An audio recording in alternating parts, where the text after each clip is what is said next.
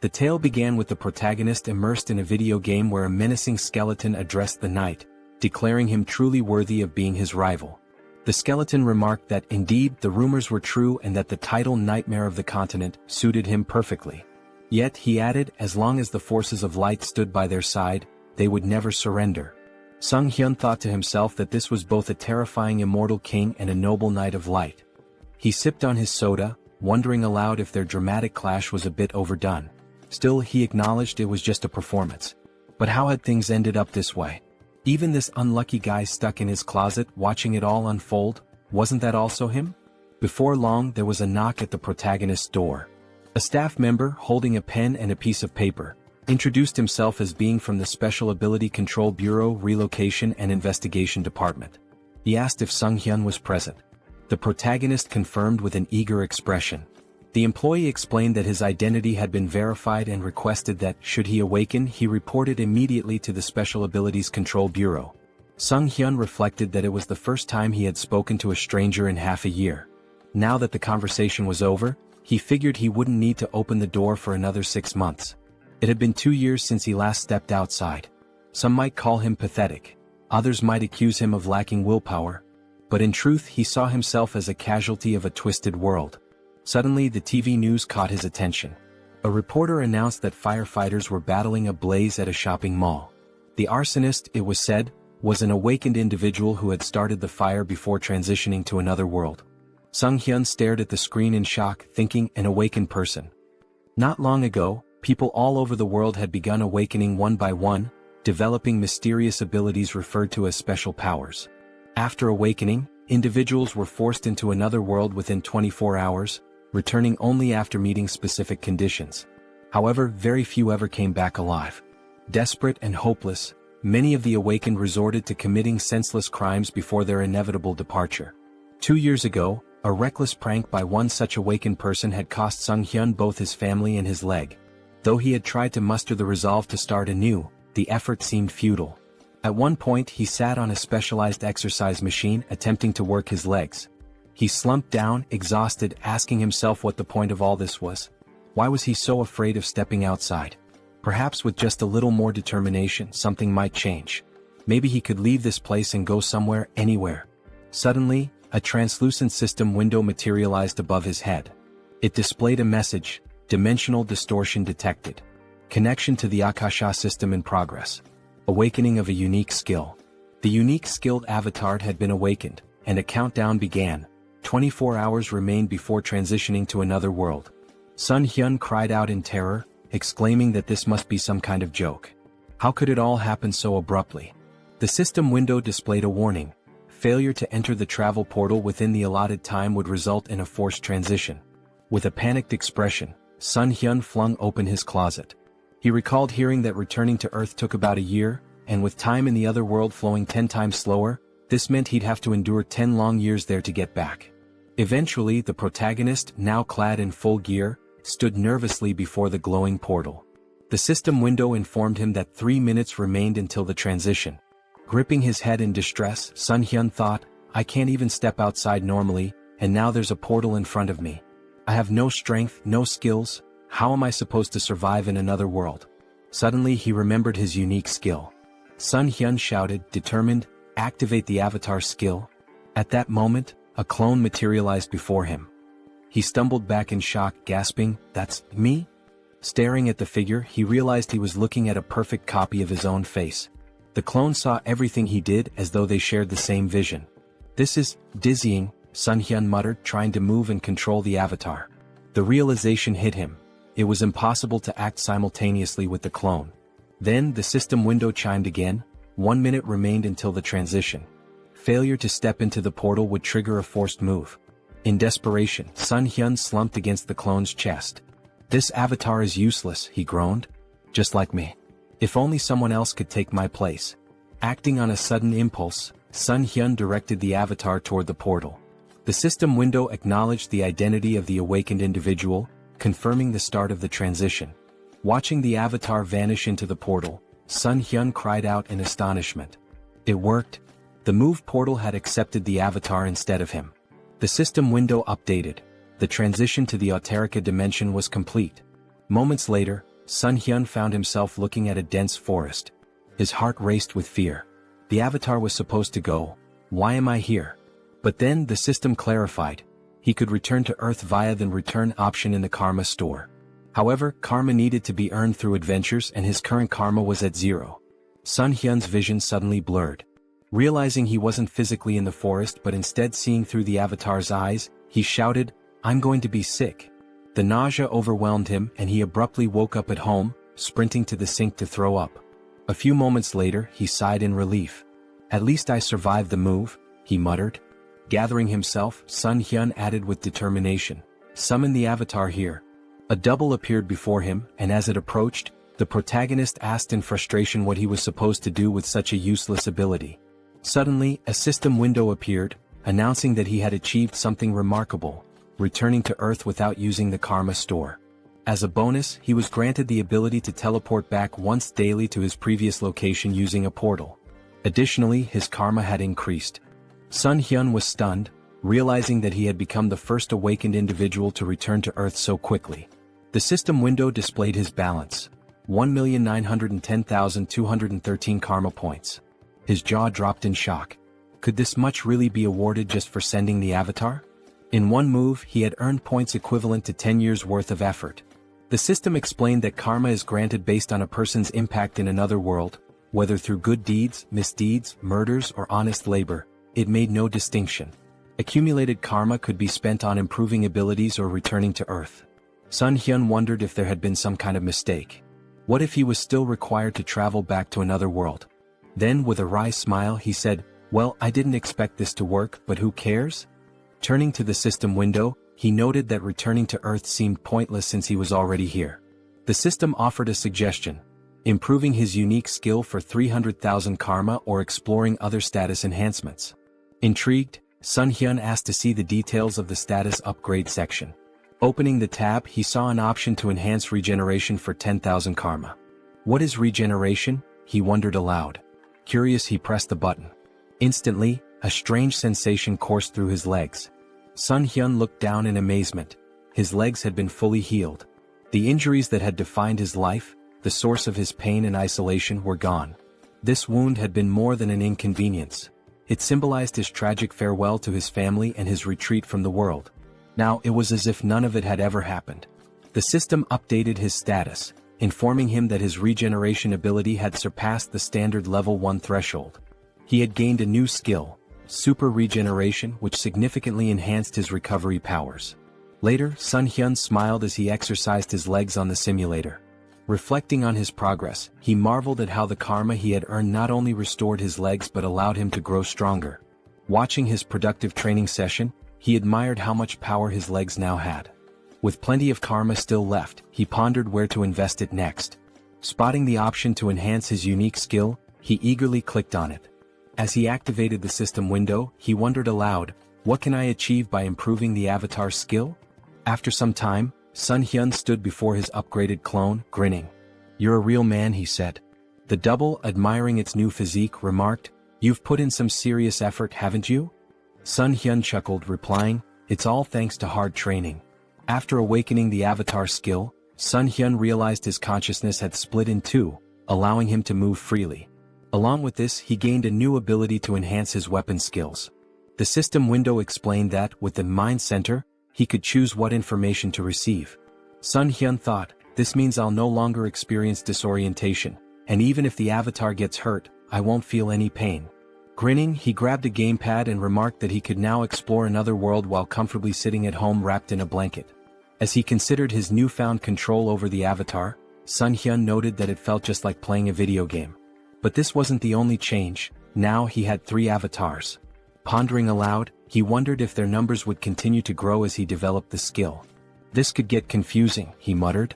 I can't just keep calling them avatars. I need names. Looking around for inspiration, his gaze landed on a ketchup packet on the table. The first clone, he declared, will be called Hans.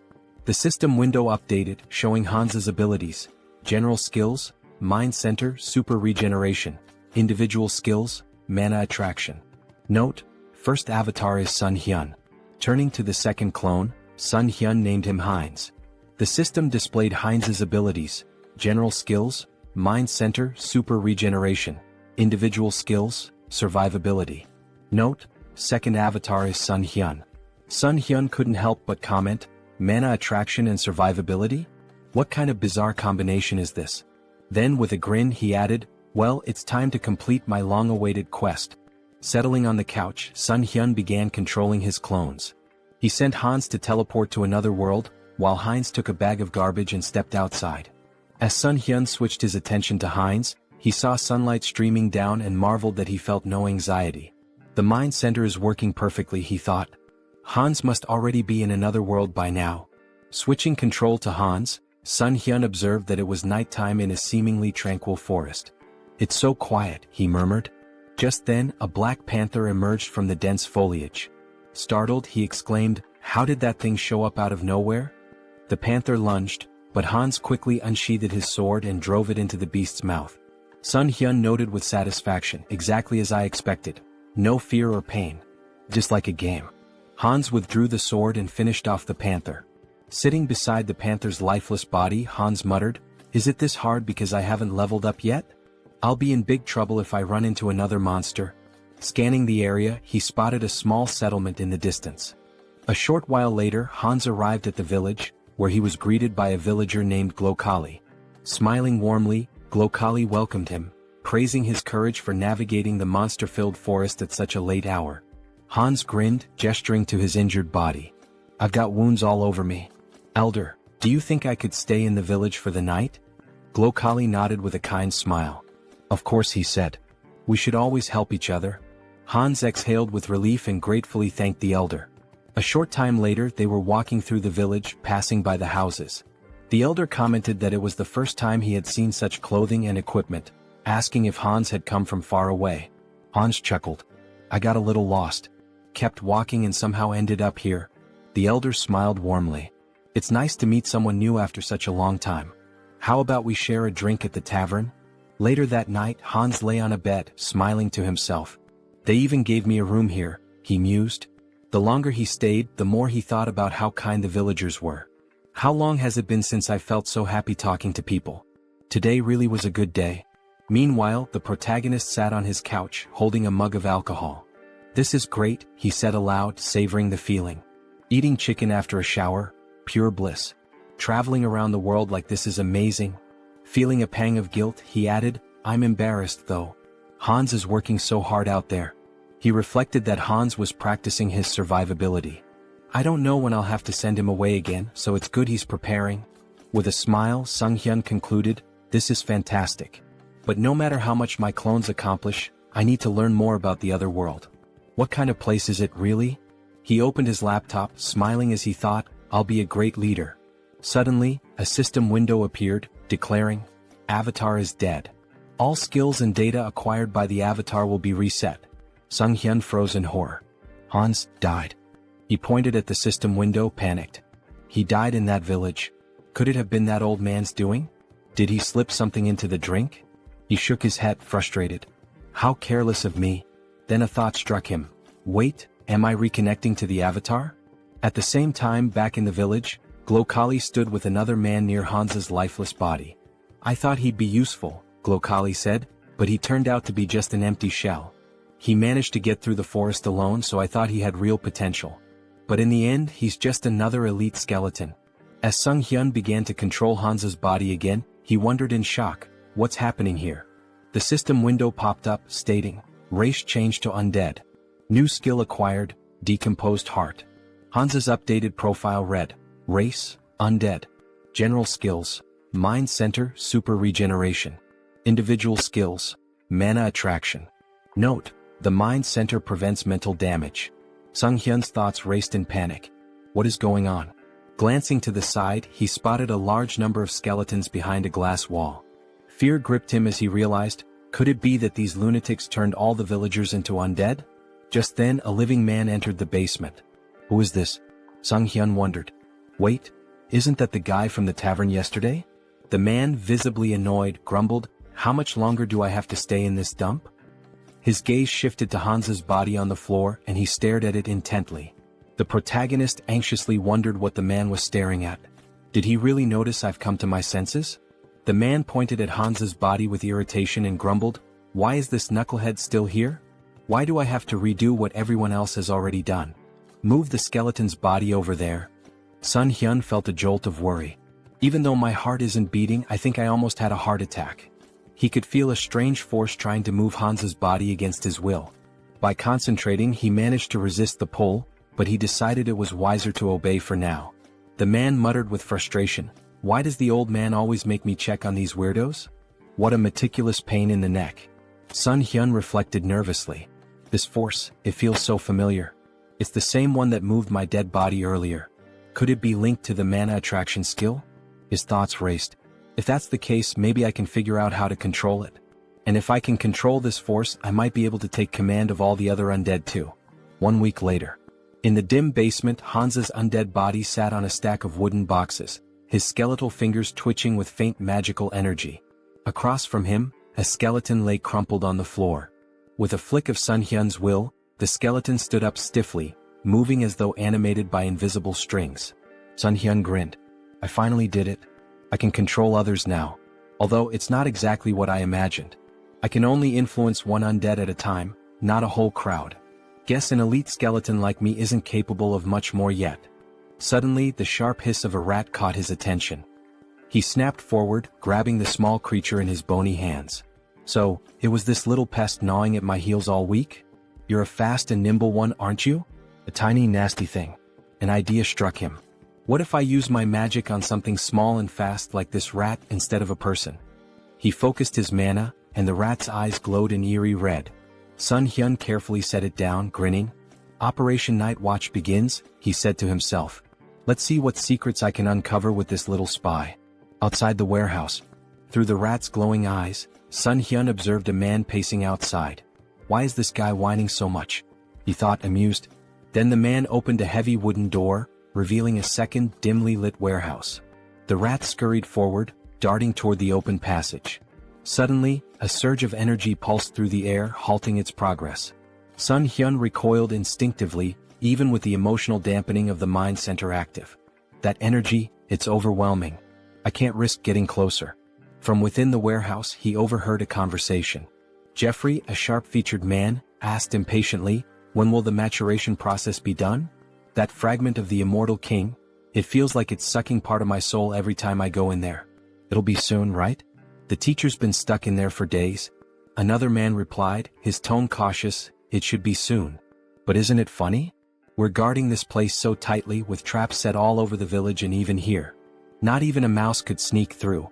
Sunghyun's thoughts swirled. A fragment of the immortal king? That must be what they're guarding. But where else can I gather information? And where did that old man disappear to? Moments later, a sudden flash of magical energy pierced the rat's body, shattering the connection. The elder approached, his expression calm and his tone almost amused. "A simple mouse," he said, brushing his robes as he inspected the remains. Sunghyun seethed from his safe distance. This old idiot. He noticed even a tiny spy. This is going to be more difficult than I thought. The protagonist's thoughts raced as he wondered, did they really figure me out? The old man stepped closer, inspecting the rat's lifeless body. "An undead?" he muttered, puzzled. "I don't sense black magic, but its body is brimming with dark mana. Could mana influence alone have turned this rat into an undead? There's only one place filled with such dark mana." He turned to the man nearby and asked sharply, "Jeffrey, you're in charge of the warehouse today, aren't you?" Sunghyun, observing from afar, felt a pang of guilt. "I'm sorry, little rat. You've done well. I'll avenge your death, I promise. Watch over me from wherever you are." Some time later, Jeffrey stormed into the basement, his face twisted in rage. "A rat? All this fuss over a damn rodent? That stupid old man?" He seethed, pacing wildly. Then, glaring at Hans's undead form, he barked, "Hey, why the hell are you standing there like that? Follow my order and stand up straight." As Hans's undead body remained still, Jeffrey's irritation boiled over. He approached menacingly, raising a fist. "Didn't I tell you to stand up straight?" he spat. Grabbing Hans by the hair, he yanked him forward. "Aren't you the fool who dared to stand against me? Didn't you threaten to kill me if I touched your family? Go on, repeat it." His face twisted into a sadistic grin. "Oh, that's right. I ripped out your tongue." Jeffrey sneered, tossing Hans to the floor like a discarded doll. "You should be thankful I let you live, even after we hunted down every idiot in your pathetic village. And your wife, she's here too, isn't she? What about your children? Oh wait, maybe they're with other families now. The tables turn. Suddenly Hans's undead body sprang to life, lunging at Jeffrey and sinking his teeth into the man's neck. Jeffrey let out a horrified scream as he collapsed to the ground. What's happening to me? Stop, he stammered, his voice trembling with fear. Reaching out desperately, he began casting magic, but before he could finish, another undead figure, the reanimated body of Hans's wife, pounced on him from behind. Together, the two undead silenced Jeffrey forever. Sunghyun, controlling Hans's body, felt a grim satisfaction. Their revenge has only just begun. A bold plan. Meanwhile, Sunghyun switched control to Heinz and approached the village guards. My brother lives in this village, he shouted. The guards frowned. Your brother? He left not long ago. What makes you think we'll just let a stranger in? Heinz grinned. If that's the case, then bring me to the village elder. He'll recognize me. Moments later, Glokali arrived, his expression calm but inquisitive. What seems to be the matter? Heinz greeted him warmly, bowing slightly. Elder, it's a pleasure to meet you. I believe my twin brother Hans is somewhere here. Sunghyun smirked inwardly. Having two avatars really comes in handy for moments like this. While Heinz kept Glokali distracted, Sunghyun, through Hans's body, infiltrated the warehouse and approached the fragment of the immortal king. The fragment pulsed with a dark, otherworldly energy, resonating with the undead around it. Is it absorbing the energy from the undead? No, it's more like it's replenishing itself. This explains why the people here are so unnaturally strong. That warehouse I was stuck in before must have been a dumping ground. And yet these fools dare to act superior? They'll learn soon enough. Sunghyun activated his abilities, drawing the fragment toward him. A powerful surge of energy echoed throughout the village, shaking the very ground. The elder's realization. Back at the gates, Heinz maintained his ruse. Twins are connected, he said with a sly smile. We always know where the other is. Glokali frowned, his suspicion growing. Hard to believe, he muttered. Suddenly his eyes widened in panic. He sensed a disturbance and shouted, Something's wrong with the fragment. Kill this fool immediately. In a blur of movement, Glokali transformed into a monstrous, darkened form and hurtled toward the source of the disturbance, his face twisted with rage. The guards, startled by Heinz's sudden disappearance, raised their spears in confusion. Meanwhile, the protagonist reflected on the overwhelming surge of emotions emanating from the fragment. Such an irresistible flow of negative energy. Even with the mind center filtering the input, it's like a tidal wave. Could anyone endure this and remain sane? Suddenly, a deafening explosion of energy shook the area, and a system window materialized before him. System notification. Your essence meets the conditions. Information unlocked. Immortal magician Demolic. Rank increased due to the power of the fragment of the immortal king. Dark magic hidden in the fragment has assimilated with your essence. New skill acquired, demonic wisdom. This skill grants mastery of dark magic and an innate understanding of its mechanics. Sunghyun marveled at the new power. Demonic wisdom. Just by observing dark magic, I can wield it as if I've known it forever. This changes everything. In the basement, a man stood near the remnants of Jeffrey's last stand, muttering to himself. That idiot couldn't even handle a zombie rat. Now I have to clean up this mess. Before he could proceed, the elder's booming voice rang out. Check the fragment immediately. And find Jeffrey. Grumbling, the man approached the cage containing the fragment. Why is it so quiet? He asked, leaning closer. Suddenly, a mass of undead surged from the shadows, clawing at him. Panicked, the man shouted, This is impossible. How can they? His words faltered as Heinz's voice cut through the chaos, calm and sarcastic. Lovely weather today, isn't it? The man's eyes widened in horror. How is he talking? The undead latched onto him, but he managed to release a small burst of magic, pushing them back momentarily. However, the cage shattered, releasing a flood of monsters into the basement. Heinz smirked, his voice dripping with mock politeness. Ignoring someone's greeting? How rude. Sunghyun observed through Heinz's perspective, marveling at the newfound power demonic wisdom granted him. Dark magic feels as natural as breathing. This knowledge, it's like it was always there, waiting for me to unlock it. Outside, a massive explosion rocked the village as the undead spilled into the streets. Heinz commanded them with unwavering authority. Don't let anyone escape. Kill them all. The confrontation with Glokali. A skeleton's body fell before Heinz, and the elder, Glokali, emerged, his expression cold and furious. "You should have been an elite skeleton," he growled. "What did you do with the fragment of the immortal king?" Heinz greeted him with a grin. "Glokali, it's been too long. By the way, thanks to you I lost my heart. Fortunately, I found a new one in your warehouse." Glokali's face contorted with rage. "You dare to merge a fragment of the immortal king with such a pitiful body? You've gone too far." Raising his hand, he invoked a powerful spell. Finger of Death. A wave of dark energy surged forward, striking Heinz with enough force to sever his arm. Heinz glanced at his dismembered limb, more annoyed than pained. Attacking someone mid-conversation? Really, where are your manners? Silence. Glokali roared. "Do you have any idea how much effort and resources I've poured into this fragment? An entire year's worth of preparation, and you've ruined everything." Glokali's eyes blazed with fury. "I was so close," he growled, "to wielding a power greater than anything in existence. And now you've turned my masterpiece into this?" Heinz smirked, wrapped in the swirling energy of dark magic. "What's wrong, old man? Can't handle a rookie demolic? Dark thorn?" Glokali roared, sending tendrils of shadow magic spiraling toward Heinz. Heinz laughed. "Using high-ranking magic against a beginner? You must really be desperate."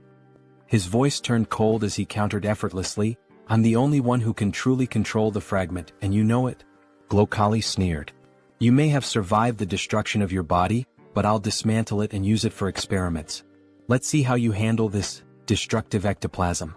Heinz scowled. "Stop reciting your skills like an amateur." His voice rose with disdain. "And just die already, Alfred." The elder froze for a moment. "Alfred?" His expression twisted into suspicion. "How do you know that name? Did you sneak into this village intentionally?" Before Heinz could reply, a surge of dark magic shot toward Glokali from behind. The elder reacted swiftly, deflecting the attack with ease. He narrowed his eyes. "You're adapting quickly to dark magic. Is it the fragment's doing? No matter. I have no time to waste." Raising his hand, Glokali activated another spell. Pact of Destruction. The battlefield dimmed as the souls of the fallen black magicians coalesced, swirling around Glokali like a maelstrom.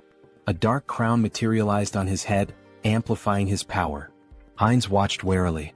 "You're sacrificing the souls of your own allies for this? How fittingly vile of you." Glokali snarled, his voice thunderous. "With the full power of this fragment, I would have crushed you. But no matter. Now, flame of souls soaked in darkness." A massive surge of fiery dark energy erupted toward Heinz. The final blow. Before the spell could reach its mark, a streak of magic pierced Glokali's chest. The elder stumbled, his expression frozen in disbelief. Heinz stood unimpressed. "Took you long enough to tire yourself out. Honestly, I almost fell asleep while you were chanting all those fancy spells." He added with a smirk, "By the way, thanks for plunging me headlong into dark magic. I think I've finally mastered it." Blood trickled from Glokali's lips as he collapsed to his knees. "How could I die like this? So senselessly?" Heinz watched him fall lifelessly to the ground. Raising his gaze to the sky, he muttered, "Alfred, I hope you saw all of this. Your revenge is complete. Rest in peace.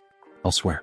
In a grand cathedral, Rista knelt before a massive statue, her hands clasped in prayer. The flickering light of candles illuminated her solemn face. A knock interrupted her meditation. Rising, she opened the door to find Martin, his face pale with urgency. "Are you finished praying?" he asked. "Yes," she replied calmly. "What's the matter?" Martin hesitated, then blurted, "The ghost of the immortal king's resurrection has been detected in the west." Rista's eyes widened slightly, though she maintained her composure. "The immortal king?" Martin nodded grimly. "I'll summon the council immediately." As he left, Rista turned back toward the statue, her expression hardening. "The one who brought terror to this continent hundreds of years ago. I won't let it happen again." On the battlefield, Heinz surveyed the wreckage, the remnants of the battle littered around him. "Devastation," he muttered. "Hundreds of undead destroyed." A grin crept across his face. "But losses can always be replenished. There's no need to mourn." He turned, the dark magic emanating from him pulsating with new strength. "After all, this is only the beginning." Heinz stood, surveying his work. The most wonderful thing about necromancy, he mused, was the ability to create soldiers from corpses. He glanced at his missing limb, irritated, and muttered to himself, First things first, we'll need to take care of the hand. He had already walked a lot today, moving through the battlefield and observing the aftermath. His thoughts turned to his own body and the need to fix it before going any further. Looking around, Heinz's eyes fell upon a lone skeleton, its bones still fresh from the battle. Without hesitation, he tore off its arm, examining the form. This will do. He attached the arm to his shoulder with practiced ease and placed his other hand over the spot, enveloping it with energy. Super regeneration activated, he muttered under his breath. Clenching his fist, he tested the new limb. Perfect, he said, pleased with the results. The regeneration took a moment, but soon the arm was securely attached, and Heinz's body was as whole as it could be in its current state. Where to start? He wondered. He stepped forward, hands extended as he focused his energy. The skeleton in front of him was about to become his first test. With a commanding tone, he spoke aloud, "You must become my subordinate." The voice of the evil wisdom, the fragment of the immortal king that had fused with his soul, whispered to him in the back of his mind. Its presence filled him with strength, guiding him toward his goal. Return the remaining magical power to your body, cleanse it of the fragments of thoughts. But as he focused, something went wrong. The skeleton suddenly fell apart, crumbling into dust. What? Heinz raised his hands in confusion. Didn't work? A moment of silence followed as Heinz stood before the pile of bones, arms folded, contemplating. He muttered to himself as realization dawned on him. I've been going about this wrong. After a few attempts, it clicked. He turned his gaze toward the village chief's body, still lying in the aftermath of the battle. A dark idea began to form. He pointed his hand toward the body and spoke slowly, "Should I turn you into an undead with a soul to extract information from you?" Grabbing the lifeless form of Makhem by the clothes, Heinz lifted him up for closer inspection. "What?" he exclaimed, his voice tinged with surprise. "The old man doesn't have a soul." Makhem's body had been stripped of any trace of life, except for the magical circle burned into his chest. Heinz examined the symbol and thought for a moment. So this is how they've been controlling things. Throwing Makhem's body aside, Heinz couldn't help but smirk at the oversight. It's strange they didn't think of this little thing, considering the scale of their operations, he muttered. But no matter. I can still use this. With renewed focus, Heinz concentrated energy into his hand. If the soul is gone, I'll have to make do with what's left. He directed the energy straight into Makhem's body, deciding that he would turn the old man into something more useful. A high-level undead with consciousness and combat skills. Heinz's magic spiraled through the corpse, desecrating the remnants of its magical power and cleansing it of any remaining fragment of thought. A few moments later, the body twitched and Makhem rose to his feet, now an obedient death mage. The undead mage stood before Heinz, waiting for orders. His voice was hollow but clear. "I await your command." Heinz looked at him with curiosity. "You're speaking." "I didn't even expect that result," he muttered, impressed. He turned to Makhem, his expression cold. "Your name is Makhem. From now on you will obey me." Without hesitation, Heinz slammed his hand against the undead mage's skull.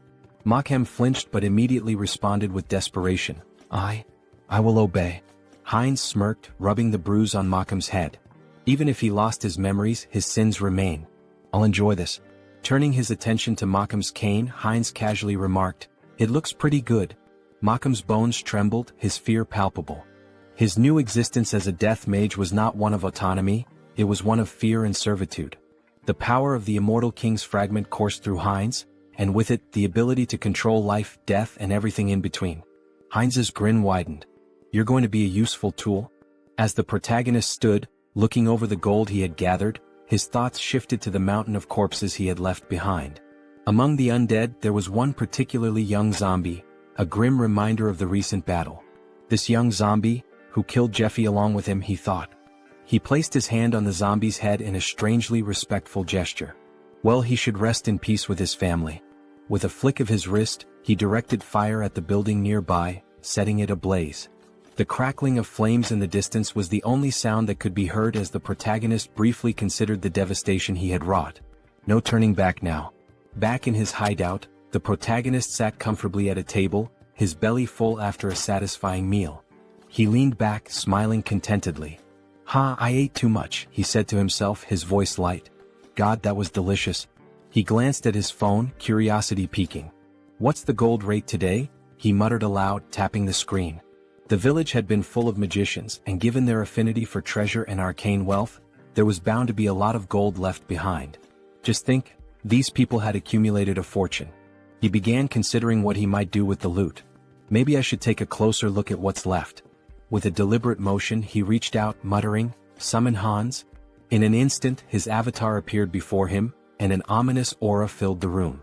The feeling was intense, suffocating, his presence too strong for the quiet of the space. The protagonist's eyes widened in panic as he recoiled, covering his face.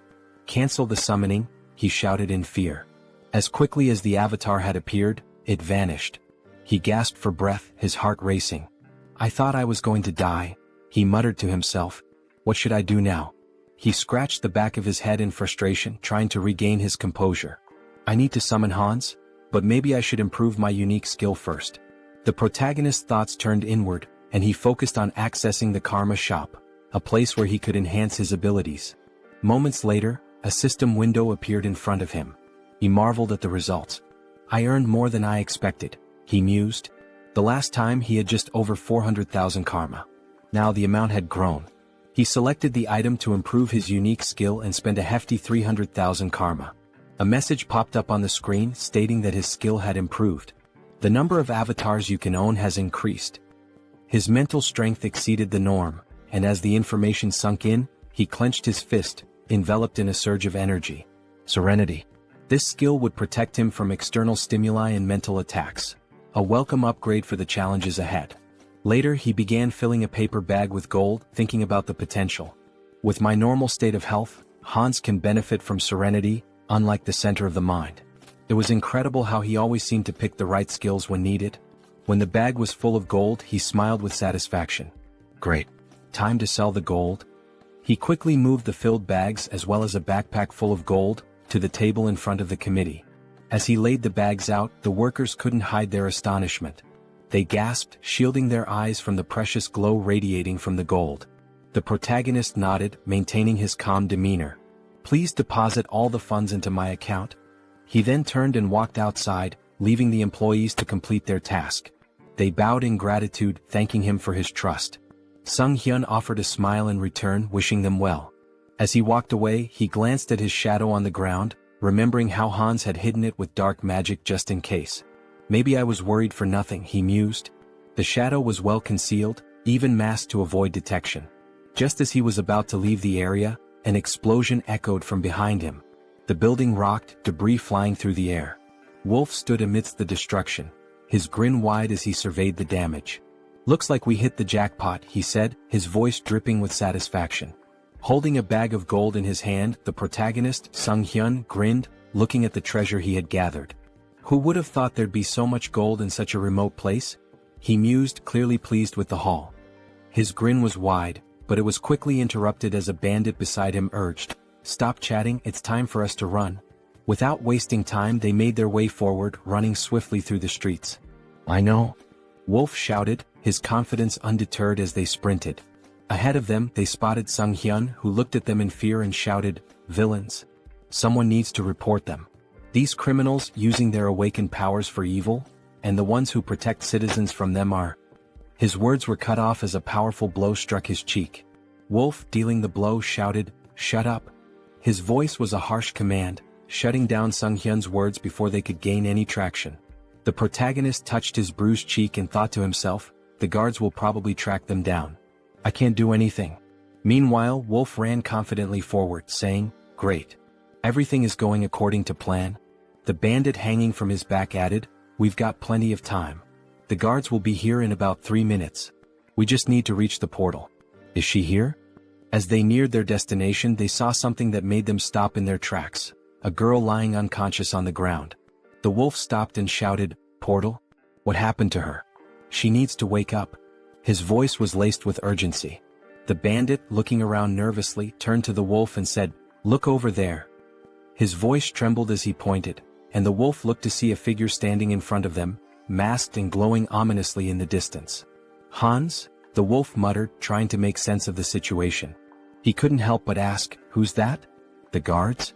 The bandit, shaking his head, whispered, "That idiot isn't one of them."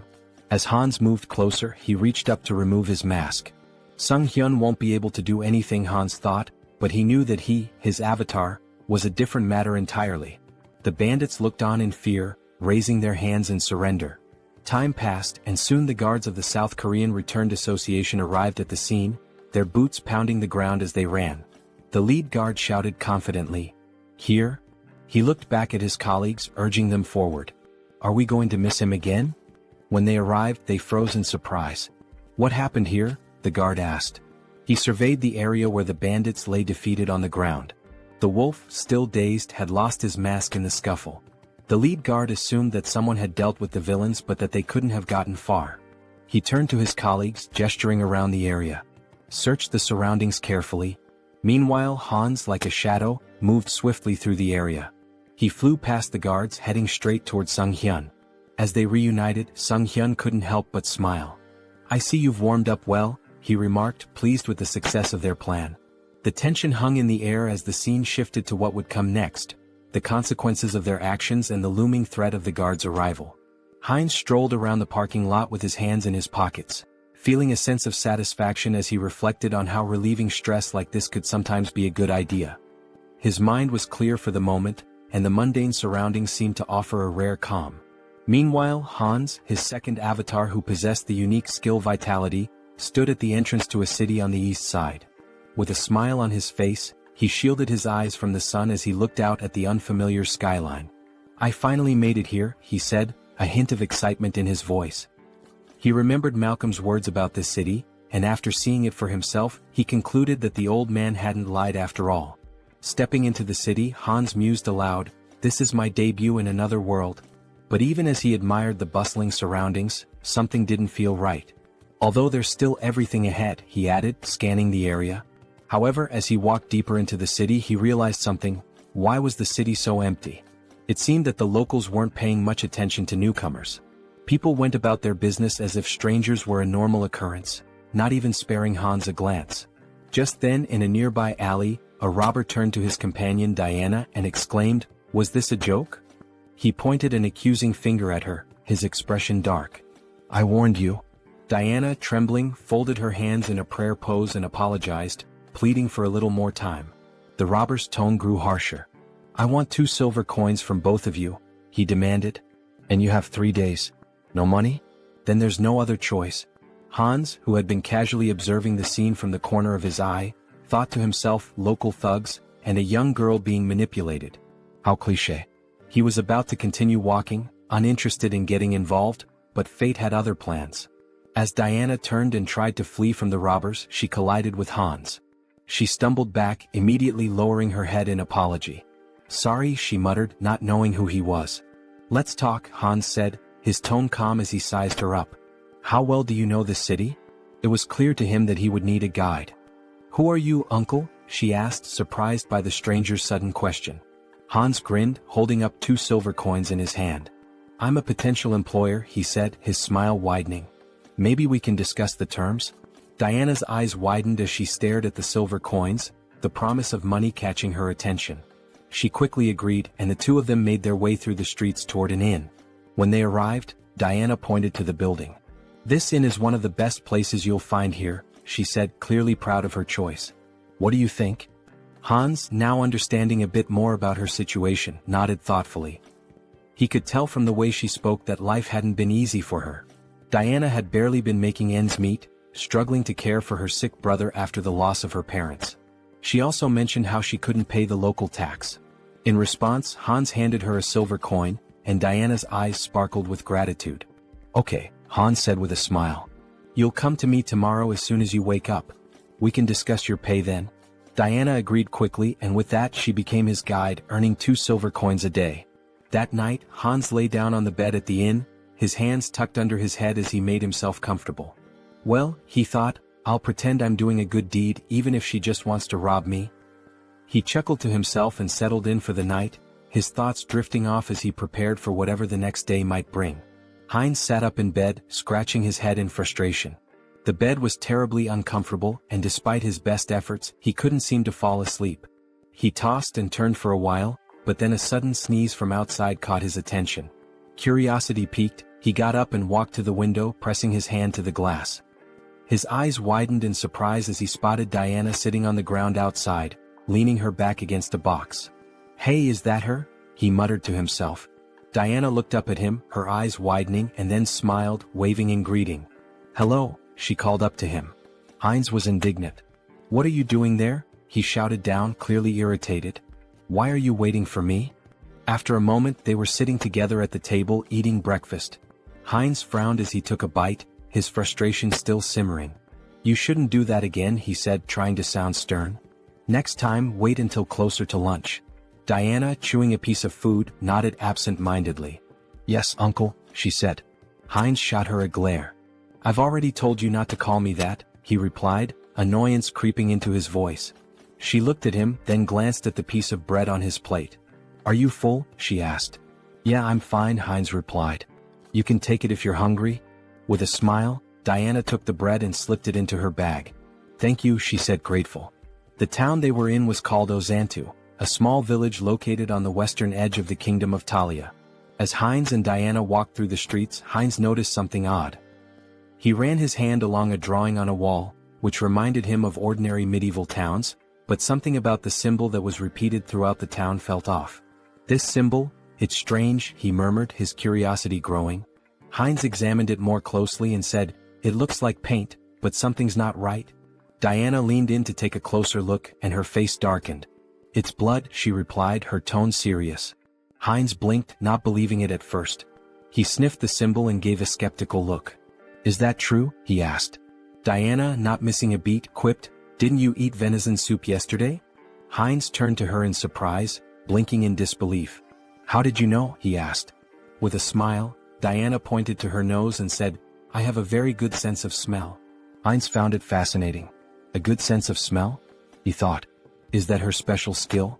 They continued walking through the streets, Heinz still pondering the implications of her statement. He asked, "What does the symbol mean?" Diana hesitated for a moment, then answered, "It's the emblem of the Varkalak Guild, which controls this place." But before she could finish, she froze, her face paling in fear. She began to slowly back away, bumping into Heinz. "What's wrong?" Heinz asked, alarmed by her sudden change in demeanor.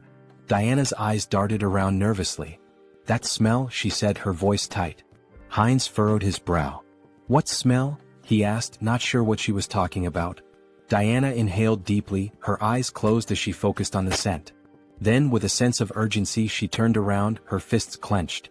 "Freshly baked bread," she exclaimed. "I have to try it?" Heinz, confused but amused, asked, "Didn't you just eat a minute ago?" Diana pointed ahead, her face lighting up with anticipation. "I'm hungry again," she said, clearly excited by the smell. They followed the scent down an alley which led them to a door. When they peeked inside, Heinz's stomach dropped. Behind the door was a corpse, its lifeless body sprawled on the ground. The smell of bread was still in the air, but the sight of the body made it clear that something sinister was at play. A few days later, Heinz stood against a wall, arms folded, waiting impatiently. "She's never been late before," he muttered. "Something must be wrong." Just then, a bandit approached him, a smirk on his face. "Hey buddy," the bandit called out, drawing Heinz's attention. Heinz looked at the bandit in surprise, unsure of what to make of the situation. The bandit, arms folded and wearing a smug expression, said, "We should talk." Heinz felt a moment of frustration, thinking to himself, has it really come to this? The next instant, he handed the bandits a handful of silver coins, offering them a smile. "Take this," he said, trying to remain calm. "There aren't many, but I hope they help maintain some sense of public order." The bandits exchanged looks, then one of them picked up a silver coin, a grin spreading across his face. "Seems we've quickly found a common language," he remarked, clearly amused. Heinz thought to himself, I brought money just for this kind of situation. But then, his eyes narrowed as he noticed something. The bandit had a symbol on his neck, one that looked strikingly similar to the emblem Heinz had seen on the walls of the city earlier. His thoughts turned grim. Diana had warned me to avoid the alleys. We need to leave this place as soon as possible. Heinz couldn't help but wonder just how terrified the girl must have been, given how deeply afraid she'd seemed of the thugs. The bandits moved away, but one of them turned to the other and asked, "Why did you grab this brat?" His comrade responded dismissively, "How should I know, idiot? We're just following orders." The word struck Heinz like a blow. "Brat?" he thought. "Don't tell me those two bastards grabbed Yen?" Without thinking, he shouted after them, "Wait a minute!" The bandits turned around in surprise, eyeing him curiously. Heinz clenched his fist. Damn it, timing is everything in situations like these. If things get dangerous, I can just cancel the call. He forced a smile, trying to stay calm. "There's something I wanted to know." At that moment, Diana's voice suddenly called out to him, and he turned around in shock. "Huh? Diana?" The bandit, now flexing his fist with an irritated expression, remarked, "So, what's your friend interested in?" Heinz gave an awkward smile, trying to keep the conversation light. "Is the silver I gave enough?" A little while later, one of the bandits returned with a bag in his hands. "They took everything," he said nonchalantly, tossing the bag aside before turning toward Heinz. The bandit's expression hardened. "And where's the rest of it? You were supposed to meet us long ago." Heinz shot him a glare. "Did you even know how much I gave you?" In that moment, Diana's face fell and tears began to form in her eyes. "My little brother is missing," she sobbed, her voice trembling. "He was just starting to get better, he could eat again, but now I can't find him anywhere." Heinz's mind raced as he recalled the conversation he'd overheard between the bandits. Could they be talking about Diana's brother? He asked, his voice tinged with suspicion. Could it be Varkalak? Diana looked up at him, her face stricken with terror. "No," she whispered, shaking her head in despair. Heinz frowned and asked gently, "What do you mean?" Tears streamed down Diana's cheeks. "They really took him," she choked out. "Aaron will die if they hurt him." Heinz's heart sank as he watched her crumble in front of him, the weight of her words sinking in. He knelt down beside her, trying to comfort her the best he could. "Don't worry so much," he said softly. "If they want a ransom, I'll pay it. You won't be alone in this." But Diana, her voice barely above a whisper, whispered in disbelief, "They really took him. Aaron will die." Heinz's heart pounded in his chest as Diana's words hit him like a cold shock. "Blood," she had said. He repeated the word in disbelief. "Why blood?" he asked, struggling to understand. Diana, still shaking with fear, managed to sit up. "This city," she whispered, her voice trembling, "is a warehouse for live blood bags. For vampires." Heinz's mind reeled as the weight of her words sank in. Before he could process it further, a voice from above cut through the tension. A vampire stood on the roof, his figure silhouetted against the setting sun. "The smell of dark mana is strong," he said with a low, cruel smirk. "Did they kill each other over the fragment of the immortal king? How unfortunate. I wanted to destroy it once it fully matured." The vampire folded his arms, his smile widening as he continued. "I don't know who stole it, but I know exactly where it's going. So, finding the thief won't be difficult." Heinz, still processing the bizarre situation, looked at Diana, his expression confused. "A vampire?" Tears streaming down her face, Diana nodded. "Yes, vampires. The Varkalaks and all the other organizations in this city, they're all run by vampires. Even if you escape the city, none of us will survive. They're all connected and they'll hunt us down." She buried her face in her hands, sobbing. "We've been trying our best to hold on, but we're just getting picked off one by one. In the end, I know what will happen to us." Heinz reached out, gently grabbing her face and forcing her to meet his gaze. "Listen to me," he said, his voice firm.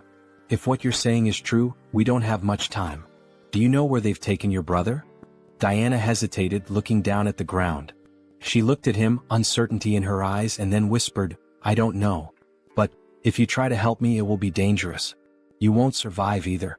Heinz smiled, though the weight of the situation hung heavily in the air. "Don't worry about that," he said confidently. "I know how to fight back against these scoundrels. We'll make it through this." In his mind, the mission to save the girl, and to get to the bottom of the sinister operations in the city, had just begun. Sometime later, in a dimly lit tavern, a group of bandits sat around a table, laughing and playing cards. One of them tossed silver coins onto the table, calling, "All in." His companion looked at him with a grin. "Where did a debtor like you get such a big pile of money?" The first bandit leaned back and smirked. "I robbed some idiot this morning. Made a nice profit." At that moment, the tavern doors flew open with a loud crash. The bandits turned in surprise, just in time to see Heinz stride into the room, his expression determined. One of the bandits stood up with a sneer. "What's this then?" he said, striding toward Heinz. "Who's this idiot?" His comrade snickered. "Is he some new fool who thinks he can challenge us?" The bandit raised his hand to stop his friend, looking Heinz up and down before saying, "So, you're the idiot we robbed. Came to give us more money, did you?" Heinz didn't flinch. He held his ground, his eyes steely with resolve. Meanwhile, near the entrance of the tavern against the wall with the vampire symbol, blood dripped slowly from a wound. A guard lay slumped, his broken body leaning against the wall. The bandit sneered at the scene. "What happened to the guards?" he asked. "Did you give him a coin or something?" Heinz's expression darkened as he met the bandit's gaze. "I won't ask again," he said quietly but with a deadly edge in his voice. "Where did you take the child?" The bandit's face twisted in disbelief. "What?" he spat, raising his finger toward Heinz. "Are you out of your mind? Do you know who you're dealing with?" In the blink of an eye, Heinz drew a knife from his belt and drove it straight into the bandit's throat. The man gasped, his eyes wide with shock as the blood began to spill. "I know exactly who you are," Heinz said coldly, watching the life drain from the bandit. "You're scum. You prey on families to satisfy your own selfish desires." As the bandit crumpled to the floor, the others in the tavern fell silent, eyes wide with fear. Heinz stood over the fallen body, his knife gleaming in the dim light, ready to face whatever came next. The mission was far from over. Heinz stood in the midst of the fallen bandits, his breathing heavy as the weight of the fight settled in. His knife was lodged deep into his shoulder, but he didn't flinch. Blood seeped from the wound, but he didn't have time to focus on it. There were still too many enemies around. "Why are there so many?" he muttered to himself. He had lost count of how many bandits he'd taken down in the chaos. Each one had been dispatched swiftly, his skills in combat and the magical tools he'd brought with him giving him a significant edge. But now more were coming down the stairs. He wrenched the knife out of his shoulder with a grimace, his gaze scanning the room. A couple of new bandits appeared at the top of the stairs, looking down at the carnage below. One of them shouted, "What's all the commotion about? Who the hell is this guy?" Heinz paused for a moment, annoyed at his own carelessness. Damn it, he thought. His mouth had gotten him into trouble again. This wasn't the time for reckless talk. There were more screams from the building, growing louder as the fight escalated. The bandits kept coming one after another. 6, 7, 8. It felt endless. Eventually, Heinz stood alone in the middle of the fallen bodies, breathing hard, sweat dripping down his forehead. His shoulder throbbed where the knife had struck, but he had no time to think about it now. His focus was on the bandit still alive, groaning beneath him. He stepped over to the bandit, placing his foot firmly on his head. "Hey big guy," he said with a sneer, "where's the boy you captured today?" The bandit, still dazed and groaning in pain, glared up at him. "You think I'm just gonna tell you everything?" he snarled. "You're an outsider, aren't you? You don't even know who's behind this. You're gonna regret this." Heinz's expression darkened, his eyes cold as steel. "I don't care who's behind this," he said, his voice low but steady. "I'll find the boy and I'll make sure your little game ends here." The bandit struggled under Heinz's foot, but Heinz wasn't about to give him any leeway. He leaned in closer, whispering, "Tell me where he is and I'll make it quick. Otherwise we'll see how long you can last." The bandit growled through gritted teeth, but Heinz could see the fear in his eyes. Despite his bravado, the man was terrified. I don't know where they took him," the bandit spat, "but the leader, he's the one with all the answers. He's got a place near the old mill. Go there if you want to find the kid." Heinz's eyes narrowed. This was the break he needed. The mill. Got it? He stepped off the bandit's head and turned, heading for the door. As he did, he thought to himself, this isn't over yet. They've taken too much from this town and I'm going to put an end to it. He left the tavern, the weight of the mission heavy on his shoulders. There was no turning back now. After some time, Heinz opened the door to the room. Seeing the boy sitting on the floor, he asked, "Is this Aaron?" Trembling with fear, Aaron held his head and begged for mercy. The avatar knelt down, extended a hand toward him and reassured him, "Don't be afraid." Aaron's sister had pleaded for his rescue. Confused, Aaron asked, "Do you know my sister?"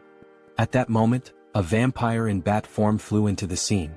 Heinz turned to Aaron, confirming, "It's true. I'll explain everything once we're out of here. But first we need to leave." The vampire landed on the window and shifted into his human form. Glaring at Heinz, he sneered, "Who are you? How dare you touch my food in my restaurant?" Heinz froze, feeling a sinister presence behind him. The vampire taunted him, saying, "Are you from an oath of disobedience?" Taking Aaron by the shoulder, Heinz thought, "A vampire." The vampire continued, "Or perhaps you're this boy's brother. Do you know what happens to those who defy us?" Smirking, the avatar replied, "Me? Just an outsider, robbed by your rabble." Shielding Aaron, he added, "It's pure coincidence I helped this boy. The vampire extended a hand and scoffed, "Really? How dull. I prefer my meals lively. Both of you will die here." As the vampire fired a magical projectile that shattered the surroundings, Heinz shielded Eren with his body, yelling, "Run!" The avatar, now lying on the ground amidst spilled alcohol, gasped heavily. He sat up, noticing the smell of liquor, and muttered, "Alcohol? Is that a barrel?"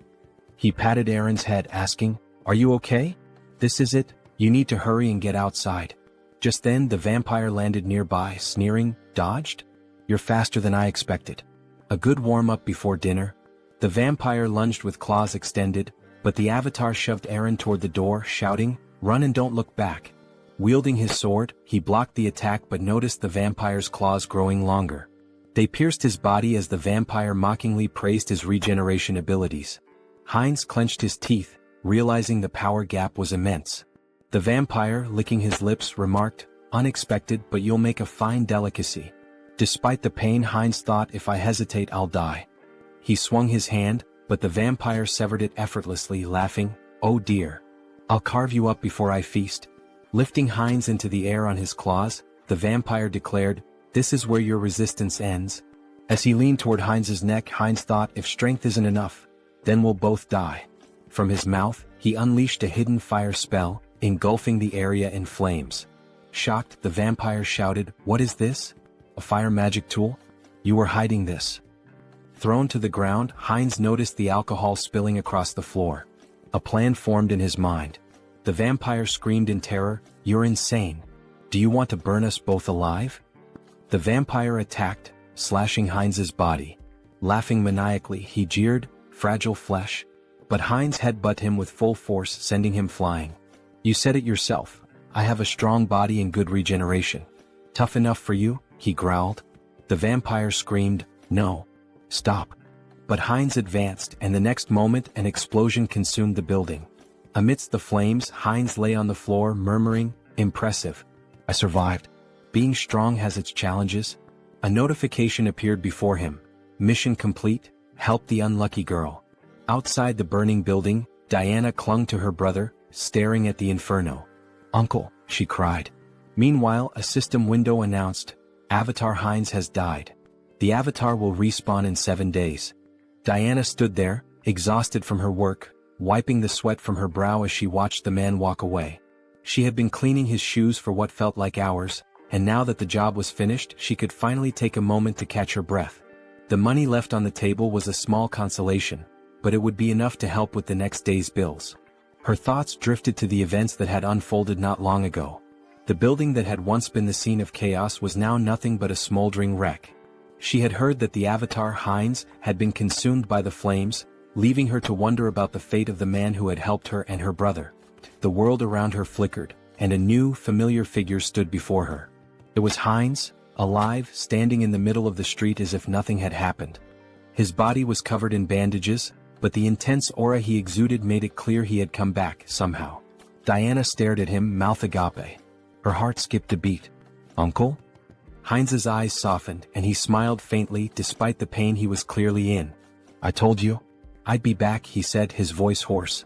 It was then that the system window appeared in front of him, announcing that Avatar Heinz had been reborn after 7 days. His rebirth had been completed, and with it came a sense of purpose, a new mission to carry out. The flames from the explosion, the chaos, the danger, they were all behind him now. But Heinz knew this was just the beginning. Whatever had happened, whatever lay ahead, he was ready. And this time he wouldn't fail. Diana slowly approached him, her eyes filled with disbelief and relief. "You're really here? You're alive?" Heinz nodded, offering her a reassuring smile. "I told you I'd keep my promise." He extended his hand, a gesture of both gratitude and solidarity. "Let's move forward together."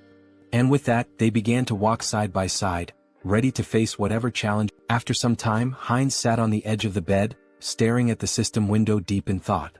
It displayed that the interdimensional transfer would take 10 days to complete. "Longer than I expected," he muttered, "but that's fine." Suddenly the wall burst apart and Virik stormed in, grabbing Heinz by the neck. He slammed him against the wall and growled, "This was your doing, wasn't it? The tracks from the forest lead straight here." Heinz, gasping for air, thought, vampires. Have they figured it out already? Virik sneered. The outsider was under the jurisdiction of my slain kin? He accused. Despite his struggle, Heinz couldn't muster the strength to fight back. What a monster, he thought, his teeth clenched in frustration. Leaning closer, Virik sniffed the air around Heinz's neck. I don't sense the aura of dark magic or the blood of my king, he mused aloud. Heinz, barely able to speak, croaked, What are you talking about? I don't understand. I was just sleeping. Virik grinned menacingly. Don't understand, huh? Let's see about that. Pulling Heinz closer, he sank his fangs into his neck. I'll ask again, slowly this time. Lies won't work. Heinz convulsed in pain, thinking this is insane. Why is this happening to me again? The system window flashed a notification. Entity appearance has changed, vampire. Virik released him, stepping back as another message appeared. Special skill acquired, legacy of lesser blood. Heinz's super regeneration had been replaced with regeneration. Still radiating an overwhelming aura, Virik asked, So, are you truly uninvolved in the vow of disobedience? Heinz felt the oppressive authority of the higher vampire, his blood screaming for submission. Swallowing hard, he replied, No, Lord Virik. I'm just a simple traveler. Despite the instinct to obey, Heinz knew his center of the mind ability blocked the compulsion. Virik turned away, muttering, Was I mistaken? Then he commanded, Follow me. We have important matters to attend to. Heinz smiled faintly. Fine. I'll go, and gather some intel while I'm at it. They soon arrived at the Azanta branch of the Vargalak clan. Inside, vampires greeted Virik with respect, though their eyes narrowed at Heinz. One sneered, What is this? New blood? A female vampire covered her mouth, disdainful. What were you thinking, bringing scum like this? Before Heinz could react, Rosalicia appeared, a glass of red liquid in hand. Beaming, she grabbed his arm. Hello, little blood. Long time no see, she exclaimed. Her cheerful demeanor caught Heinz off guard. Who is this drunkard? He thought. She introduced herself with a bright smile. I'm Rosalicia. And you? He hesitated but answered, Heinz? Rosalicia handed him the glass. Don't be rude. We're both lesser bloods, aren't we? Here, freshly squeezed blood. Drink up. Heinz stared at the glass, debating. If I drink, I might avoid suspicion. Taking a small sip, he felt a surge of thirst, even through his mental filter. Alarmed, he thought, drinking this is dangerous. Blocking the taste and smell, he downed the rest in one gulp. Delicious, he said flatly. Rosalicia ran her finger along his cheek with a playful grin. I like you. If you were human, I'd drain you dry, she teased. He laughed awkwardly. You called me lesser blood? What does that mean? Rosalicia tilted her head, placing a finger on her chin. Huh. You don't know about vampire ranks? She asked incredulously. Lesser bloods are like knights to humans. Pure bloods, though, they're the aristocracy. For example, Lord Virik, Rosalicia explained. The clan leaders are known as the true blood. And above them is the sacred blood. She paused before adding, Well, it's like a god. The avatar raised an eyebrow. A god? He asked. She nodded. Our prophet. The one we must obey without question. At that moment, Virik, standing on the second floor, tapped his spoon against his glass to draw attention. It seems everyone is here, he announced. Let's get down to business. The room quieted as Virik continued. The fragments of the immortal king have disappeared. From across the room, Perida, a pure-blood vampire, casually adjusted a strand of her hair, observing the proceedings. Virik elaborated, We've determined that the fragments were last transported to the city. But at some point, they vanished without a trace. Teopal, another pure-blood, folded his arms and listened as Virik suggested. It's possible they've already been brought into the city. Heinz glanced up, his curiosity piqued. The fragments of the immortal king? He asked. Rosalicia sighed, giving him a knowing look. Don't you know? Dark mages from a certain village were cultivating the fragments of the immortal king. Heinz furrowed his brow. And the oath of defiance? Where are they in all this? Virik addressed the group. From today onward, each of you will thoroughly investigate your assigned areas. Report anything suspicious immediately. Later, as Rosalicia shielded herself from the sun with an umbrella, she grumbled, Walking around during the day ruins my skin. Heinz, standing beside her and adjusting the hood of his cloak, remarked, Sunlight weakens us. It's no surprise. Both their faces glistened with sweat. Rosalicia continued, Even Lady Perida, a pure blood, is out searching. We can't just sit around doing nothing. She sighed. Still, it's surprising the fragments vanished. Moving them has always been a hassle. Heinz turned to her, intrigued. You mean, you've had the fragments of the immortal king? She nodded casually. The black magicians once cultivated them. We thought we could combine them with ours? Heinz clenched his fists, his thoughts racing. What a break.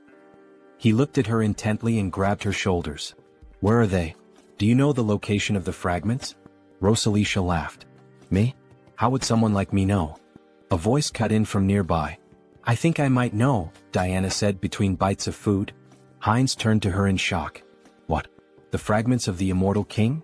You know where they are? Diana nodded hesitantly. I think so. But it's been a long time, she said, pausing to chew. About a year ago, I was responsible for keeping the tomb clean. Every Friday, members of the Vargalak Guild would visit the stone chamber inside. But every time there was a foul smell in there. Heinz's mind raced. I should investigate this. Aaron, sitting nearby, sighed in realization. So that's why you always told me to stay away from the tomb. Heinz stood from the table, nodding firmly. Thank you for the valuable information, Diana. I'll investigate this myself. It would be better for them to keep a low profile. Diana said, grabbing his hand and turning to him, that he seemed to smell different now. Could he tell her the reason? Sunghyun said, showing his fangs, that her nose was not deceiving her, but it just happened that. What? It would not affect her, so she should not worry. Diana looked at him in shock. She said, gloomily holding his hand and turning to him, that if he got sick. Diana screamed, exposing her neck, that it was okay with her so he could drink some of her blood. She said, stretching out her hand to him in fear that she just wouldn't drink too much blood. The protagonist stared at her in complete shock. He screamed, hitting her on the head, that she should calm down. Sunghyun said, angry that he already had enough, so she better answer where that place was. A while later, cries of pain echoed through the cemetery.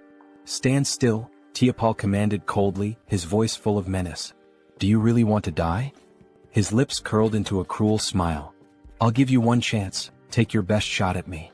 Afterward, I'll gently send you back home. The man, trembling with fear but clutching his weapon tightly, let out a defiant scream and charged at the vampire.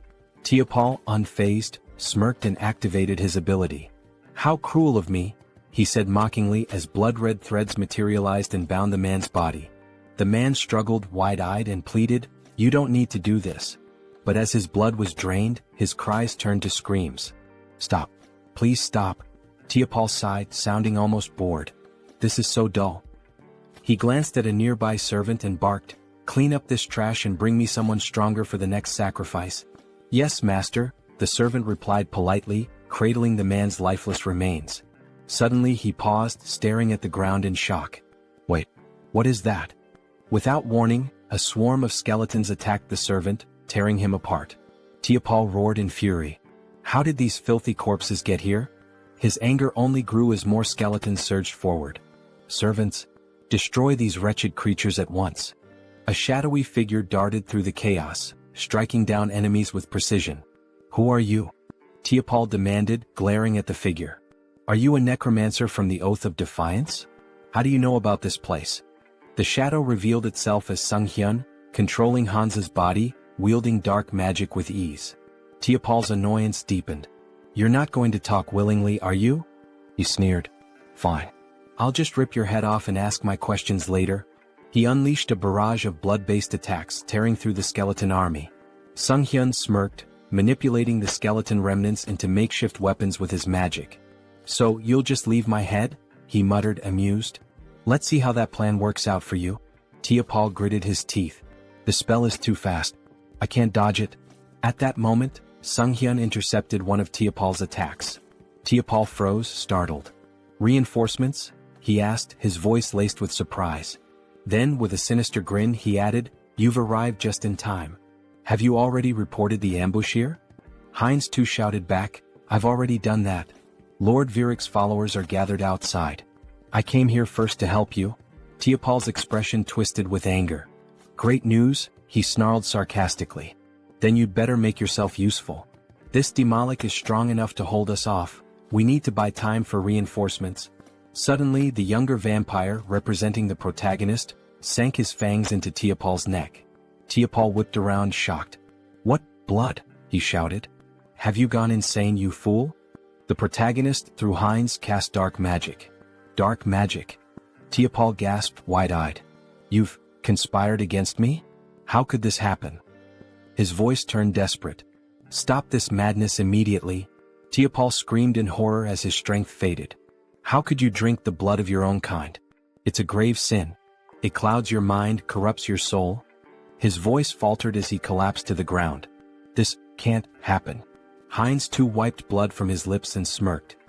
Clouds the mind, huh? Well, it seems to be working just fine for me. A system window materialized, displaying skill acquired, blood magic. Heinz too grinned. This is fantastic. With this new power, breaking the blood barrier will be a breeze. Heinz interjected, we don't have time for that. Then I'll smash through it. Heinz too replied with a sly smile. A deafening explosion shattered the tomb's roof. Sunghyun, standing amidst the rubble, smiled confidently. We found it. Heinz nodded, his eyes narrowing. This is what we came here for. Heinz too, gesturing to the glowing object before them, said, the second fragment of the immortal king. Heinz reached for it, his voice filled with awe. Another fragment. Amazing. As the fragment's power surged through him, he thought, even with the mind center filtering the negative thoughts, this fragment holds too many. He focused the mental power of all the clones on his core personality. Suddenly, a massive pillar of dark energy erupted skyward. Virik, observing from a distance, looked up in astonishment. What is this fog? Are we too late? He froze as his gaze locked on the floating skeleton radiating dark energy. That silhouette, it seems familiar. Virik barked orders to his subordinates. Attack it. The vampires unleashed a barrage of blood arrows, aiming for the figure. Heinz retaliated with dark magic, striking down one of the attackers with devastating force. A system window appeared. Skill evolution, regeneration, immortality. Skill acquired, forbidden knowledge. Personality status, Heinz Archlich. Meanwhile, the holy paladins arrived at the cemetery's outskirts. What is this? One asked, shielding his face. Smoke? Fire? It seems to be coming from Azanthu. He coughed, overwhelmed by the dark energy. Tuscan dismounted, his face grim as he examined the ashen residue. We're turning back. This isn't ordinary ash. What do we tell the saint? Another asked nervously. Tuscan looked up at the ominous energy pillar. Everything. This changes everything. The ominous energy surged in the air, thick with power and foreboding. System notification. The rebirth of the immortal king is imminent. Heinz stood motionless, overwhelmed by the rush of newfound strength. This is incredible, he thought, his mind racing. I've become 10 times stronger than before. A system window materialized before him, detailing his transformation. New skills acquired. Power of the immortal king fragment. Rapid rank advancement, plus 2/3 rank. Secret dark magic energy amplification. Traits gained. Evil wisdom. Unlocks insight into forbidden knowledge. Unconditional understanding of dark magic. All secrets revealed. As long as my source remains intact, I'll endlessly revive. An unkillable existence, he mused. The dark energy coursed through his body like a tidal wave, and Heinz unleashed it in an explosive attack. Tendrils of shadow surged toward the vampires surrounding him. Virik's eyes widened in alarm. What is this smoke? Is this a trap? What is your plan? A subordinate rushed to his side. My lord, we must retreat and recover our strength. Before the words could settle, the dark energy swallowed the subordinate whole, obliterating him in an instant. Virik froze, staring in horror at the remains of his servant. This is an attack spell? Dark thorns erupted from the shadows, piercing through Virik's chest. He screamed in agony, his strength waning rapidly. Heinz, through the avatar Hans, stepped forward, his cold gaze fixed on the pure-blooded vampire. You're stronger than the others, he said calmly, but right now you're nothing more than a blood bag to me. Virik gritted his teeth, his voice trembling with anger and disbelief. Where did you get such power? Did you truly absorb the fragment completely? How did you endure so much darkness alone? Heinz too smirked, stepping closer. Alone? He asked mockingly, leaning in. Who said I was alone? Before Virik could respond, Heinz too sank his fangs into the vampire's neck, drinking deeply. Virik's body convulsed, then went limp, crumpling to the ground. System notification. Conditions fulfilled, skill growth activated. Legacy, minor blood legacy, pure blood.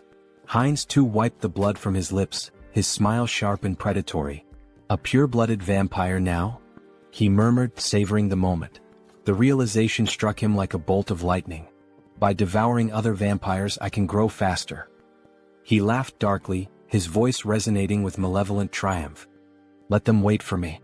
I'll devour them all, one by one. After some time in the forest, Rosalicia cried out that they needed Perdita. Fearfully she asked what they should do now. With tears in her eyes, Rosalicia lamented that if Lady Perdita had been there, they wouldn't have succumbed to the enemy so easily. Perdita responded, stating that Virik had been defeated but warned against underestimating this adversary. She touched the lingering dark magic and noted that the fragments contained an overwhelming amount of power, indicating the enemy's formidable strength. As the sun began to rise, she urged them to return to the base quickly to request reinforcements. Elsewhere, a man sprinted through the city streets, shouting curses. Leaning against a wall, he demanded angrily, "They won't chase me to the very end, will they?" He blamed everything on the vampires, accusing them of arrogance before being destroyed in an instant. He cursed his own mistake of trusting them. From the shadows, Heinz too grabbed the man, dragging him away. A terrified scream echoed from the alley. Meanwhile, Sunghyun reflected on leaving Hans in the city to deal with the remnants of Varkalak. He had also arranged for Heinz too to be connected to a minor merchant guild so he could escort Diana and her brother out of the city. Later, in the forest, Heinz too, holding a frying pan, joked that with enough pepper, he could make a special steak. Diana and her brother gazed at the meal with admiration, thanking him for the delicious food. The protagonist smiled, assuring them it was healthy and safe to eat. Sunghyun thought about how their happiness stemmed from being free of danger. Smiling, the protagonist asked if they had an uncle who ran a store in eastern Lapillas.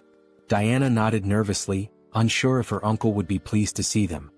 He reassured her not to worry, and Sunghyun considered giving them money if things didn't work out.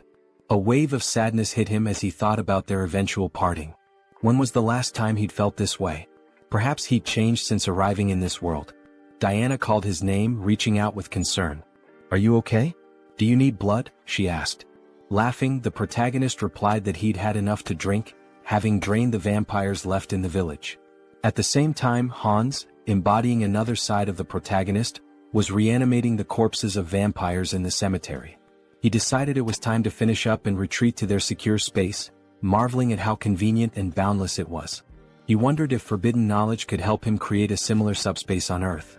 Suddenly, blood magic struck him. Varkalak, a purebred vampire, confronted him with fury. "Still lingering in our city? Do you underestimate us so much?" she demanded, using blood magic to challenge his membership in the Oath of Defiance. Hans smirked, introducing himself as an honorary member of the Oath. She accused him of stealing the fragment of the immortal king and destroying their hideout. Holding a weapon forged from her blood, she declared it no longer mattered. He would die. Her attack was swift. Though he narrowly avoided a fatal blow, Hans felt the strength of a purebred vampire firsthand. Crashing into a barrier, he realized it was the work of her clan's blood mages. "Did you think escape would be so easy?" Over taunted. The protagonist analyzed the barrier, recognizing he could break it but would need more time to adapt to his new power. Over vowed to crush his skull and personally reclaim the fragment. Grinning, the protagonist declared she should remember his name and that he was from the Oath of Defiance. "I am your death," he added dramatically.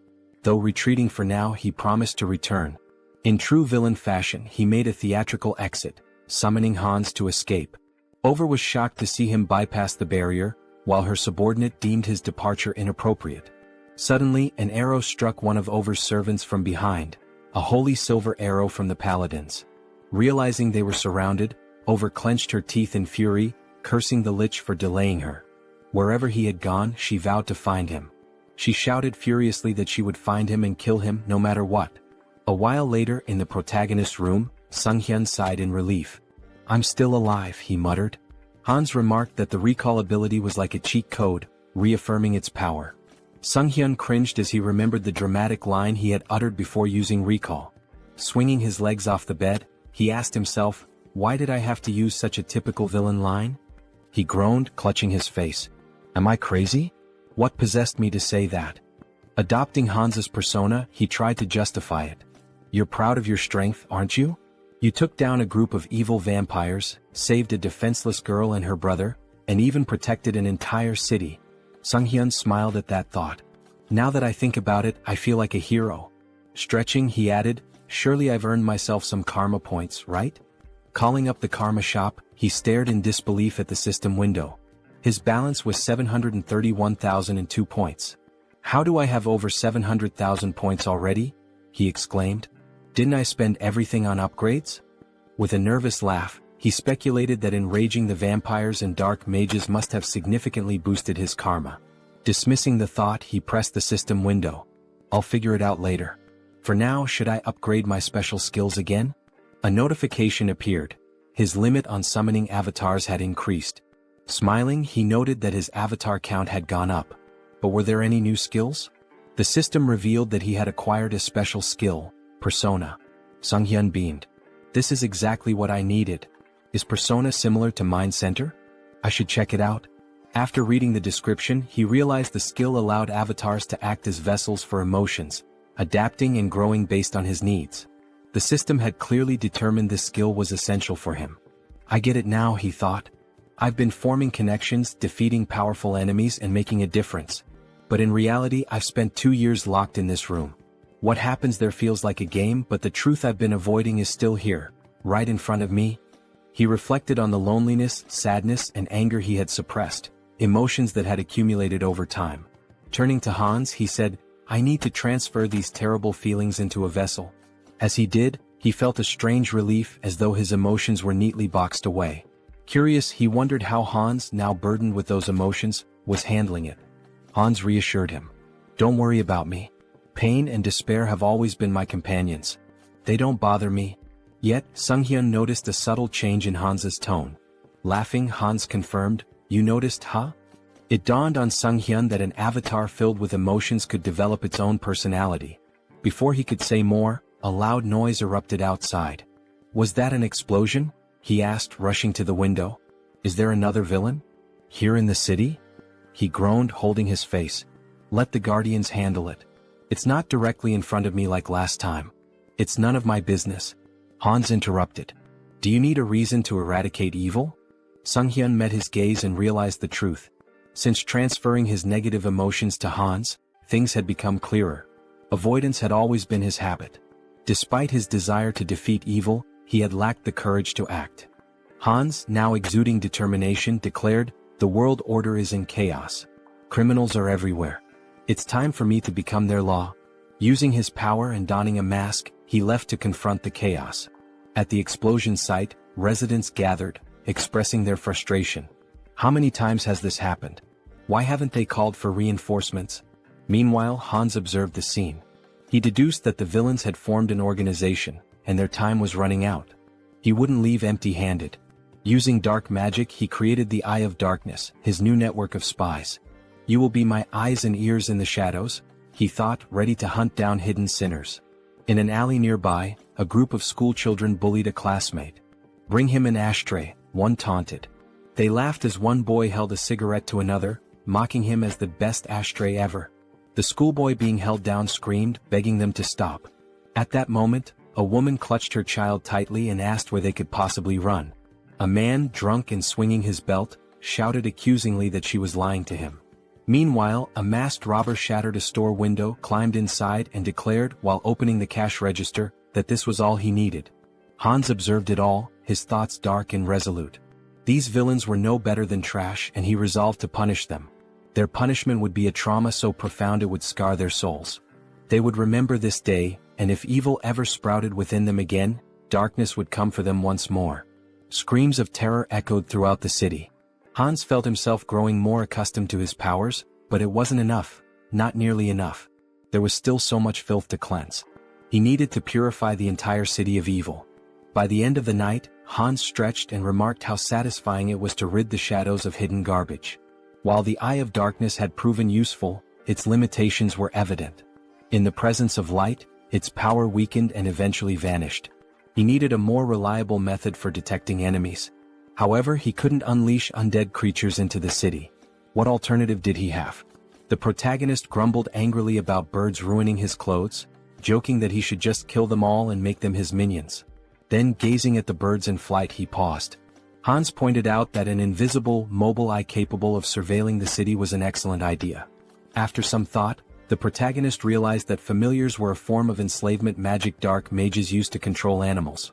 Hans, surrounded by birds, questioned why the magic didn't work for him. Sunghyun decided to experiment with various methods to create a familiar, though his attempts had failed so far. Hans mused that it would be ideal if the familiars appeared normal yet remained infectious. However, simplifying their appearance by reducing magic power would weaken their infectious ability. Sunghyun finally understood the complexities of the task. He likened it to debugging, where programmers grind their teeth in frustration. His latest attempt, a revised version of his contagious enslavement magic, was ready to test. Will it work this time? He wondered. A mutated cat leapt from a cage, leaving him disappointed yet again. After 3 weeks of research, significant progress still eluded him. Clicking his tongue, he eyed the last bird in the cage and muttered, "This one better work." As he carefully adjusted the amount of magic power, he grasped the bird and cast the spell again. Sighing in relief, he said he was finally done. But as the bird flew from his hands, he asked in surprise, "What does this mean?" Observing it closely, he realized it appeared normal now. The next step was testing its infectious ability. The bird landed among others, releasing dark energy. Sunghyun's eyes lit up.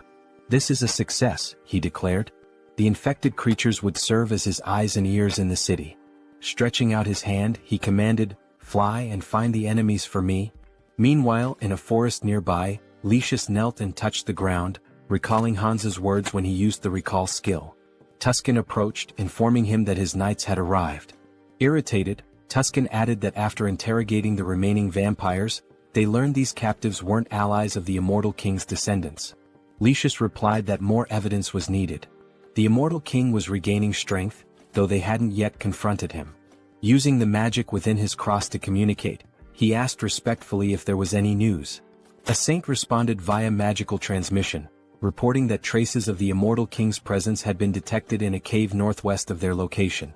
Holding the cross tightly, Lucius expressed his gratitude and promised to meet their expectations. At the cave, Sunghyun thought about how he had successfully trained his familiars to report encounters with monsters. Now he had to confirm that the information was accurate. But something felt off. The ground familiars weren't behaving as usual. Instead, they seemed to be fleeing. Were they frightened? If they had found a monster, they would have reported it immediately. This behavior could only mean one thing: humans? Why are people in such a remote area? He wondered. Could this be an ambush? But that seemed impossible. How could such a large group remain unnoticed while hiding their presence?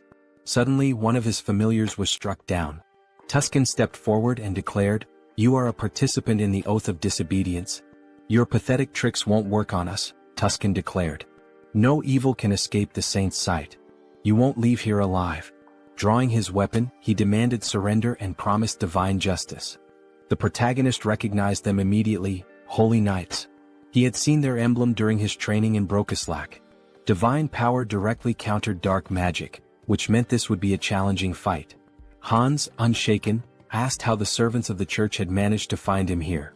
Tuscan struck him sharply with his weapon, silencing him. "You have no right to speak," he snapped. "Don't think you can fool me with your words." The protagonist muttered to himself that his opponent was far too stubborn. Should he deceive them and flee instead? Tuscan seemed to read his mind. "Cheap tricks won't work against us," he said, wielding light magic. "You cannot deceive the servants of the saint." A weapon infused with light pierced the protagonist, and he winced in pain. "Do you truly consider punishing villains a crime?" he asked. "Silence," Tuscan barked, his light magic intensifying. "From the moment you embraced forbidden power, you became one of them, a villain." Sunghyun activated his dark magic and retorted, "Where's the logic in that?" He felt an unusual weakness. Something had been interfering with his magic recently. The Holy Knight's anthem began to play, sapping his strength. Tuscan ordered the singers to keep going.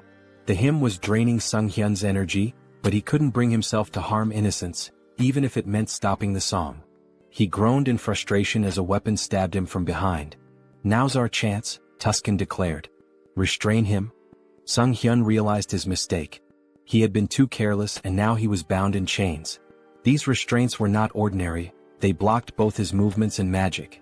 "Impressive work catching me," the protagonist admitted. Tuscan smirked. "Exactly as expected. No evil has ever escaped these chains. Will you resist any longer? Grinning, the protagonist replied, as if I'd make it that easy for you. He knew there was no reasoning with them. It was time to part ways. Let them think they had won. Tuscan, now wary, activated his light magic. I don't know what you're planning, but don't think I'll just stand by and let you try anything. He launched another attack. But the protagonist only smirked. The strength of the chains didn't matter anymore, because Hans was already free. Tuscan's eyes widened in disbelief. He broke the chains? Impossible. Who is this man? Later, lying exhausted on his bed, Sunghyun sighed. Trouble seemed to follow him wherever he went. First, the Shadow faction and the Oath of Defiance. Then the Varkalak vampire clan. And now, the Paladin Order, one of the most powerful forces on the continent, had joined the list of his enemies. He called up the system window, his thoughts racing. There must be a reason for all this karma I've been accumulating. Is it because I keep attracting villains from across the continent?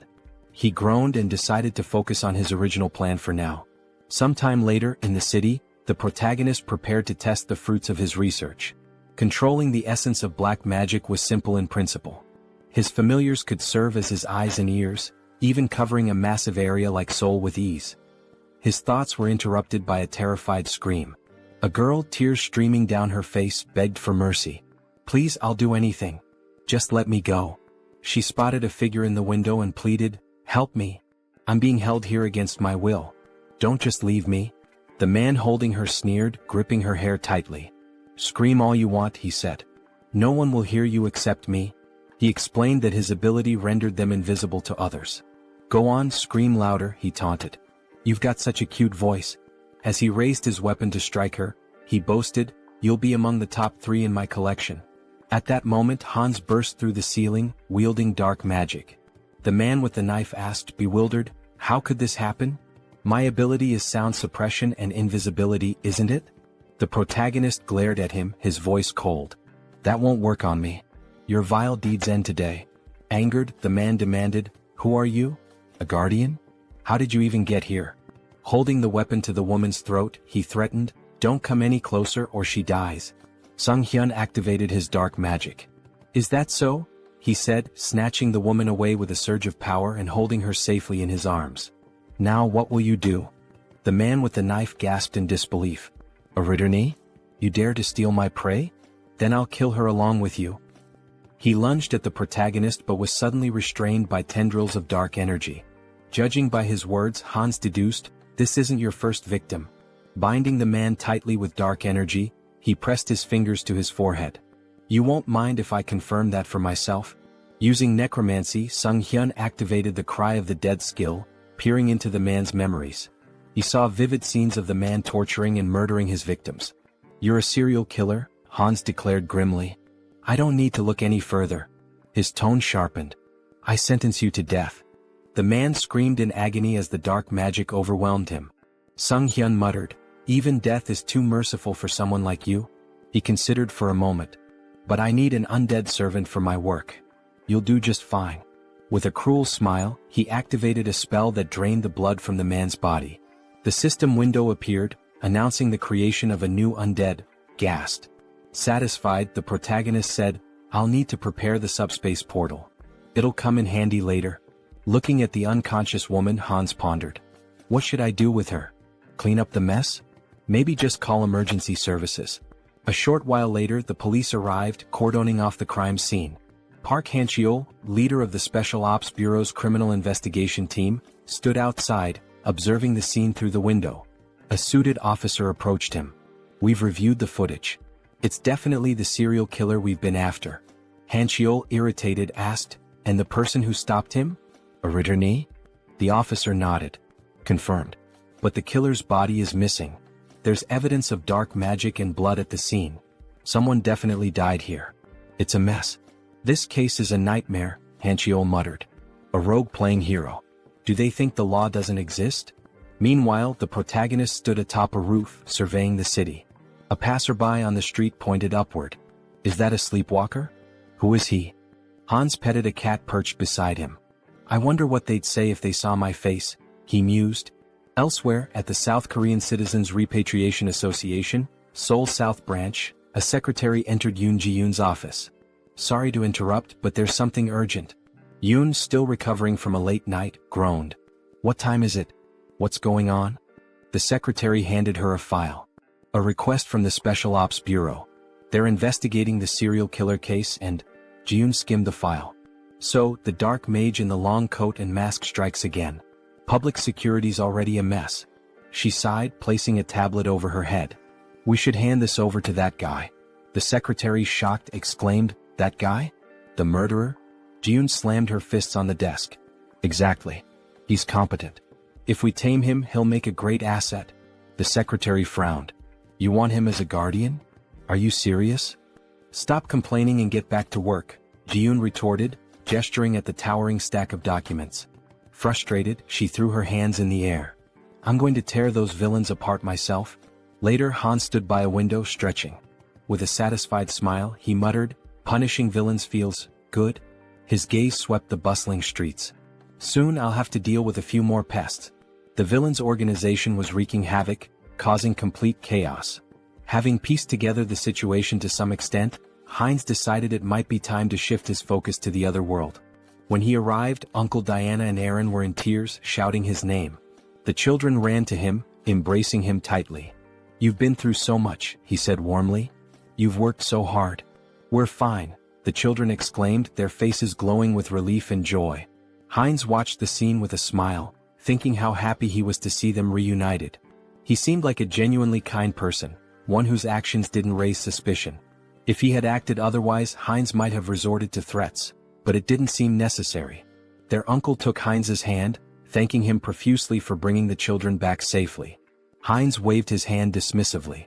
I didn't really do much, it simply had to happen. Diana approached him, gratitude shining in her eyes. Thank you for everything, she said, wrapping him in a hug. I'm so happy. He patted her head gently.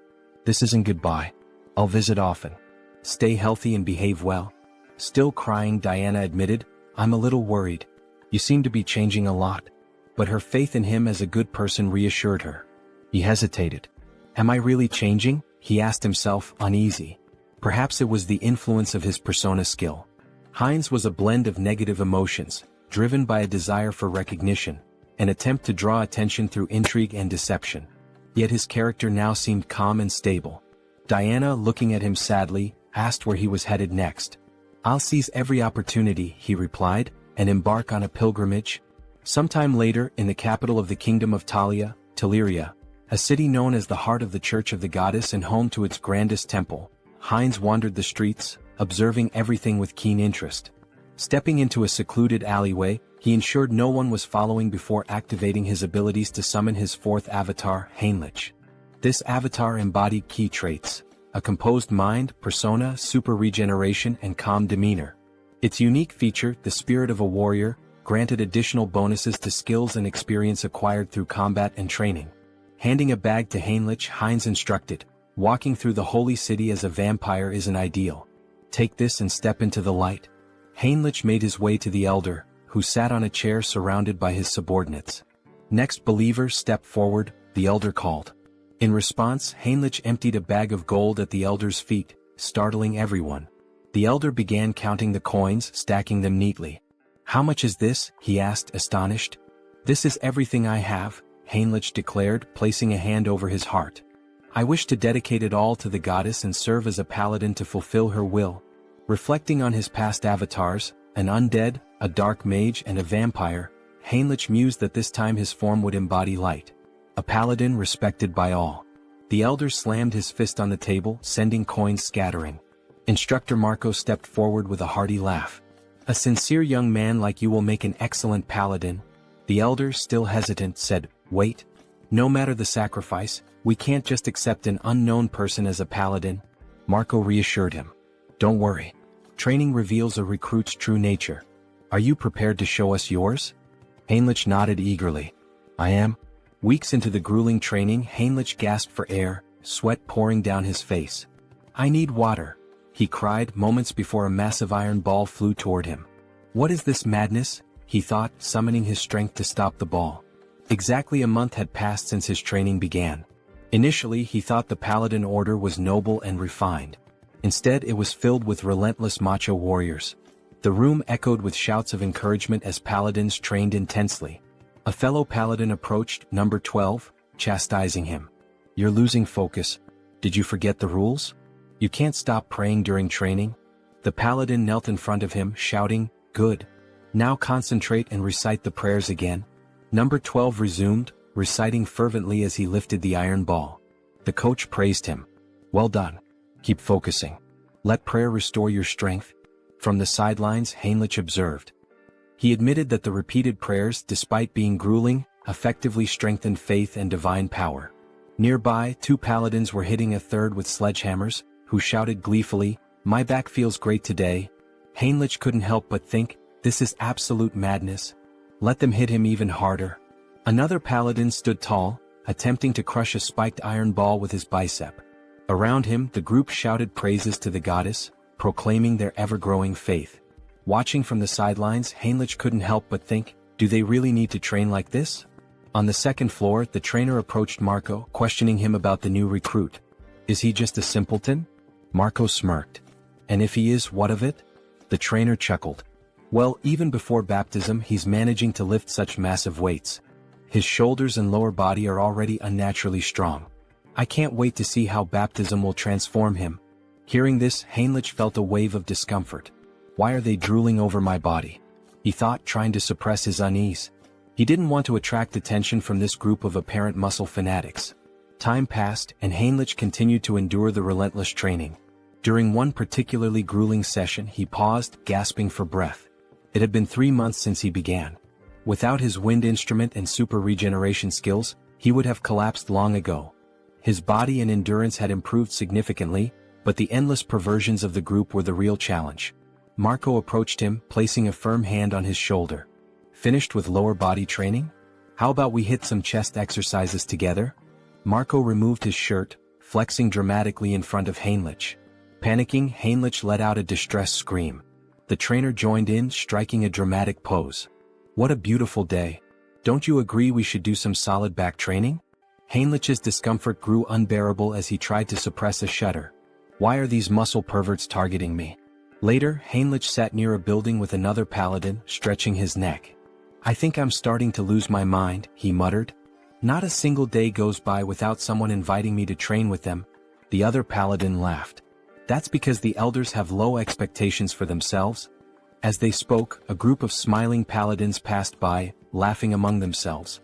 Suddenly, two figures emerged from the building, Archbishop Lucius and Tuscan. They waved at the paladins, their presence commanding attention. One of the senior members announced, "We've received orders for an expedition with the full contingent of crusaders. When do we depart?" Heinrich noticed one of the paladins and thought, isn't that the guy who pointed his sword at Hans? The returning group must have been searching for Hans. Could they really have been hunting him all this time? Shortly afterward, the recruits gathered in a grand hall. An elder stood at the altar, addressing the group. "We are here today for the baptism ceremony of the most promising recruits. Due to special circumstances, the ceremony has been moved forward. We hope for your understanding." One recruit whispered, "Why are they holding an event that usually happens only once every 6 months? Why now?" Heinrich had his suspicions. They're desperate for reinforcements to pursue the heir to the immortal king. But this is a perfect opportunity for me to test my plan. The elder called out, "Max Veroin?" Max stepped forward, and the elder asked, "Are you ready to dedicate your life to the goddess and serve as her paladin?" "I am," Max declared confidently. Heinrich observed quietly, reflecting on the process. Those who undergo baptism transfer all their mana to the deity, losing the ability to use magic. In return, the deity grants a sacred blessing of immense power. The strength of the blessing depends entirely on the recruit's faith. The purer and more unwavering the faith, the stronger the paladin becomes. The elder called the next name, Heinrich. Smiling, Heinrich stepped forward, thinking, "I'm fortunate to have devised such a brilliant plan." Until now, he had used his center of the mind skill primarily to suppress external stimuli and control emotions. But he had realized it could be reversed. By combining this with the persona skill, he could project the illusion of absolute faith in the goddess. As the high priest extracted his mana, Heinrich would filter out any mistrust or doubt, leaving only pure, unblemished energy. When the high priest initiated the ritual, the room began to glow with an intense sacred light. Gasps and whispers filled the air. "This is unprecedented," someone exclaimed. "The sacred power is reaching the very head of the goddess's statue." The high priest, astonished, placed a hand on Heinrich's shoulder. "You've just undergone baptism, yet your sacred power rivals that of a priestess. Such unwavering faith. I'm truly impressed." Heinrich's plan had worked perfectly, and he smiled inwardly. Heinrich continued to train diligently, a smile forming on his face as he thanked those around him. Suddenly, a system window appeared before him, informing him that he had acquired the holy baptism skill. This skill allowed him to distribute spiritual power more effectively among his avatars. As he examined his hand, he pondered, "Is this the limit of holy power?" The thought brought him some relief. He had been skeptical that a false faith built on illusion could yield any results. Still, it seemed the skill hadn't worked to its full potential. He reflected further. The church's deity appears closer to the system, a personal god tied to the individual. When he opened his mind earlier, he felt a peculiar sensation. If he had to describe it, it was akin to curiosity, a distant, watchful presence. Is this what it means to be monitored? He wondered. Such power, he decided, should only ever be used for good. Later, in one of the meeting rooms, Lucius and Tuscan stood before a tactical map, moving pieces around as they discussed their strategy. "This is a mess," Tuscan said grimly. "We've been searching for a month and haven't found even a single village connected to the heir of the immortal king." Lucius sighed. "I have nothing to present to the deity." He glanced at Tuscan and added, "And beyond that, I sense the kingdom of Talia's support is waning. The vampire organization hidden within their borders is likely involved." Tuscan moved a few pieces on the board and replied, "During the pursuit of Hans, the misunderstandings surrounding the vampire slope and the oath of disobedience have grown too large to ignore." He picked up one of the game pieces, continuing, "The assassination squad has failed to achieve any meaningful results. Political pressure from the state is mounting, and they're leveraging this situation against us."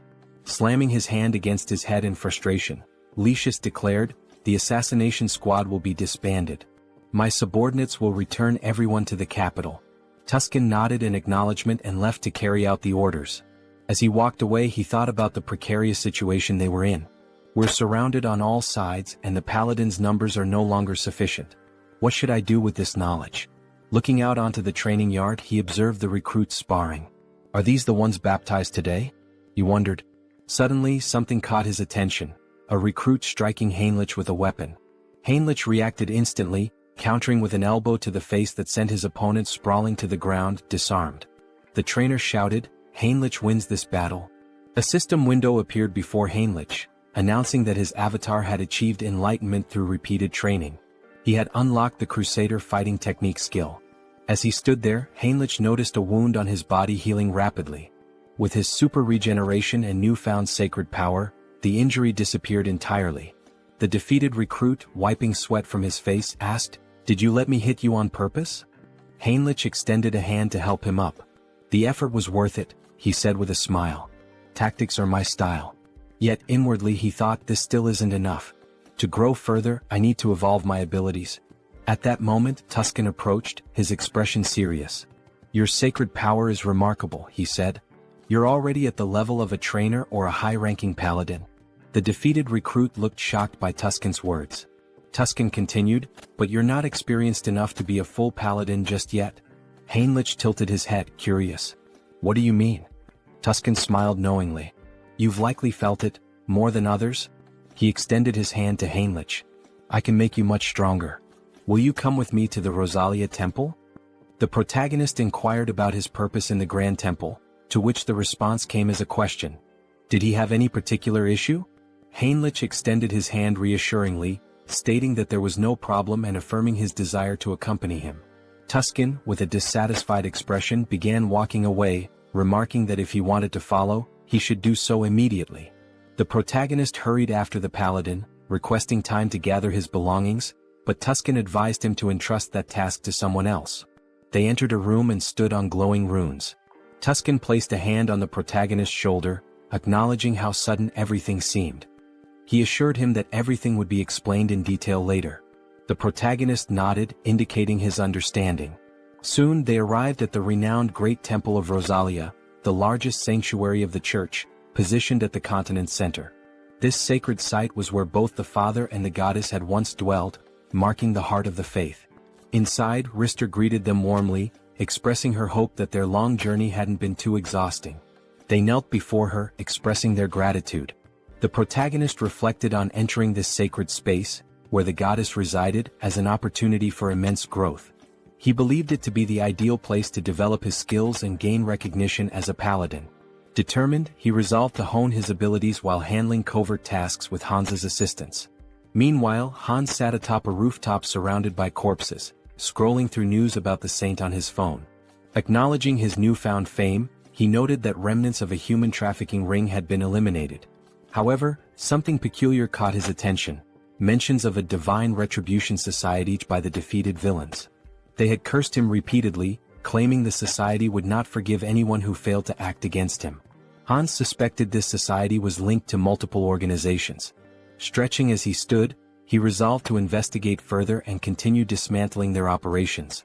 He mused about dividing his profits, now contemplating how best to manage his newfound wealth. Later, Hans walked down the street wearing a mask, considering the risks of trading large quantities of valuable, mysterious items under the guise of the Haho mask persona. Any sudden activity might make him a prime suspect. Entering a discreet establishment, he handed a bag of money to an employee and expressed his intent to sell. The employee scoffed, questioning if Hans mistook the place for a pawn shop. However, Hans emptied the bag's contents, revealing its valuable items. The employee, visibly stunned, quickly began examining the goods. He realized the badges belonged to a group involved in human trafficking, a trading syndicate. He had heard rumors that this syndicate had been dismantled by a masked man. The protagonist turned to the person before him and asked if he was interested in the deal. The man grew visibly nervous and instructed him to use the back door, warning him not to try leaving any other way. Following the instructions, the protagonist eventually arrived at the correct location. A masked man greeted him, asking if he was there to sell something. Hans confirmed, then inquired if payment could be made in a form other than cash. Hans handed over a bag and the masked man began examining its contents. He asked if Hans was looking for material goods and, if so, what exactly he needed. Hans pointed out that he required a lottery ticket for a grand prize, preferably one that could be used immediately. Cash, he explained, was useless to him unless it could be spent. What he needed were legal funds for his real identity, Sunghyun, and a lottery ticket would provide clean, untraceable money. The masked man confirmed that a lottery ticket was possible but mentioned the commission would be steep. Hans assured him it wasn't a problem and asked how much it could sell for. The masked man replied that it would be 6-1, with a redemption period of 4 months. Hans requested 2 tickets, but the masked man stated that the payment provided wouldn't cover that. Unfazed, Hans assured him there was no need to worry and retrieved gold bars from his subspace storage. He asked if those would suffice. The masked man, stunned, felt the bars and asked incredulously, "A subspace storage tool? Who are you? These are extraordinary materials. Where did you get them?" Hans, annoyed at the man's curiosity, complained about being touched and stated he wasn't there to chat. He urged the masked man to finish the deal quickly. Apologizing, the masked man agreed to proceed. As the transaction concluded, Hans used his heightened senses and noted the faint scent of blood lingering in the air. It wasn't his imagination after all. Moving closer, he remarked that this wouldn't be their last deal and predicted they'd see each other often in the future. Later, Hans stepped outside, smiling as he inspected the checks in his hands. He mused aloud about how he'd used his dreams to win the lottery. Now he pondered what to purchase. Subordinates would make such errands easier, as constantly running back and forth was inefficient. Taking a moment to enjoy the cool night air, he observed the bustling streets. Only a few months ago, they had been eerily empty due to the human trafficking syndicate's presence. Now life had returned and the streets were alive once again. Perhaps it was all the rumors he had heard, but he felt relieved to know that he was somehow involved in promoting peace. Out of nowhere, Gamma approached from behind and whispered in his ear, asking where he was from. Startled, the protagonist turned around, alarmed. He thought, "Who is this? How did he sneak up on me unnoticed?" Gamma, noticing his reaction, tried to calm him down, assuring him there was no reason to worry. He simply wanted to have a conversation. The protagonist, still uneasy, asked what exactly Gamma was talking about. He had snuck up behind him and even sniffed him. What was going on? Gamma asked if he was a vampire. The protagonist froze. That's right, Gamma confirmed. He was at level 6, born from Demir's transformation. Gamma pressed further. What's your name? When did you return to Earth? The protagonist, thinking that yet another vampire traveler from another dimension had appeared, realized he needed to come up with something quick to get out of this situation. However, without realizing it, he began answering questions he hadn't planned on, his mind seemingly under some sort of hypnosis. He found himself saying, "My name is Heinz and I haven't been on Earth for a long time." He thought to himself, why am I answering so easily? Is this all his mind control at work? Gamma smiled. Very good, he said. So you're a newcomer who's just returned to Earth. Let me introduce myself properly. He handed the protagonist a business card. I'm with the Blood Pack organization, which encompasses all the vampires on Earth. My job is to track down those who have recently returned. The protagonist took the card, still processing the information, and asked, is such an organization real? Gamma sighed and explained that if the protagonist wanted to survive, they'd better stick together. There wasn't much choice in the matter. The protagonist looked at him in disbelief and asked, by the way, what did you mean by level? Gamma, noticing his growing curiosity, suggested they continue the conversation elsewhere. If you're starting to show interest, let's go somewhere more private. He pulled out his car keys and asked if the protagonist wanted to visit the organization. Seeing the sleek car, the protagonist agreed to go with him. Meanwhile, Jean Soren had been quietly observing the entire interaction from a distance. She relayed the update to headquarters through her earpiece. The target is moving according to plan. We are following him. After some time they arrived at the location. Gamma encouraged him not to hesitate and to step inside. The protagonist, curious, asked what kind of place this was.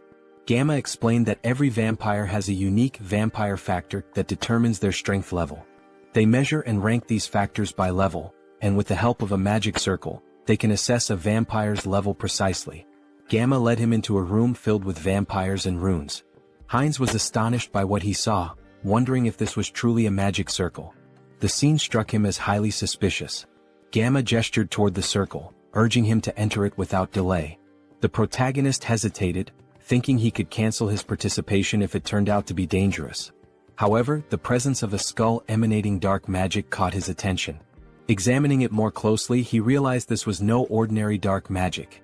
It involved shamanism, curses, alchemy, and various other mystical practices, all fused together. He wondered how such a thing could even exist.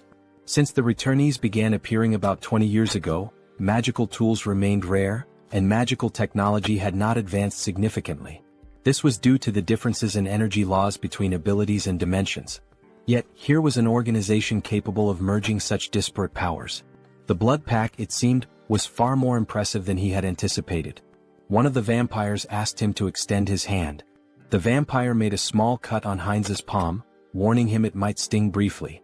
To Heinz's surprise, his blood began to levitate, forming 5 orbs. A vampire noted that this indicated he was at level 5. Observing the tight connection between the orbs, they commented on his strong regenerative abilities. The protagonist thought about purebreds from Alterica, estimating their levels to be around 5 or 6. Gamma smiled knowingly, remarking that he was already nervous. Coming from a dimension no one had heard of, Heinz had only reached level 5, a mere waste of time. At this level, amputating limbs wasn't necessary. The vampires in the room all agreed and activated their abilities. Alarmed, Heinz realized there was another motive behind this ritual. It was far too elaborate for a simple level assessment. He urgently needed to summon help. At that moment, a knock at the door startled everyone, making Gamma visibly tense. The door burst open as Rand stormed in, commanding everyone to freeze. She declared her intent to apprehend Gamma, a level 6 vampire from the Blood Pack, for kidnapping and killing other vampires. Gamma appeared unfazed, questioning her rude intrusion. The protagonist found Rand familiar but couldn't place where he had seen her before. Rand pointed out that when she first heard rumors of vampires being abducted, she doubted their truth, but now the evidence was undeniable. She demanded that Gamma release the vampires and surrender. Gamma mocked her, calling her a naive servant of the Blood Pack. He questioned why vampires needed to live in subjugation, follow human rules, and hide underground. Rand, enraged, argued that it was the actions of warlike vampires like him that forced their kind into hiding. Gamma dismissed her argument and asked whether her comrades shared her perspective. This caused doubt to spread among the vampires behind her. Shocked, Rand questioned their loyalty. Just then, one of her allies betrayed her, activating his ability and striking her down. As she collapsed, she demanded to know why he had turned against her. The traitor explained that in his dimension he was a powerful lord. Now, trapped in this reality, he was reduced to working as a bouncer in a club. Not all vampires could adapt to her way of life. Gamma leaned in and Rand, struggling, asked about his ultimate plan. Was he kidnapping vampires to start a rebellion against the Blood Pack? Gamma smirked and dismissed her as foolish. Such an endeavor would take centuries. Instead, he revealed that they had discovered a way to grow stronger quickly. He demonstrated this by lifting the body of a vampire and alluded to breaking a taboo. Shocked, Rand accused him of creating mad vampires again. Hines, observing, realized she was referring to cannibalism among vampires. While it wasn't practiced on Earth, when vampires from different dimensions consumed one another, their vampire factors merged, increasing their strength but at a severe cost. This act often led to profound mental instability, a grim legacy from their ancestors. If someone fails to control themselves, they become mad vampires, driven insane by an unquenchable thirst. The first appearance of a mad vampire marked them as a global threat. Gamma, however, smiled confidently and assured everyone that this wasn't a concern. After extensive research, they had discovered a way to remove residual bloodlust. Suddenly, Gamma's victim began screaming in agony, exclaiming that they were being used as experimental material. The protagonist observed the situation closely, realizing that the magic circle wasn't merely for separating empirical factors. It was designed to transfer a drug to vampires without causing side effects. Minhyun reminded Gamma of his promise, pointing out the risks he took to follow him secretly. Gamma, keeping his word, tossed him a pill. Minhyun consumed it and his body began to transform, becoming larger and stronger. Smiling, he marveled at his newfound strength, unable to believe the change. Grabbing Rand by the throat, he demanded more pills immediately, threatening violence otherwise. Feigning panic, Gamma urged Minhyun to stop, assuring him that while he was pleased with his strength, he needed to be patient. After all, another guest had arrived before him and was still waiting. Surely it wasn't too much to ask to wait a little longer? The protagonist rose to his feet, calmly stating that there were 2 purebreds and 4 half-breeds, proof that cannibalism worked. Gamma looked at him, stunned. Filled with newfound strength, Hines expressed his eagerness to see just how powerful he could become.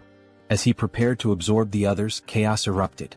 The vampires screamed in confusion and fear. Suddenly, Hines and his army burst into the room. Addressing the group, he mocked their attempt to hide but scolded them for neglecting their safety. From now on, no one would leave this place without his permission. His army launched their attack, causing Minhyun to panic. He turned to Gamma, demanding answers about who their attackers were. Gamma roared for everyone to stay together, warning that separation would mean death. Using his abilities, he charged into battle, targeting Hines directly. Hines observed Minhyun's unusual transformation, noting that vampires from different dimensions often had distinct appearances. Slamming his staff to the ground, Hines summoned magical spikes that pierced through Minhyun's body. Smirking, Hines declared that minimizing casualties was part of his plan.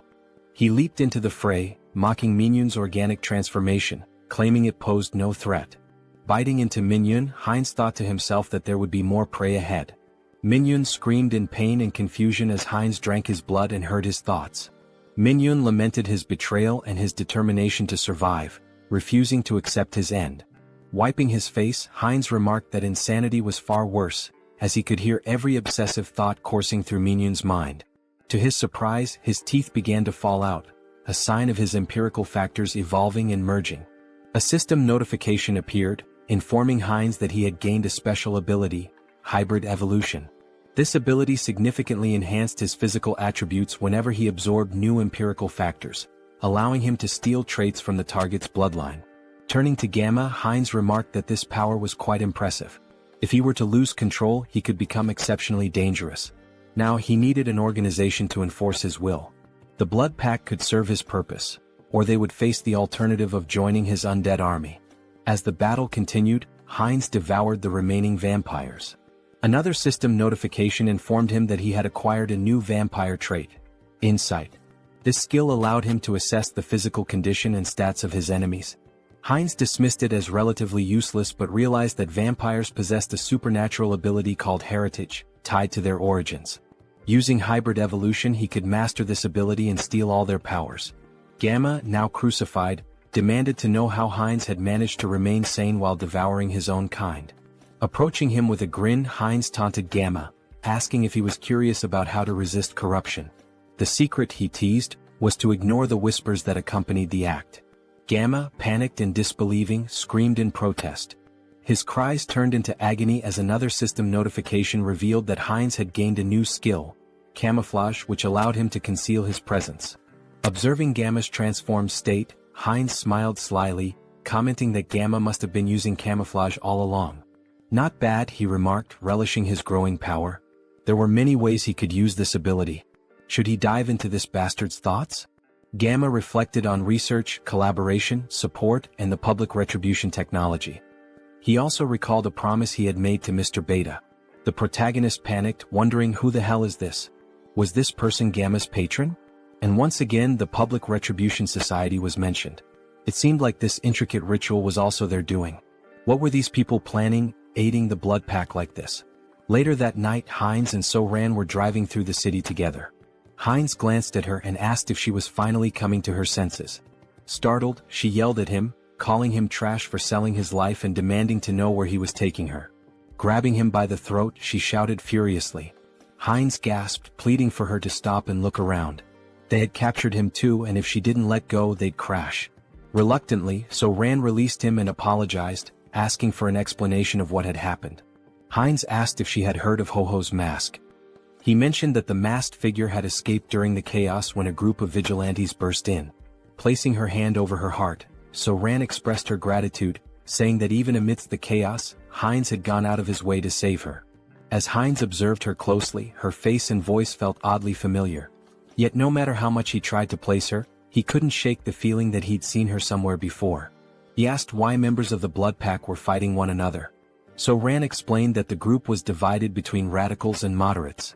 She and her team had discovered evidence that the radicals had kidnapped one of their own, so they infiltrated the radicals' territory. She expressed relief that they had escaped in one piece and even managed to learn the radicals' plans. She intended to inform the higher-ups and put an end to it.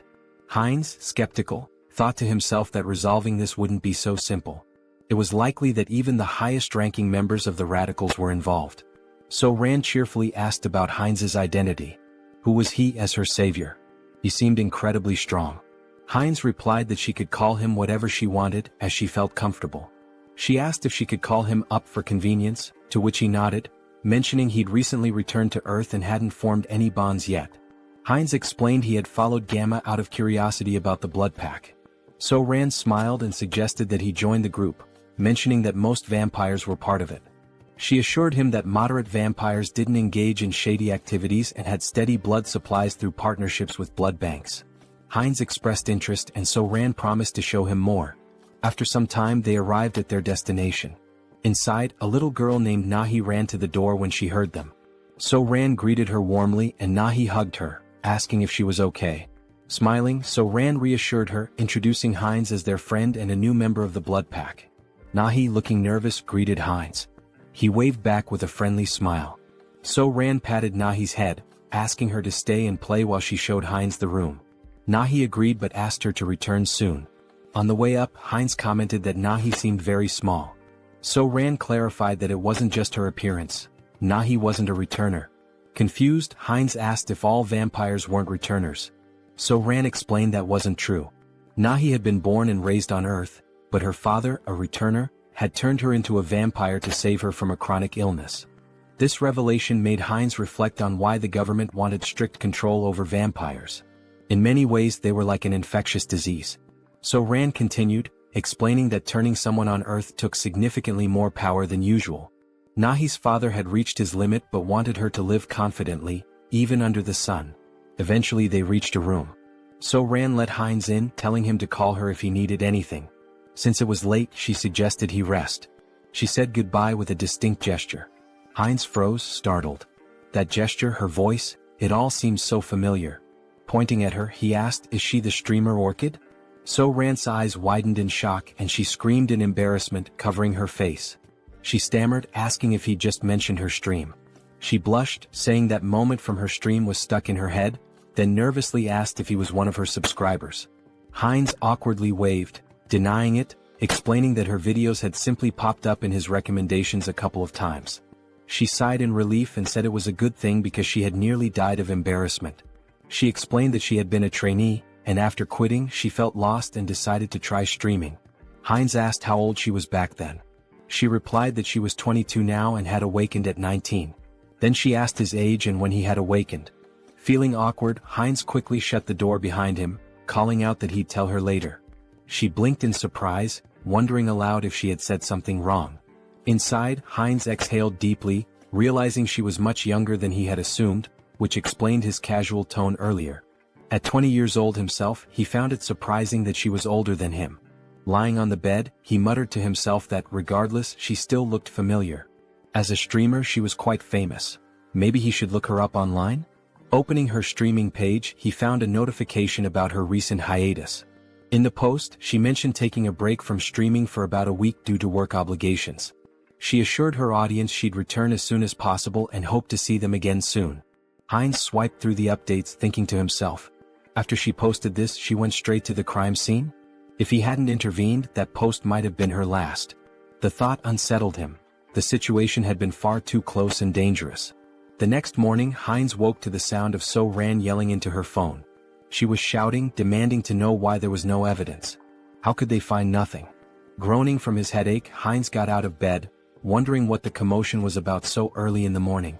Heading downstairs, he heard her shouting again. He says there's no proof of this. How is that even possible? Noticing Heinz, So-Ran paused her argument and asked if he was awake. Holding the phone away, she explained that her colleagues had gone to the crime scene yesterday, but everything had been burned. There was no evidence left, and now they couldn't act against the radicals. Heinz clenched his fist, thinking to himself, they've gone too far. Were they trying to erase all traces of me?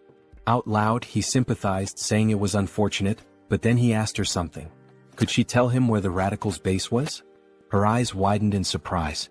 Why do you need to know where the radicals' base is? She asked. Then, raising her voice, she added, don't tell me you're against the blood pack. Heinz raised his hands to calm her down, assuring her it wasn't the case. He explained that the radicals were dangerous, and it would be better to know their locations to avoid them. Taking a deep breath, So-Ran nodded, placing a hand over her heart. That does make sense, she admitted. She pulled up some information on her phone, handing it to him. Here, hold on to this. Avoid the marked locations and you'll stay safe. Heinz studied the screen, noting the map of locations. While doing so, So-Ran offered to cook him something since he was already up. He waved his hands, politely declining. No need to trouble yourself, he said. I'll grab something nearby. There are plenty of good restaurants around. Looking at the map's marked spots again, Heinz licked his lips and muttered, that's why I'm thinking of going for a walk and finding something good to eat. Moments later, he appears indulging in the blood of vampires, as if feasting at a banquet in a restaurant. Suddenly, a still-living vampire calls him a bastard, warning that he cannot leave peacefully because the clan leader will hunt him down, leaving not a single bone marrow behind. The protagonist asks if they know who he is and thanks them, mentioning that after stealing the concealment skill from these vampires, they are now worse than blind fools. So, he won't have any trouble for now. He then demands they reveal where their other friends are. By touching the vampire's head, he accesses their memories and discovers that the next day, there will be a gathering in a secret location, and their leader will also be present. The protagonist sees this as a perfect opportunity to eliminate all of them and feed. After finishing off the last living vampire, he says it's time to clean up. Using the blood bloom skill, he spreads blood to create a burning flower that won't extinguish unless the caster wishes and burns only the target. This new technique, which he acquired after stealing from the vampires, is perfect for erasing his traces. As for magical traces, he'll use his concealment skill to hide them. With these two skills, no one will be able to track him. Suddenly, the protagonist's heart starts pounding. This feeling, his body was beginning to evolve again. While spitting blood and groaning in pain, he acquired new abilities. The special skill, Bloodline, Pure Blood, evolves into Bloodline, True Blood. Due to the effects of hybrid evolution, he gains enlightenment and acquires the skill, Blood Flow Amplification. His recovery ability has transcended its limits, and the skilled regeneration has evolved into hyper-regeneration. Finally, he has become a True Blood and gained some new abilities. Let's test what they do. He makes a deep cut on himself and within seconds his artery heals. Now he can control blood and has absurd regeneration. During a fight, he can absorb the blood of enemies to recover, making him practically invincible. If a True Blood is this strong, imagine how powerful a Holy Blood might be. In the next scene, we see Jin Soren thanking someone for donating 1 million cheeses. The donor earned 1,000,000 points in her heart. She thinks this donation will allow her to buy many blood packs without worrying. Suddenly, the protagonist enters the room. They look at each other and blush. He apologizes for interrupting and tells her to continue her work. Soren, embarrassed, shouts at him to knock before entering and punches him. Soren then asks what happened. He tells her they received a letter in her name. The letter contains images and information about a group of criminal vampires. Someone mysterious sent this dossier with such valuable information. She has no idea who it could be. Perhaps the famous masked figure people keep talking about? But the only person she had discussed this with was Mr. Hines. These details came after she gave the location to Mr. Hines. Could these two be working together, or is it just a coincidence? The next day, Hines observes a house from a rooftop where a secret meeting will take place to discuss measures against the masked figure and the recent attacks. Hines uses a skill to peer inside the house but notices a blood magic barrier. On the first floor, he sees several high-level vampires emanating intense energy. Alright, let's go in. Hans will use the shadows and I'll go from above. Let's enter together and wipe them all out. Hines enters through the window like a scene from an action movie. Prepare yourselves, you criminal bastards. But when he looks, there are no vampires on the first floor. Suddenly, the wall begins to crack and a voice claims, "I would have loved to capture the masked one, but only some random vampire appeared. No problem, we'll hunt down this mosquito. Beta 1 Beta Shin, do you recognize this vampire? We don't know him. He seems to be level 7 but he's entirely unfamiliar. It looks like this vampire came from somewhere unknown." Hines recalls the name Beta from the vampire memories he absorbed. Their leader is called Alpha, while the others are Betas and Gammas. Both Betas are here today. The big problem is the masked members. Perhaps they belong to the secret divine society I've been searching for. I can't sense their energy, they're using a strong skill to conceal it. For now, get this bastard out of my sight, and, of course, the one hiding in the shadows. They point toward Hans. Hines is surprised they know about the shadow. "Since you're so eager, I'll end you right now," Hines says, irritated, with veins pulsing. Using the skilled blood flow amplification and acceleration, he quickly jumps on the vampires, draining their blood. The other vampires are shocked to see Hines cannibalizing his own kind, which is unacceptable. Hans, meanwhile, summons skeletons from the shadows. One vampire tries to flee, begging for his life, but Hans appears in front of him, saying, "You're not the only ones who can create barriers. From now on we'll perform the dance of death, where there's no place to run." And so, the dance of death begins. Vampires lose their lives one after another. Beta 1 is stunned by the strength of this unknown vampire. This power doesn't make sense, he's only level 6 or 7. There must be some trick. One charges at Hines, but Hines uses his extended claws to stab one. One, however, hardens his skin like crystal to block the attack. Realizing the enemy blocked him, Hines decides to increase his strength and lands a heavy punch on one's chest. One is shocked to see his crystal armor shatter, something that had never happened in combat before. Recognizing Hines' superior strength and speed, one orders the other vampires to assist him. Hines taunts, "Do you think these small fries will stop me?" With open hands, Hines releases jets of blood, piercing one's subordinates. Enraged, one seizes the moment while Hines' hands are occupied, slicing off one of Hines' arms with a sharp strike. But it's useless. Hines absorbs blood from the fallen vampires and regenerates his arm instantly. Gaining a new skill, invisibility, Hines disappears in front of one, reappearing behind him and driving his hand into one's body, humorously described as into the vampire's butt. "Checkmate," Hines declares as he begins to absorb one's blood. New vampiric factor collected. The skilled blood magic evolves into the special skill Mystery of Blood. Mystery of Blood absorbs subordinate skills, Blood Bloom, and Blood Flow Amplification. Hines feels the surge of power, now able to control all abilities with sheer will and manipulate them rapidly. Beta Shin curses Hines for devouring his own race, calling him a corrupted bloodline, and blaming his strange abilities on it. Hines responds, "So what? Are you just going to keep yelling nonsense all day? Why don't you come at me like your brother did? Or are you too scared for that?" Beta Shin charges at him, shouting, "Bastard!" Hines uses Mystery of Blood and traps Shin with blood chains. Shin continues cursing, saying, "These tricks are unfair." "Unfair tricks? That stings a little," Hines replies sarcastically. "Let me tell you something too. Checkmate." He slices the vampire's neck.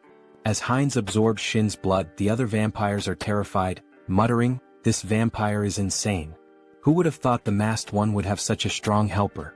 Prepare the orb, we need to deal with him now, says one assistant. One of them casts a spell and launches it at Hans. At that moment Hans appears saying, "That's an interesting spell," and reflects it back at the vampire who cast it. The other assistant, now terrified, says, "The enemies are too strong. There's no hope, we need to flee." The leader, hearing this, declares, "We're not running," and uses a skill on the subordinate, saying, "You've been useful until now, but you'll be even more useful by dying for the Society of Divine Retribution. Go and die for freedom." The leader then uses a spatial manipulation skill to escape. Hans notices something strange about the vampire left behind. Auto-destruction mechanisms? And abandoning your subordinates on your own? What an irresponsible leader. He thought this spell would force me to leave the battlefield. What a pity, it's nothing, Hans says. Inspecting the vampire's body, he observes, there are 2 energy orbs attached to him.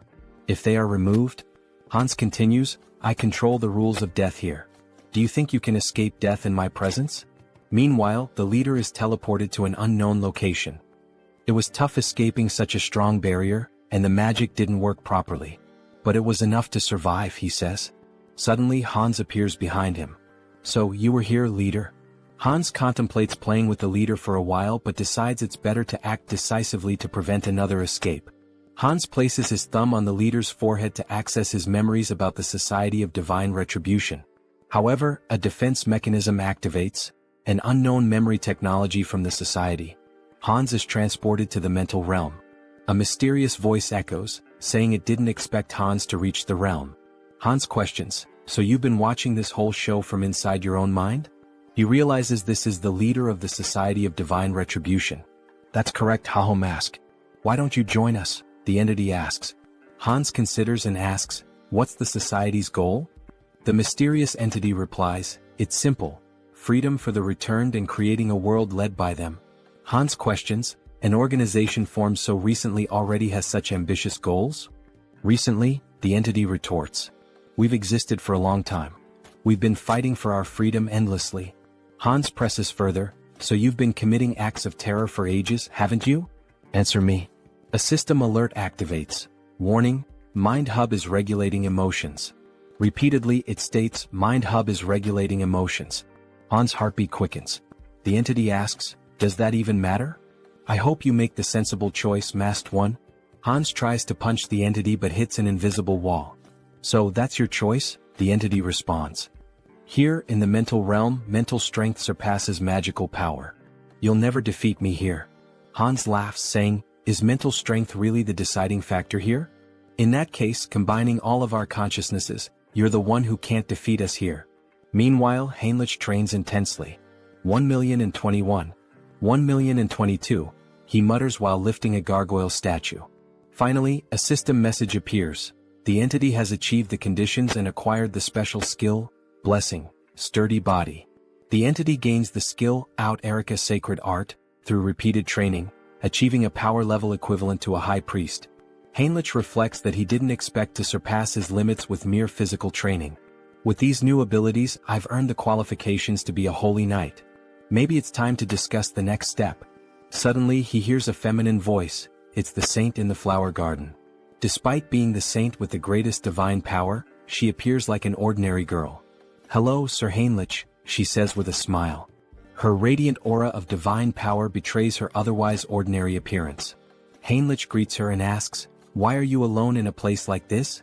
The saint replies, I was just watching a ladybug in this field of flowers. The little creature was so cute I lost track of time. Heinrich had thought she was admiring the flowers, only to find out it was the ladybug. The saint notices something different. Sir Heinrich, you've finally received the blessing. Congratulations. The saint's perceptiveness amazes him. Blessing, Sturdy Body is not something achieved with outside help, she remarks, praising his accomplishment. Thank you, saint, he replies. Well, it's time to work. Shall we go to the chapel together, Sir Heinrich? Of course, saint, he answers. Through his studies of history, Heinrich learned why the saint is so obsessed with Hans. In the distant past, the first immortal king turned half the continent into a land of death. Multiple nations united to defeat him. However, his heart was stolen by an ally, a black mage. He reincarnated as the second immortal king, causing the fall of the Great Western Empire.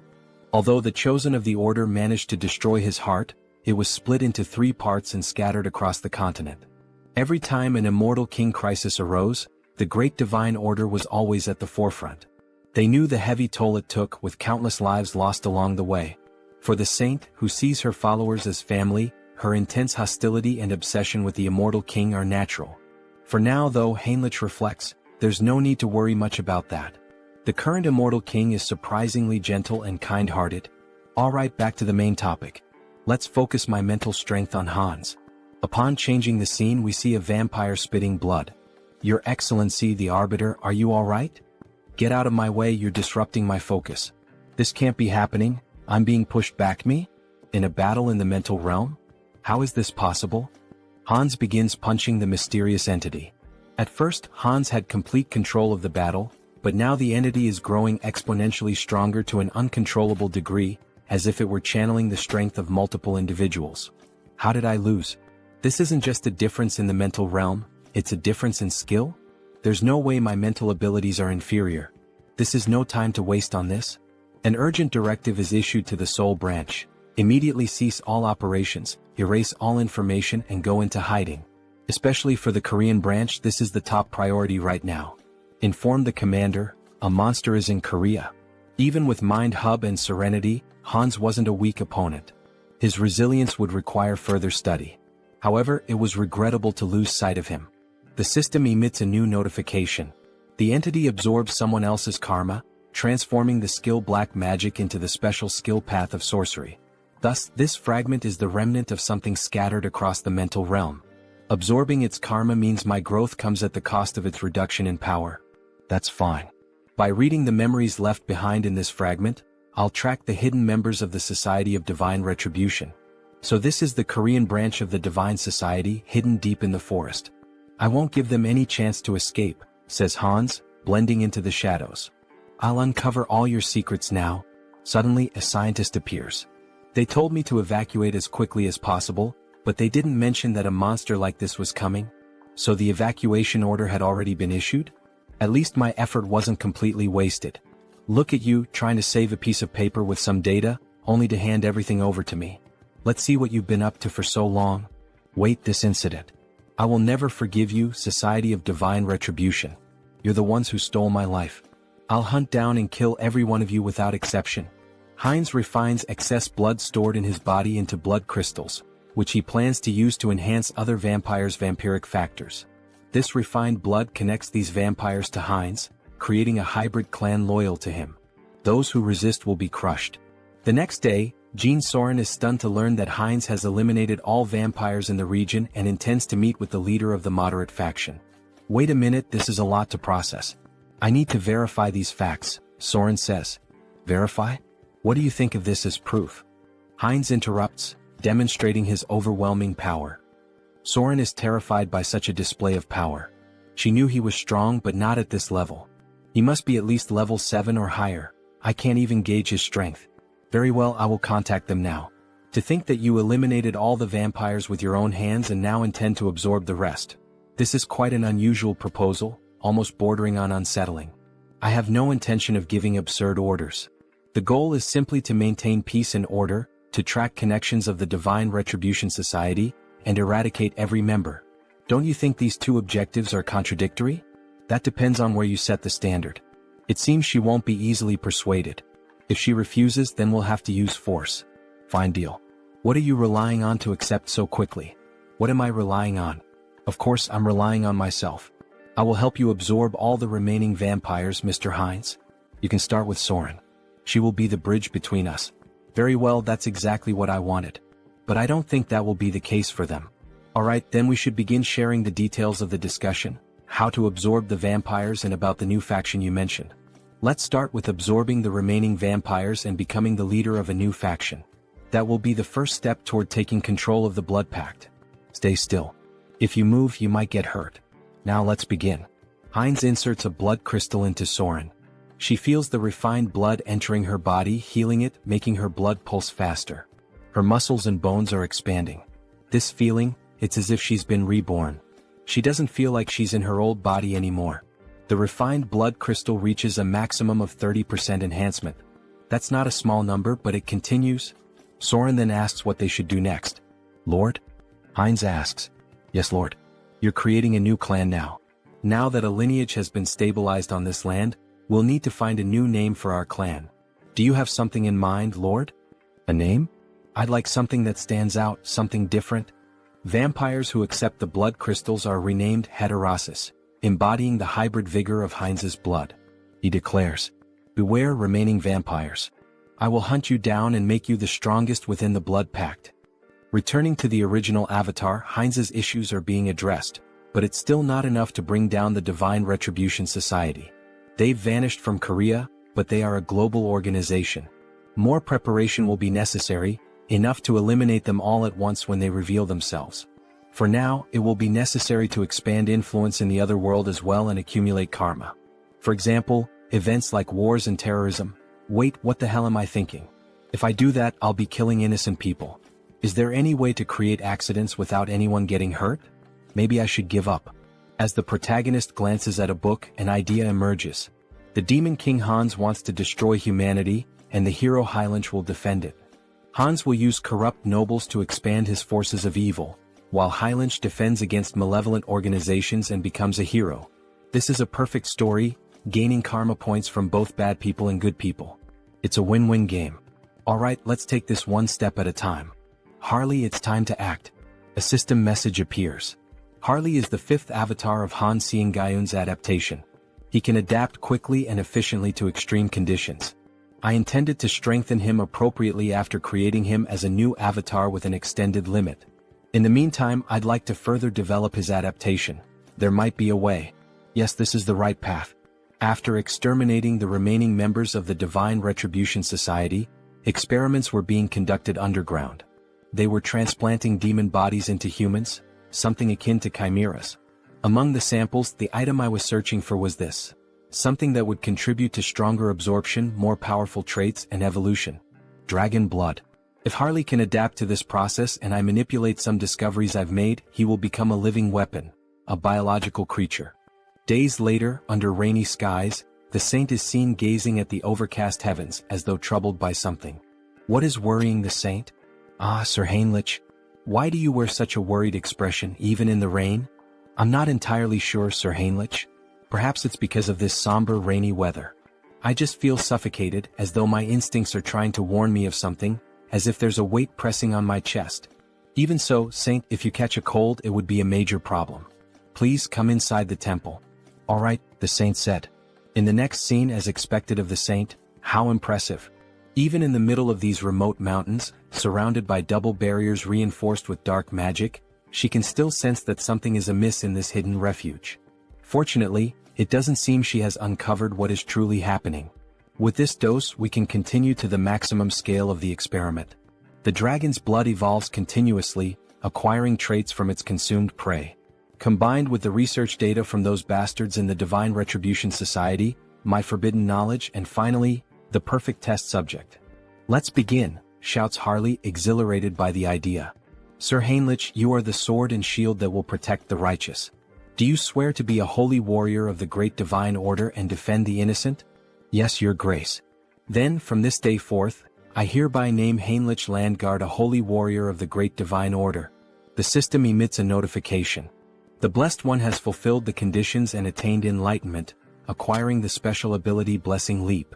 Meanwhile, Sir Heinrich's necklace radiates a brilliant light.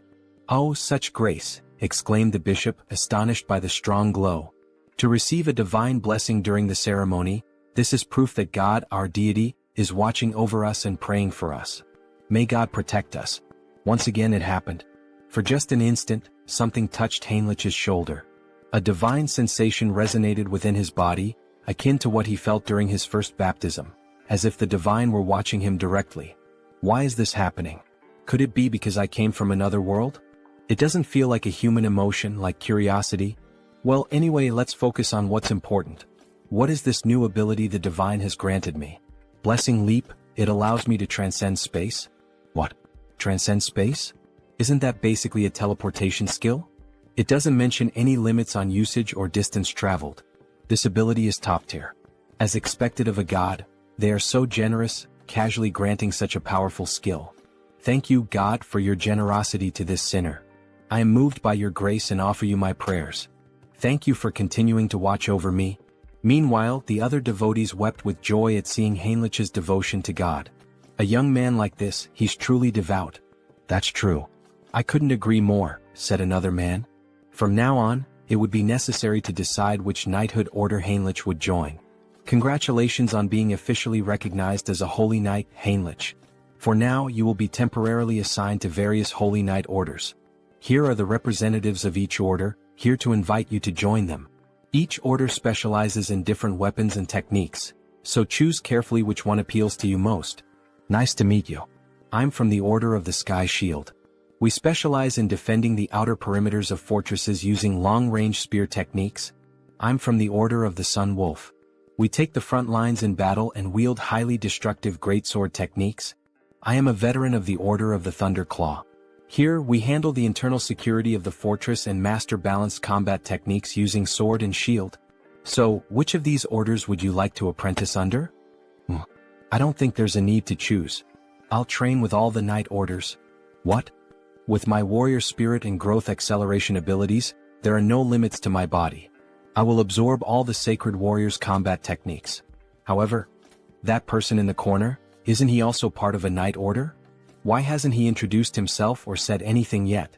Over there, well, obviously. Suddenly the man was interrupted. Our order only selects the best of the best to join us. But looking closer, you're not too bad. With that level of divine power, perhaps you're qualified to take the test. Heinrich's divine power was among the greatest, even compared to high priests. What are the criteria for this knight order? Just follow me. Our knight order has a singular purpose: to protect the most important thing within the fortress of the Great Temple. The most important thing? What exactly are you referring to? That. I'll tell you if you pass the test. Suddenly they entered a room, a library in the castle dungeon. Inside, a man wearing a strange mask sat beside a shadowy statue holding a parchment. That hood and mask, he's a heretic inquisitor. All you need to do is read the text on the table. Make sure you read it clearly so the divine can hear your prayer. Strange, is this some kind of device to weed out spies? This is bad. Could Heinrich's identity be exposed? What is this? I'm offended that my faith is being questioned in this way. It's just a procedure. Is there any reason you can't read it? Damn it. I am the messenger and sword of the divine. Thus, I swear to remain silent under any circumstance to protect this secret. I would throw myself into the fire and carve the mark of faith upon my own body. Suddenly, Heinrich's tongue began to burn, and a sacred symbol appeared. It burns? You are now permitted to enter. What did you just do to me? A prohibition against revealing secrets? A prohibition? No, this is a blessing. The blessing of silence protects you from being forced or willing to reveal the secrets of this place. That's literally a prohibition. Let me explain. We are the Order of Radiant Knights. Our mission is to guard and protect the underground of the Great Temple with our lives. This will be the first and last time you see this place in person. Remember well with your eyes what we are protecting here. Suddenly, two soldiers drew their swords and inserted them into the door, activating a defense mechanism. As the door slowly opened, Heinrich saw what lay beyond. He had suspected something was wrong, but he never imagined such a massive secret. The reason this order stationed its greatest forces at this temple, the reason for all these security measures, prohibitions, and blessings. At the deepest part of this great temple lay the last fragment of the Immortal King. Heinrich was shocked to see the final fragment of the Immortal King. Well, the Grand Divine Order was one of the greatest powers on the entire continent. There was no way they hadn't found at least one fragment of the Immortal King after centuries of searching. Clenching his fist, Heinrich wished he could seize that fragment immediately. However, the four strongest sacred knights were guarding the entrance to the temple. Even Hans wouldn't be able to extract the Immortal King's fragment from the temple's deepest depths. Heinrich would have to think carefully about his next move. Suddenly, another knight informed him that due to the blessing placed on Heinrich's mouth, he wouldn't be able to reveal anything, no matter if he was tortured or even killed. Formally, he was stating this anyway. This fact must never be revealed to anyone. Understood? Heinrich confirmed. Don't worry, I promise that only I will know this information. Haha, the final fragment. What an unexpected stroke of luck, Hans said, laughing wickedly as he gazed at his experiment. However, Harley's condition was far more unstable than Hans had anticipated. With a worried expression, he exclaimed, "What's wrong?" Why is this happening? Everything should be working perfectly according to theory. Meanwhile, Harley was coughing up blood. He felt something boiling inside him. The dragon's blood had definitely been transfused into his body. But perhaps the power output needed to be pushed to its maximum. Hans then yanked the lever. Harley let out an agonized scream as his body began to tremble violently, smoke rising from his skin. And then he suddenly stopped moving. Harley? Did he go too far? Had he pushed Harley's super regeneration beyond its limit? If that was the case, then Hans was about to lose everything, Harley and all of his research. Screw it. It was all or nothing now. Hans made a desperate decision, injecting every last drop of the dragon's blood into Harley, praying that it would have some effect. Harley's body twitched. His eyes shot open, glowing a furious red.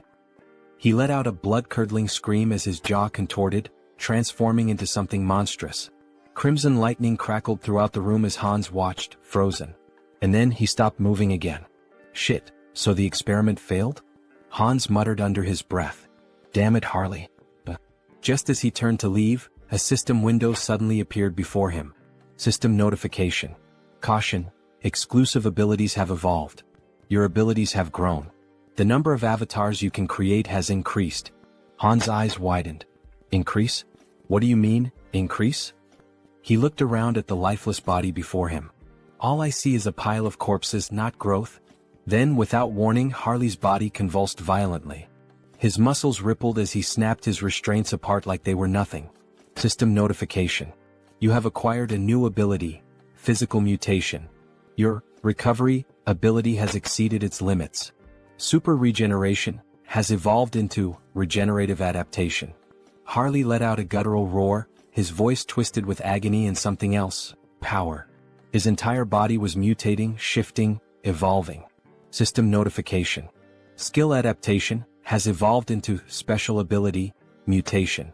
Hans could only watch in awe, no in terror, as Harley broke free from every shackle that had once bound him.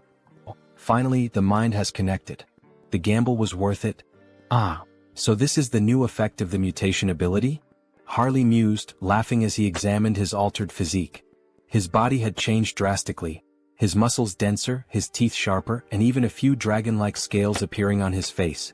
It almost feels like I've transformed into multiple species at once. Meanwhile, Hans furiously jotted down notes. The good news just kept coming. To think that his number of avatars increased through natural growth without relying on the karma store. This is an unprecedented achievement. He grinned, his eyes gleaming with excitement. I'll figure out how to use this new avatar later, but before he could finish, Harley interrupted him. Should I test my new abilities? He asked, grinning wickedly. Hans smirked. Be my guest. Deep in the forest, Harley stepped into the dense wilderness, marveling at the beauty of his surroundings. His body had become a perfect killing machine, every sense razor sharp, his instincts honed to an unnatural degree. Then he heard it. A faint breath, nearly imperceptible, but his new senses picked it up immediately. A predator was watching him. A black panther lurked in the shadows, muscles tensed, eyes locked onto its prey. It pounced, a blur of muscle and claws, but Harley didn't move. Instead, as the beast drew closer, his eyes widened. Wait a damn second. Recognition struck him like a bolt of lightning. You're the same species that attacked me the moment I arrived in this world, aren't you? His lips curled into a smirk. Well then, it's nice to see you again. Crack. Before the panther could react, Harley's hand shot out, clamping around its throat with a terrifying grip. The creature thrashed wildly, but it was useless. Forgive me, but... With a single motion, he slammed the beast into the ground with monstrous force, shaking the earth beneath them. The impact alone was enough to cripple the creature, but Harley wasn't finished. His blood boiled. His strength surged. With nothing but his bare hands, he drove his fingers straight into the panther's belly, tearing through flesh with horrifying brutality. The beast let out a final, pitiful gasp, before everything went silent. To enhance the efficiency of the mutation ability, he needed to find monster crystals. More specifically, he had to consume their cores, commonly known as magic stones. It was the fastest and most efficient way to evolve. As he bit into the monster core, his body immediately began to undergo minor transformations again. A system window appeared before him. The entity has achieved enlightenment through repeated actions. Let us further solidify its concept with physical mutation. At that moment, his body visibly evolved. His muscle mass expanded, his height surged, and within moments he stood close to 2 meters tall, his physique now overwhelming and powerful. Having a large and muscular body is undeniably an advantage in battle, isn't it? Another system alert followed. You have acquired the ability, Gluttonous Feast, a new skill that allowed him to consume and digest anything with ease, ensuring that he could always eat more. But using his mutation ability had drained him, leaving him starving. Without hesitation, he tore a chunk of flesh from the dead beast with his bare hands. With this new Gluttonous Feast ability, there shouldn't be any issues if I eat this meat, right? Harley thought, drooling at the sight of it. The moment he took a bite, his body shivered. The meat was incredibly tender, and the blood coating his lips sent a strange, refreshing sensation through him. Is this because of the mutation? He couldn't suppress his laughter, or his growing urges. At this point, anyone watching would think he had lost his mind. His behavior was completely primal. Primal, huh? That word stuck in his mind. He recalled rumors of an isolated barbarian tribe in the southern regions of this land. In that case, Harley smirked, licking the blood from his fingers, perhaps it's time for a class change. The country of Tulek Kingdom, Tarak. The scene opens to the entrance of the guild in this city. What the hell? A barbarian from the south? What's he doing here in the west? The tension in the air is palpable. Welcome. Everyone seems completely on edge. Well, of course they are. This body is stylish and intimidating. Harley figured it might be too much, but in the end it suited him just fine. But he wasn't here to make an impression just yet. His goal was far greater, to become a hero capable of shaping the entire continent, leaving behind a legacy so unforgettable that no one would ever erase his name. So, what does the esteemed guest require? The guild receptionist asks hesitantly. Harley leans in, smirking. Isn't it obvious? He says, slamming his hand down on the counter. I'm here to exterminate the monsters in the northern mountains, near the steel fortress. Isn't that what this city is for? The guild worker flinches but quickly composes himself. Oh, of course. I'll register you immediately for deployment, rookie mercenary. Harley grins. Good. Let's get this started. Meanwhile, at the temple, a grand duel reaches its climax. Heinrich stands victorious, wiping his blade clean. Damn that tenacious bastard. One onlooker mutters. Heinrich had done it. He had mastered every combat technique and weapon style of the Sacred Knights. The entity has achieved enlightenment through training. You have acquired the skill, comprehensive weapon mastery. It was finally over. Now Heinrich could wield any weapon to absolute perfection. This experience would undoubtedly benefit all his other avatars as well. Just as he relished his victory, he caught sight of the Saintess. But something was off. She was dressed in full ceremonial robes. Why is she wearing those? What is she up to? Heinrich wondered. He approached her. Saintess, what are you doing? She turned to him with a serene smile. Ah, Sir Heinrich. We meet again. When it rains, worms always emerge from the earth. He followed her gaze. She was blessing worms with divine power. Blessed worms? Imbued with holy energy? They're not going to turn into giant monsters like in those old fantasy tales, are they? Heinrich thought, unnerved. But his thoughts quickly shifted back to her attire. There's some kind of ritual happening, isn't there? The Saintess nodded. Yes. In fact, it is an extraordinary event. One capable of tracking the Immortal King. It is about to begin soon. The Immortal King? Just how powerful must this guest be, to be capable of tracing Hans? Hans, who had concealed himself behind countless layers of barriers. I'm not sure I can explain it properly, but if you're interested, perhaps, you would like to participate as an honorary guardian warrior? Heinrich didn't hesitate. Yes, Saintess. Please let me participate. Inside the temple, a voice rang out. Lord Granwood is entering. A noble figure strode inside, surrounded by an entourage. Heinrich's sharp eyes scanned the unfamiliar formation. Someone powerful enough to track Hans? I need to confirm this myself. Then more guests arrived and the room fell silent. A formal greeting echoed through the hall. Salutations to the Saintess. But then Heinrich noticed something. Those ears. A high elf. His heart pounded. The guest they had all been waiting for was none other than Rayfury Granwood, a high elf from the Elven Kingdom. In the next scene, we see a luxurious shop filled with magical items, trinkets, and jewelry. Oh, so this is made of bronze? The texture is quite interesting, an old man muses. A shopkeeper approaches, his tone polite but firm. Sir, it's perfectly fine to browse and admire our goods, but it's been 2 hours.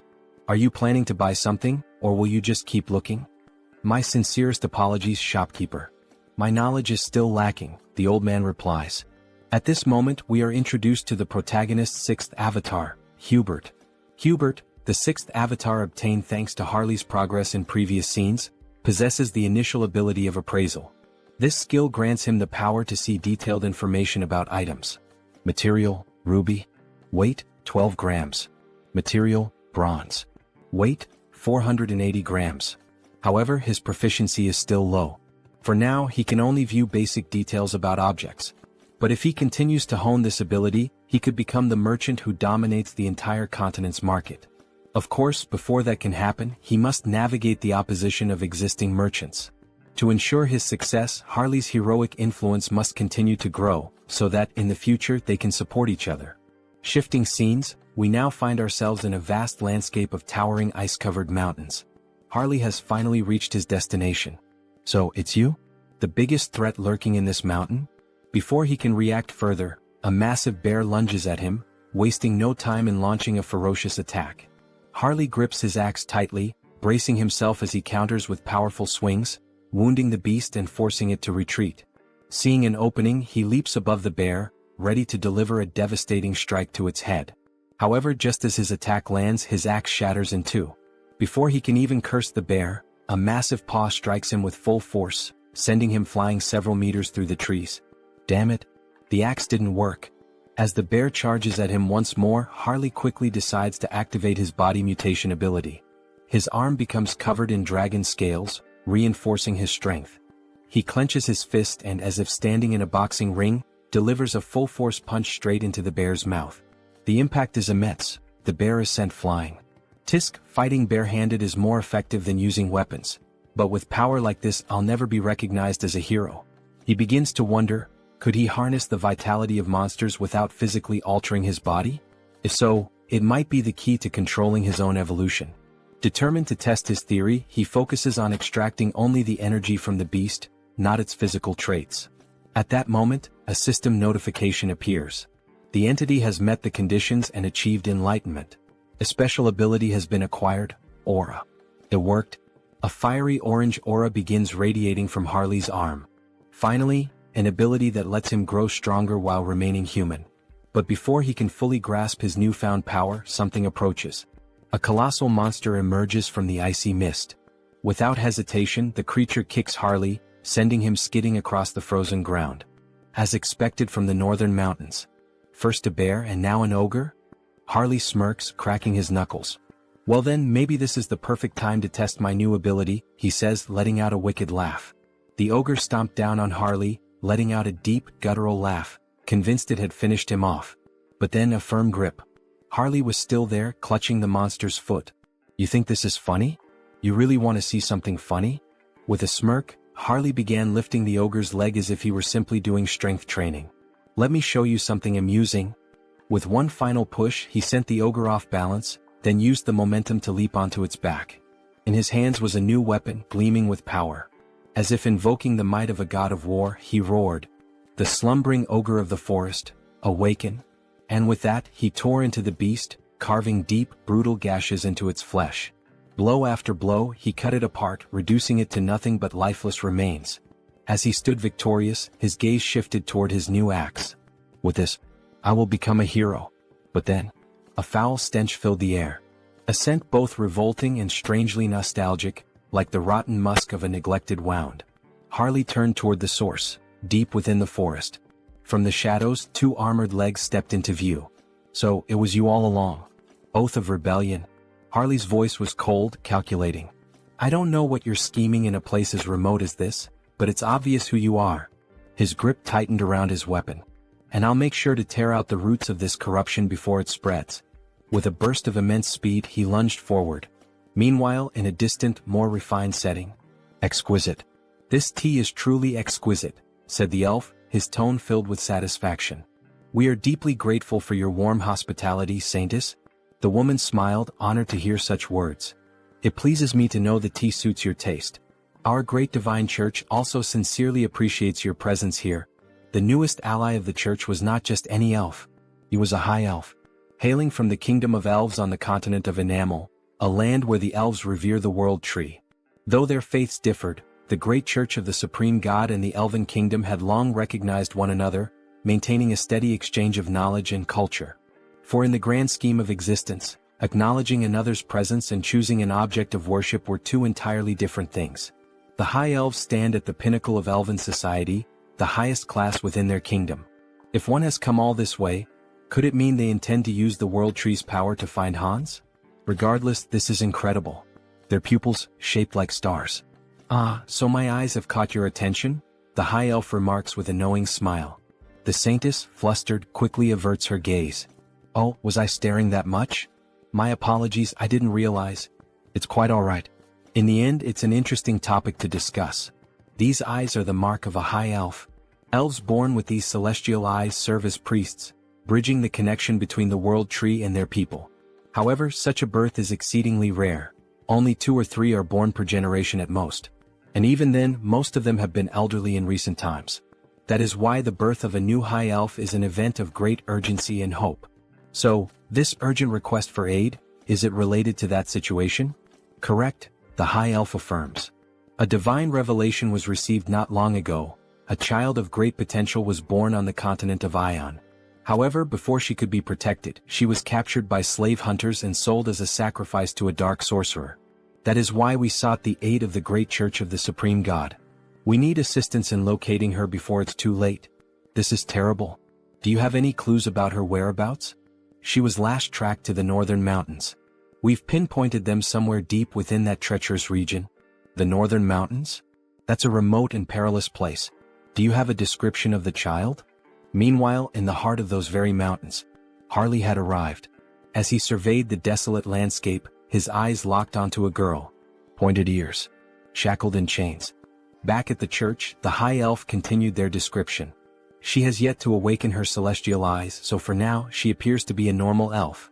By human standards, she would look like a teenager. Her hair is a light green, and her eyes, a shade of orange. A sharp breath. A sudden realization. Wait a minute, that's not possible. Heinrich thought, his expression shifting. At that same moment, deep in the mountains, Harley took a step forward, looking at the girl before him. Kit, what's your name? He asked. The girl hesitated, then spoke softly. Cecily. My name is Cecily. In the next scene, screams echo through the frozen forest. Harley is running with the girl tied to his back, while lifeless bodies are scattered across the ground. 2 desperate men shout. Damn it. Keep them away from the storage room. I know, but how are we supposed to defeat a monster like him? Harley keeps running, plowing through the men in black hoods. So, this is the storage room you mentioned? Yes, the girl responds, her eyes trembling, possibly dizzy. Hey, snap out of it. You said there was something we absolutely had to find before escaping. Yes, sir, she nods. There it is, the branch from the world tree. Ah, that branch? That's right. Hold on to it with all your strength. Things are going to get tough from here on out. Understood. Thank you. All right then. Here we go. Okay, but before that, I have a request. Please slow down. Before the elf can even finish her sentence, Harley takes off at full speed, nearly losing his grip on the girl as she clings to him, tears streaming down her face. Slow down, please. Meanwhile, back at the church, Heinrich has a suggestion. The high elf decides to listen. This is about that child, Cecily. I think I know where she is. What? The elf shouts. Is that true? Do you know some kind of blessing that allows you to track specific individuals? No, not exactly like that, but I can sense her presence. Sir Heinrich, another guard exclaims. In such a critical situation, relying on something so uncertain. Before he can finish, the saint raises a hand, signaling for a moment of silence. Please explain in more detail, Sir Heinrich, she asks, her gaze serious. Back to Harley. I found it. We finally found the exit. That bastard is escaping with it. Call it, now? Yes, sir. One of the men blows into a flute. Suddenly, Harley and the girl feel the ground tremble beneath them. And then, bursting from the earth, a massive worm emerges, just like the one Heinrich feared, one that could grow stronger through the saint's divine power. Well, no choice then. We'll have to break through by force. Harley plants his feet firmly. Don't block our path. Get out of the way. With a violent kick, he slams into the monster, but the creature endures the blow and lunges, trying to swallow them whole. That's when Harley notices something. Inside the worm's mouth, a strange symbol. What the hell is that? So they're controlling the worm with this? No wonder he found it suspicious. A creature that only lives in the desert showing up here? It all made sense now. Alright then, Harley smirks. I'll save you like a true hero. He grips the worm's fangs. Fly far away from this place, back to where you belong. With a mighty heave, he hurls the worm several kilometers into the distance. From now on, don't get caught. Live a long life. He grins while the girl, still on his back, struggles with nausea. Suddenly, wolves appear, surrounding them. The number of monsters is insane. These bastards keep throwing challenges his way. What the hell are they plotting now? Whatever it is, doesn't matter. I'll just kill them all. As Harley prepares for battle, a group watches from above, whispering among themselves. Who the hell is that man? Tomorrow I was supposed to offer that half-elf as a candidate and the World Tree's branch as a sacrifice. Even though I used a sealing artifact to hide their location, how did he find them and make it here? But this is the end. At that moment we are introduced to Vow of Defiance, the Elder Newrabe. There's no way he can defeat that many monsters. That bastard is finished now. Just as a wolf lunges at Harley, he transforms his arm. Scales erupt along his skin, shattering the wolf's teeth upon impact. Their numbers are overwhelming, sure, but Harley crushes one of the wolves with his bare hands, extracting its magic stone. As he consumes the crystal, his stamina becomes limitless. Then his body begins to change. Fascinating. Even though he has perfect control over his body, it still feels as if he's moving on instinct. His form shifts, he transforms into a werewolf-like beast. Fighting alone. Feasting alone. And with a deafening roar, he asserts his dominance. The entity has fulfilled the conditions and attained enlightenment. The skilled wild instinct has been acquired. This can't be happening. That thing is a monster, the men whisper as Harley tears through the wolves. What do we do, Elder Newrabe? At this rate, they'll break through our siege with sheer force. Activate all summoning circles. What? Are you serious? Yes. It's shameful to reveal this to the world so soon, but we have no choice. Either we do it now or we die. Release those two. Ah, I really like this kind of wild fight. Harley grins. Shall we end this battle now? Just as he's about to land the finishing blow on the last wolf. What? Two piercing objects strike his arm. What the hell? He looks down. Crystal arrows? Then the arrows dislodge themselves from his body and return, floating back into the hands of a figure gripping them tightly. The hell is that? Harley narrows his eyes. A precious individual? He can feel an immense telekinetic power emanating from the gemstone embedded in the figure's body. Before he can react, another monster descends from the sky. Sir. Above us, be careful, the girl shouts. The beast crashes into the ground with immense force. You won't take another step, you filthy half-breed? It grips a sword engulfed in flames. Harley scoffs. So now we even have demons in the mix? But brute strength alone won't be enough to defeat me. As Harley roars and prepares to strike back, another crystal arrow is fired. This time it pierces his ribcage. And before he can react, bam, the demon lands a brutal punch to his face. Give up, half-breed. You can't win. The girl cries out, Sir, are you all right? The demon raises his flaming sword. You're dead now. The blade comes down. Yeah, this really is over, Harley mutters. Even a demon is capable of speaking the truth. Then, a blinding light bursts forth from the heavens. It shines intensely between Harley and the demon. What? Where is this overwhelming holy power coming from? Harley smirks through the pain. You got here just in time, Heinrich? Going back to the past, my lady. Are you really going to believe in a theory and an uncertain feeling in such an important situation? How can you say something like that? Sir Heinrich is someone the church can trust wholeheartedly, but he has never been blessed with divine favor for exploration. Since the divine has shown interest in him multiple times, he must have received some kind of revelation from our own God. The elf becomes irritated, standing up abruptly and slamming the table. It doesn't matter whether this is a revelation or just another guess. That's irrelevant. If it leads us to the child, I will follow any decision. Show the way, Sir Heinrich. Returning to the present, a great battle is taking place in the mountains. Sir Heinrich is facing the demon of the flaming sword. They clash blades, but when Heinrich imbues his sword with divine power, he delivers a clean and flawless strike, slicing the demon in two.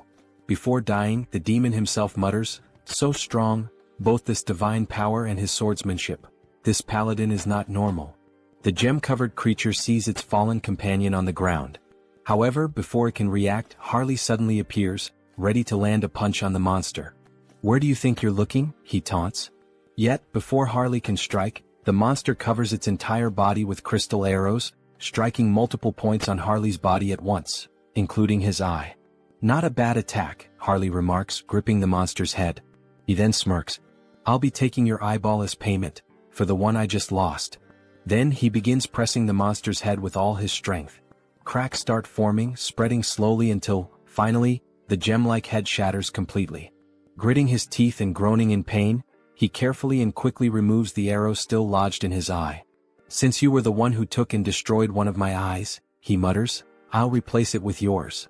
With that, he implants the gem into his empty socket. A system notification suddenly appears. A new body part has been transplanted. Ability acquired, Jewel Eye, Psychokinesis unlocked. Ha. Ha ha ha ha. He bursts into laughter. Now he can attack from a distance.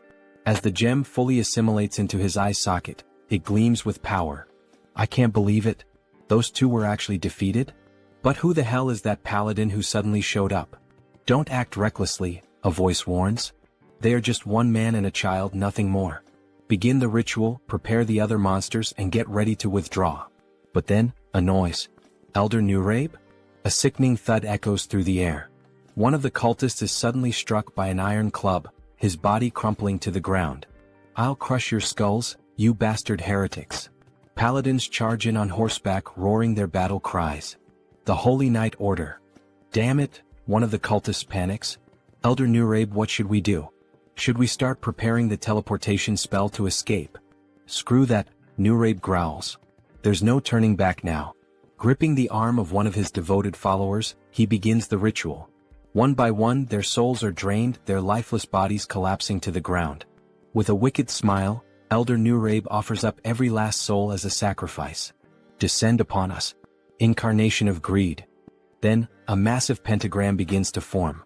"Burn them all," the elder commands as he completes the ritual, his voice laced with eerie finality. Slowly, something monstrous begins to emerge. "Reduce them to ashes."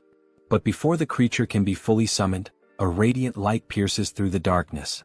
A divine force, so overwhelming, so absolute, strikes directly at the demon, annihilating it before it can even materialize completely.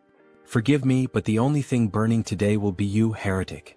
With those words, the paladin invokes the light once more, this time beneath the elder's feet. A massive explosion erupts at the mountain's peak, so powerful that even those far below hear its devastating impact. "Looks like things are just about wrapped up here," a voice calls out. "Hey kid, you can stop hiding now. Come on out." Shaky footsteps. A hesitant voice. "That was terrifying. Suffocating. I feel like I'm about to throw up." "Ah, that just means you're healthy," Harley chuckles. "As long as you're not hurt, that's all that matters." The girl lets out a small, relieved laugh. "Sir Heinrich, it seems we arrived at just the right time, all thanks to you." "Thank you." Sir Paladin Tuscan, Heinrich greets in return. But the high elf standing nearby seems troubled. "You were absolutely right about the location, Heinrich. But, how did you know the girl would be here?" "I'm not sure," Heinrich admits. "I just knew." Then, suddenly the elf calls out. "Lady Cecily." For the first time he lays eyes on her, his voice filled with emotion. "It is an honor to meet you at last, Lady Cecily."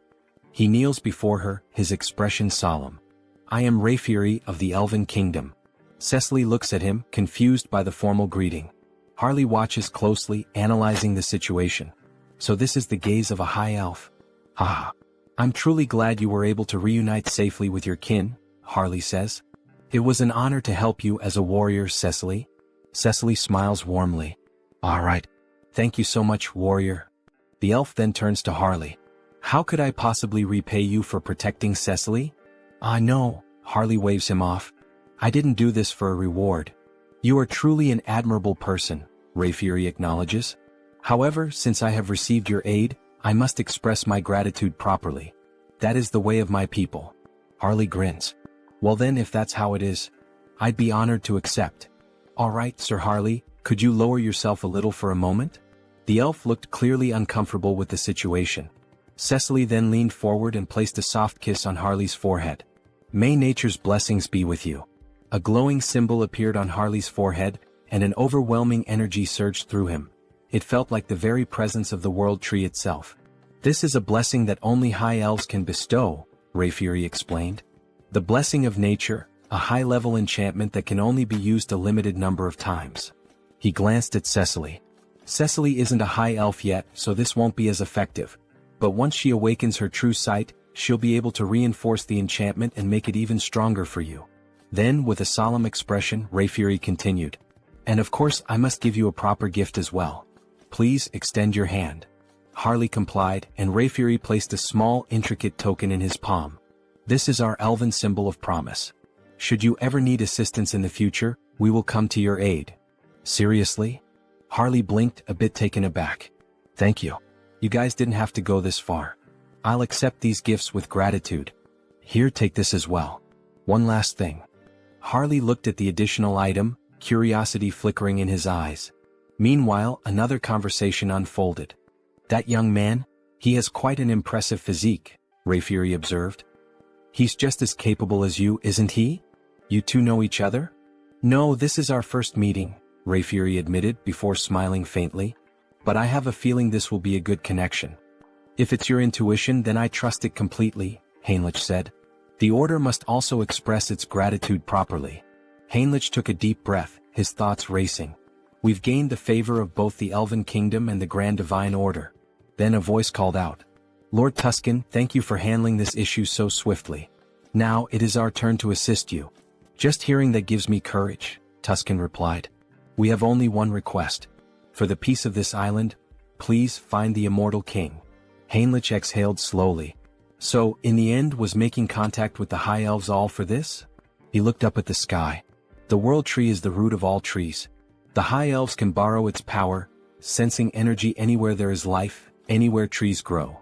But, Rayfury added, it will require some form of support. Support? I need some knowledge about the energy we're searching for. The energy of the Immortal King. All right. Follow me. They used teleportation to return to the church. Heinrich never expected to visit this place again so soon. No matter how many times he saw it, the sight remained awe-inspiring. A colossal sacred barrier, its complexity beyond even his full comprehension. Bringing in outsiders only made the church distort the path further, twisting it into an intricate labyrinth. Even someone like Hans would need a considerable amount of time to break through a barrier of this magnitude. We've arrived. Even if an intruder somehow managed to slip inside, the Holy Knights and High Priors stationed throughout the entire building would immediately mobilize. And then, at any moment, this is a fragment of the legendary Immortal King? Alright then. Let's begin mapping its energy trail. The High Elf would track Hans. Meanwhile, elite forces would be gathered, prepared to face him once more. Wait a second. That means there's a path. Fine. On that day, with my own hands, I will seize the final fragment of the Immortal King. In the next scene, an empty chair sat ominously. It's time. Have all the representatives gathered. A vast chamber came into view, lined with chairs, bathed in an eerie glow. The flickering of purple fire cast unsettling shadows across the room. The challenge vote. The executive meeting room. The first to respond was a pink flame, its shape vaguely humanoid. The representative of the Empire is present. Next, a dark violet silhouette flickered. The representative of the East, also in attendance. And finally, as for Nurabe, he is dead. He will not be joining us. A heavy silence hung in the air. You've all heard the latest news? A voice finally spoke. We still don't know how the Order or the High Elves managed to track and eliminate Nurabe. First, Marcos, who was cultivating a fragment, and now Nurabe, who had gone into hiding, yet was still found and killed. Aren't we all getting a little too careless? Another shadow stirred. The resurgence of the Order must be tied to the appearance of the Immortal King's heir. Another voice mused. This heir of the Immortal King. Could we not use him to our advantage? You're suggesting we ally ourselves with the very fraud that's been backing us into a corner? A pause, then a low chuckle. Now that is an interesting idea. No matter how many layers of barriers I erected, no matter how deep into the mountains I hid, they still managed to track my location. It seems the Saint used my fragment to trace me. In that case, all I need to do is hide the fragment in the subspace I created. But the moment I tried to send it in, it was repelled back. Damn it.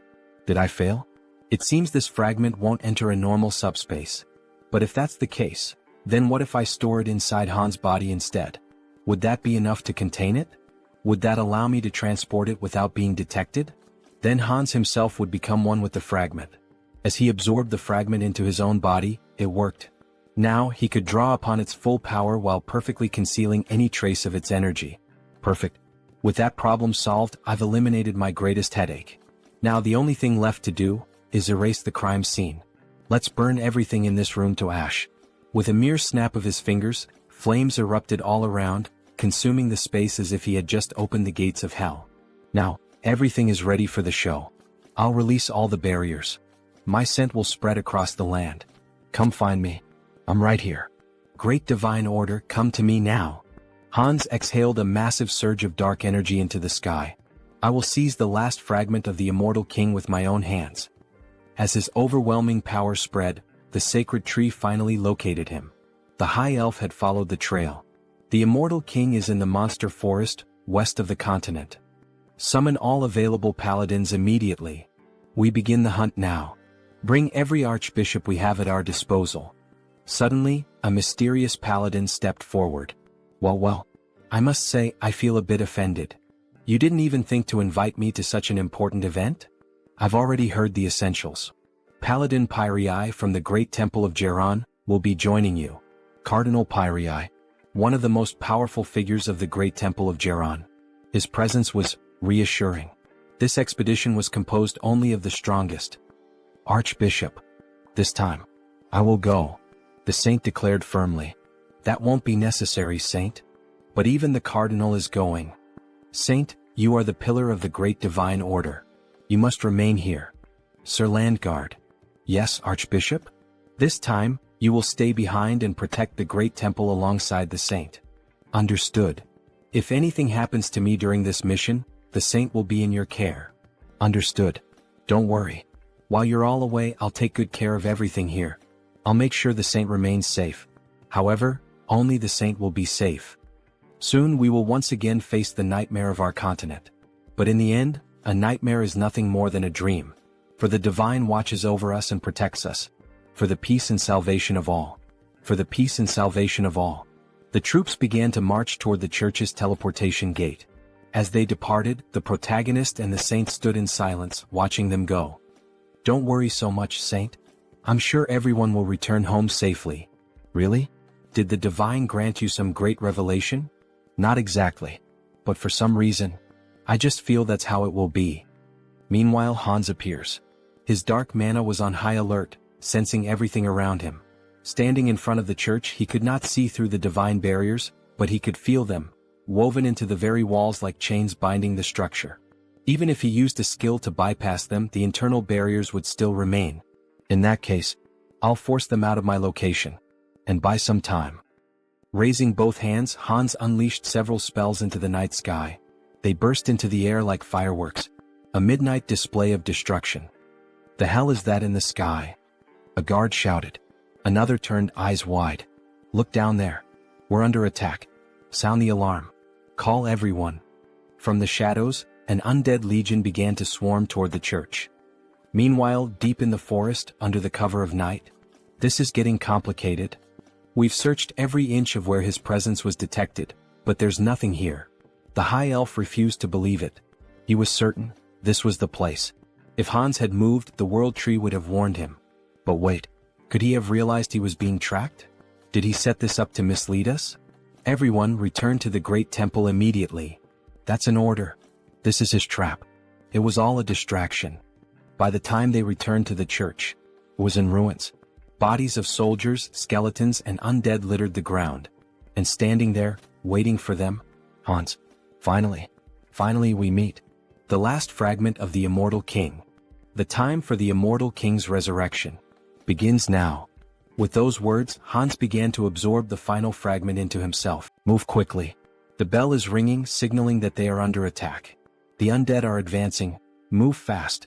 They seem to be in serious trouble now. Well, good luck to them. Heinrich has been assigned to guard the garden, so all he has to do is wait and then slip in unnoticed while Hans takes care of the rest. Everyone move in this direction, a soldier shouts. Don't stop, hurry.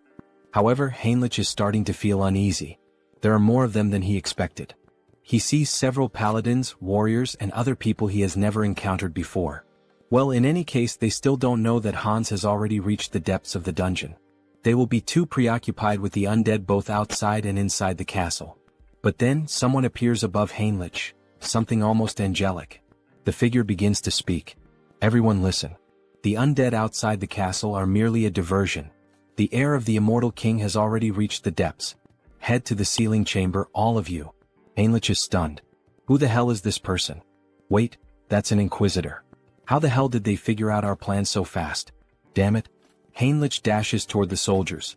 He must intervene before this turns into a complete disaster. If they get there quickly, Hans won't be able to retrieve the last fragment of the immortal king.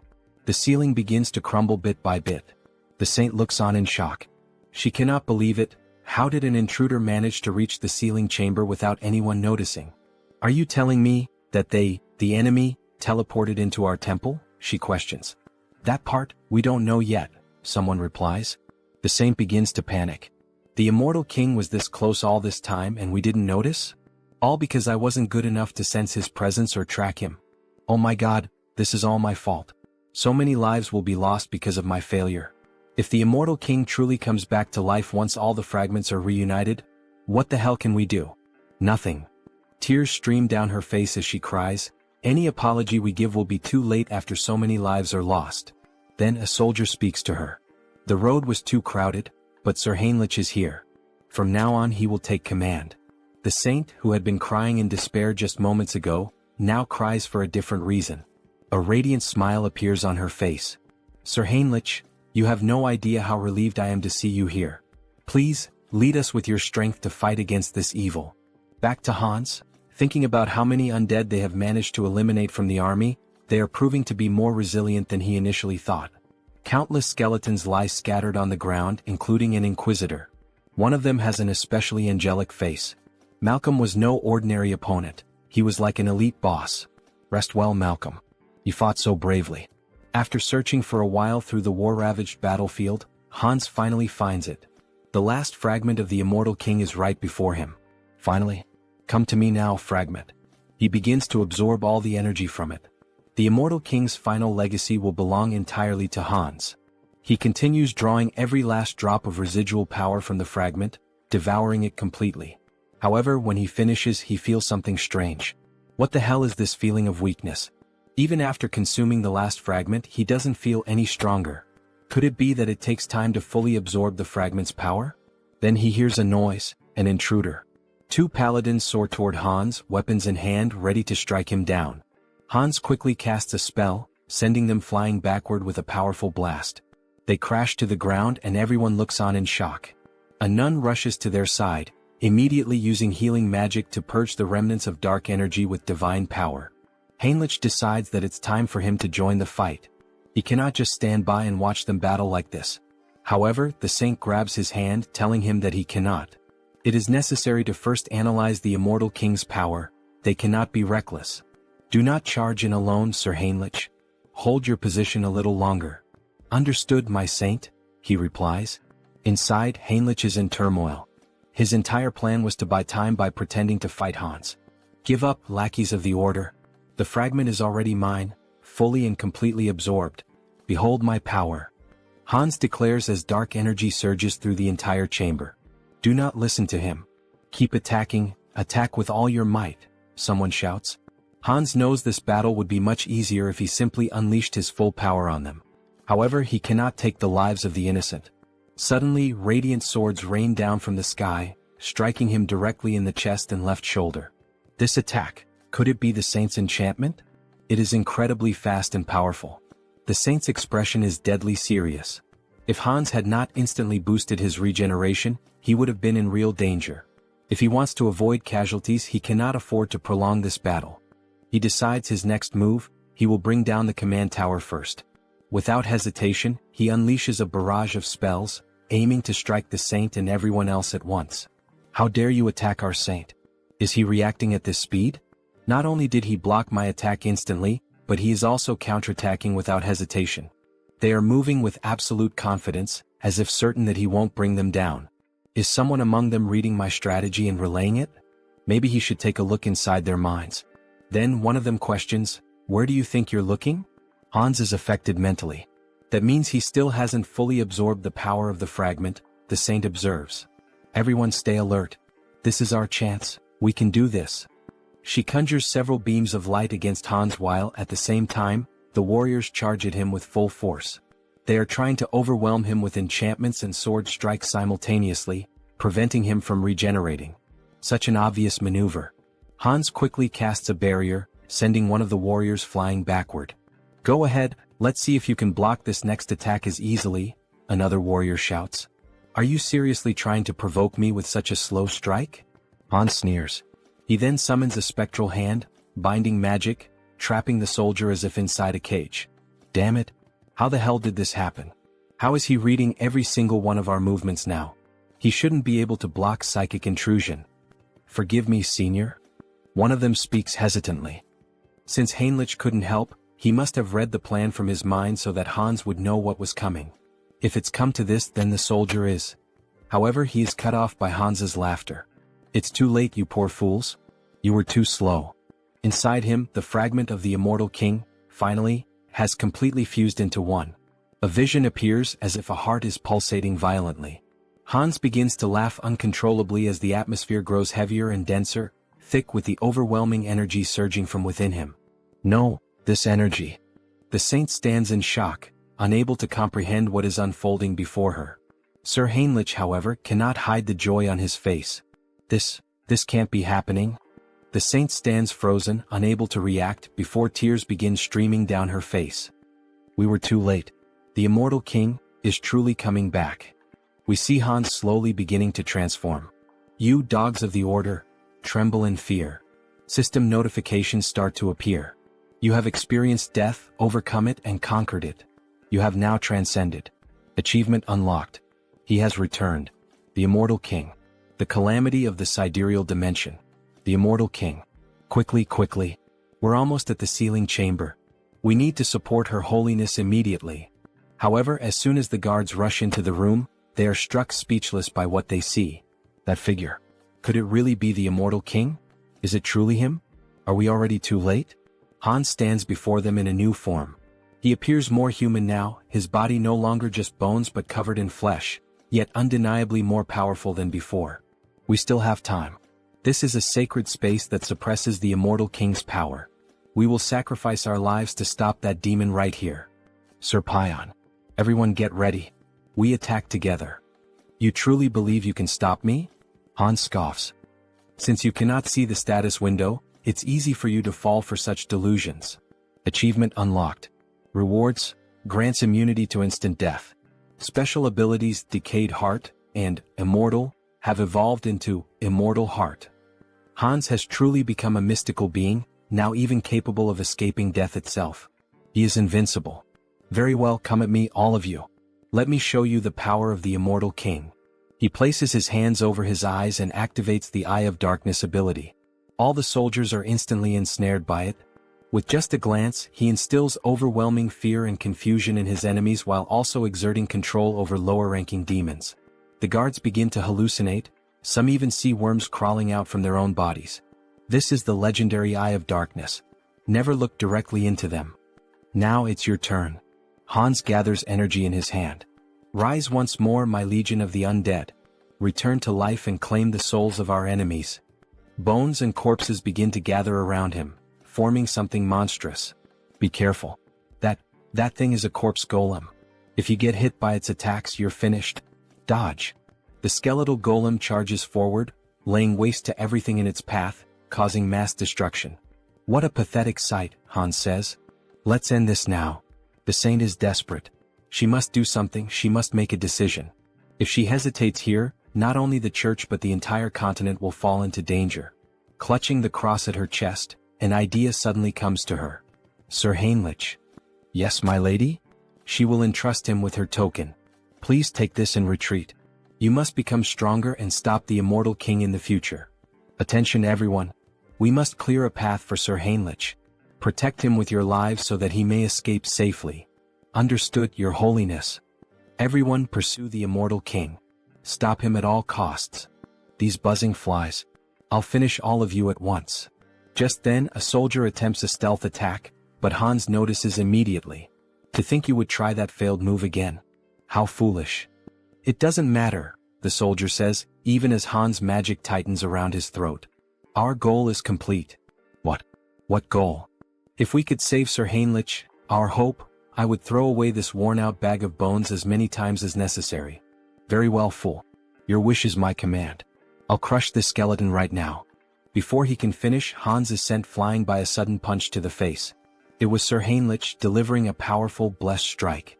Without giving Hans time to react, Heinrich draws his sword and launches a flurry of rapid, precise strikes. Hans watches impressed. Your movements are excellent, he admits. But Heinrich's sword is too dull, it cannot cut him, much less kill him. Hans retaliates, launching several black energy spears straight at Heinrich, piercing through his chest. However, they do not wound him, he can feel the impact, but the spears have only punctured his armor, not his body. This is the climax. Hans unleashes another spell, causing a massive explosion across the battlefield. The saint screams in despair. Sir Heinrich, what? Even after I told you we should entrust the future to you. She collapses to the ground, sobbing. Why didn't you run away? I did not join the church to save my own skin, Heinrich replies. How could someone who turns his back on his comrades, who stand ready to face death and sacrifice themselves for a greater cause, ever hope to protect the world? The cross-shaped token in his hand begins to shine intensely. Immortal King, you said my sword was dull? Even if my blade breaks today, I will kill you here and now. You have achieved enlightenment by fulfilling the conditions. You have acquired the special ability, Blessing, Rod of Light. This is the third blessing. Excellent. Shall we head toward the conclusion? Sir Heinrich charges forward, striking Hans directly in the chest. That was a wonderful line, Hans chuckles. The emotional delivery was top tier. Now let's wrap this up with our final comments and bid farewell to our audience. Everyone stares in disbelief at what has just transpired. Servant of the church. What is your name? I am Heinrich. Heinrich Landguard. How dare you wound me? The ability, immunity to instant death, has been activated upon receiving a fatal attack. I will remember that name. Then before their eyes, Hans vanishes. Damn it. So, in the end he just ran away. Suddenly, Heinrich loses consciousness. Before he can collapse, another paladin catches him. To think, he actually managed to strike the heart of the immortal king, even in a situation like this. This is it. The resurrection of the chosen one. A heroic tale that brings tears to the eyes. In the end, Hans was reborn as the immortal king, and Heinrich the one who defeated him with the blessing of the gods. A perfect rivalry between a hero and a demon king. Now all that's left is to collect payment. Shall we settle the admission fee? Well, that much money? It increased by about 1 million. There's no need to think too hard about what to do. Looking at the system window, he selects exclusive skill enhancement. Your unique ability evolves, blooming with new possibilities. You have acquired a special ability, customization. Customization? Oh, so this is what a game is all about. A full customization window for Hans appears. Colors, horns, outfits, every model available. The newly acquired customization ability opened up 2 possibilities for him. This includes creating the avatar for the updated feature and modifying the avatar for the new feature. First, in modifying the avatar for the new feature, we see all the possible changes that can be made to Hans. His hair, body, and some details about his status such as SRT, INT, DX, and POW. This allows him to alter both the appearance and the stats of existing avatars. On the other hand, the avatar creation ability lets him define the appearance and stats during the initial creation, including features like hair and eyes. Above all, the biggest difference in this category is the gender selection option, which allows him to choose between being a man or a woman. Feeling excited, he reassures himself that he isn't thinking anything inappropriate or strange. He's just pressing the button out of curiosity. After all, he needs to find out what the difference is. So he presses the button to become a woman. However, it is not possible. The system notifies him that the selection is currently locked, leaving him with only the option to choose a man. However, a new option appears. And what is this below? Media selection. You can generate related species by consuming a specific medium. A medium related to a species? Could it be the branch from the world tree that Cecily gave him last time? He liked the item because it is an environmentally friendly air purifier, but he feels there is no way around it. To create an elf, this should be enough. World tree branch detected. Generating as elf. Then the creation begins. A tall elf, just like the protagonist, with short hair and long ears. How impressive. And with that, it's done. An elf avatar is being created. Since customization is now possible, he adjusts the face to make it more beautiful and refines the arms and legs to be long and slender. As elves are elementalists, the most important attribute distribution is their affinity with nature. His name is Harris. Harris species, ELF. Individual trait, child of the world tree. Then we see a beautiful elf with long golden hair, tall and with the posture of royalty. Special notes. Born as an elf using the branch of the world tree as a medium. The growth rate of nature affinity is significantly increased due to the child of the world tree effect. That well-toned body and that beautiful face, haha, just as expected from an elf. But then the new avatar reacts. How unpleasant, he says before making a face as if he's about to vomit. But what's happening? Hansa's dark magic makes him feel as if Harris is being completely destroyed, as though the dark magic is killing a delicate young plant. Oh shit, why didn't he think of that? He had already gotten used to Hans, so it never even crossed his mind to worry about it. Hans, cancel your summoning. Since the mental center isn't functioning, could it be due to the elf's affinity with nature? He nearly lost the new avatar without even realizing it. For now, he decides to save Harris for later. Then he walks over to the shelf and picks up a book titled Conan the Baba. Maybe it was time for him to start writing the story of the mercenary king this time. Meanwhile, back to Harley, we see him looking quite excited. He really enjoyed that ear-floating feature. The young woman laughs, saying that it's a relief and that it suits him well. Thanks for your support. Hubert had found just the right item for him. Turok truly is the city of artisans. On the streets, we see a few people going about their day, making it feel like an ordinary town. Speaking of which, he had heard that some guys had been causing trouble at Hubert's shop. Maybe he should head over there and teach them a little lesson. Then, a group of 3 people starts making comments. What's with those tattered clothes and tattoos? No wonder the South is mocked as a den of savages, it's the Southerners' fault. Harley tries to ignore the spiteful remarks, but he just can't. Hey, what the hell are you guys even talking about? Which bastards just insulted the Southerners? Was it you? Or maybe you? You bastards better watch yourselves. I'll knock some sense into you. But when one of them swings at Harley, the wooden club shatters the moment it makes contact with his arm. That idiot, he just broke his own weapon against nothing but Harley's body in bare hands? Harley starts thinking. He would say that's pretty rare for this avatar. Ha. All these guys must be true Southern warriors. Tattoos, strong bodies, fierce gazes. That just means he needs to live among them and start building relationships. The great hero of the South and his closest companions who support him. In other words, he might actually become a true Southern warrior. Anyway, hurry up and dress properly. That kind of outfit should only be worn during traditional festivals. People don't wear things like that nowadays, do they? Harley asks. The other man becomes extremely irritated. That bastard, he can't stand hearing another word from him. He then challenges Harley to a traditional Southern duel, striking a culturally significant stance. Oh, a duel in the Southern style. Their tradition is to fight with bare hands, right? Sounds good, but there's one condition. All 3 of you come at me at once. They don't seem to believe what they just heard. You want all 3 of us to attack you? Are you insulting our honor? Fine, then 2 of you can come at me. The third should help the 2 who'll end up on the ground. As he makes this threat, his eyes take on a psychotic gleam, as if he's about to beat the 2 of them half to death. Alright, come at me now, you cowards. Try to take me down. Then the sounds of impact echo through the city, leaving a trail of destruction. 2 of them are lying unconscious on the ground while the last one, still standing, mutters, "That bastard is insane, unbelievably strong. He's not a Southerner. With that level of skill, how is it possible that you don't have a single warrior's mark?"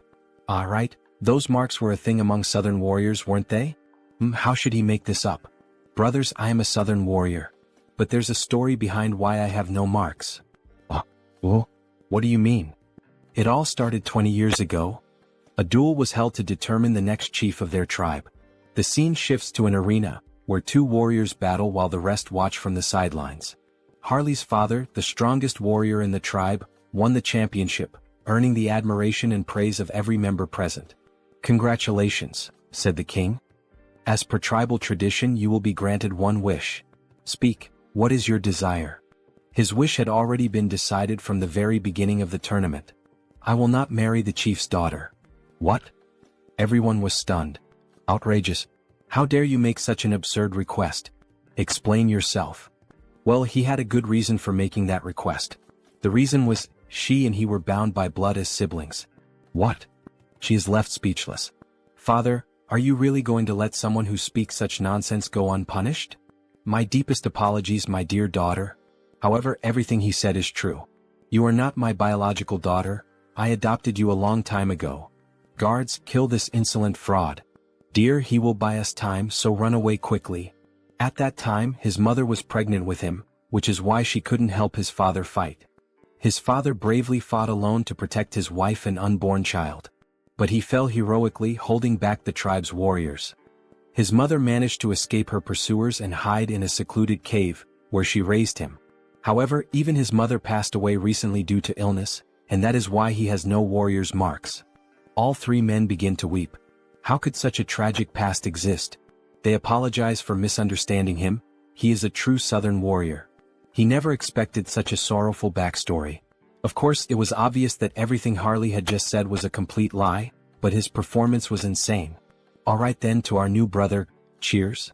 Everyone raises a large mug of beer in celebration. By the way, Hyungnim, this place is pretty far from the south, isn't it? What brought you all the way here? Ah, well, there's a story behind that too. After his mother passed away from illness, he was left all alone in this cruel world. It was just him and his own body. He was completely lost, unsure of what to do, how to survive, or what path to take. And then, the only person who didn't just walk past him but actually stopped and spoke to him said, "Excuse me, do you need help?" That person was a young merchant named Hubert, who ended up becoming very close to him. Today they are best friends. Hubert was the only one who truly made an effort, who worked hard to help him get settled. A benefactor and a true friend. But later he found out that Hubert was in serious trouble. Apparently he was being threatened by some bandits. There's no way he could ignore the struggles of someone who once saved him. That's why he came all the way here, to help. One of them slams the table. That's awful. An enemy of our brother is an enemy to all of us. We'll do everything we can to help our brother's brother as well, everyone. Thank you all so much for your help. Harley embraces them all. Alright then, as soon as I use these bastards to silence the fools threatening Hubert, it'll be time to kickstart my real creative economy project. He plans to import a ton of pimenta de terra since it's a rare and valuable spice in this world. In exchange, he'll distribute magical tools, which are common here but scarce on Earth. A win-win trade where everyone benefits. And in the process, he'll also secure a hefty profit, using that income to pave the way for even more explosive growth. Very well, Hyungnam. Let's first head to your friend's shop. We'll make sure the place is well protected. You can count on us. Alright, then I'm counting on you all, guys. Having reliable subordinates really makes life much easier. Now that Hubert's problem is being taken care of by them, it's time for him to move forward and begin his debut as an elf. Then, in front of a castle, we see someone standing. Good morning. This is the Great Temple of Rosalia, correct? I am Harris, a skilled mercenary and close friend of Harley, who in turn is a close friend of the Holy Knights Order. I've come here after hearing that the elf envoys are present at the moment. Would you be willing to grant me an audience? Of course, he also brought a proper letter of introduction.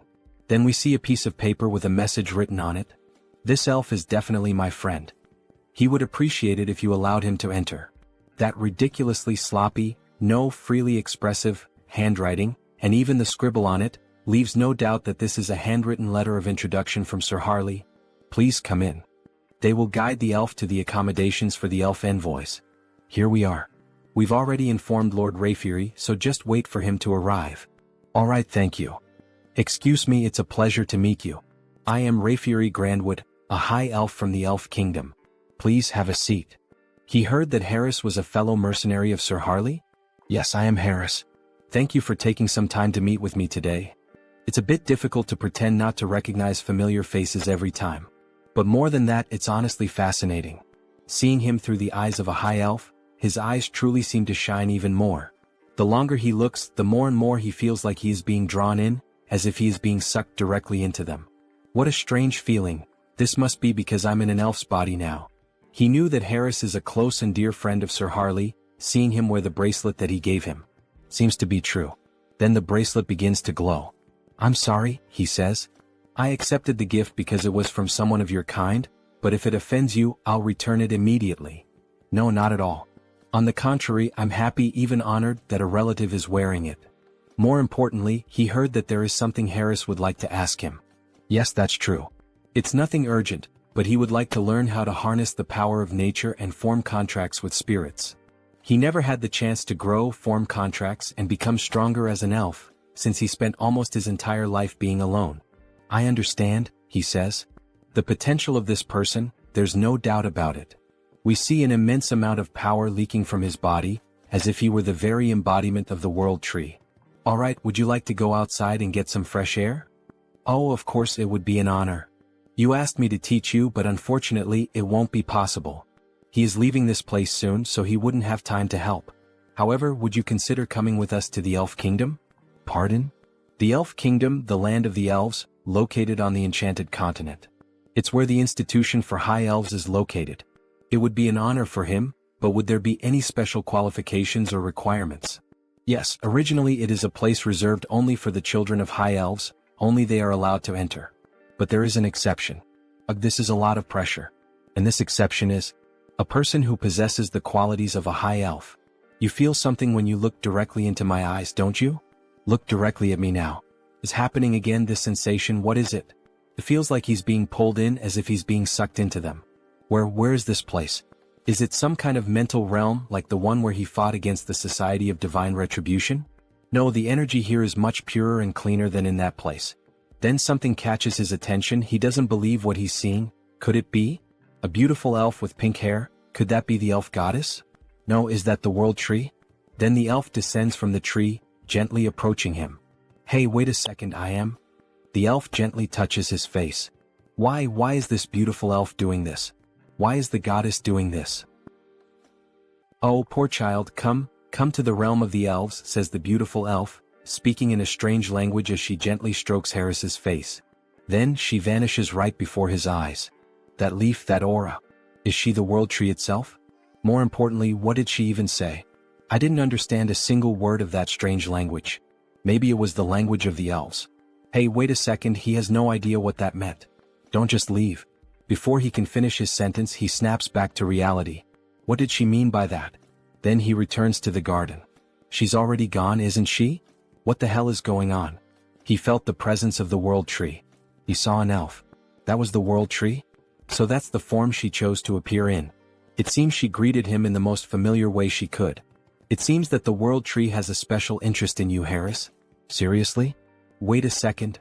First the divine, and now even the world tree is paying attention to him? What the hell is going on here? The next day we see a shop open. Hey man, he's sure he made it clear last week. He told him to close the shop and leave town. We see 3 men with strange tattoos intimidating Hubert. Yet he's still here. Well, excuse their rudeness. This week, a truly excellent tea has arrived. How about it? Would he like to have a cup with him? We see that Hubert is truly a gentleman, dressed in formal attire, wearing gloves and glasses. So, it seems he didn't understand a single word of what he just said. Then he taps the cup. He'll be giving up this place and leaving today. Or does he really prefer to die here at their hands? My God, so they don't like tea, huh? Well, either way, his friends seem to enjoy it even if they don't. What the hell is this bastard even talking about? Before he can finish his sentence, Harley lands a solid punch right to his chin. He's sent flying from the impact. Get the hell out of our sight, you piece of shit. What the hell are they? With just one punch he took down our leader. Where the hell did they suddenly come from? Then Harley and his friends charge forward. The 2 enemies are beaten like gangsters' wives, their screams echoing from inside Hubert's establishment. So, at the end of the day, alright, cheers. Thanks to you brothers, Hubert is safe now. The drinks are on him tonight. Eat up, don't hold back. We see a feast laid out on the table: meat, barbecue, beer, bread. That was way too easy, don't you think? And more importantly, after watching him fight today, he's convinced he really needs a crest. A crest? Yeah, like his. As he takes off his shirt, we see a strange tattoo, a proper warrior's crest. He's heard that there's a shaman from the south here in Tarik who knows how to carve them. So what do you think? Why don't you go ahead and... Luangya, what the hell are you doing? Let's go find him right now. Harley takes off running with Luang in his arms. But he hasn't even finished at least one dry ink. Elder, you old fool. Has age taken your hearing too? He's sure he told her to have the protection money ready by today. We see the same three idiots from before demanding money from an old woman who apparently sells some kind of magical potions. Didn't she tell him that amount was too high? Where the hell does he think she's supposed to get that kind of money? She really doesn't understand the situation she's gotten herself into, this old woman. As he grabs her by the blouse, does she see this face? He's already had enough problems today, really a rough day. And now what? She doesn't have the money? Then go find a way to get his damn money. He doesn't care how this useless old hag does it. Just get him his damn money. Otherwise he swears to God that. But something catches his attention. Hey, what the hell is that coming this way? It's that son of a bitch again. What the hell is he doing here? Then Harley charges toward them, nearly trampling them with his overwhelming force. Greetings, madam. He's here to have a crest carved. Meanwhile, Luong is feeling sick from Harley's sheer speed. What is she going to do about those thugs? Well, them? They'll wake up and crawl back on their own. It doesn't matter. What a damn mess this is. Anyway, come inside for now. So, he said he came looking for her to get a warrior's crest? Yes. Can she do it right away? She hopes he knows that while a crest grants great power, it also drains a significant amount of one's life force. Of course he knows. That guy already explained all of that to him. It's been a long time since she's seen someone with such monstrous life force. With his endurance, he might even be capable of handling the supreme crest, the warlord's mark. Warlord? Hell yeah, carve it into his skin right now. Harley shouts, startling the poor old woman. That's impossible. She doesn't know how to do it. It's a technique no one has been able to carve in hundreds of years. And at this rate, her ears are going to fall off from all this yelling. Ah, come on, don't kill the mood like that. Well, if that's not possible, then he guesses she could carve the great warrior crest that Luong mentioned. That's a problem too. What the hell? She's low on materials, it's been ages since she last carved a crest and, more importantly, she simply can't do it. To receive a crest, you need the most crucial thing, a warrior's achievement. In other words, a feat like slaying a dragon or saving a kingdom.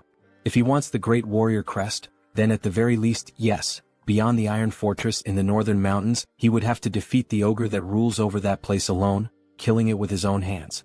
An ogre? Does she even have any idea what kind of monster that is? No one would dare face that thing. Is she trying to get his brother killed right now? Just the head of that beast is as big as his brother's entire body. How the hell is he supposed to deal with that alone?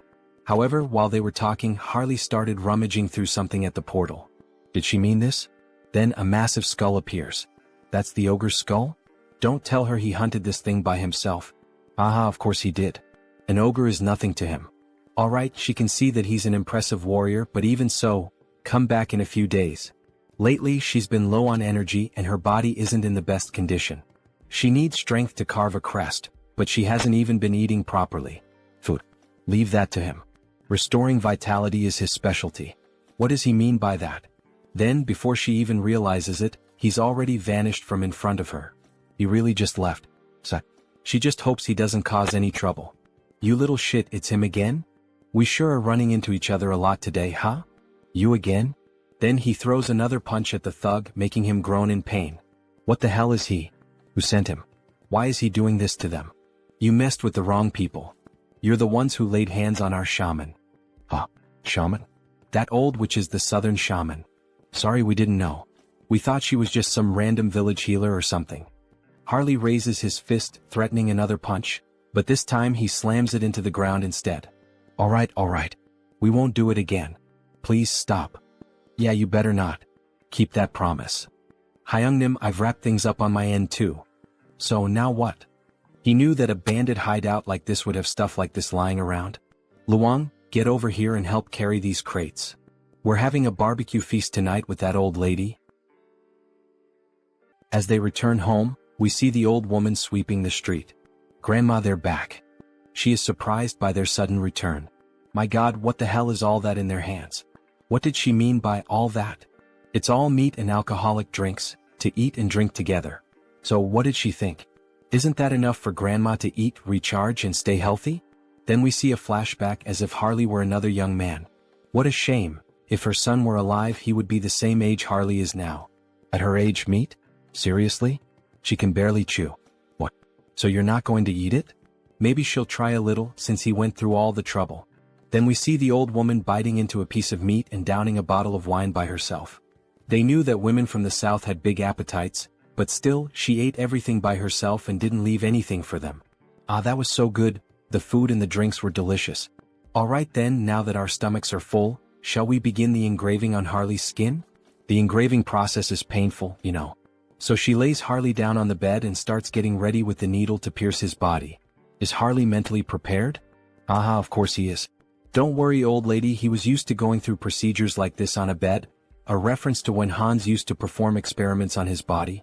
However, before he could finish that thought, the old woman put a stuffed bear in his mouth. Her son bit down on that toy when he had the engraving done on his own skin. So she knows it's going to hurt, so keep it in his mouth because she's about to start. Alright, here we go. When she presses the needle against his body, the needle snaps. Damn it, his skin is so tough that the needle broke and she can't pierce through it. Wow, I can't believe it. Isn't there another way to do the engraving on his skin? He knew that Hyungnam was exceptionally tough, but this is insane. There's no way we're going to use another technique. Don't worry about that. She shifts the angle of the needle, and the markings on her arms start to grow stronger. She's going to make sure that all that meat and alcohol she ate and drank will be paid for, in full. Activating all the markings on her body, she begins to pierce and carve the engraving into his flesh. It's time to show what a first-rate tribal shaman chief from the past is capable of. Then we see the mark that was made, a fiery sun, resembling the symbol of the Sun Pirates from One Piece. Captain Fisher Tiger. System notifications. The entity has fulfilled the conditions and attained enlightenment. He has acquired the skill, Chaco-style combat symbol. Current symbol, Great Warrior. We see a large marking on the right side of his chest. This is truly impressive.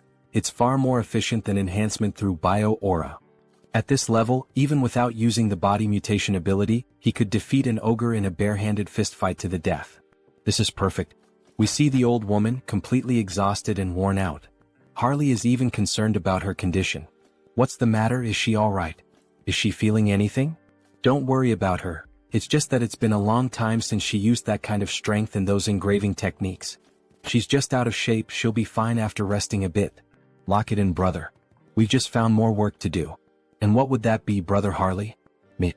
He shakes the old woman, shouting in desperation. We need to find more meat, she can't be in pain if we're going to finish the other crests. We need to keep her alive and well. That damn stubborn bastard, let her rest a bit before continuing. In the next scene we see Heinrich lying in bed, his body completely wrapped in bandages. Meanwhile, someone is standing in front of his body, praying and speaking divine words. A paladin approaches from behind and asks if she's still praying for him. Cardinal Pion, if she continues praying and using divine power without resting, it will certainly have serious consequences on her body. So please go easy. Yes, she knows the consequences. But her heart won't let her rest. She can't forget what happened, the last vision she had of him. In that moment he stood firm against the immortal king, refusing to back down until the very end. Yes, it was like witnessing the birth of a new hero. Wait, Sir Heinrich, a new hero?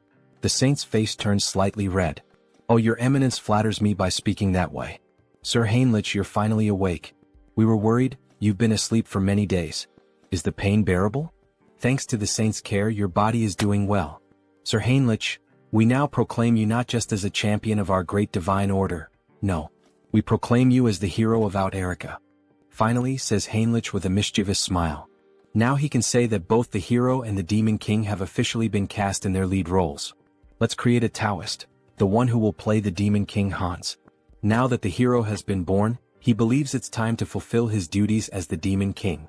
With the power of his perfectly refined contagious ministry magic, he will spread his infamy even farther than before. He sees it clearly now, the filthy stains of wrongdoers. He prepares to begin the night hunt. He will drag every one of them into hell. Quick, move and keep going. This patient came first, get out of the way. Damn it, what the hell is going on this time?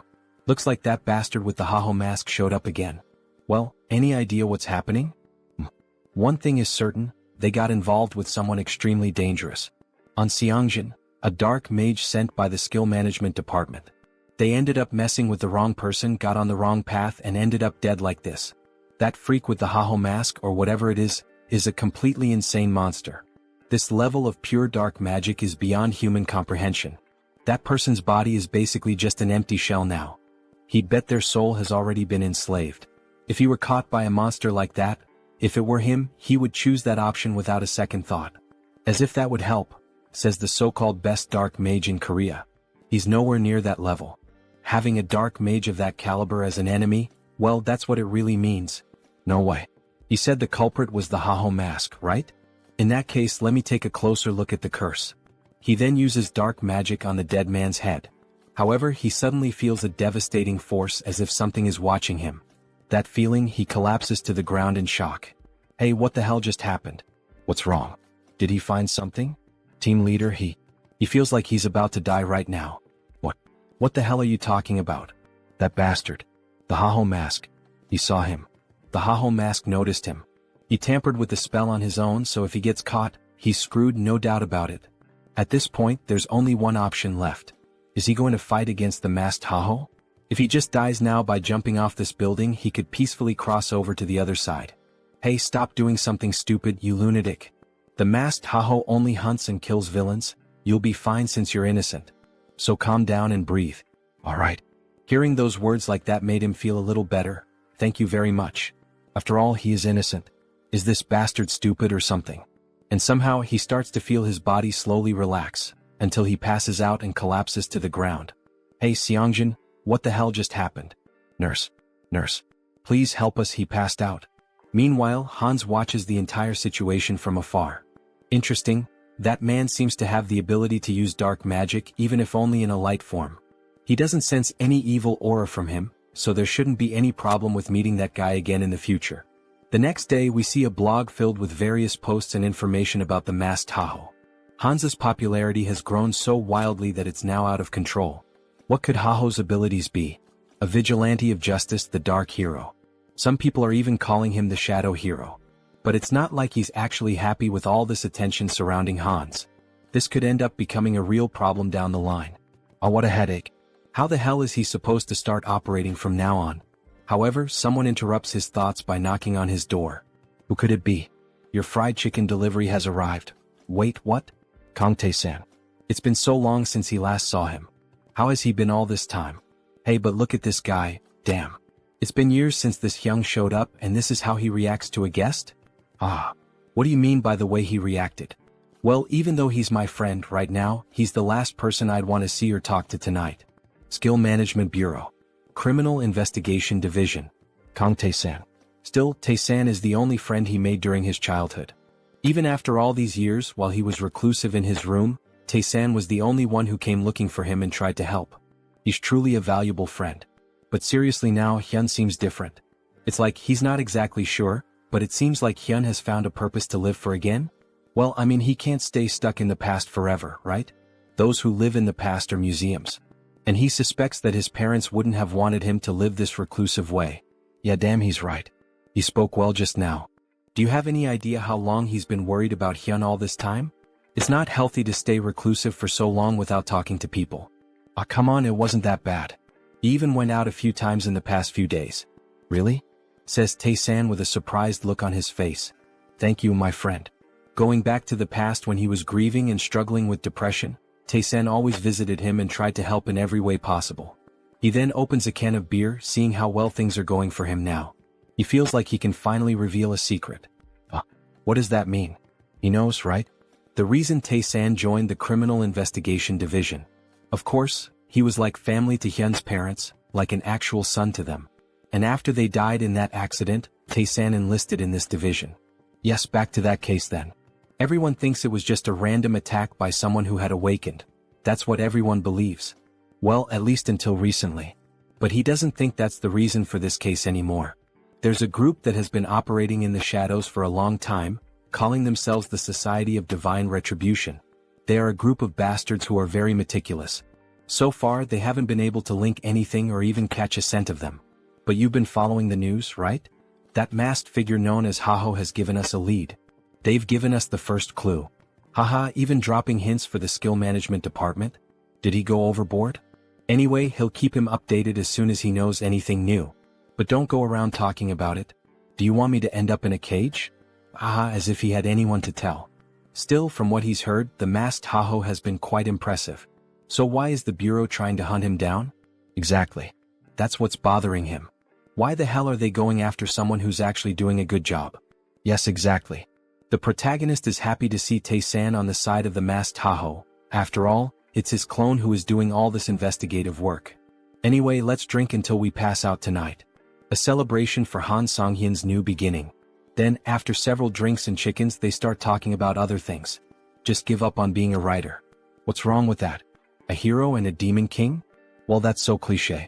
And giving the demon king the name of Hans? Haha, Tae-san laughs a lot. That's so boring.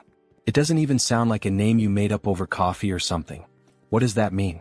This is a classic. There's nothing wrong with the description of this story. This isn't a classic, this is what we call cringe. If it's something that's been done to death, how about pretending it's an abbreviation? Hans, short for something like Hannibal Strauss. Oh, that was actually a good suggestion. Right? If he becomes a writer, remember he can always ask for help from his Hyung here.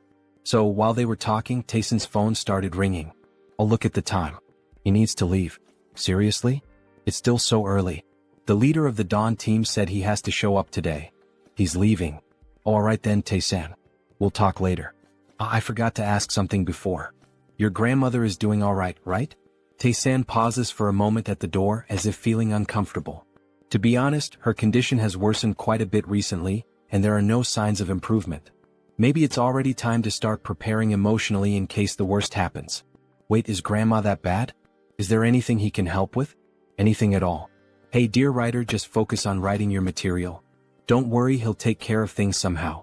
The protagonist really felt the weight of those words, and we see a flashback of someone holding his hand. Is this okay?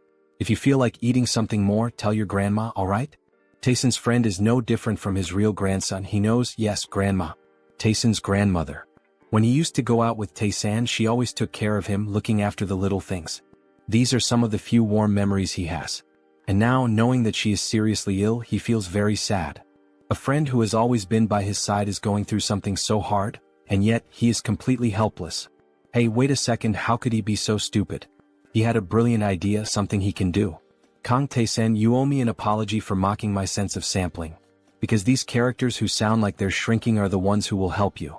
Then we see the protagonist invoking Heinrich, a paladin who would be perfect for this situation. Then we see a system window showing the paladin Heinrich. To heal someone, a healer is needed, like a priest. But he has one who fits that description perfectly, doesn't he? A familiar with faith recognized by the archbishops and overwhelming divine power. We see that Heinrich truly became someone special in the other world, being regarded as one of the greatest figures of faith. Heinrich really can heal Tae-san's grandmother. But wait, how is he going to make Heinrich disappear for a while?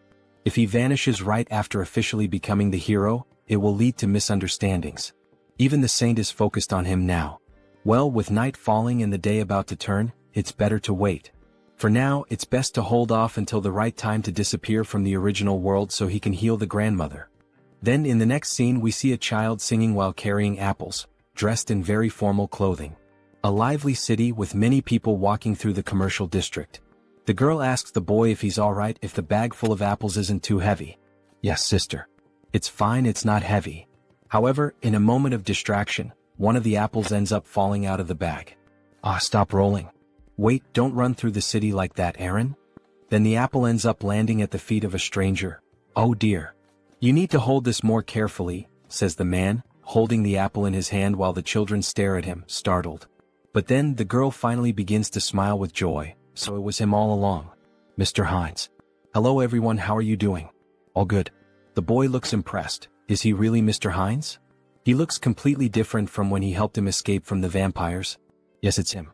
His face has changed a bit over time, hasn't it? Uncle, why on earth are you only showing up now? It's been so long. Haha, right, it's been almost 7 months since he last visited them. Apologies. You have been very busy lately. Alright, but the fact that he came all the way here like this must mean he has some business to take care of here as well, right? Haha, she seems to know everything about him. Heinz looks surprised. How does she already know? No, he came here just to see them. It's alright, Mr. Heinz. They're comfortable with it, just be quick about saying what you need to say. But you really should visit us more often, says the boy. Alright, honestly he can't defeat both of them, so he decides to be direct. He searches through his clothing and then makes a proposal. Diana, can he be her employer again? He wants to borrow her information gathering skills and offers her 2 gold coins. Yes, of course I'll help Uncle Heinz, says Diana with a smile. A moment later, Near the end of the afternoon, we see a house and its garden, someone shouting out Soren's name. Also look for places that sell these magical tools. We see various luxurious items, jewelry and magical tools spread out on a table. Wow Lord, where did he manage to get all these high-quality items? Haha, there's always a way to get certain things. Thanks to Diana, he not only obtained high-quality magical tools from the shop in Talia, but also got information from Brokaslak, who had been silent for a while. The pepper he requested is stacked up in the storage room. Great, her friend is going to sell it. And the purge is over. The purge? What does that mean? The people who pretended to surrender or tried to hide.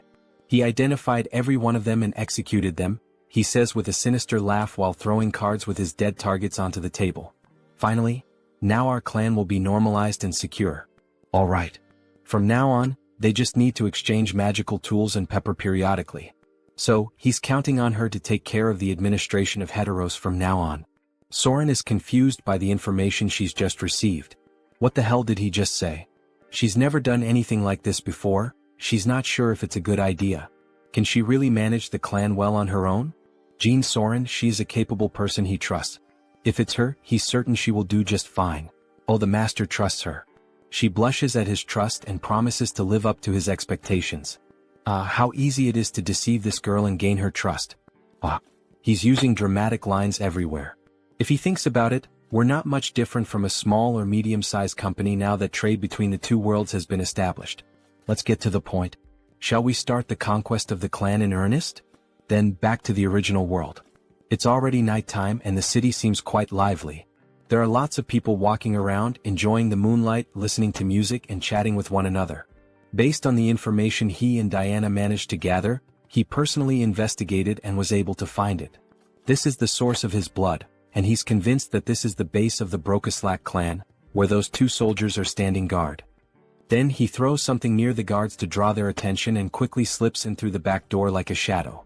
Why did this one fall on its own? Was it the wind or something? Then we see a beautiful lady holding a glass, drinking it all in one go. This is so good, such refreshing blood. The young vampire lady seems quite satisfied with her drink. But how much longer will she have to keep living like this? Drinking alone is so lonely. Looks like it's still the same as always, a drunk Rosilica. Who's there? There are a lot of familiar faces showing up today. Conceal skill release. Forgive me, but who the hell are you again? He's Heinz, a vampire she met some time ago. She's sorry, her memory is a bit poor. Who are you again? Then she starts pouring more blood into her glass. Still, now that a guest has arrived, she must show her hospitality. However, while pouring blood into the glass, she cuts her fingers slightly to infuse the drink with her own blood. Here, freshly squeezed blood. Please have a sip. No, it's fine.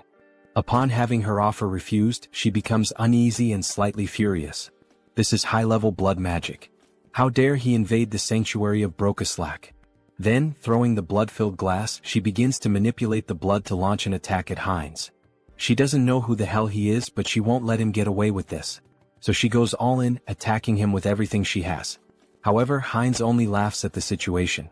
Then he counterattacks by controlling her own blood. How is her blood being turned against her? To freely manipulate another person's blood. That's at least in the realm of true blood. He then forms a rope out of blood and leaves her immobilized. This is Brokaslak territory. The intrusion of an outsider is a violation of the treaty. This girl really doesn't seem to recognize him, does she? Well, instead of clearing things up, should he take advantage of that? What violation of the treaty? He is also part of Brokaslak's indirect bloodline. Please don't lie, you coward. Imprisoning a girl like this, there's no way that could be true, is there? Now that she thinks about it, she recalls hearing something about a clan that was persecuted in the past. Could that be true? Yes, he is from that very clan that was mentioned. Now she will cooperate willingly and he will grant her power. Even if he's from a branch family, she has no reason to listen to him.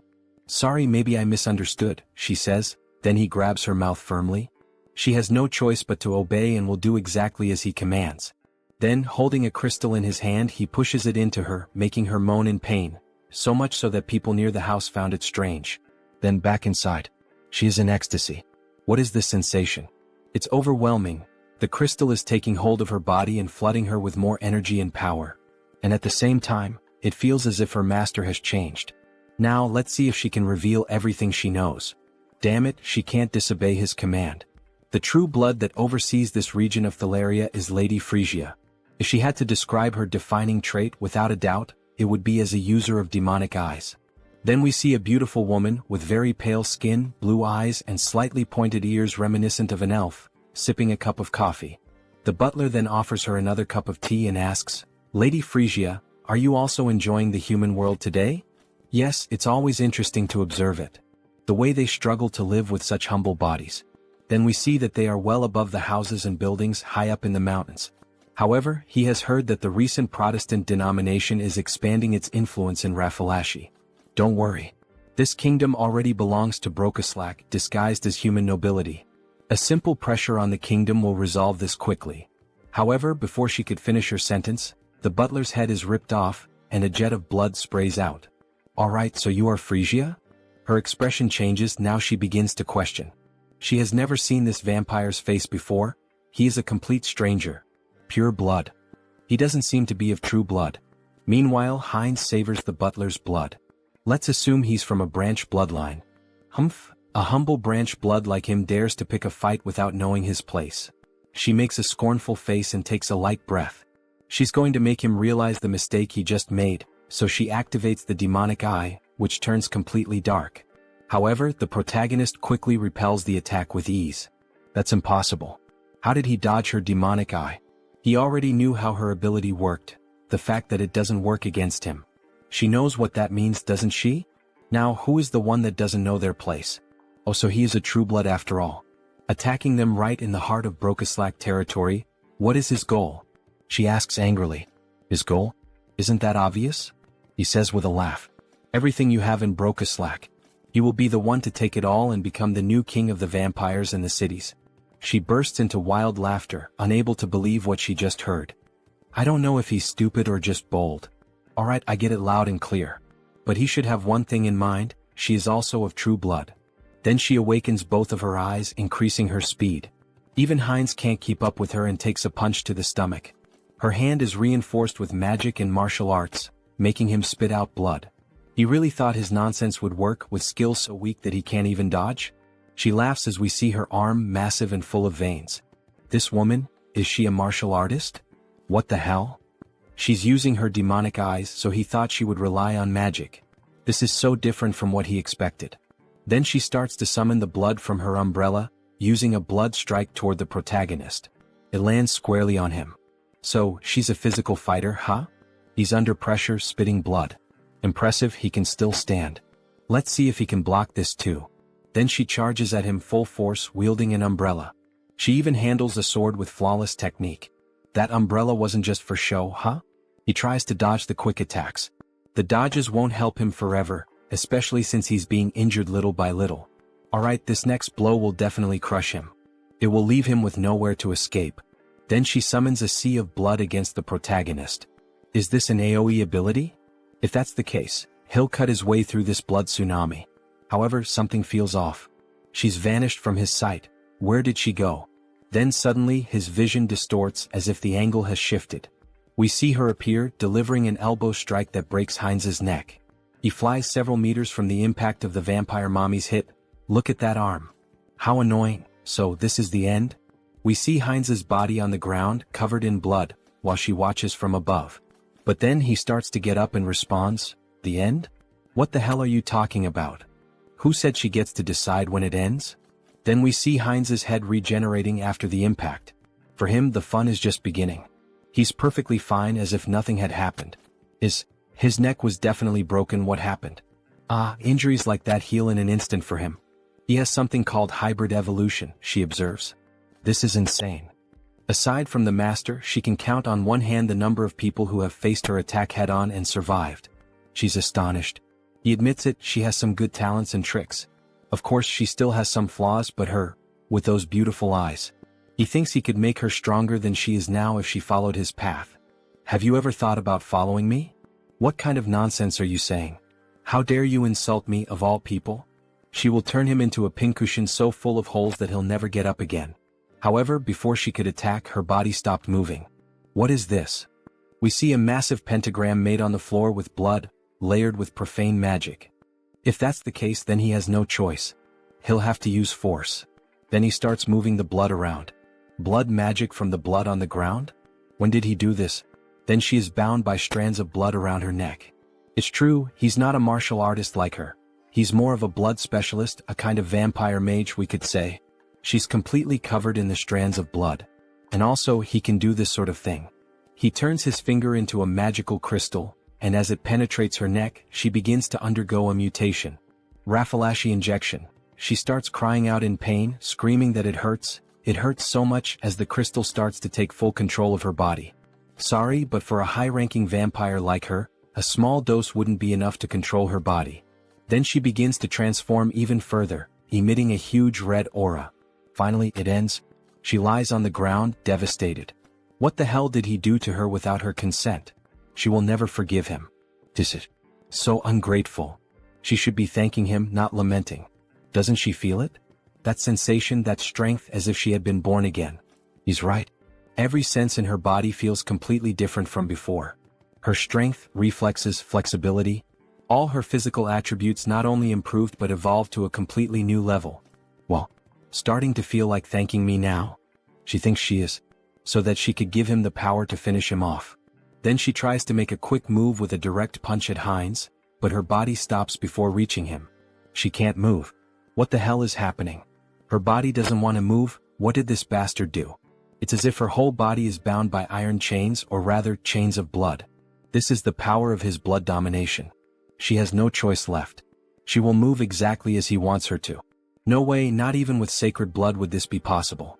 Too bad for her because he can. Now, finally, he can ask the most important question, the reason he came to her. Frisia, where is the clan master? Does he think she'll answer that so easily? It's the Duke Bright's mansion. Wait, what? What the hell? Her mouth moved on its own. Good. A little servant so obedient. Our protagonist has gotten himself a nice slave, haha. You bastard, take your hand off me. The gold of the Duke Bright's mansion, huh? It's impossible for a clan lord not to notice that a true blood is being captured. I think it's time to end this quickly and cleanly. Time to begin the massacre. Then at night they arrive at the Duke's house. Master, it's Frisia. She has something urgent to report, may she enter? Yes, please come in. Really now, sir? Couldn't he have at least lit a candle or a lamp or something? Isn't it a little dark in here? He's not human. He simply doesn't need such things. He can see perfectly well in the dark. More importantly, she said she had something to tell him? Yes, well, forget it. She thinks she already understands. It's because of that uninvited guest who's after you, isn't it? So he's already noticed. As expected of a clan master, excellent perception. Well, yes. It would be a shame if the head of a clan couldn't at least notice that. Deactivate concealment ability. What a disappointment, he laments as he closes the book he was reading. Frisia, oh beautiful woman, why did you do this? Then she became a traitor. He releases a murderous aura. He's ready to kill both of them. He is deeply disappointed in her, Frisia. To think that she would dare betray him and serve another master. Mullo is boiling with rage, almost fully transformed. Frisia tries to calm him down while Heinz watches the situation unfold. Lord Mullo, this is a misunderstanding. Please calm your anger. A misunderstanding? You both come to his house at this hour of the night and try to attack him, not to mention the different scent I smell on her. Frisia, you treacherous woman. He spent 100 years with her. Did she really think he wouldn't notice that her blood scent had changed? That something had been altered? That rotten stench of betrayal is contaminating his study. How could he possibly remain calm like this? Then he lunges at Frisia. Die, you traitor.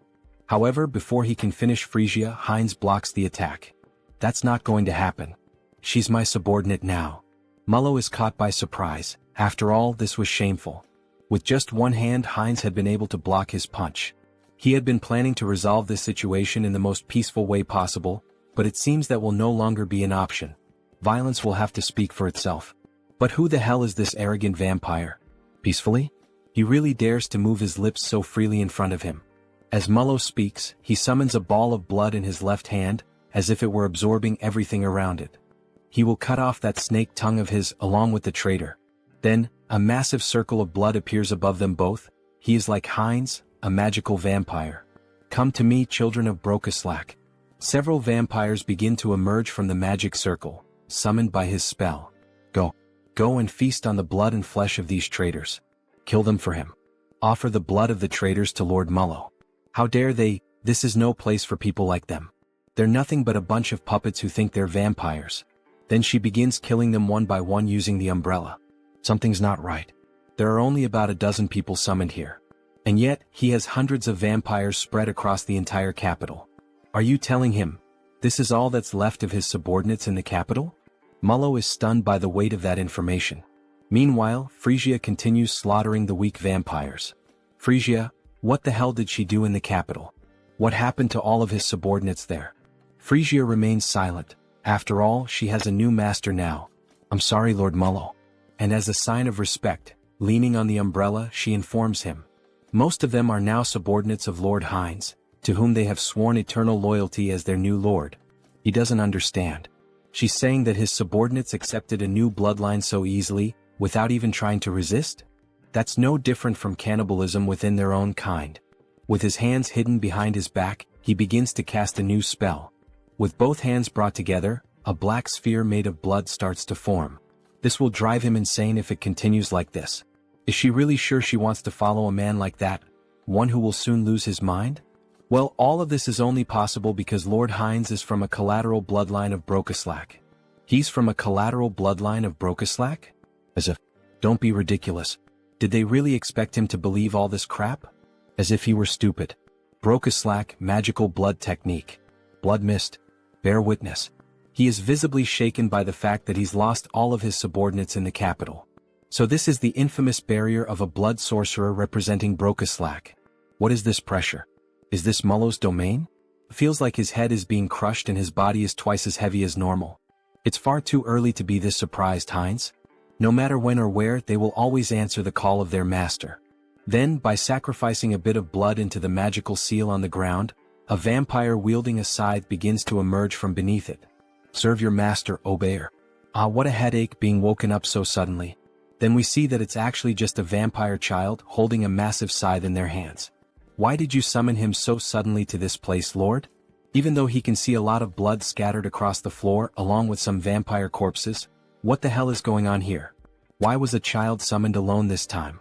Damn it, Obeyer is already realizing this is a complete mess. No time for chit-chat. Obeyer, kill those two bastards right now.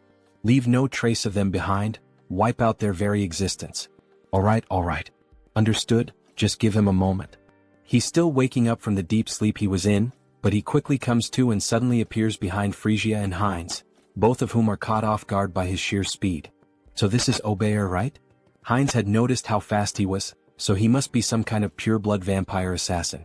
Obeyer tries to strike Frisia first, but she dodges the sudden attack. However, he can't afford to be held up here, so he activates his ability, Acceleration. Now it's Hines who appears behind Obeyer, who is taken aback by his speed. Hines grabs him using a blood claw. What is this? A binding spell? How are you using blood magic inside the Lord's domain? Meanwhile, Hines charges toward Mullo, who is also caught off guard by his acceleration ability. However, Obeyer manages to break free from the claw and shouts, asking where the hell he thinks he's going. Their fight isn't over yet. He then quickly attempts to strike Hines again, but Hines narrowly manages to dodge the furious swing of the scythe. Holy shit, he was right in front of him. He could have killed Mullo if it weren't for that damn kid.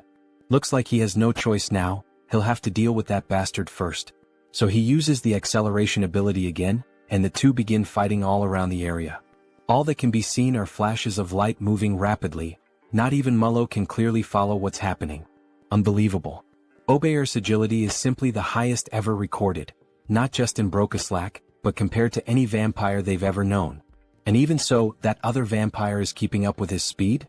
Seriously, who the hell is that guy? In the heat of the moment, while the two were locked in combat, Frisia took the opportunity and attempted a surprise attack on Obeyer, which ends up being successful, allowing her to completely overpower Obeyer. That damn child, she never liked his irreverent attitude, not even back then. Now is a perfect moment to settle this. He shouldn't overstep his limits. Why doesn't he have some fun with her instead? She's dying to kill him with her own hands. Wait, something's wrong again. Even Frisia is managing to keep up with Obeyer's speed? That's not possible. After all, the Lord knew both of them perfectly and was aware of every trait his subordinates had. What the hell is going on here? And she's even taking down other subordinates on her own? Where the hell did she get that kind of power? Does he really think he has time to let his guard down? Heinz seizes the moment and launches a surprise attack from above. Mullo is caught off guard, but in truth all of this was part of his plan. After all, did Heinz really think he entered this barrier of his own free will? What foolishness. He'll never be able to dodge his attacks here. Then, forming symbols with his hands, he summons a powerful strike. But Heinz was laughing. Dodge. He never planned to do that in the first place. Then his arm is brutally torn off, yet he keeps advancing straight toward Lord Mullo. And finally he manages to press 3 fingers right into Mullo's chest.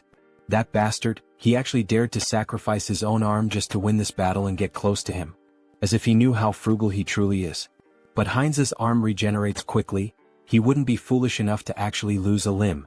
What do you mean his arm regenerated instantly? Even among vampires, very few possess the ability to heal that quickly. Don't worry, Lord Mullo.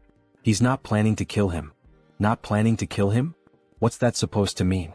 What the hell is he trying to do? What do you think? He's inheriting his lordship. Then he begins to drink the blood of the former lord. In the next scene we see a spiraling staircase that leads down to a coffin at the bottom. A fairly typical setting with 2 statues of guards standing watch. However, the coffin slowly begins to open, and we see a girl emerging from within. A beautiful vampire with long dark hair and ears resembling those of an elf. Her arms are held close together, and she wears an extremely elegant dress, with a crown of thorns resting on her head. She lets out a yawn but finally rises. She's so tired, she wishes she could sleep a little longer. We get a better look at the coffin, wide and large. But she thinks that can no longer be allowed. After all, something happened, something changed while she slept. Her gaze is shown, completely red and unlike anything seen before. This vampire clearly appears to be someone powerful. Something has happened to her son. It's time to act. Then back at Lord Mullo's castle, we see a commotion unfolding. Step forward. Don't move yet, stay still. We see him summoning more magical crystals. Raffalashi injection. Both Mullo and Frisia watched the process they had both gone through, but now it was time to do the same for the remaining subordinates. Those who have finished, step back, there's still much work to be done. Next. Finally it's over. He took an eternity to finish marking all the remaining subordinates. So this means all the subordinates in the capital have been accounted for? That's right. The rest can be summoned in order, it will be more efficient that way. What? Watch your tone, alright? Ahem, it will be more efficient. Heinz takes the opportunity to tease. As expected, having a clan lord nearby really does make things easier. This visibly irritates Mullo. His hypothesis about the marks was correct. Injecting a Raffalashi into a high-level vampire seemed too risky, so he forcibly drained their blood, which ended up lowering their level. And finally he extracted the Brocaslack, the source of their blood. It feels like just yesterday that he was bitten and accidentally became a vampire. And now, he's rising from the very bottom all the way to the top of the hierarchy. It really seems like a whole different world. Along the way he's gained numerous useful allies, ranging from simple vampires to ladies and lords. Hey Mullo. Yes. He will be responsible for gathering the remaining Brocaslacks from all the regions. Understood. And one more thing. Damn it. Alright, and now what else do you want him to do? Then Heinz begins to move the globe of the world map. He wants Mullo to start gathering information about the continent. Wait, information about the continent? Yes. He wants him to build his own intelligence network, or make a deal with an existing one. How he does it is entirely up to him. This is an important task, so he is counting on him to carry out this mission. As he leaves the room, Mullo seems restless and finally he asks. He heard from Frisia that he said he would unite all the vampires and become king. He has already proven his abilities well enough, Lord Heinz, so he will give him his full support. Good to hear that. So he is counting on him. As he exits the room, Heinz pauses for a moment and becomes thoughtful. Why the hell did he say something like that? About becoming the king of vampires. He probably just let it slip in the heat of the moment.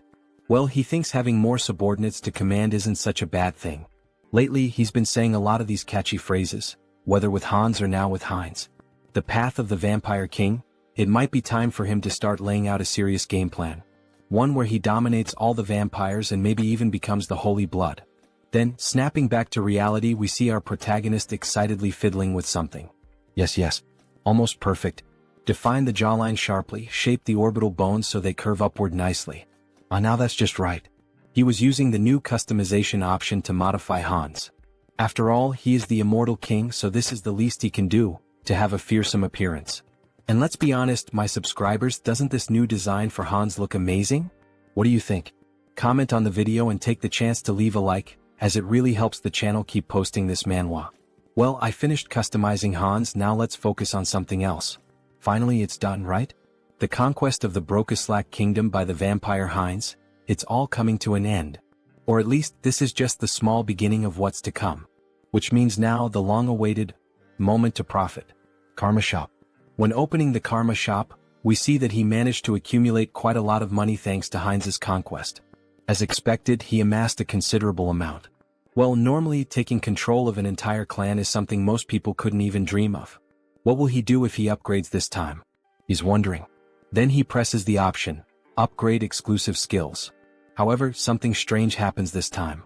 2 system windows appear simultaneously. 2 status windows appeared? Does this mean he's receiving 2 updates this time? What? The usual increase in the number of avatars isn't here?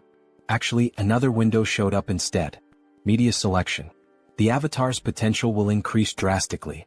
The entity's growth rate will become even faster. I can't believe it.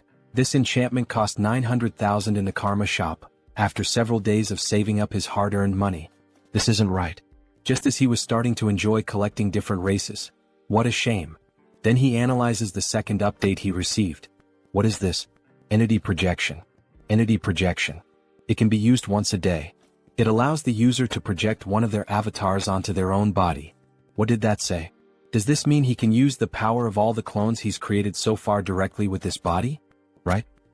Surprised by this new update, which allows him to become one of his clones through a specific power, he begins to look through all the information about his clones. Hans the Immortal King. Heinrich the Paladin. Heinz a vampire. And even Harley and Harris. All of them are available for use. Seeing them all together makes him very proud. After all, he built each one from scratch. He completed missions, spent points, changed part of some world, whether for good or for evil. Entity projection. Can be used once per day. Allows the user to project one of his avatars into his own body, so he can become one of his own clones. What a spectacular ability. Wait, if he uses this skill wisely, does that mean there could be 2 immortal kings at the same time? That's incredible. Having 2 Heinrichs at once, even Heinz. This is definitely a skill he'll be using a lot in his future plans. But this could turn into a complete disaster if he's not careful. So Hans is out of the question for now. Having 2 of him at the same time could mean the end of the world. Well, as expected, the first one to use this ability will be him. He will transform into Heinrich. Then he taps on his notification window. His body begins to undergo a transformation. Even the armor and weapon are exactly the same. The hair, the voice. This is incredible. However, not everything is perfect. The divine power is about half of what it was in Out Erica. Is this what it feels like when an awakened one returns to Earth? Then a notification appears on the screen. Duration time, 9 minutes. It's a shame he can only use it for 10 minutes. Well, I'll head out for a bit. That should be more than enough. In the next scene we see a hospital at night. The classic shadow of Hans appears inside a room.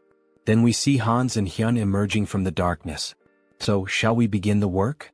Before Hans leaves, he gives a like. Just like you, subscribers of the channel, make sure to subscribe, like the video, and comment if you want us to keep making videos about this manhwa. Then we see the hand of an elderly woman. Grandma, he's finally here. We see how weak she is, needing machines to help her keep breathing. He holds her hand tightly, almost in tears. She remembers him, right? He's Sunghyun, the one who used to play, go out, and party a lot with Taesan, her grandson. He had wanted to visit her a bit earlier, but he was only able to get out and come here now. Starting today, he'll begin visiting more often, so she'd better not get tired of seeing his face. Then we see him beginning to use identity projection. Target selected, Heinrich. So please just hold on a little longer, Grandma. Let's activate the Uterican divine technique.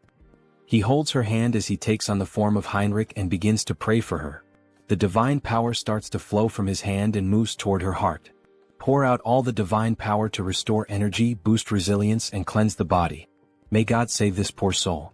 As he says these words, the room begins to shine even brighter, as if a miracle is unfolding through Heinrich's hands. After the light fades, we see that the grandmother is still unconscious, but her skin already appears more radiant. It looks like the 10-minute time limit has ended, and he begins to lose the transformation. Even with divine power, there is still a limit to how much can be done to treat age-related illnesses. He seems exhausted. After all, taking on one of his powerful clones with just his ordinary body can't be easy. But this should help improve her condition. Now he can only rely on his grandmother's willpower. Grandma, she needs to stay strong. We see the sunrise. He stayed the whole night watching over her, and makes a promise. He will come with Tae-san next time. Then, back in the world of Out Erica, we see images of a forest. We see the elves within the forest. So, is Harris one of Harley's friends? Yes, that's right. We see Cecily quite curious about the relationship between the two. Meanwhile, the other elves continue walking. It was a brief meeting, but we got along so well that we became like family. She begins to sniff him. Is that why? She senses a familiar scent coming from Harris. Harris is caught off guard. She's saying the same thing Diana says to Hines. They're not going to figure out we're the same person, right? It's a scent similar to what she smelled on the branch of the world tree. She knows that scent well since she spent the whole day with it. Ah, I see. Phew, at least it's not because of being the same person. It's just because the body is made from the same material. After all, it was created from the world tree. In any case, we'll get along well. He's a friend of Harley, so she's going to take good care of him. Yes, thank you very much. Granwood watches all the commotion from a distance, and he lets out a soft smile, as if he were watching two children playing and interacting. Alright, let's take a break and rest here. He said he still hasn't formed a contract with a spirit, right? Shall we practice some spiritual techniques? Miss Cecily is clearly very excited to have a new friend. So they move a bit farther away to begin training. Cecily starts trying to summon a spirit with great effort, and eventually it works. She manages to summon a water spirit. Cecily is overjoyed, as it's one of the first times she's been able to perform the technique on her own. Harris, look at this water spirit, look how cute it is. But he doesn't respond. He has a depressed expression. What happened? What's wrong, Harris? What? Why doesn't it work for him? We only see wind and a leaf moving around him. Even after reaching the maximum value of his affinity stat, it still didn't work. Is something wrong? Is it because he's a false elf? Spirit mages and spirits are companions who grow together. Rayfury, he's going to help us. Before summoning them, it's important to form a bond with them first. Reveal the power of nature that exists within you and show it to the spirit. He had tried to form a bond after summoning the spirit, but it seems he got the order wrong. He's glad he followed the elves after all. First, focus entirely on affinity and release the overflowing power of nature. Then he begins to channel nature's energy, which emerges in its purest form, glowing a vibrant green. He gathers all the natural energy around him. But what is this? Why is he so good at it? He had mentioned this was his first time trying. Interesting, he has a gift for quickly picking up what he's taught. Maybe he has strong potential. Wait, he feels something pulsing in his hand, an electric sensation. Then system notifications begin to appear. Through repeated training, the entity has reached enlightenment. You have acquired the skill, Spirit Magic. That's it. We see that an electricity spirit has appeared, resembling a Pokemon. At this rate, the two of you will soon be on the same level. He's growing so fast that she almost feels betrayed. Ah, thank you. He has also taken a step forward as a spirit mage. From now on, its name will be What? A reference from real life. The What symbol, W, is the unit of power in the International System of Units, SI. It measures the rate of energy transfer. Alright, let's take a break here. Then he places his hand on the tree. From this point on, he will open the path. All forests and trees are connected to the mother tree, the world tree. And among us, the high elves who are the closest to nature, are able to travel anywhere there is a forest, opening a path that links them. We see the magic surrounding Rayfury, reflected in the intensity of his eyes. Cecily can definitely do this as well. Seriously, she can do that too? Maybe not right now, but in the future, without a doubt. A path connected to all forests. In other words, it's a vast natural teleportation network, isn't it? This is far more efficient than the portals of the Great Divine Order, which require physical installations. This is the power of the world tree. Alright, we've arrived. Harris is amazed by what he sees. There's no way this place is real world 3. We see a massive tree with a structure built around it and a bridge leading directly to it. There are several houses and other buildings nearby.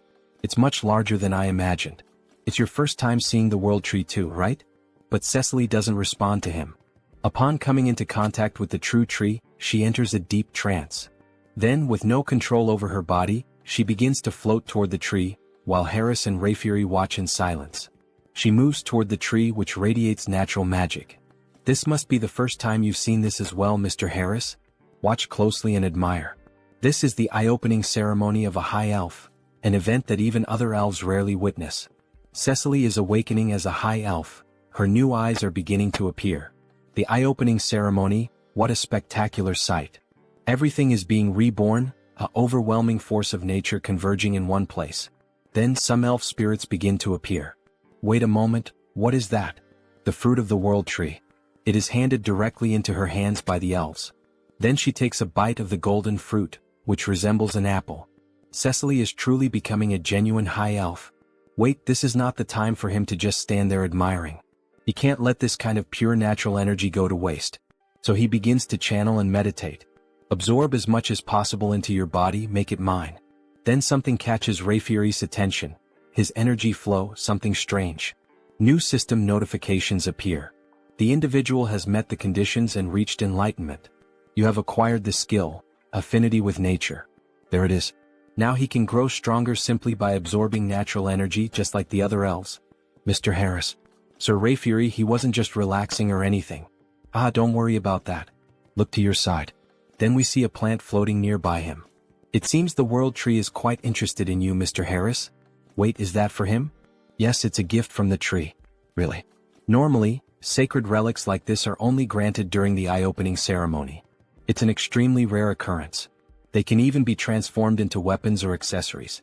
So you must have received a sacred relic during your own eye-opening ceremony as well, Mr. Rayfury. Could it be? No way, that accessory he gave, is it? You should return it now. No, that's definitely not the case.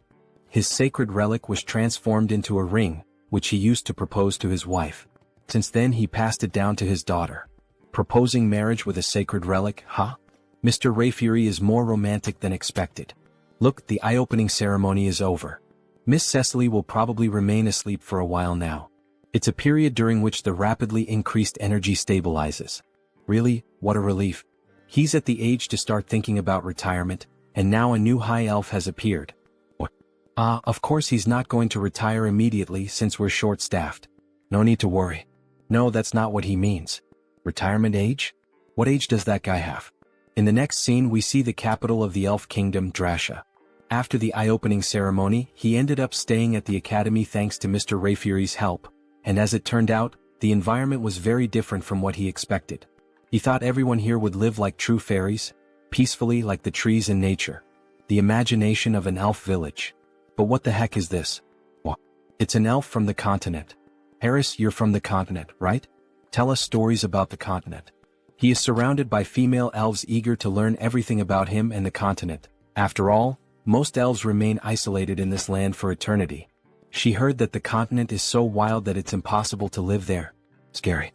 Didn't the humans also kidnap Miss Cecily? The humans from the continent are completely evil, right? They keep bombarding Harris with questions. If he answers wrong, he'll be hated from day one, won't he? Well, yes, it could be dangerous. But he had good companions with him, so... Companions? He was traveling? Yes, during his time as a mercenary he met quite a few people. It's too noisy, she can't concentrate. Hey, could you guys keep it down? We see a beautiful elf with blue hair, one hand on her hip, clearly showing authority. Sorry, Lady Shapiron. We were making a lot of noise, weren't we? Sorry about that. See you next time, Harris. Finally, a little peace and quiet. Thank you. Thank you as well. Then he is interrupted by her. How low class. As she makes a haughty face, bringing some worthless mercenary from who knows where. Why is she so annoyed with him?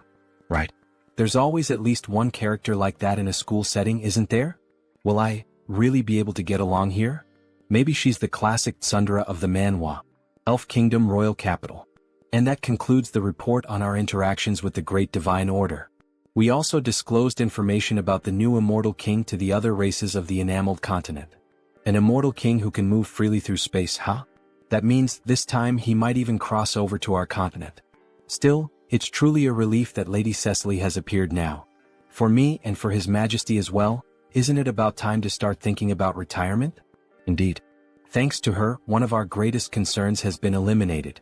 Then we see the Majesty of the Elves, a beautiful elf with yellow hair and golden eyes. Her skin is pure white, adorned with flowers in her hair. On second thought, she heard that the person who came with Lady Cecily is also quite remarkable. It's true. He has already caught the attention of the World Tree. His talent is exceptional and his growth rate is incredibly fast. If we provide him with proper education here in the Elf Kingdom, he will undoubtedly achieve great things.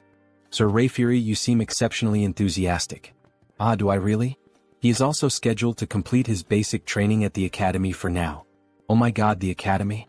That means Sir Rayfury's Academy. Let's pray everything is going well with Harris.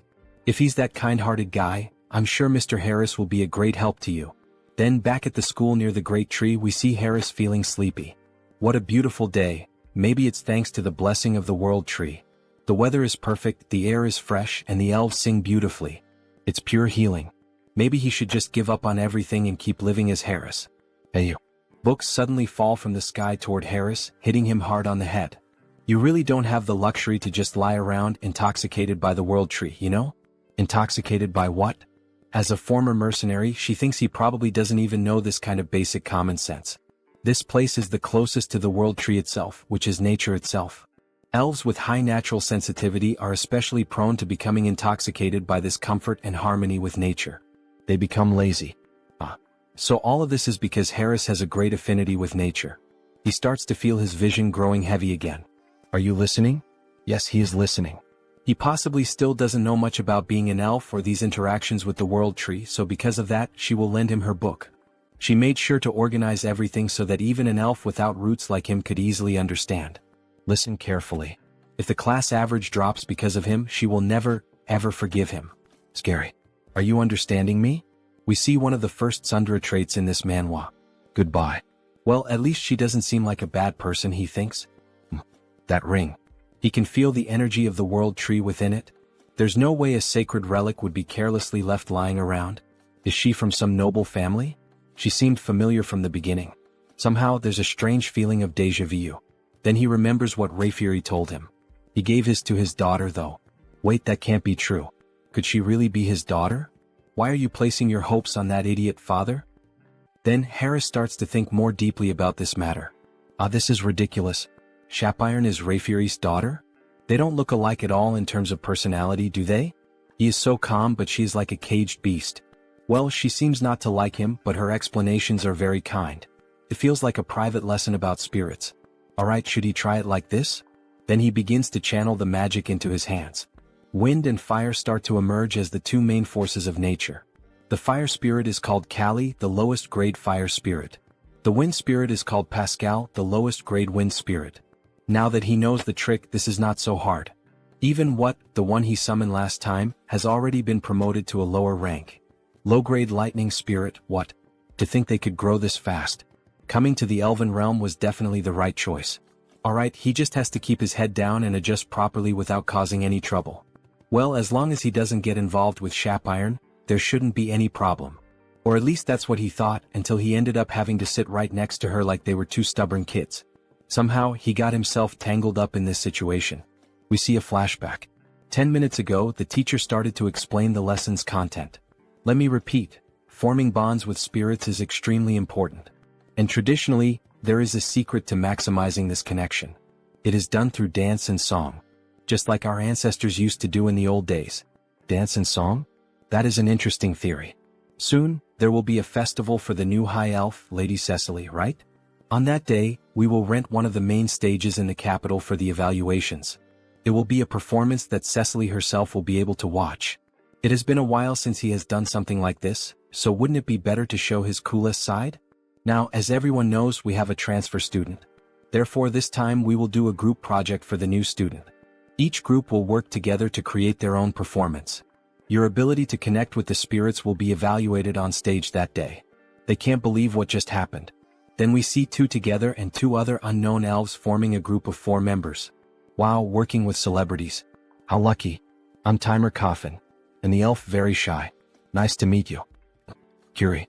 Well, things have come to this point, so there's nothing to be done. So do you know how to dance or sing anything? If not, we will adjust to match you. He has no idea what to do, so I'm in. Me too. They are being so blatantly dismissive that now he is starting to get annoyed. From what he heard in class earlier, as long as it helps build bonds with the spirits, it doesn't have to be traditional elf music or dance. In that case, thank you for your consideration. At that moment he remembered a song he used to sing often in his hometown. Ah, it's a song from his hometown, so it must be from another continent, right? Yes. His parents loved it too, so it's a song he could never forget. Ah, he's confident, isn't he? Of course. Even though he lived a reclusive life for a long time, there was a time when he never scored below 90 in karaoke. It's time to show them the skills he polished at karaoke. However, even as he shows confidence, Shapiron still remains suspicious of him. She does not approve of him at all. What would a mercenary know about elven music? Someone like him being acknowledged by my father and by the world tree? All these stares are burning me up, Harris comments. She will never accept this. Fine. Prove your worth. But if you mess up, you will be held responsible. Alright then. But he has one condition too. A condition? If they get good results, would he be willing to teach him about elven culture? There is still so much he doesn't know. What a strange request. Alright, it's a good request. But only if they achieve a good result. Then he starts to sing a song from planet Earth itself. By my light. Find my light. To the paradise that I will find. I will embrace you, one that will never disappear. While playing an instrument, the spirits danced along with him. Then a system notification appears. The entity has reached enlightenment through repeated training. Acquired the skill Melody of Harmony. Melody of Harmony, huh? The tone definitely sounds more stable now. It feels like the power of nature is keeping his vocal cords steady. It's the first time he has heard a song like this. And these instruments? He has never seen anything like them before. Wow, congratulations. The shy elf claps her hands, meanwhile, Shapiron stays silent with her head down. This is ridiculous. Her spirits really reacted to that rootless, baseless song. They actually connected with the music of an outsider? Shapiron, why that face? You were shaking your shoulders just now. When did she do that? Then the system shows another notification. The spirits are evolving in sync with the melody. Low-level fire spirit. Low-level wind spirit. So now Callie and Pascal have also evolved, just like what? Then he starts to hear a strange noise coming from the forest. What the hell is that? It feels like he's being called. Wait, could that be a sound spirit? He begins to channel magic into the palm of his hand to feel the call. Suddenly, a magic portal opens right in front of him. A spirit manifested in the physical realm. This is something you almost never get to see. They resonated so deeply that even a sound spirit responded? Alright. Its name is Decibel. Sound spirit Decibel. This spirit looks like a small ghost-type Pokemon, like a tiny Jengar. What an incredible gain. Shapiron said that spirits from the phenomenal realm can perform a wide range of tasks. To think there is a song that moves the hearts of the spirits like this. Let's do this one. It will definitely be a huge success. She thinks so too. Sound spirits are only attracted by beautiful sounds. So what did you think, Miss Shapiron? Alright, I admit that the sound was very beautiful. Great. Then, shall we start planning the rehearsal schedule and the stage production until the day of the performance? Yes. Well, could he teach her how to play the instrument he used earlier? It seems interesting. Haha, with a mischievous look he says, of course I can help, miss. What is that expression? That is not appropriate for elves, so stop that right now. So, shall we split the parts first? Then the day of the main event finally arrived. You said your daughter is in the same group as Mr. Harris, right, Mr. Rayfury? That's right. You must be very nervous. Not at all. Why would he be nervous about a simple performance? Aha, he is very nervous, it seems. So, shall we listen to the song that Mr. Harris prepared? We see the 4 members up on the stage. Harris is holding a guitar, Timer Coffin is playing the drums. Then the show begins. Harris starts playing the guitar, creating a beautiful sound that even makes the spirits around them start to dance. Timer Coffin and Curie follow along with the rhythm. And of course, our dear elf, Shapiron, is playing the acoustic guitar in a very shy way. Harris notices this and starts playing more strongly to draw everyone's attention. Among the green bushes. If we run together, the spirits will guide us. As Shapiron and Harris keep singing, everyone becomes moved and amazed by the quality. Even Rayfuris is enchanted. The beautiful singer is showing all her talent for culture. It's the first time she hears this song, but it makes his heart race. The tone is also very beautiful. In search of the miracle of connection, let's find it together on our new journey. Shapiron can make that kind of expression? What song is this? It's the first time she hears it, but it's amazing. My ears are sensitive, but this music is really good, isn't it? Walk under that light, take my hand. Sir Rayfury, look over there. To think they are using the spirits this way. It's incredible. We see all of them together on stage, singing and smiling, a true show. Then, when Cecily was about to speak again with Rayfury, she noticed that he had vanished. Where did he go? That child over there is my daughter. She is my daughter. Yes. The woman is confused. Who would have thought he had this side, the overprotective father? Let's go together toward a new light. I'm not afraid. Shapiron helped a lot with the splendid stage production and the tuning of the instruments. As expected from an elite. Her spiritual knowledge is incredible. Since we are together. After being so irritable, she is the one enjoying it the most, isn't she? They keep singing, everyone happily putting on a big show for everyone in the Elven realm. At the end of the show, everyone gives a round of applause. Sing another song again. Her breathing was more stable than usual, and the music flowed smoothly. Who would have thought she would become so immersed? System notification. Melody of Harmony Skin is in action. Target, Shapiron Sylvest. Looks like it works well on other people too. He used the new skill to support Shapiron. So even her father was there watching her. Shapiron is moved. Shapiron, what do you mean? This is... Sir Harris, she has misunderstood you all this time. Sorry for being so rude to you. She lost the bet. Just hearing that already calms his mind. It's amazing that music alone can have such a big impact on so many people. You will definitely have a great impact on the Elven realm, Sir Harris. Then back in the Holy City. We see the Saintess sitting and reading some documents in her office. Lady Saintess, it's Heinrich. So he has already arrived, ask him to come in please. Come in, make yourself comfortable. Welcome, Sir Heinrich. However, what really catches his attention is the book on the floor. The Hero and the Saintess's Adventure. Let's pretend he didn't see that. Please have a seat. She called him here today to talk about something important. Something important? Maybe you have already heard about the Sacred Sword? Sacred Sword? The most powerful exclusive weapon that the hero protagonist in fantasy stories uses. Well, he doesn't know much about it, but he knows it is a traditional weapon for the hero. There is a decree that was unanimously approved by all members of the church. What do you mean? What kind of... Sir Heinrich, please challenge the trial of the Sacred Sword. The trial of the Sacred Sword? Am I really worthy to receive such an opportunity? Jackpot, you are the best, Lady Saintess. It was a meeting held in a hurry because of the resurrection of the immortal king, but no one had any objections. Because Sir Heinrich is the new hero of the Grand Divine Order. That praise is too much for me. The place where you will undergo the trial is the Great Temple of Pickle, in the western part of the continent. If it's the Great Temple of Pickle, the Salb Empire, which was destroyed 300 years ago by the second immortal king.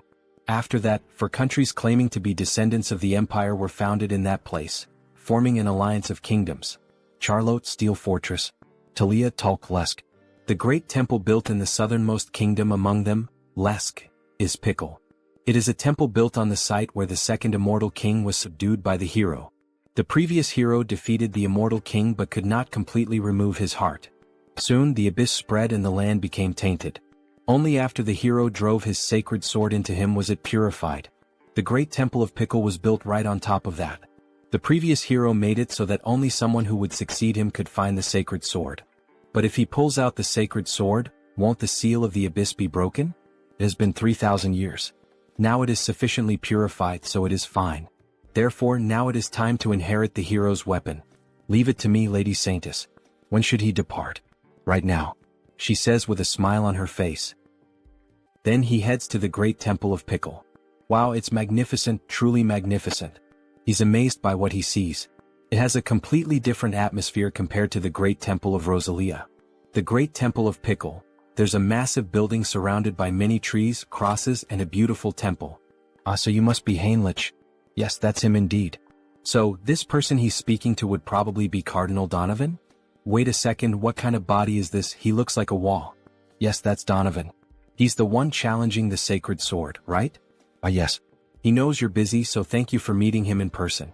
Then we see that this priest is at least 6'7". Besides having a muscular build, his face is covered with scars. No. Aren't you the new hero recommended by the saint? Of course he had to come in person. Just like the rumors said, he's very trustworthy. They say he used to be a paladin and you can tell. His physique, even the strength of his handshake are no joke. If he had known he wouldn't get to see the saint again after his appointment, he would never have accepted the position of cardinal. Donovan, you look like a worm. We see that the saint has admired worms since her childhood. And of course she has a fondness or some kind of special bond with Donovan. Sir Heinrich, he's going to be honest with him. He was genuinely worried that some random brat might try to hit on her. Can he understand the heart of an old man like him? If someone like that shows up, he will personally take responsibility and deal with him. Yes. Alright, but before that, what about the sacred sword? Ah yes, pardon him, he completely forgot about that matter. Then he puts Heinrich back down on the ground as if he were holding a toy. Before that, there is something he needs to tell him. The trial for the sacred sword can only be held once a year. Countless paladins have already challenged it and failed. Does he truly believe he is up to this task? Don't worry. He will face it with the faith that the divine is always watching over him. To think that there's still a young man out there with faith this deep. Indeed, he has everything it takes to be the next hero. O Divine One, you will help him this time too, right? He believes in you. We see the image of the angel, uncertain about what to do with this request. Then they start descending into a sort of labyrinth. Donovan uses the sacred light to guide Heinrich. It's deeper than he thought. Could it be because it was built for sealing purposes? Now that he thinks about it, Sir Heinrich, does he know what the trial consists of? Yes, he heard from the saint. She said the trial changes for each challenger. That's right.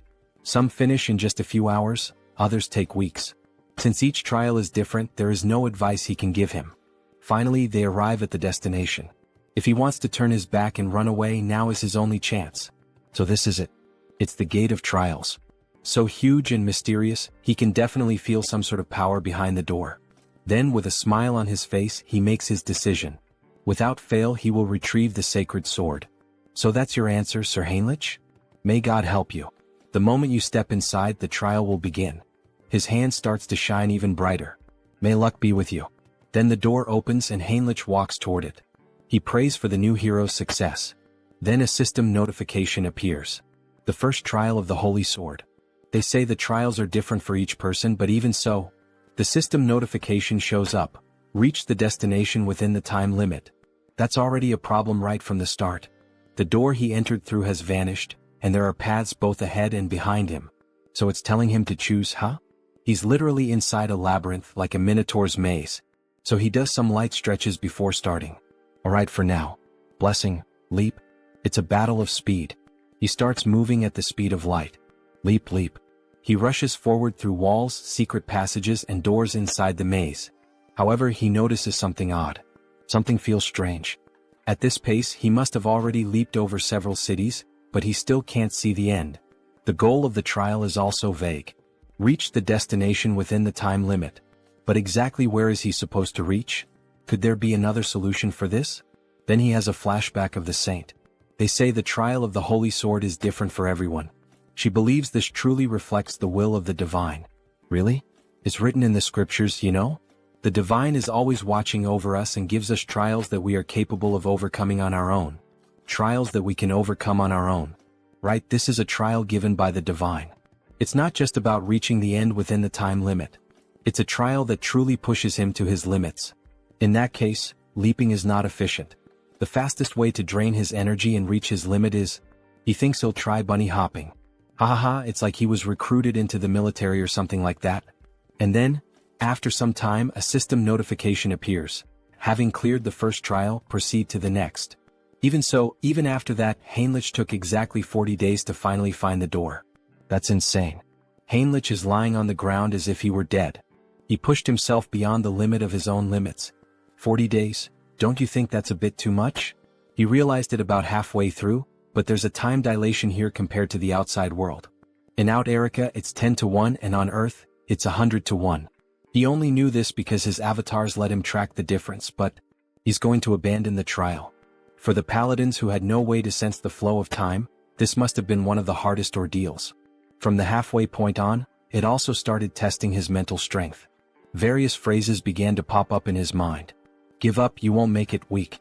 Just quit, you're not worthy. If it weren't for Mind Hub, even he might have lost his sanity. Alright then, he thinks he'll move on to the next stage. So the moment he touches the doorknob, a golden light begins to emerge from his hand. Everything has been restored. He's perfectly recovered from everything. Maybe it's because he pushed himself past his limit and then recovered, but he can feel it, he's tougher than before. Wait a second, if there's a 10 times time difference from the outside world, that means it's basically a training bonus event with 10 times more time, isn't it? Hell yeah. It's basically the Dragon Ball Z training room. He's going to do 10 more days of bunny hops before moving on. Then the scene cuts and we see blood and someone screaming. Hey, is that ready? Almost finished. We see two men of unknown identities talking while they kill a man over a circle of black magic. Very soon, this continent will be swallowed by darkness and will walk its own path toward ruin. Now that the immortal king has been resurrected, just a little push is enough. The rest he will handle on his own. The abyss. If the abyss opens again on this land, we can finally bring this world to its knees. All of this is for the oath that defies the heavens. We see the two of them casting a spell together, and a hand made of shadows emerges. Back to Heinrich. He moves forward toward the location of the second trial. Entering the site of the second test, he begins to look around and is taken aback. Is this a chapel? If the trial is taking place inside a chapel, then the second trial of the Holy Sword, pray to the deity. Pray? Well, if that's what the system says, he just has to follow it. So he begins to kneel down in a prayer position. This trial is based on questions from previous exams taken by veterans. It's a test of faith and divine power directed toward the deity. Well, with his divine power being somewhere between that of a bishop and an archbishop, this is basically a free pass, isn't it? He'll pass as long as he perfectly fills the divine symbol with divine power. How about this? Even while praying, he wasn't able to meet the requirements. Unbelievable, even using all his faith wasn't enough. So he begins to pray again, but this time using the skills, Mind Hub and Persona. With those, he merges all of his personas and alter egos into a single mind to enhance the focus of his prayer.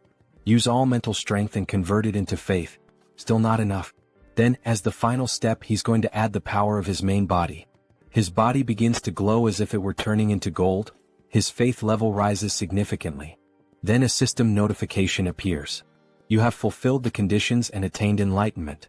You have acquired the special ability, Blessing, Amplification. The divine power that had been overflowing has now settled. The maximum amount of divine power he can withstand has increased. With this, he could almost rival an archbishop, huh? You have passed the second trial. Proceeding to the next stage. Great, everything is going smoothly, isn't it? The trial continues. He then enters the next door. The next trial setting is a dark and ominous environment, with crows and everything around in ruins. The system states, eliminate the enemy. Are we just going to do this out of nowhere? He then notices something strange in the sky, a mysterious cloaked figure. This feels familiar. Where has he seen that figure before? Then it descends to the ground. A subordinate of the former immortal king. An archlich. A hunter from the church, huh? How did you make it this far? He looks like Hans before his awakening. It's best not to underestimate him. After all, even a paladin would hesitate to face an archlich in one-on-one combat. If he doesn't intend to answer, then he strikes his staff against the ground. Die, dog of the church. He summons several skeletal soldiers, some of them with human-like appearances. Just the archlich alone is already troublesome enough, and now he also has to deal with this army of undead? He was probably expecting exactly this kind of reaction. But unfortunately, dear trial creator, why is he muttering to himself? Like someone about to die, your resistance ends here. Go forth, my subordinates. However, Heinrich begins to easily cut down the soldiers, dodging their strikes and countering with simple blows, yet enough to destroy them. How is he managing to dodge all of them? Damn it, just crush him already. Then they all charge at him. That archlich shouldn't assume that all he knows how to do is dodge. So he draws his sword, embedded with holy power, and begins slicing all the enemies in two. That divine power? Are you an archbishop? To think an undead would know what it means to feel fear. How ridiculous. He's just glad to finally be able to show his full power. So this is where it all ends. The archlich begins to channel a powerful spell. Let's see if you can block this too. He summons a few ghostly skulls and tries to strike the protagonist. However, he keeps defending and striking back with only a single attack. You stopped everything with just one blow? Impossible. He says with a look of shock. You predicted all of his tactics? Asks the defeated archlich lying on the ground, almost begging for his life. It's a shame, but he doesn't have any kind of cheat ability like that. On the other hand, he does have a very talented tutor, the strongest direct impact instructor among the undead. And we see that the instructor is Hans. Some kind of personal tutor or whatever. All you ever do is talk nonsense. He's curious to see how much longer that talkative mouth of yours will keep running. Let's see if you can dodge this. Then he starts casting a new spell again, in which a magic circle appears and begins to aim at him from the sky. Heinrich is impressed by such a powerful display. Deathbolt rain. Black lightning bolts begin raining down on the protagonist, giving him no chance to defend. The Archlich laughs. After all, he believes he has defeated his enemy. Ah! There's no way he could have blocked his secret technique. Farewell, arrogant holy knight. Then he hears a voice from afar. Oh, so that was your final move? What? He's still alive? How the hell is he still alive? Of course he's alive, because it didn't hit him. Heinrich says it with a defiant smile on his face. That makes no sense. How could a mere holy knight block his ability? It's impossible. This is completely impossible. Then he unleashes his secret technique once again, and we clearly see that Heinrich has no difficulty moving and dodging all the black lightning bolts. In fact, he's even laughing while dodging. Yeah, it probably doesn't make any sense to him, logically speaking. Even if there's a type advantage, it's still incredibly difficult for one person to completely block that kind of bombardment. But with Hansa's knowledge now being his, he can see every single weakness in the dark magic. So he quickly closes the distance to the enemy and declares that this is the end. With a swift and clean slash, using all the holy energy he can muster, he cuts the Archlich in half, purifying even the ground beneath the strike. However, even though he appears to be dead, the Archlich continues speaking. Ah, not bad, holy warrior of the Orda. But he will never be able to kill the Archlich. As long as he doesn't manage to destroy the core, he'll keep regenerating, again and again. We see a trail of dark magic floating around, moving toward a secret passage in the ground. Fufu. The Order really has created an impressive holy knight. But soon he'll taste true hell once he's resurrected. We see a purple egg. Inside it, as if there were a black hole, a star-filled void. He'll make sure you pay for this humiliation. The Order will. Got you. Heinrich appears suddenly. Spreading dark magic around like that, how could he not notice? He arrived first and had been waiting. Wait. Very well then, goodbye. He swiftly slices the egg into pieces, and a system notification appears. Third trial cleared. Proceed through the gate to the place where the holy sword lies. Then he sees the new door in front of him. As expected, defeating monsters and receiving rewards really is the proper way to do things. Alright then, he should head inside. We see the new location he's been teleported to. Several statues stand around, with a sword embedded in the ground, surrounded by 7 tombstones. Heinrich is struck by the sight. So this is the famous holy sword. A beautiful weapon with golden inscriptions running from the hilt to the blade. The spot where the sword is embedded is the abyss created by the immortal king. Remove the holy sword and be recognized as its master. Alright, let's do this. As he begins to pull the sword, all the sacred energy in the area starts to become distorted. Something is endlessly pouring out. Are these the battle records of the previous heroes? The techniques for wielding the holy sword, the tricks for manipulating energy, even methods for dealing with special monsters. This is the accumulated knowledge of all the past wielders of the holy sword. Everything begins to flood into his mind, as if he were inheriting all the wisdom of his predecessors. Even so, their emotions are also flooding into his thoughts, so it's best to stop here. He activates the Mind Hub skill. Other holy knights might succumb, but not him. This is already enough, so he begins to apply more force to pull the sword. Come out quietly. Partner. You have achieved the condition and gained enlightenment. Great. Acquired special skill, blessing, holy sword. A stigmata on his palm? In the shape of a cross. Then the sword begins to shine intensely and vanishes. So he can use it like a subspace, huh? That'll be useful for drawing the holy sword. You have achieved the condition and gained enlightenment. Skill, Paladin's combat techniques, and comprehensive weapon arts, have merged and evolved into special skill, Logia's holy warfare. Then he summons the sword from the subspace and begins to train. This is incredible. To think he has acquired the perfected battle technique of the holy sword's past wielders. With just enlightenment, his power grows stronger and his movements become sharper. Finally, as he gazes at his reflection in the blade, we have reclaimed the holy sword, my lady. Then the scene shifts. A mountainous region on the western continent of Ion, between the kingdom of Talia and Lesk. We see an abandoned house in the middle of the forest. Inside it, there are scrolls and skulls. Dark mage of the mountains, what is your name? We see Hans with his new appearance. His name is Victor Nolan, sir. He is kneeling, trembling with fear. Victor, this is Hannibal Strauss. He does know who that is, doesn't he? Yes, of course he would know, sir, immortal king. He will follow every command given, so please spare his life. He came to recruit talents, so why all the nervousness? He even spoke quite kindly. But he forgot he still had the Eyes of Darkness skill active. While talking to Victor, he sensed something strange like a sixth sense. But what was that? Victor, confused, asks, "What happened, my king?" Someone openly conducted sacrificial rituals. And on top of that, they occurred simultaneously in both the western and southern regions of the Kingdom of Lesk. To think those reckless fools would dare make plans without consulting the immortal king. What does he intend to do? Well, dark energy begins to radiate from his entire body. He needs to hear their reasons in person, of course. The secret organization continues the ritual, now involving even more people. The pentagram grows more colorful, more intense, and begins to emit an even greater amount of dark power. Everything is proceeding smoothly. It seems there are no issues anywhere else either. 30 years. They spend an unbelievable 30 years preparing for this. This is the moment when all their hardships are finally being rewarded. However, the elder with an aged appearance suddenly begins coughing up blood. What is happening? The magic circle is vanishing. Even after everything, he still hasn't been able to complete the grand spell. But he cannot stop now. If things have reached this point, he grabs hold of a necklace bearing a purple gemstone. Then he will offer himself as a sacrifice. The necklace is shattered and black flames begin to corrode his body. He becomes one with the pentagram, dedicating the remainder of his life to completing the spell. Another sect member watches, pleased by such a profound display of loyalty.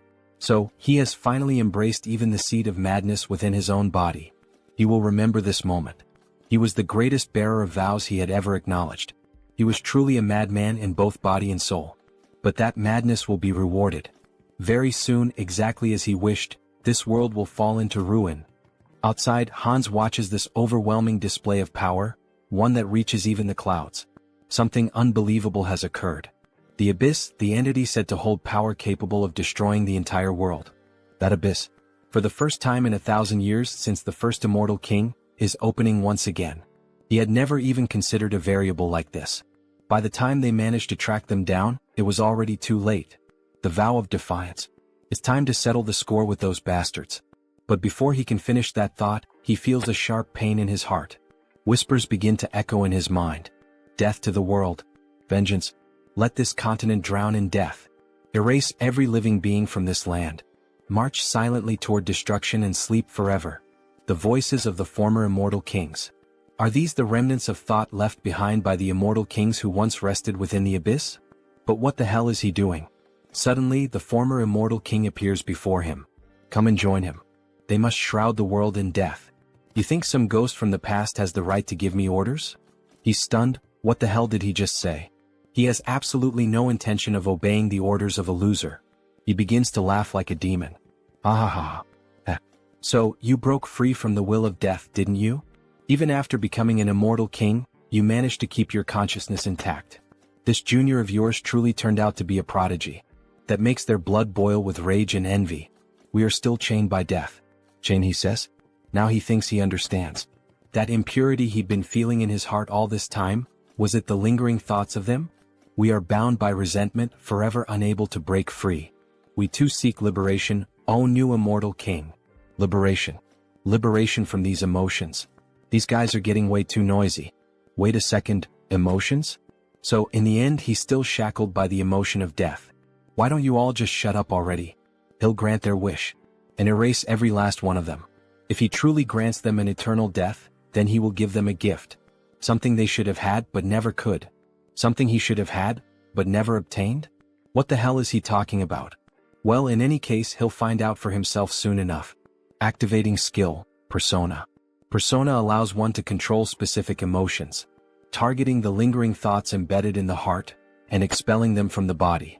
He's coming apart. He's being erased. At last, eternal death is approaching. Farewell, you pathetic old fools. He finally manages to erase every trace of the former immortal kings. And because of that, black words begin to fly toward him. He starts absorbing those words through his hand, gaining even more knowledge. He admits it, this really could be considered a gift. Who would have thought he had left traces of the immortal king's legacy scattered everywhere? The first immortal king laid waste to half a continent, and the second brought down an entire empire. That's a feat that, no matter how powerful one might be, could never be achieved alone. Naturally, there were followers who served him. An undying army that marched at the forefront, carrying out the will of the immortal king. Most were wiped out by the order, but many managed to escape thanks to the discretion of their commanders. And the method many of them chose was to seal themselves at the edge of the abyss. And now, it seems the first of those legacies has begun to crawl back out. Back to Heinrich. He had just obtained the holy sword, and the moment he was leaving, he felt a strange energy. The ground began to crack. The abyss was opening once again. Royal Guard of the Immortal King. Dwell McCain, Archlich, the very same enemy he had just faced, emerged from the abyss. Those filthy bastards from the Order. He can't let it end like this. Not now that he's returned to the world of the living. And when he looks up, he sees the same knight who had recently defeated him. We've met before, haven't we? That stinks. Sorry, it's just, he only just returned to the world of the living. Talk about bad luck, coming back to life at a time like this. So he kills the Archlich again, who ends up dropping the same stone that had appeared in the other world. So the source was trapped between the holy sword and the abyss, huh? Normally he'd be destroying that source right about now, but he'll be merciful and hand it over to Hans. Make sure to serve him well as your new master. After all, he's a very good boy. Then Hans finally arrives at the location where the explosion occurred. However, he doesn't find anyone there. The ones known as the Vow of Defiance have already fled, huh? This must be the source of the abyss that shot up into the sky. He's sure of it, since the energy is definitely most concentrated right here. To open an abyss so immense that it could pierce the sky. But as he looks down at the ground, he notices a fragment of a strange object lying there. Upon inspecting it more closely, it turns out to be nothing more than a piece of metal. Did those bastards drop this? The energy is unstable, so he can't track where it came from, but he'll keep it for now. The flow of leaked energy from the abyss continues to increase. The madness seeping from the abyss is resonating. Even though it's an unstable gate, that alone will already have a huge impact on the continent.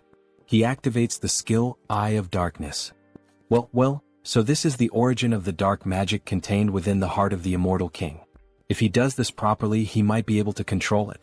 He then begins to gather and concentrate all the abyssal energy into his hand, just like when he absorbed the ancient knowledge of the Immortal Kings. He's going to focus all his power into a single point, and absorb it. He merges with all the energy present at the location. He can feel it. The abyssal energy clinging to his heart and bones. It feels like his power has been greatly amplified. Those bastards from the Vow of Defiance have done him quite a favor. Should he add them to the list of villains? As he was thinking about it, a presence startled him. Something began to emerge from the floor of the abyss. Wait, could that be? A dragon made of bone begins to burst through and tear apart the ground. Yes, is that the bone dragon in Trejo? He bursts out of the ground in grand fashion, breathing fire from his mouth. Or at least, something like fire seems to be leaking out of it. Excellent. This is truly magnificent. However, he doesn't recognize Hans as his new master. What's this? You don't recognize your master in Trejo? Then, staring straight into the dragon's eyes and overflowing with dark energy, the dragon finally acknowledges him. Ah yes. He's finally recognized his new master. Now that he gets a good look at him, he's actually kind of cute. It's like having a pet. This isn't the end of the Immortal King's legacy. He's excited for what comes next. And again he senses something as if it were a sixth sense. You felt it too, didn't you? Some people are envious of our little meeting and are heading this way. The timing isn't ideal. He still hasn't learned enough about the abyss. Running into the Great Divine Order under these conditions is a bit... No, even in real life when you buy a new car you call a friend and go out for a test drive. The abyss that was opened after 1,000 years, and the appearance of the Bone Dragon. This is a chance to gather a massive amount of karma. He endured so many hardships in such a confined place.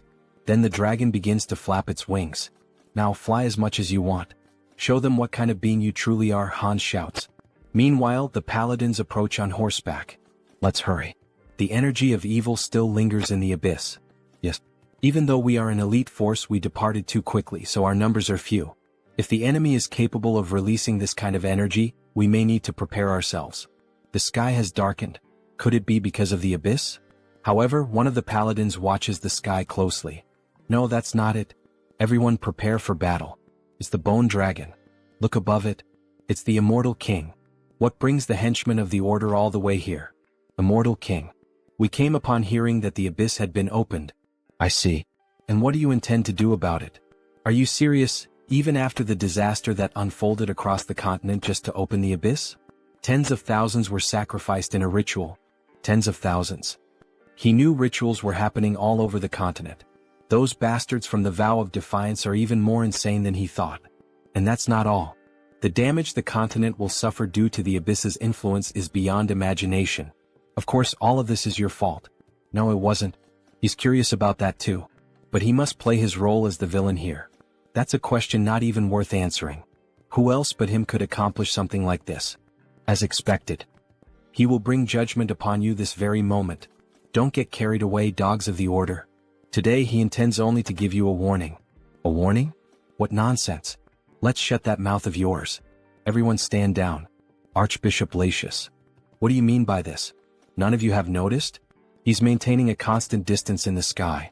The Immortal King wouldn't simply want to have a peaceful conversation with us. This is clearly a trap meant to kill us. Wait, what the hell is this lunatic talking about? What kind of warning could the Master of the Abyss be giving us? The Holy Knight Heinrich Landgard, the one who pierced his heart. This is a warning for him. What? A warning?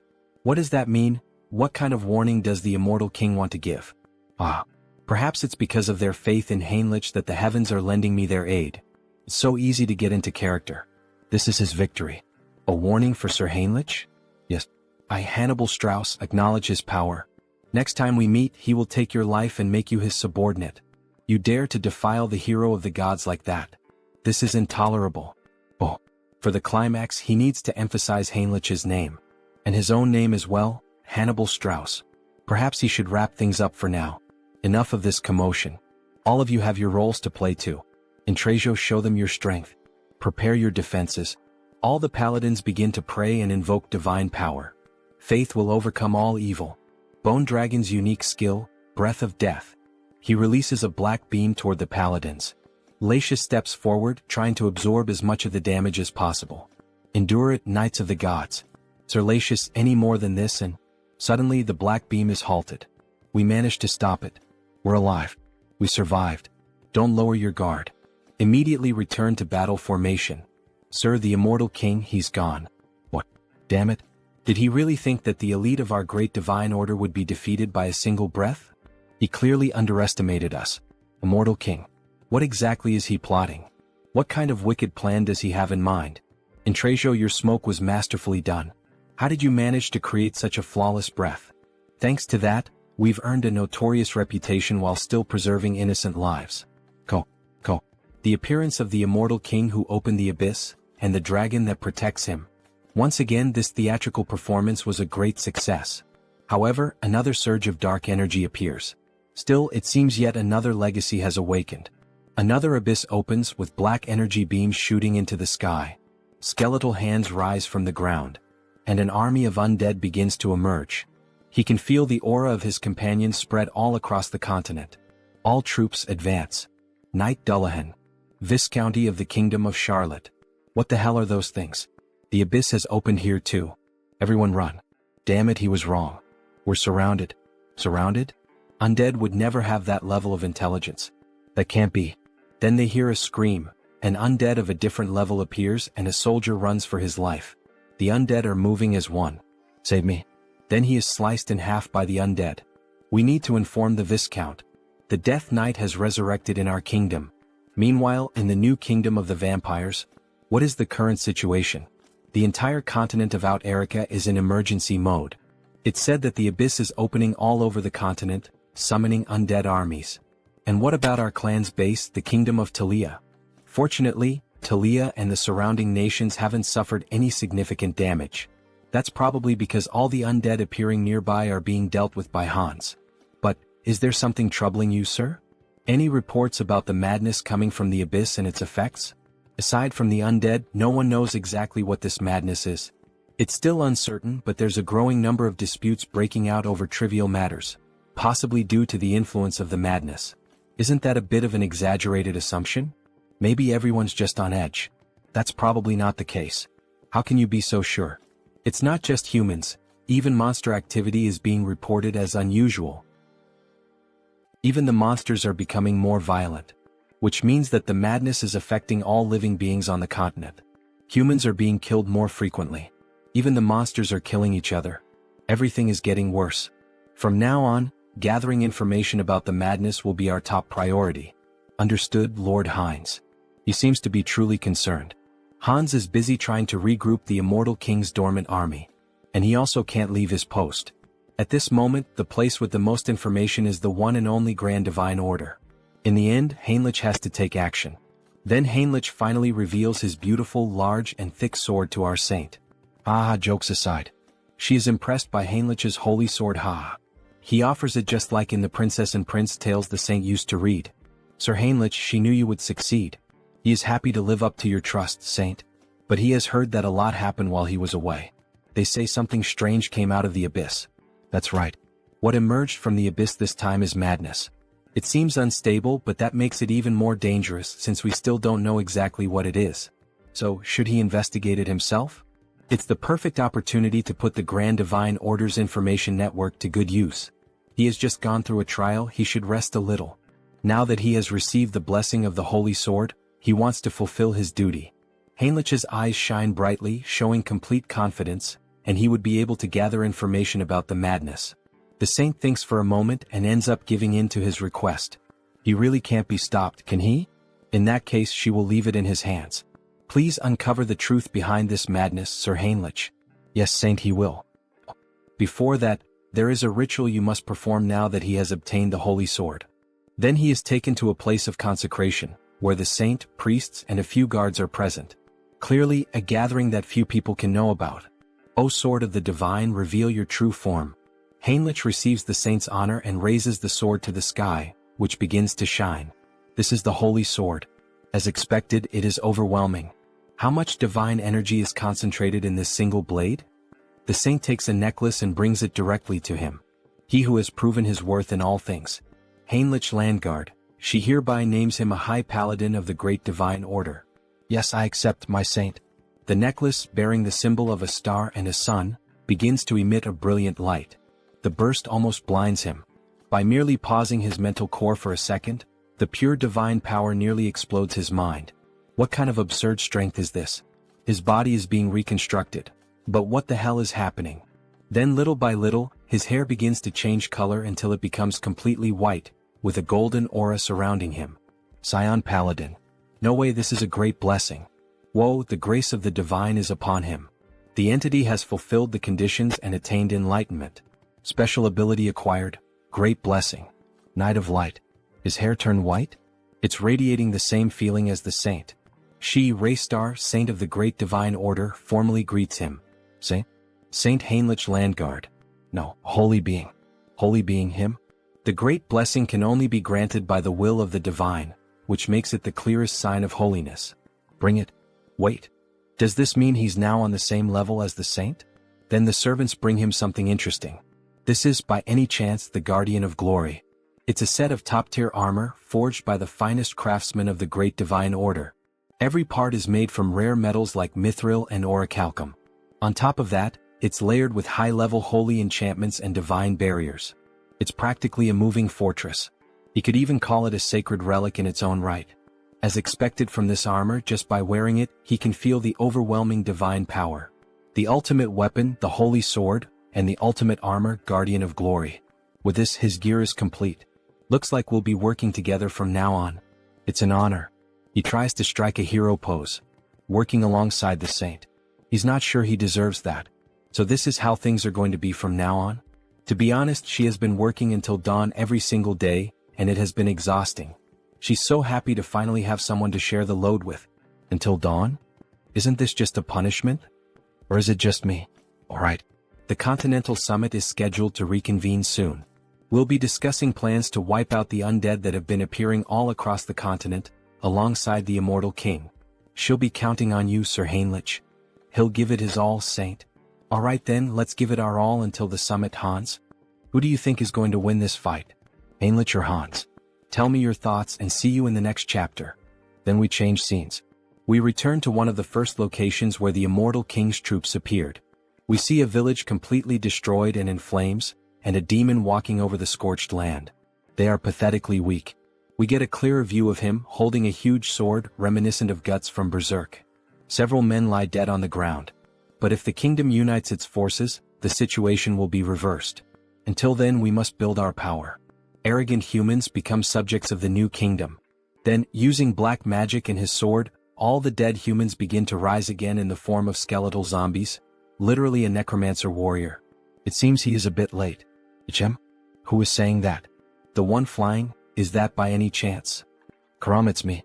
He gives a small display of power, frightening everyone. Ah, that power running through his veins. The new immortal king. All kneel before Hans. Hail our king. He has finally returned. The new immortal king. Karam. Just by looking at him, I can tell he's an important figure. Power beyond that of a master swordsman, the leadership to command an army, and even necromancy to raise the undead. There's no mistaking who he is. My lord, it is an honor to be recognized by you. But, Karam, it seems you caused quite a commotion. I offer my deepest apologies. It so happened that the place where he first awoke was right next to a human settlement. What's done is done. But now it's time to strengthen our forces and gather power. For now we will retreat. He will follow your order. He vanishes like the wind and is imprisoned in Hans's hands, both he and his army. Hans begins to assess the situation around the village. The damage is quite severe. This entire area was completely devastated. He cannot leave it like this. And soon we will be eliminated one by one. A continental summit is scheduled to be held again soon, said the saint. But our forces are so scattered that it will not be easy to gather everyone in time. In that case, he begins to focus the dark energy in his hands, forming a sort of black hole. He wanted to avoid this method because of its strong side effects, but there's no other choice. By channeling black magic into the ground, he manages to connect with everyone in the army of the former immortal king. Hear me, my children. Your lord, the immortal king. He is here in the flesh. This will inevitably reveal his location, but the order will need time to analyze this dark magic. As long as we gather quickly and disappear, that is enough. Now, hurry and answer him.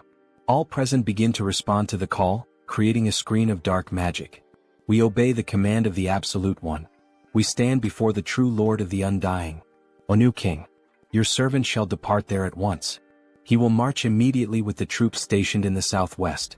He will march immediately with the troops stationed in the southwest. Yes, my loyal and devoted army.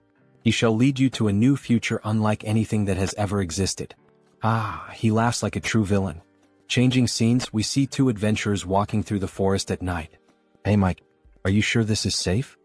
He's heard that undead have been appearing all over the place lately. Come on, they're just rumors. Let's just focus on transporting the supplies. What was that? Sigh, you coward. What kind of undead sneaks around quietly? Obviously it's just a wild animal or something like that. Hey, look behind you, this time I'm serious. What is it now? Must be another animal. Could there really be something behind him? Before he could finish, a sword slices through his neck. A fierce ogre annihilates him. Hey, what the hell was that? Monsters are nearby. What the hell are these things? They're supposed to live deep in the mountains. Why are they here? He's never heard of anything like this before. Monsters joining forces? Meanwhile, in another region involving another clone of the protagonist, Hubert the Merchant. Hubert Trading Company. What is this? Monsters from the northern mountains attacked a caravan in a group? This is also an effect of the madness. If this continues, even Tarak, which is nearby, will be in danger. We secured food and war supplies in advance, but this is not the time for business. Small merchants chase after coins, great merchants chase after hearts. Times like these call for providing help. He begins to analyze the map of the kingdom and nearby cities. Aeonia County. Fortress of Steel. But still, specifically where? The Fortress of Steel is recruiting mercenaries on a large scale? Just the news we needed. Recruitment of mercenaries? It seems that the Fortress of Steel is also in trouble. The monsters from the northern mountains are showing signs of moving south, right? And the gossip in the tavern continues. They are not ordinary monsters. They are advancing as if they were enraged, making Harley's group hear the news. Everyone heard that, right? What do we do? Harley, and you? Well, of course he's going to join the fight. You can't miss an opportunity like this, right? That's Harley. So when are we leaving? Why do you ask? Harley, don't tell me. Of course right now. Aha, he runs off excited for finally having a fight. But his companions realize that something is missing. Did he pay for the drinks? No. Grab Harley now. Make that bastard pay for the drinks today. Tarak Mercenary Guild. Finally, Harley arrived at the place. Hello Harley, welcome. Meanwhile, the members on the floor exhausted after trying to force him to pay for the drinks. That guy who looks like a monster. Oh, so this simple guy knows Harley? Of course. If you don't know Harley in this field, you must be from another continent. Then this will be quick. He and these three are signing up for the mercenary recruitment. Process this quickly. Sorry, but Harley's request is difficult to process. What do you mean? What does that mean? Does it make sense for a mercenary guild not to give work to mercenaries? Does he perhaps want to get beaten up by us? No, that's not it. Harley, he has a special nomination request. Then he receives a letter, quite a beautiful one at that, showing its importance. Nomination request? He was planning to go to the Fortress of Steel, so he hadn't thought about that. He's going to refuse this request. That's Harley. Decisive. Cool. Jim, he thinks he can't refuse this one. The client is Lord Talmine Aeonia. Wait, Taloasis? Who is that? No, it's Lord Talmine Aeonia. Right here, the Lord of the Aeonia territory. Office of the Lord of Aeonia. He is waiting in this room. The Lord is here? He then suddenly bursts through the door, wanting to draw attention. The Lord is here and Harley has just entered the scene. However, he ends up seeing a different sight than usual. A knight at the window? Possibly not the Lord. The Lord wouldn't talk to a mere mercenary. He is Knight Robin, authorized for this mission. They've heard of him, but he is quite large. And very unique. As he stares at the wolf ears, the female version of girls with cat ears. He understands the matter. So, what does a knight want with a mere mercenary? There is only one reason we have nominated you. We need someone to lead the attack on the Northern Mountains. Northern Mountains? Isn't that the place overrun by monsters now? The mission is to rescue a VIP. The target's name is Jaonic Steelstone. He is a blacksmith from our territory and his race is dwarf. We have images of him in some mine, mining some kind of bluish crystal. Switching scenes, we see a hospital in Seoul.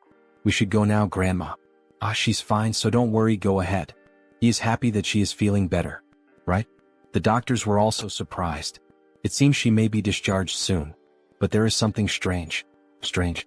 According to the doctor, it is as if a high-ranking priest had poured divine power for days. Where would someone humble like him have such incredible connections? It was him, a pity he can't reveal that information, at least not now. Grandma must have overcome this on her own. She is strong. Right? Wow, our grandma who spent her life serving others was finally rewarded? Ah yes. How is your moving plan going?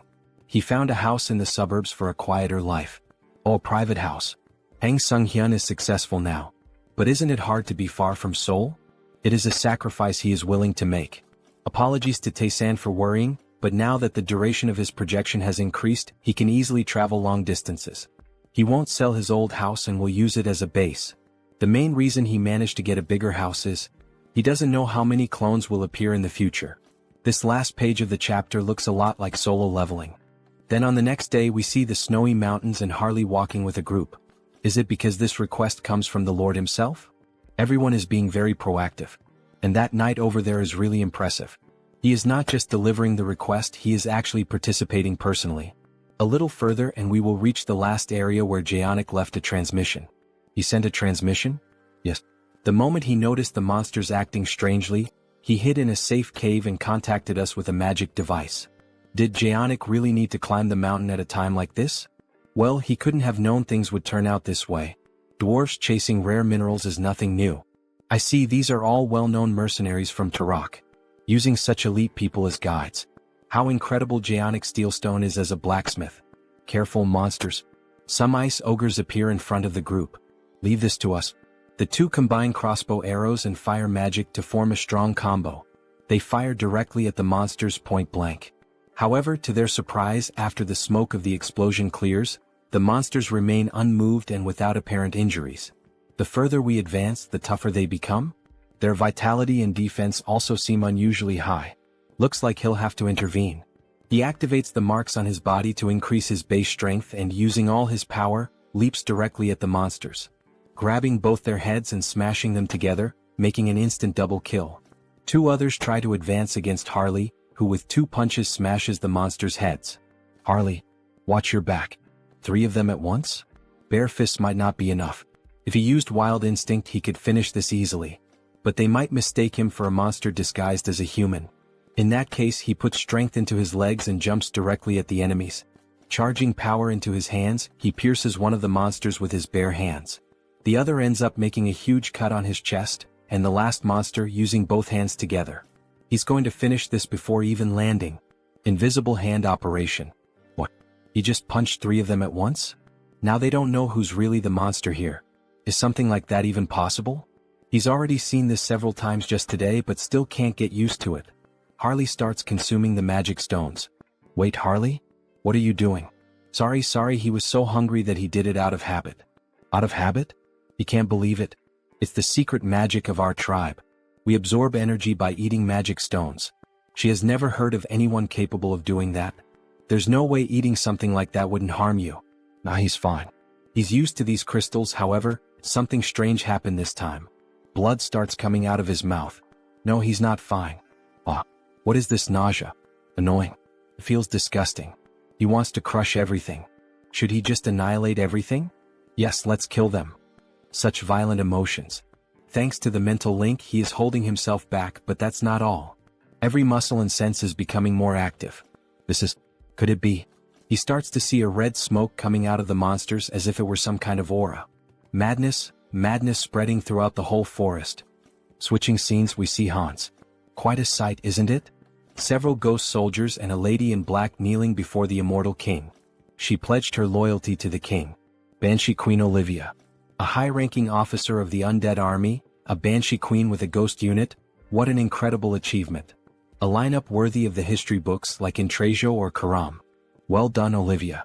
She has gathered far more strength than he expected. As the king commanded, she minimized clashes with humans and gathered the children. Olivia, there is something he needs you to do. Command it and it shall be done. That people's organization. Extract every fragment of information you can from the oath of reversing heaven. Her ability is perfectly suited for this. It is an honor. Olivia will do her utmost. What is it he most desires from them? Why, of course, absolute obedience. Hear me, my children. Hunt down every last remnant of them and drain their souls, and dedicate everything to the king. I would like to thank the support of our subscribers and say that our latest video of this manhwa is close to 100,000 views. Thank you very much to everyone. Keep subscribing and commenting and I will keep releasing this manhwa. See you in the next video. Meanwhile, their vampire analyzes the latest news. Hans managed to unearth this kind of information about the Banshee Queen, obtaining details that most would not even dare to search for. Information about the state of the nation coming from the Brokaslak clan, about the underworld coming from the Banshees, and he can count on Harley for anything related to madness. But why does he have this feeling of fear? As if he were having a migraine. Suddenly his subordinate enters the office. Lord Hines. What happened? A short while ago in the demon forest, a report arrived that the monsters started attacking. He sent 2 of the purebloods there, so it should be all right. That is not all. Ichem? The monsters in the northern mountains started descending to the south with full force. This spreads in all directions in an instant. This is madness. Something that cannot be seen, as if it mixed with the air. Everyone is being corrupted by madness just by breathing. Wait, what about his companions? The effect is small, but they are not completely immune. It seems the effect is lighter on humans at least. We are about to reach our destination, so let's hurry. Just a little more. Even so. This is really dangerous, isn't it? His body keeps having spasms. His physical abilities are becoming explosively stronger, but in exchange, it seems he is losing control of his own body. Then a system notification appears. Controlling the physical transformation with the skill body mutation. If it were not for this skill, he would have become a lunatic like the orcs. Everyone stop. What, there are more monsters? At least he is dressed like a monster. It suits me quite well, don't you think? Some plants start moving. They are already here. He was waiting. Blacksmith, Zionic Steelstone and another unknown. He dug a cave there. He will escort you to it. He is curious but he cannot. Hallie, don't tell me. That's right. Monsters are coming. Let's go down there now. Several orcs appear with different types of weapons. All possessed by madness. Everyone cover our rear as we go down the mountain. While they run, the dwarf starts falling behind. After all, he takes short steps. One of the orcs is approaching to wound him. Someone please save me. Harley appears, cutting the orc in half using only his bare hands, leaving the dwarf impressed. They are so big it is satisfying to cut them. Hey, this is not the time to have fun. At this pace they will catch up to us in no time. Then Harley has an idea to run with the dwarf just like he did with the elf he saved months ago. How ruthless. Those monsters run fast too. They are right. At this pace we will be exterminated. Except for him. Don't say such frightening things. Isn't there a better way? Hey Mr. Knight, he is running out of energy. Could he receive his share of the magic stones now? What? He does not know what he wants to do with this, but if it is necessary for the mission, he sees no reason not to. He gives a bag full of magic stones from monsters. Thank you. For now, he will leave this dwarf with them for protection. Harley, what the hell is he doing? It is dangerous, he has to get out of there. Ah. Wasn't it them who asked if there was a better way? He opens the bag full of red fragments and starts ingesting them all at once. He can feel a madness far greater than before. It seems that each magic stone contains a different amount of madness. If he absorbs the power of the madness from the magic stones while controlling it with his skills, theoretically he can become infinitely stronger. In that case, he will devour all the madness that has arisen in this world. He screams and his voice echoes throughout the mountain. A system notification appears. The individual has met the conditions for growth. The skill wildness has evolved into the special skill frenzied beast. His whole body starts to turn slightly red, even the tattoos begin to gain more colors. Upon opening his eyes, we see that even his eye and his breath leak madness. He became slightly mad, although he can still control himself. Alright then, now it is showtime. He equips the 2 axes and goes alone against all the enemies. Let the carnage begin. His whole body is boiling. It is unbearably hot. It reminds me of Goku's first transformation. Whoever guesses it right in the comments, I will put a heart. 5, 4, 3, 2, 1, Kaioken. He charges directly at the monsters, simply destroying them all without them even being able to react. Die all of you. Looking like a true barbarian. In the end, from all that crowd, not a single monster was left to tell the tale. This is the power of the frenzied beast. She can barely see his movements. How can he be like this? The rumors that he was the strongest mercenary of Turok were not an exaggeration. Not the strongest of Turok. The strongest of the whole continent. Other monsters keep coming, however, nothing is capable of stopping Harley's carnage. He toys with his opponents, using the axe in incredible ways. This basically settles the matter. Skill Jewel I, Severe Winter. That was amazing. Harley. Is he alright? Everyone runs off seeking to obtain information about him. He has the bravery of a dwarf. After begging for his life and running away. Suddenly, Harley feels some kind of strange energy. His whole body is screaming for him to flee. This is the first time he feels so tense. Harley, what is that face? Don't tell me more enemies are coming? Kah. This is really bad. If we encounter the monster that is coming now, it will be a total extermination. Well, except for him. We have come too far to give up now. Do something, muscle friend. Old man. When he saw them before, he dug a burrow to hide, right? That's right. He very bravely dug that burrow. So can he hide all of us now? Within 10 minutes. 10 minutes? 5 minutes are enough. With your beautiful tool, Alan. A radiant pickaxe looking like diamonds. Alan? Just by looking at it, it shines? Is this a magical tool? Now everyone get ready. Get ready? Yes. With a simple strike of the pickaxe on the ground, everything starts to shake. The ground is shaking? Several cracks begin to appear.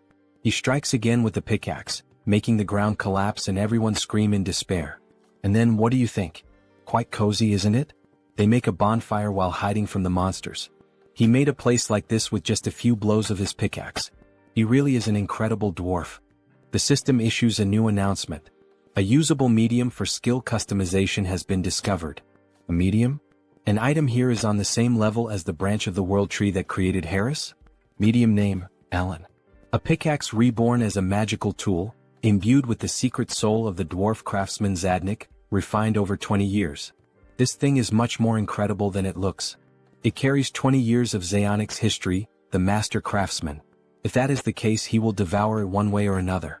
The dwarf can feel Harley's malice from meters away. Some stones start falling on the team. Something noisy coming from above. Is it the monster he mentioned before? Judging by the presence, it just sat above us.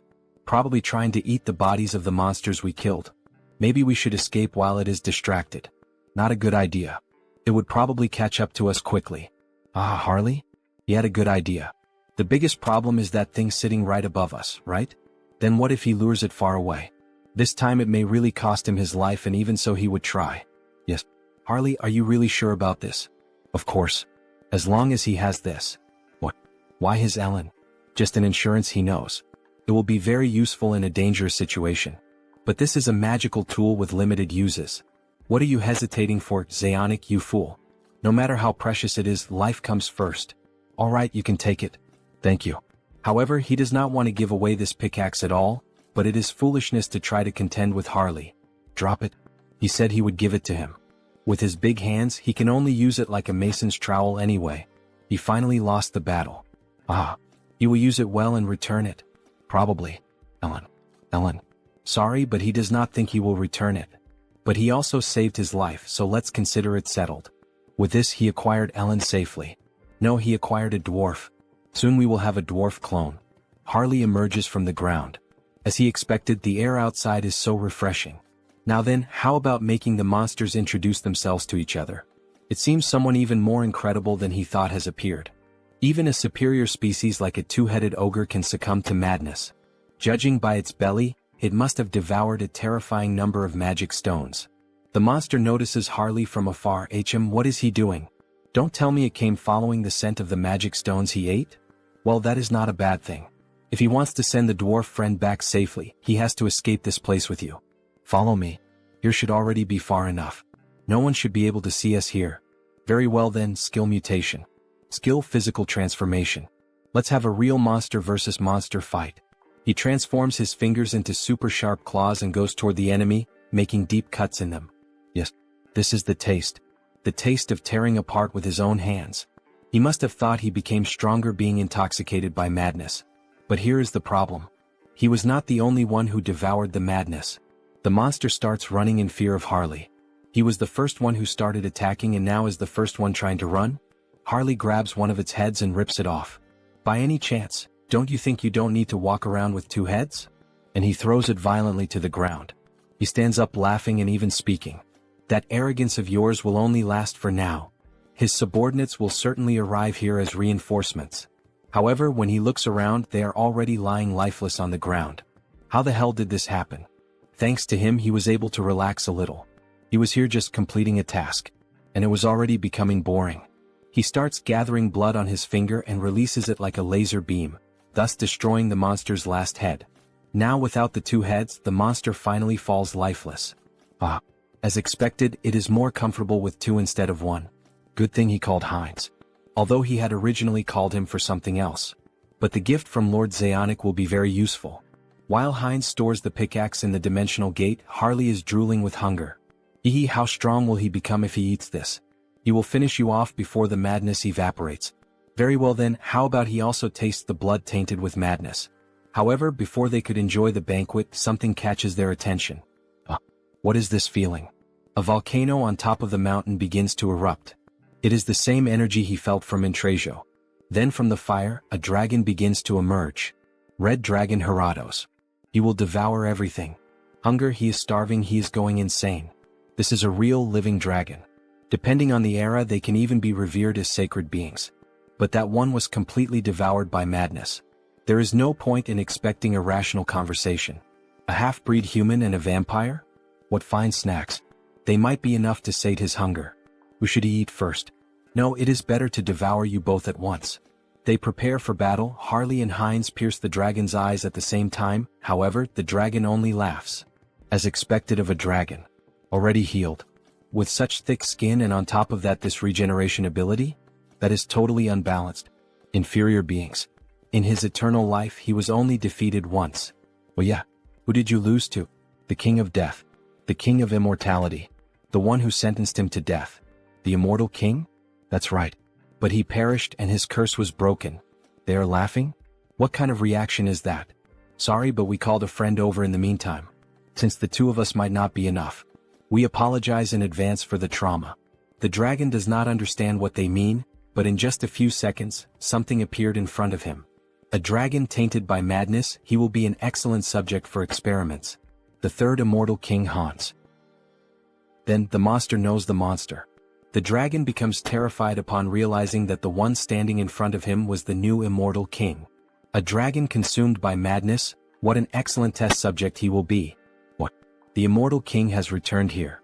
He can see him through the memories of the previous immortal king. If even you could awaken from that corpse-like slumber, then who can say he cannot return from death itself? The dragon truly felt the pressure and little by little tries to move away. However, it ends up striking its tail against some kind of barrier. Haha, don't even think about running or flying away from here. Inside this barrier, your wings will not take you anywhere. After realizing that he had been trapped, the dragon begins to go insane. Kill him, kill him. The immortal king. Kill him. Avenge us. Then Heratos begins to accumulate power. Incredible, he is absorbing all the madness in the air. Not even he would be able to accomplish this. An overwhelming power is emerging. Yes, that strange power is the will of nature, commanding vengeance. He will erase you, immortal king. This hinders your plans. So the so-called immortal king flees in terror. He was going to kill him cleanly even if it meant a small loss, but releasing so much condensed madness would be a waste. That bastard, what nonsense is he telling himself? So that is an option. If we are not on the same level, he should enter his own game. The immortal king begins to summon something from his gate. Come forth. Intratio. That's right, now we will have a war of dragons. He mounts the dragon of pure bone and commands it to attack. Wait, is that a pure-blood dragon? Intratio, make sure that his flesh and bones remain intact. Remove the curse and the rot before he fights. The bone dragon charges in with everything, biting the fire dragon's jugular to immobilize him. Now then, let us begin the analysis of how best to carve him up. Skill, gravitational chains. Skill, spatial lock. Skill, shock absorption. What petty tricks. Now is the time. The two run toward the imprisoned dragon. Solid body, merely looking at it already makes him salivate. He will take a good taste of this precious dragon blood. The vampire launches a blood strike which causes great damage. Meanwhile, the barbarian, dying of hunger, is already there biting the flesh. Infinite refills of dragon meat? He will gorge himself until he is restored. While the vampire was savoring the blood, he ended up feeling something strange on his palate. The blood itself is good, but the madness mixed into it keeps getting in the way. Wait, madness? It seems our protagonist had some kind of idea. Heratos manages to free himself from the chains. Did those insects think he would just sit and watch? Bruh. At this range there is no way to dodge. But they did not use it. He is not the only one with a breath attack. To keep pestering me like this, burn you cursed dragon. After both dragons charged their unique abilities, they fired red and blue breaths, causing a huge explosion in the middle of the ice mountain. Meanwhile, the vampire begins to prepare something. He focuses every drop of blood in his body and pushes the mysteries of blood to their extreme. Great sword of blood. He prepares himself, uses the acceleration skill, and delivers a tremendous strike to the dragon with his new sword. That worked. Useless insect. Useless. An injury like this is nothing, he can simply regenerate it. Sorry, but that is not his goal. What? An insect, huh? That is the perfect word. What is this? Your stockpiled madness looked far too appetizing, so he simply slipped a parasite into your body. One so vicious that not even dewormers will work. That's right, Harley entered inside the dragon's body. And the texture? Not bad at all. Let's see how much he can gut this restaurant. See you next time, guys. Inside Heratos, the feast seemed endless. The deeper he dug, the richer the nutrients that surged through him. The dragon's body reacted violently, muscles convulsed, straining to crush the parasite gnawing within. The pressure threatened to shatter bones and rupture organs, yet retreat was not an option. He would keep devouring until the beast's body refused to move. As the consumption continued, notifications flared in his mind. The creature's regeneration had surpassed its natural limits. The skill had advanced into something far more dreadful. Ultra regeneration. Lost vitality surged back with overwhelming force, and its meaning became clear. This was the dragon's true gift, a power that could restore the impossible, even without feeding on a magic stone. For Heratos, the wound was nothing more than a scratch. For the invader, it was proof that every effort seemed worthless against flesh that endlessly rebuilt itself, while the dragon dismissed all resistance as the pathetic tricks of an insect. Once again the notifications surged before him. The creature had fulfilled the conditions to evolve. The skill Devour transformed into the special ability known as Gluttony. Gluttony, just like the 7 deadly sins. A shiver rippled through his body as the change took hold. Scales suddenly began to form across his skin, undeniably dragon scales. The realization struck hard. From now on, through consumption alone, he could absorb traits. Every single one of them would be his to claim. The dragon grew restless, its rage boiling as the parasite dug deeper inside. If the intruder refused to leave on his own, Heratos would rip him out piece by piece. Yet the fight shifted before he could act. The immortal king and the vampire launched a coordinated strike alongside Horacio, who tore into the beast's neck, while Heinz's blade carved through with relentless force. That was the effect of gluttony.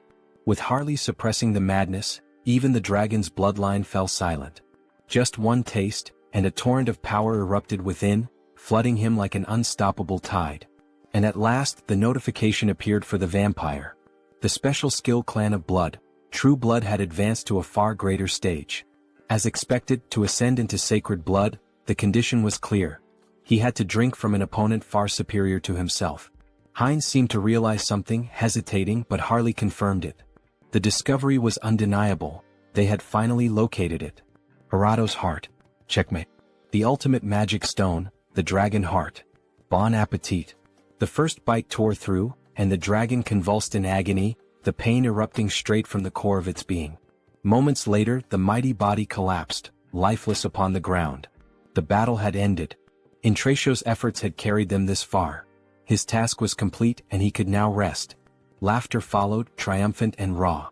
From the twin-headed ogre to the dragon raid, every challenge had been cleared.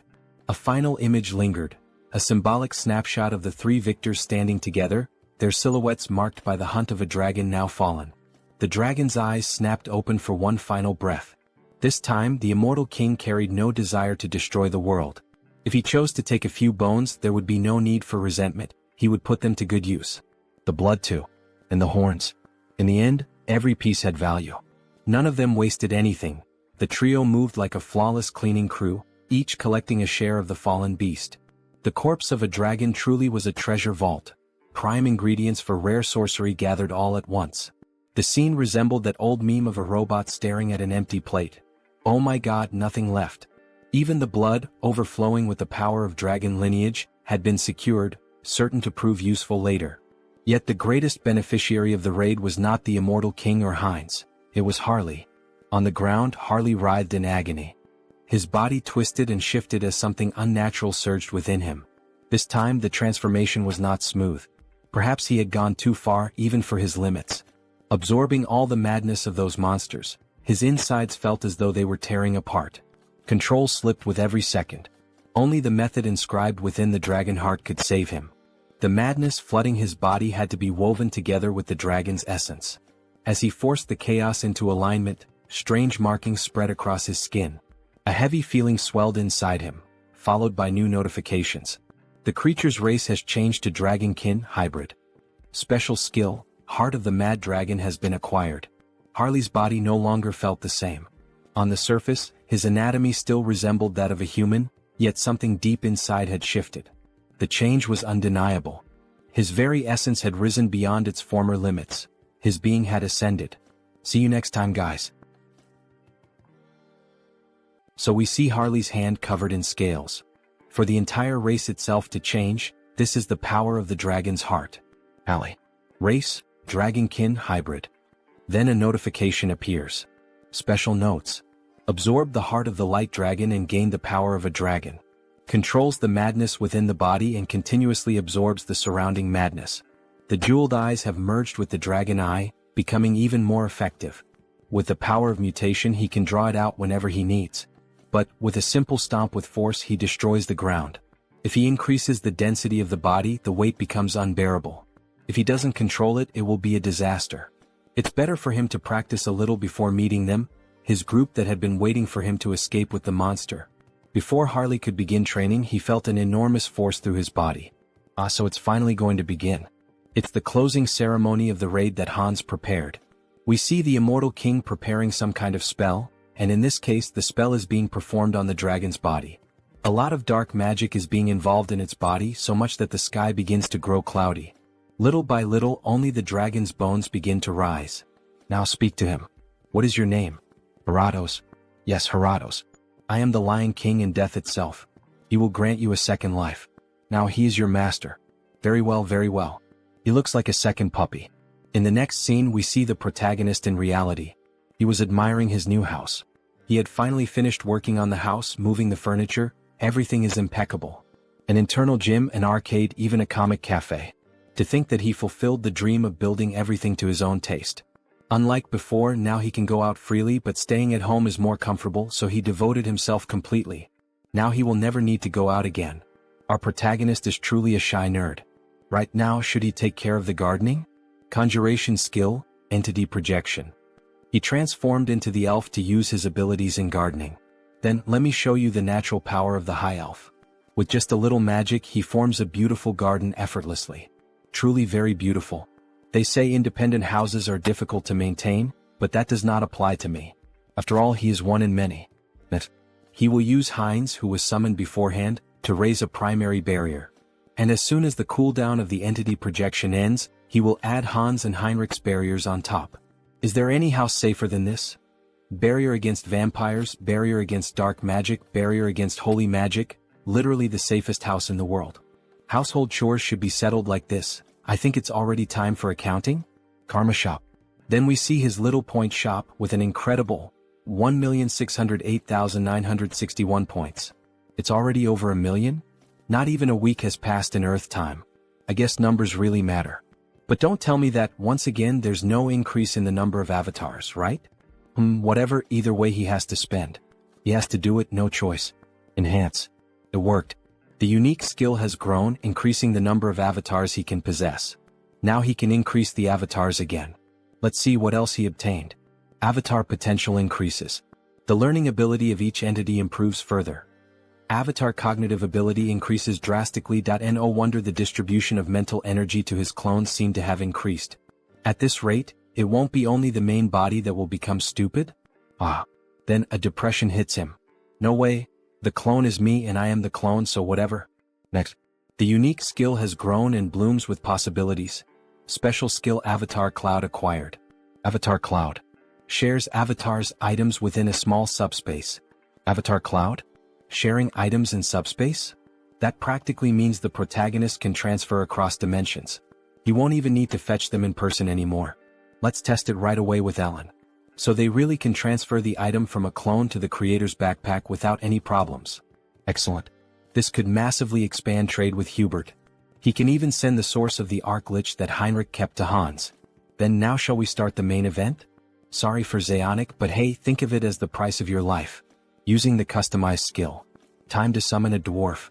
An explosion happens in the garden, and finally a new clone is made. He needed a craftsman to take care of the clone's equipment. Finally, he would have a reliable blacksmith like Zeonic. What is this adorable little lock? This isn't what Zeonic said it would be. We officially have a buff baby with the protagonist's face and a beard. See you next time, guys.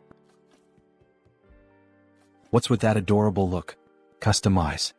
Increase the height to the species maximum. Make the face a bit younger. Grow the beard to look stylish. The body too. Is starting to look decent. Is ready? A dwarf who will serve as the blacksmith of the tattooed ones. Now he truly looks like a real dwarf. From now on his name is Howard. And of course it would be yet another name starting with the letter H. For some reason the protagonist really likes that letter. It's a pleasure to meet you, Howard. Likewise, my creator. Then a system notification appears. Howard. Species, dwarf. Individual trait, artisan S spirit. Special notes. Han Sunghyun S 8th avatar. Born as a dwarf using the artisan S pickaxe as the medium. The influence of artisan S spirit grants additional bonuses to crafting actions. Perfect, exactly what he had in mind. The first attached skill is precisely the type he wanted. If he were to point out a small problem. Just like Harris, he lacks general knowledge. Why can't I? He'll have to use Harley's connections again, but the north is in chaos, so it won't be immediate. Alright, then he'll have to do that. Heinrich will have to intervene. It's time to make some calls. It's been a while, how have you been? Lord Heinrich, did something happen? He has an urgent favor to ask. A favor? Just ask and give the orders and she will carry out everything.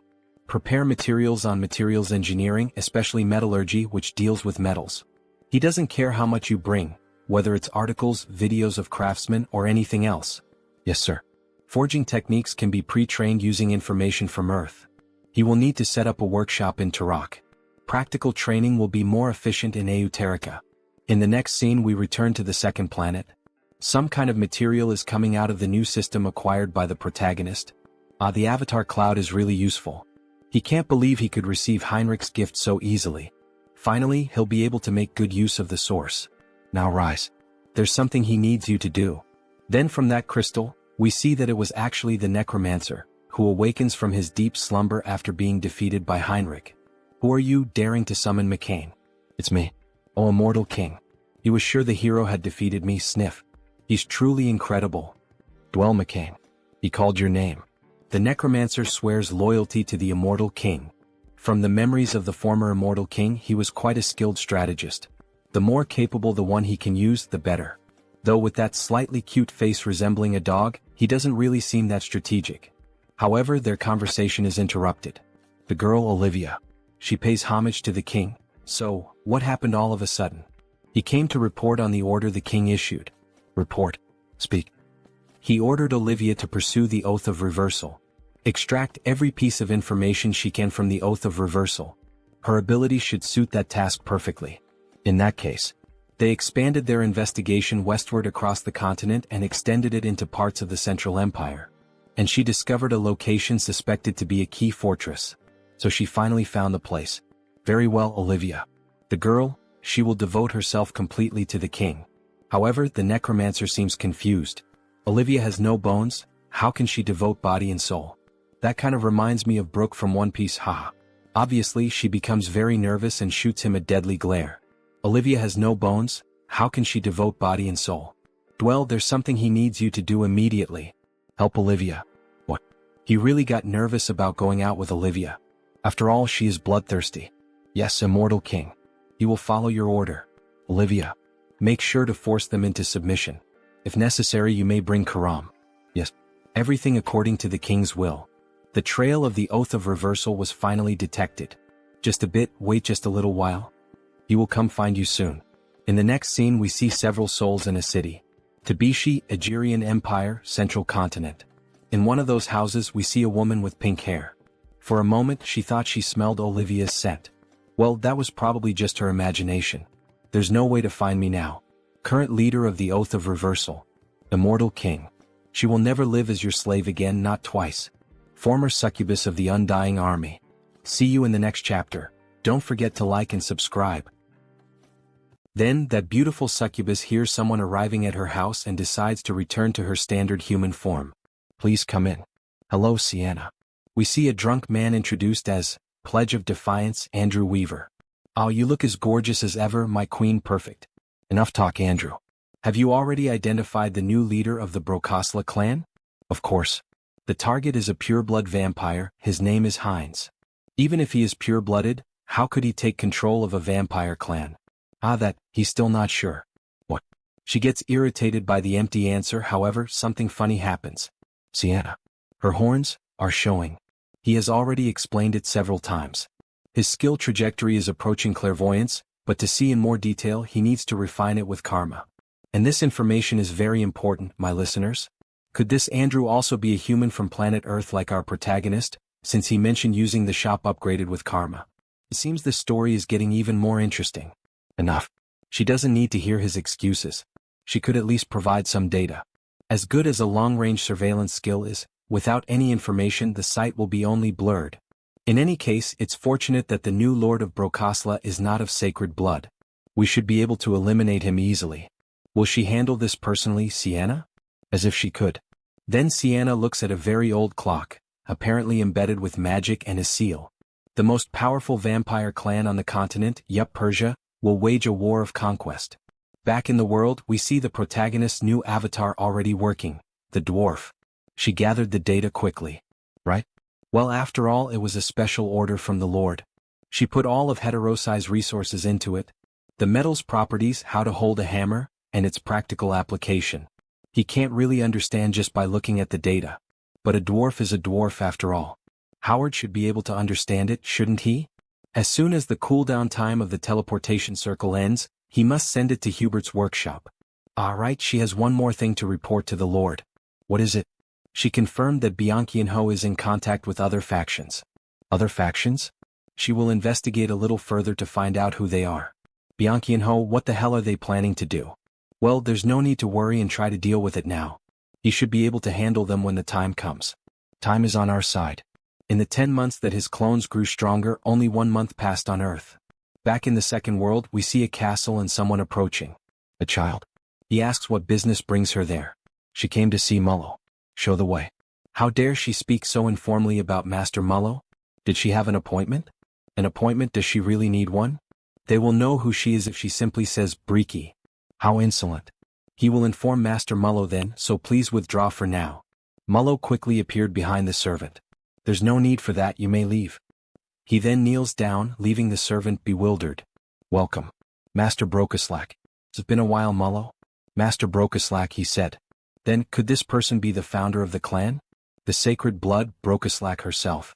He apologizes for not being able to greet her properly while serving tea. Master Brokislack. Frisia was not present. She told him to call her Briki. Brokislack sounds too formal. Right, Miss Briki. This is a big problem. There should still be at least 20 years left until her scheduled visit. Why did she suddenly appear like this? But it's so strange. That child at the door earlier. His essence hasn't changed, but there are too many incomprehensible changes. He didn't even recognize his own master. Is that so? He's not sure. Don't try to deny it. The same goes for you. He can't fight against Lady Briki. Nor does he want to. For this to happen precisely while Lord Hines is away, of all possible times. He definitely inherited her blood, but could it really change this much? Well, anyway, where is the one who made him like this? She knew everything and was merely testing us. So, it has come to this. He is currently away.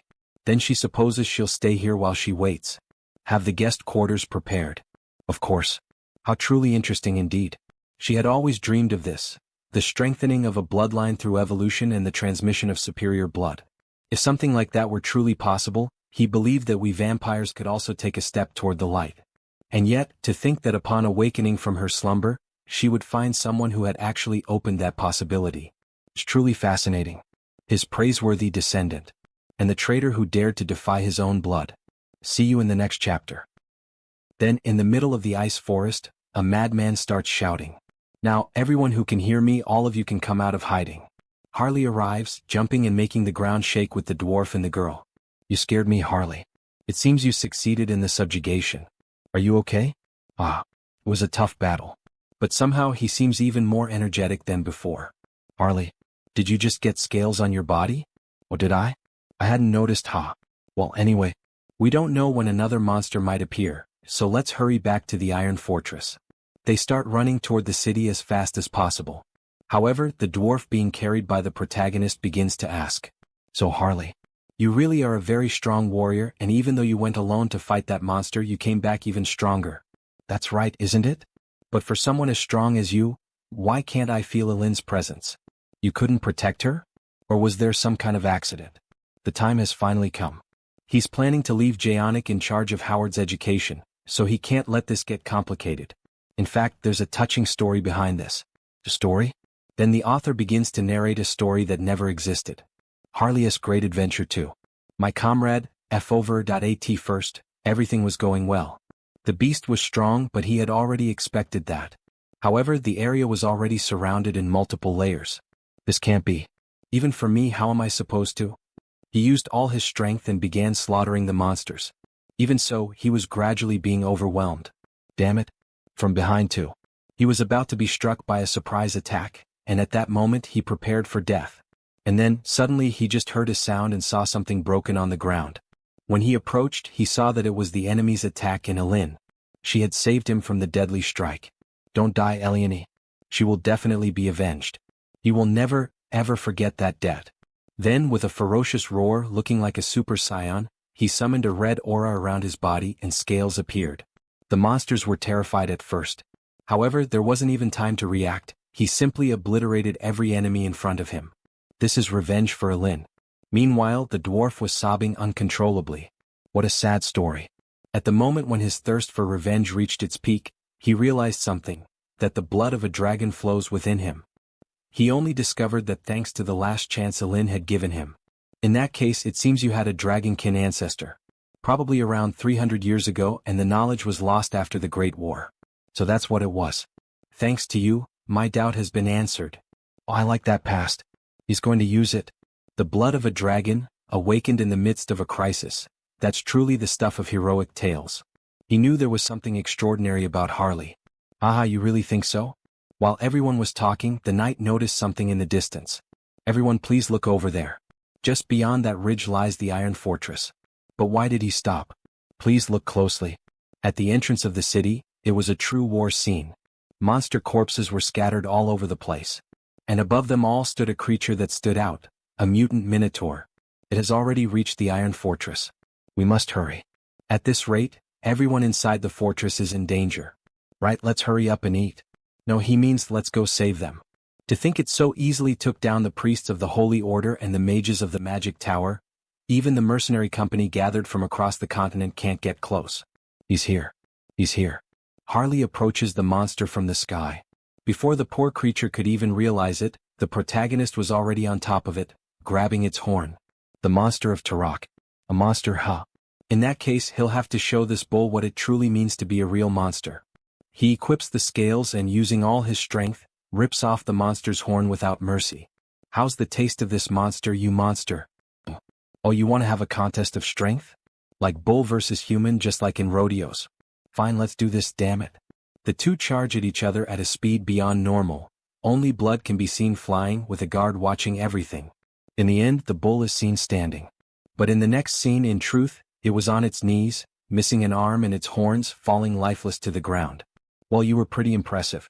But you are beneath me. All the guards cheer ecstatically at his victory. We won, we managed to stop the monster. Meanwhile, Harley stores one of the enemy's horns in his inventory. This guy's horn should be useful. So big, it even looks like your friend's in real life after getting betrayed by his ex-girlfriend, ha. Maybe Howard can turn it into equipment later. And the biggest reward.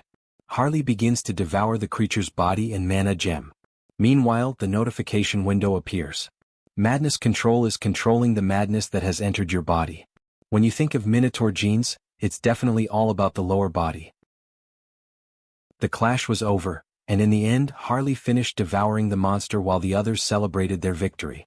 It had been an incredible performance. The king's warrior congratulated him. They had won thanks to him. It was nothing. Lord Tarmin Aeonia was here. He said he would like to see him in person. The Lord really called for him this time. He had just finished the fight, so he should rest a little. However, while they were speaking, Harley had already disappeared. That bastard was already on his way there. The king's castle came into view, covered in heavy winter snow. The protagonist began to open the door, but the guard stopped him. He had already told the Lord about him many times, but it would be good if he were a bit more careful. Is something wrong with me? Oh. He imagined Harley as a fool. Is the Lord here? It's me, Harley. Please be as polite as possible. There's no need to worry about that. When it comes to manners, he's the best, right? Just go in. Then the protagonist finally entered and was received by the king. So this was the famous strongest mercenary in the entire kingdom.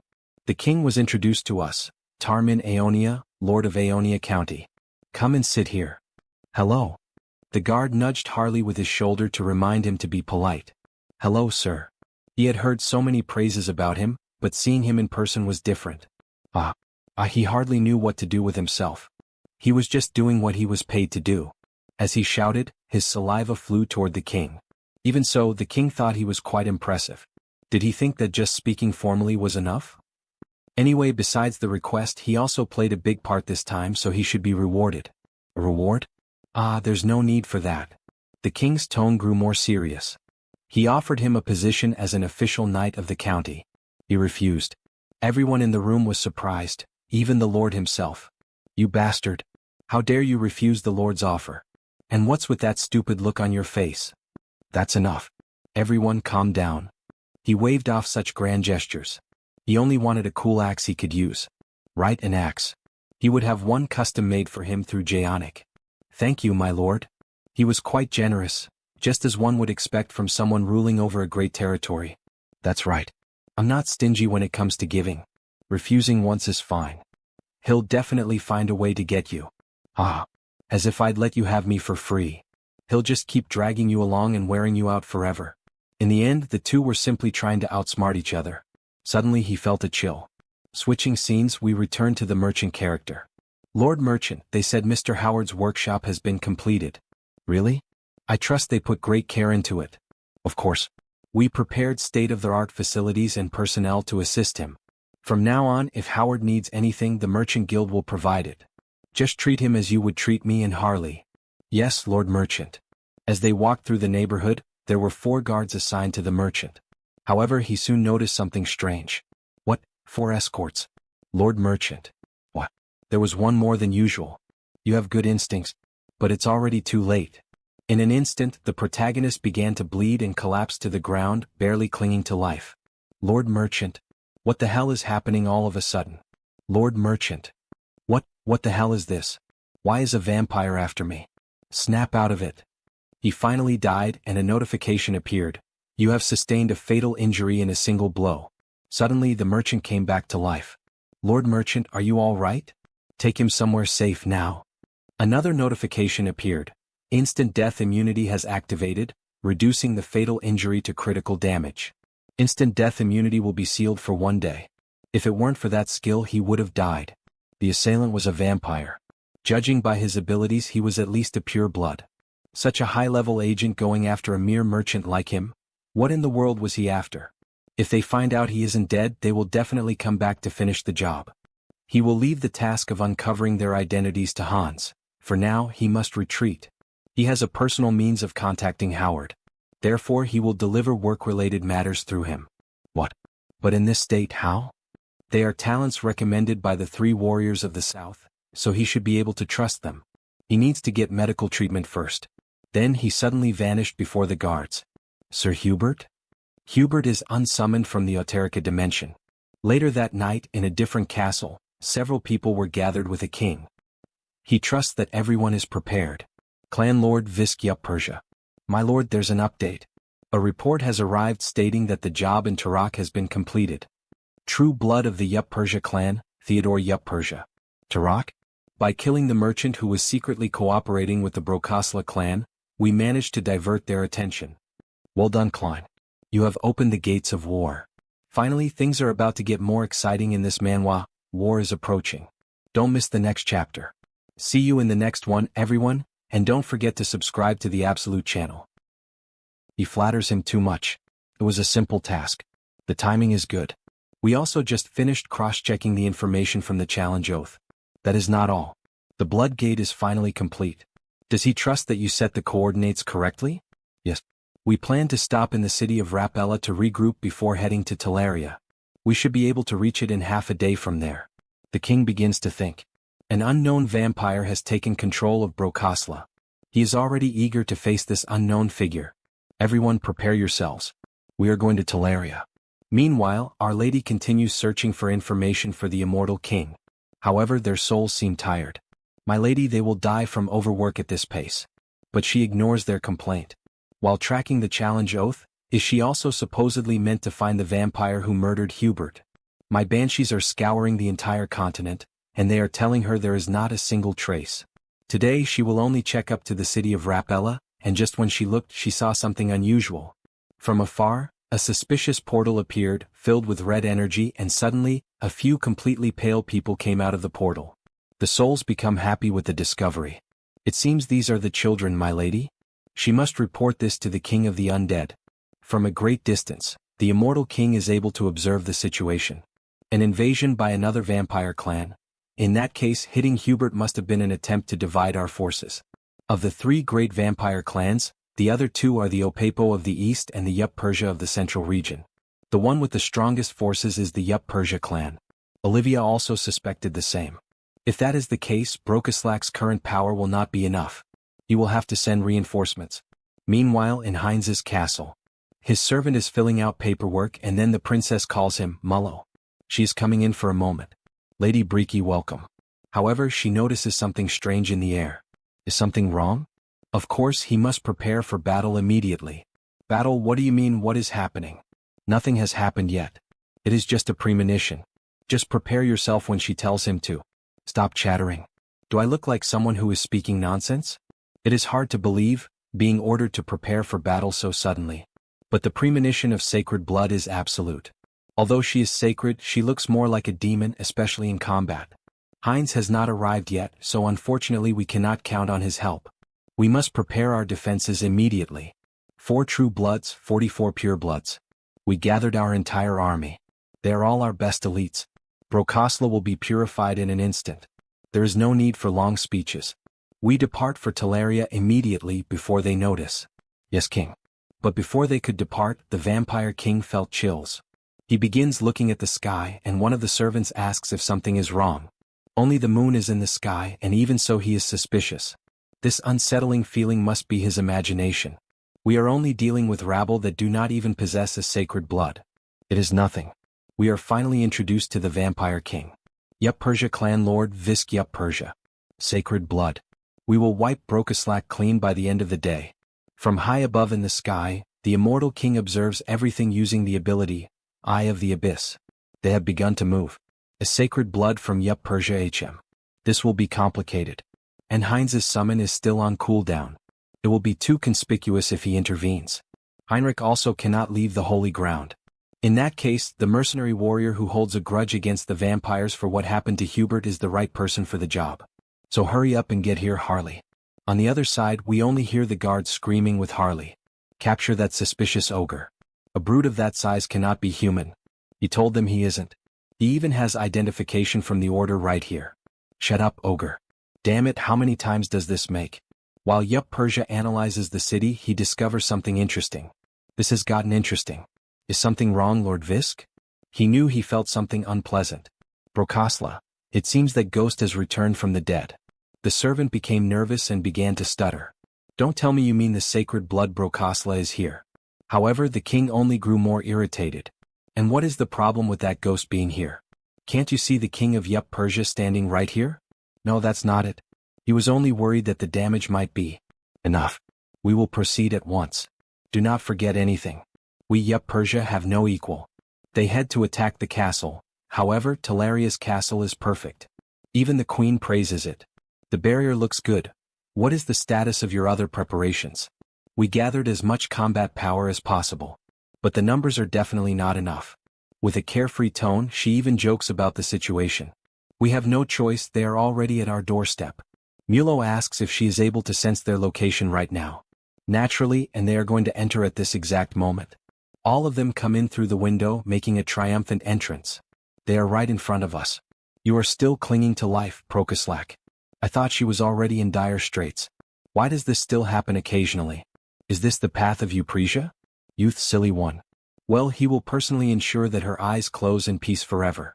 Just look at him, that child only knows how to talk about himself. How annoying and inconvenient child. Meanwhile, Mulo is trembling with fear. After all, there are 2 sacred bloods in his presence. This is definitely bad. Even if Lady Briki can handle him, there are still 4 true bloods left. The difference in strength is hopeless. But there is something we can rely on. Mullo prepares the barrier.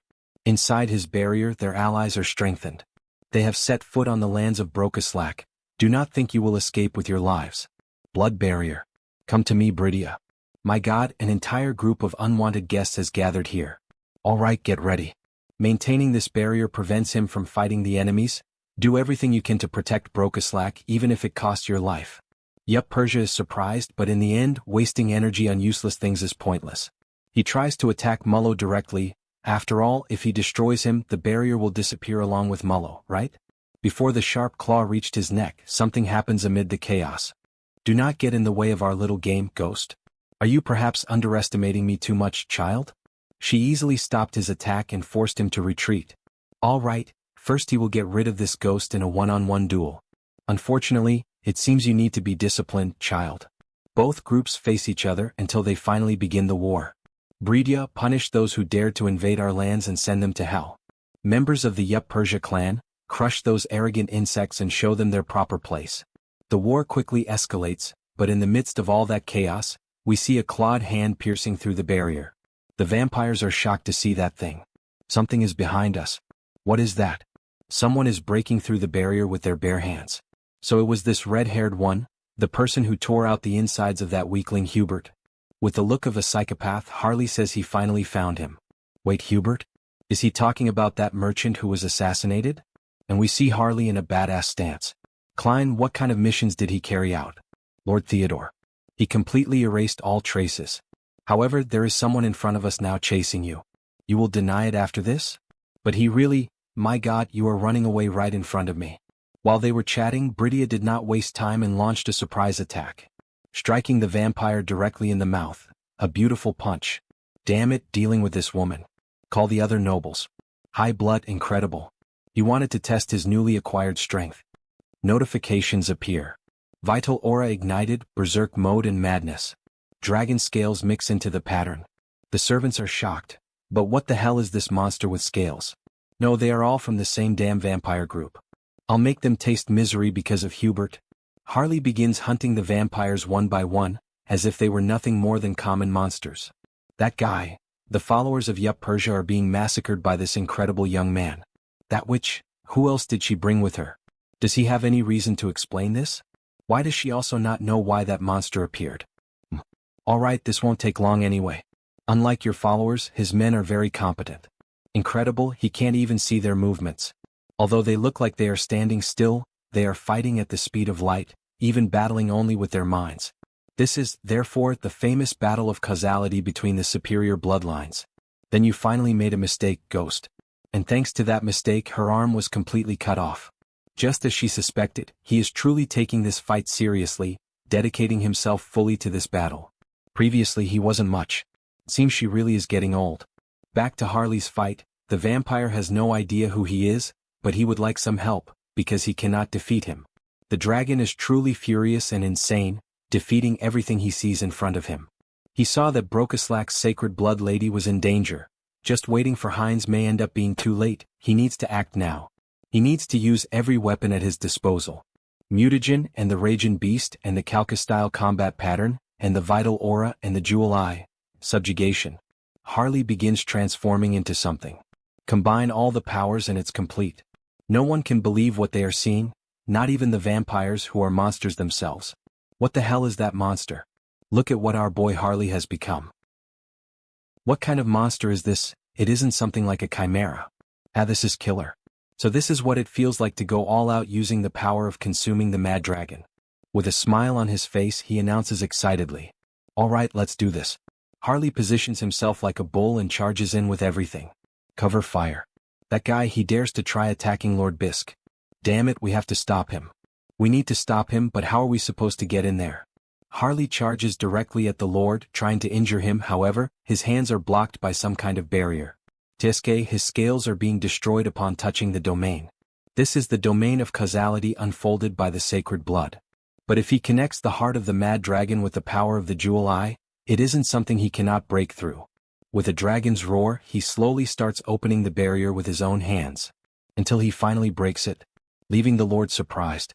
In fact, leaving both lords surprised by such strength. What the hell, who is this crazy bastard? Aha, so he is the boss of all these vampires here, right? Yes. Who exactly are you? One could say he is the representative of the victim.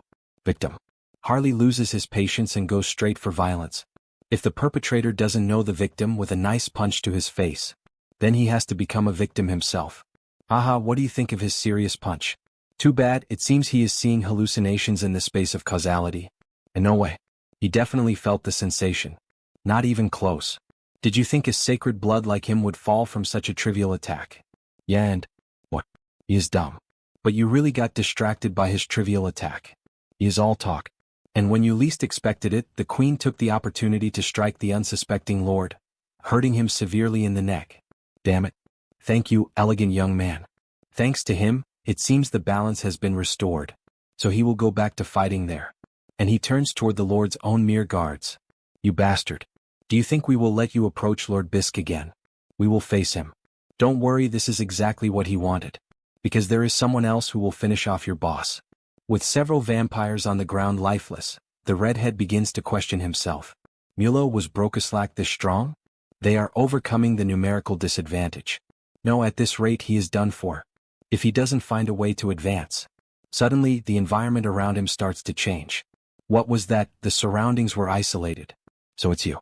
Who the hell is this vampire? The guy who dared to touch our Hubert? Hubert? Without much talking, our vampire quickly places his hand on the redhead's heart, making him groan in pain. He shouldn't have taken that mission. That dragon monster that appeared earlier, and now this bastard vampire too. Who the hell is he? What the hell, what kind of human is Hubert? That is, after finishing ingesting the vampire's blood. Of course, a big shot who will dominate the continent's commerce in the future. System notifications appear. Collecting new vampiric factor. Due to the effect of the special skill mixed blood factor, the individual's physical abilities are enhanced. It's the first time activating this skill in Auterica. Come to think of it, this is the first time sucking the blood of a vampire other than Brokeslack. He is getting anxious. Activating skills. Concealment, invisibility, mystery of blood. Then we should go solidify our victory. Meanwhile, the bespectacled vampire is suffering pressure from our maiden. It is very annoying how his expression changes from moment to moment. Everything is far outside his calculations. Brokeslack could not have been this strong. A third voice appears. Are you the second in command of the Yupersha clan? Leaving the two frozen. Lord, he has finally arrived. This person is Brokeslack's new lord. But why is he just staring at me? If this guy is Yupersha's number 2, in short, he has Mulo's role. With an evil smile. Then he is a talent he must recruit. It was so convenient having Mulo around. What does that mean, that smile of his? Hey, why the hell is he staring at him, smiling like that? Let me properly introduce myself. His name is Heinz, the new master of the Brokeslack dynasty. Yes, he already knew that. Right, good thing you already knew me, because soon this man will be your master. What is that lunatic talking about, as if that were possible? While the vampire was distracted by Heinz's strange presence, Bridia grabbed him from behind, restraining him. As Heinz approached, the fear intensified. Please don't do this. And with a bite, the modification process begins. Heinz's main weapon, the thing that turns all vampires into his minions. Returning to the giant fight, both sacred bloodlines face each other. How did we end up in this situation? Visk questions. Whatever, where did those scoundrels from the rebellion department go? The ones who swore to rescue Visk when danger arose. Outside we see the immortal king with the skill, Abyss currently active. He is surprised because he does not imagine that the rebel division would send reinforcements of this magnitude for Visk. We see several bodies on the ground and a question. The immortal king really wants to meet their master. With a wicked smile he announces, I guarantee all of you a better job in a better place. This truly warms his heart. He feels a very different sensation after becoming a pure blood. Now he does not suffer so many side effects. Then we finally meet. The saint approaches our protagonist. So this is the famous Heinz. I have always been curious about the character of the boy who became the new master of the clan, and he is truly incredible. Thank you very much, Saint. She is probably the vampire with sacred blood of Brokeslack. No need for such long names, just call her Breaky, she likes that name more. Haha, mutual acquaintance is always important, but I think we left one waiting longer than necessary. So this mere pureblood vampire dares to mock me like this, face to face. I will not let any of you escape from here alive. Blood drips from his hand and he charges directly at our protagonist. What do you think I am? Heinz draws the blood sword and tries to defend himself from the ferocity of the attack delivered by the Lord. They start fighting seriously, Heinz becoming more injured with each strike, although as time passes he manages to counterattack the Lord with a few blows, forcing him to heal. But while the Lord was distracted, Harley appeared by surprise. It is impossible that he forgot about me, and he lands a punch right on the Lord's ribs, making him spit a lot of blood and groan in pain. Damn coward. They are worth nothing in my eyes. They have no shame in having reached this level of depravity. Now it is the saint's turn. Seriously, you really think like that? And where are the vampires who helped you attack us? And she attacks him directly, leaving him on the defensive when he realizes it has become 3 against 1. He will be the king of all vampires. Visk cannot die in a simple place like this. All right, I will follow through with your request. How rude of you, you arrogant one. You want to steal the blood by devouring your own people, and he is not even from your lineage. If he continues with this, he will die screaming due to the severity of the torment. Who knows, he is already somewhat used to devouring enemies. With another bite, he pierces deep into the Lord's throat. No way, this man is... Could he really be capable of inheriting sacred blood from another lineage? Do not worry about your lineage, Visk. All of your vampires will be mine. Also understand, under my command they will continue your legacy. He finally realized the end had arrived. He always had a dream, it was the unification of all vampire lineages under one banner, the one who leads them toward the light. The one who will bring all vampire kind to glory. At least that was what he thought, until he met this vampire. The only king. I am in a far from enviable position, so why am I laughing? I long to achieve this, to dream this much. After the Lord's death, our protagonist begins to undergo a transformation. Red blood begins to form an aura around his body.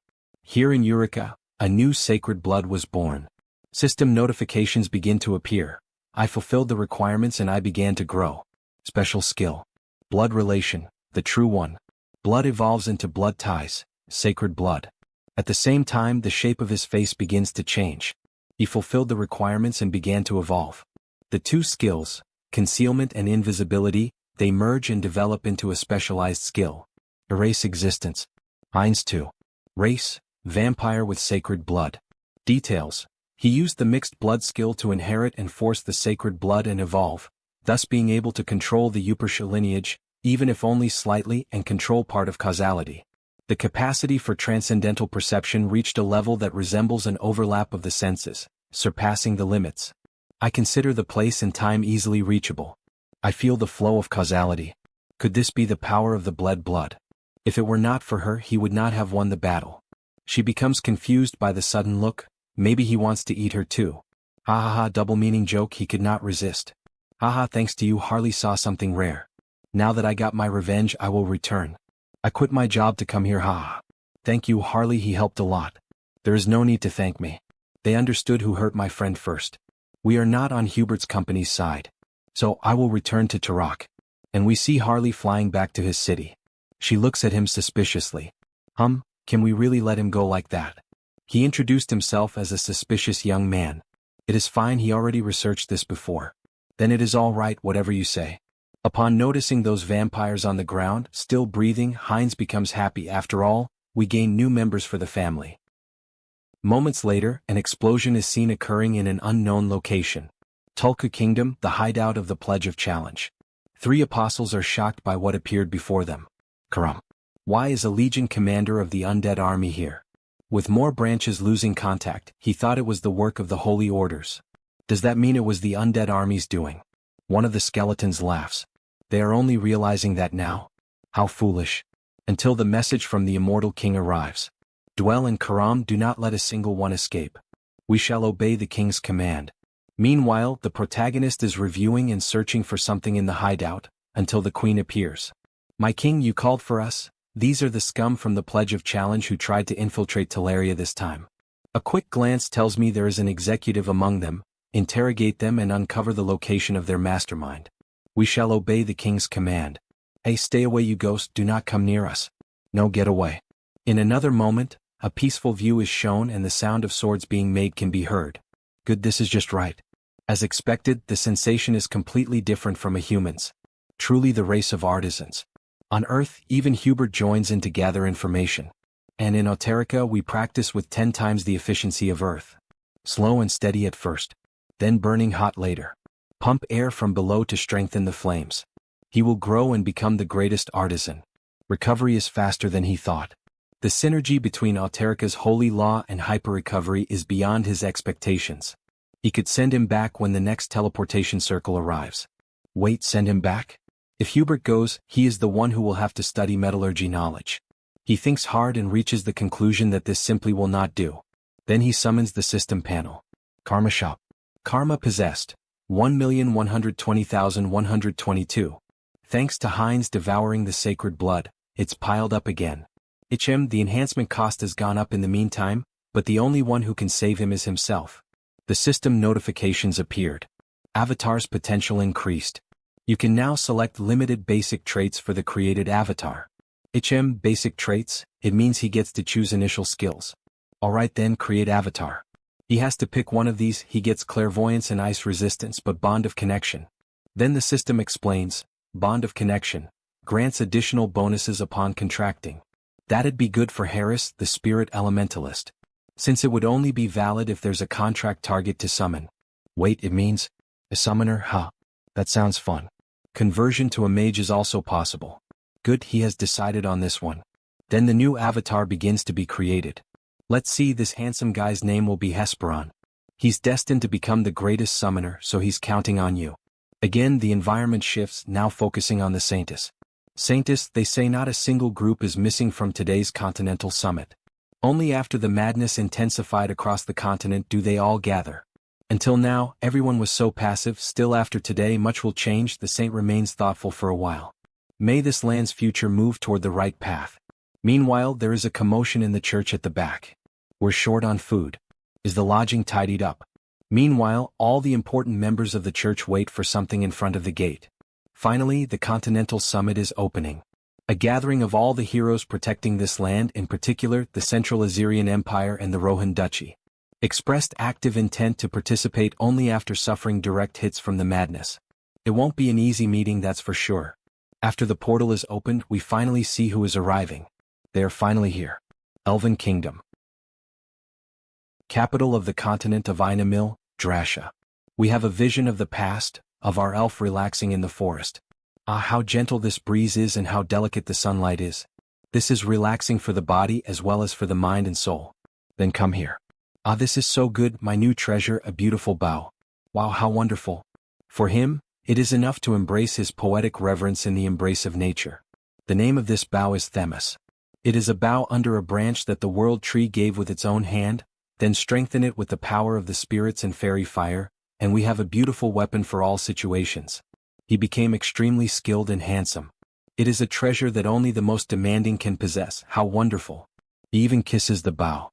While he was admiring the bough, system notifications appear. He fulfilled the growth requirements. Developed the skill familiarity with nature into the special skill integration with nature. Hey, the simple act of relaxing already impresses him deeply with the power of nature. He would like to be able to stay there, forever admiring the beauty of the world tree, but he will have to leave. Before he realized it, he ended up dozing off for a bit and was awakened by his spirit. Hey Decibel, someone is approaching. Remove the soundproof barrier. Medium sonic spirit, decibels. Ever since this spirit was promoted to the medium level, its isolation ability has become very useful. Hello Harris, what is keeping you from sleeping at this hour? Savron. The daughter of the current king. She is getting more beautiful with each passing day. It seems our elf is falling in love. The situation is slightly different from how it was. Look at those beautiful eyes of hers. What the hell are you staring at so much? He sees her differently today. Ah yes.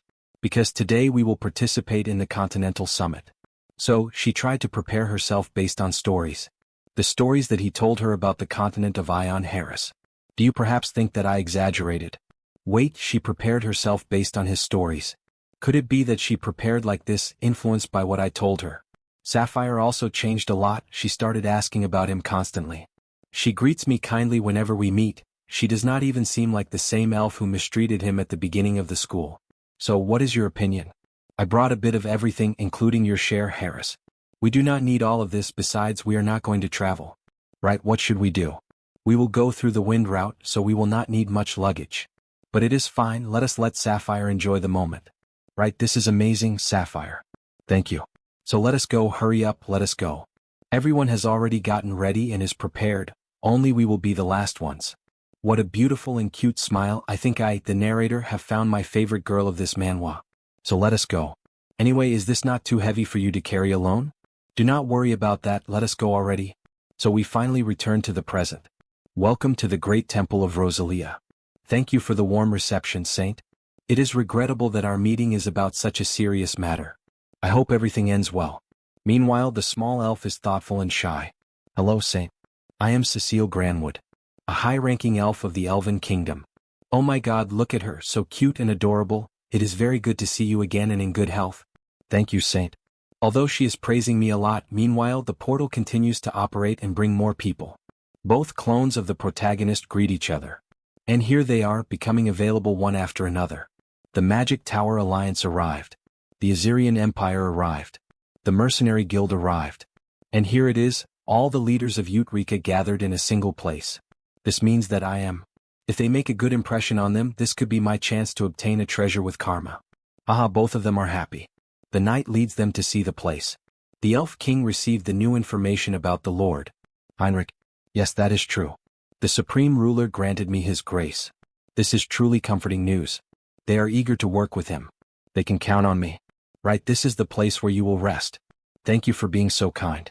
The meeting will begin soon, just arrive at the specified time. What is it? She is not disappointed or anything like that because she knew from the beginning that it would be like this. Take it easy. Right, I will pretend that I did not see anything. So, finally everyone sat at the table. Elf Kingdom. Zirian. Titania. Wildlands. Central Swamps. Duchess of Rohan. Crown Prince of the Duchy of Rohan. Dennis. Our duchy is in danger, but everyone is silent as if nothing is happening. For the beasts are gentle from the northern mountains. He needs to take something useful from this meeting. Then finally the moment arrives, the saint and Heinrich enter the scene. These are the closest associates of the rulers. It is as if this place were a world apart. Right, that is the newly born saint. She is a little nervous. It is no wonder, since a meeting like this is a rare occurrence. The heavenly order. Thank you all for coming from far away despite your many commitments. And now the Continental Summit has begun. We see detailed images of everyone present, all the kings and emperors. Then the meeting finally begins. They announced the start of the Continental Summit. As all of you know, the third immortal king revealed himself to the entire world. The celestial order was manipulated to incite the vampire clans to fight among themselves. He conducted malicious biological experiments in the monster forest. Then he invaded the great temple, causing many casualties. Everyone in the room is taken by surprise. Even Heinrich. He realized that this so-called Hans is truly terrifying. However, the root of the problem is abyss madness. It has spread throughout the entire world like wildfire. After our investigations, we concluded that our only option was to find and seal off the core of that madness. The core of madness? Did such a thing even exist? And how do you intend to seal it? If it has come to this, it is undoubtedly in the possession of the immortal king. That's right.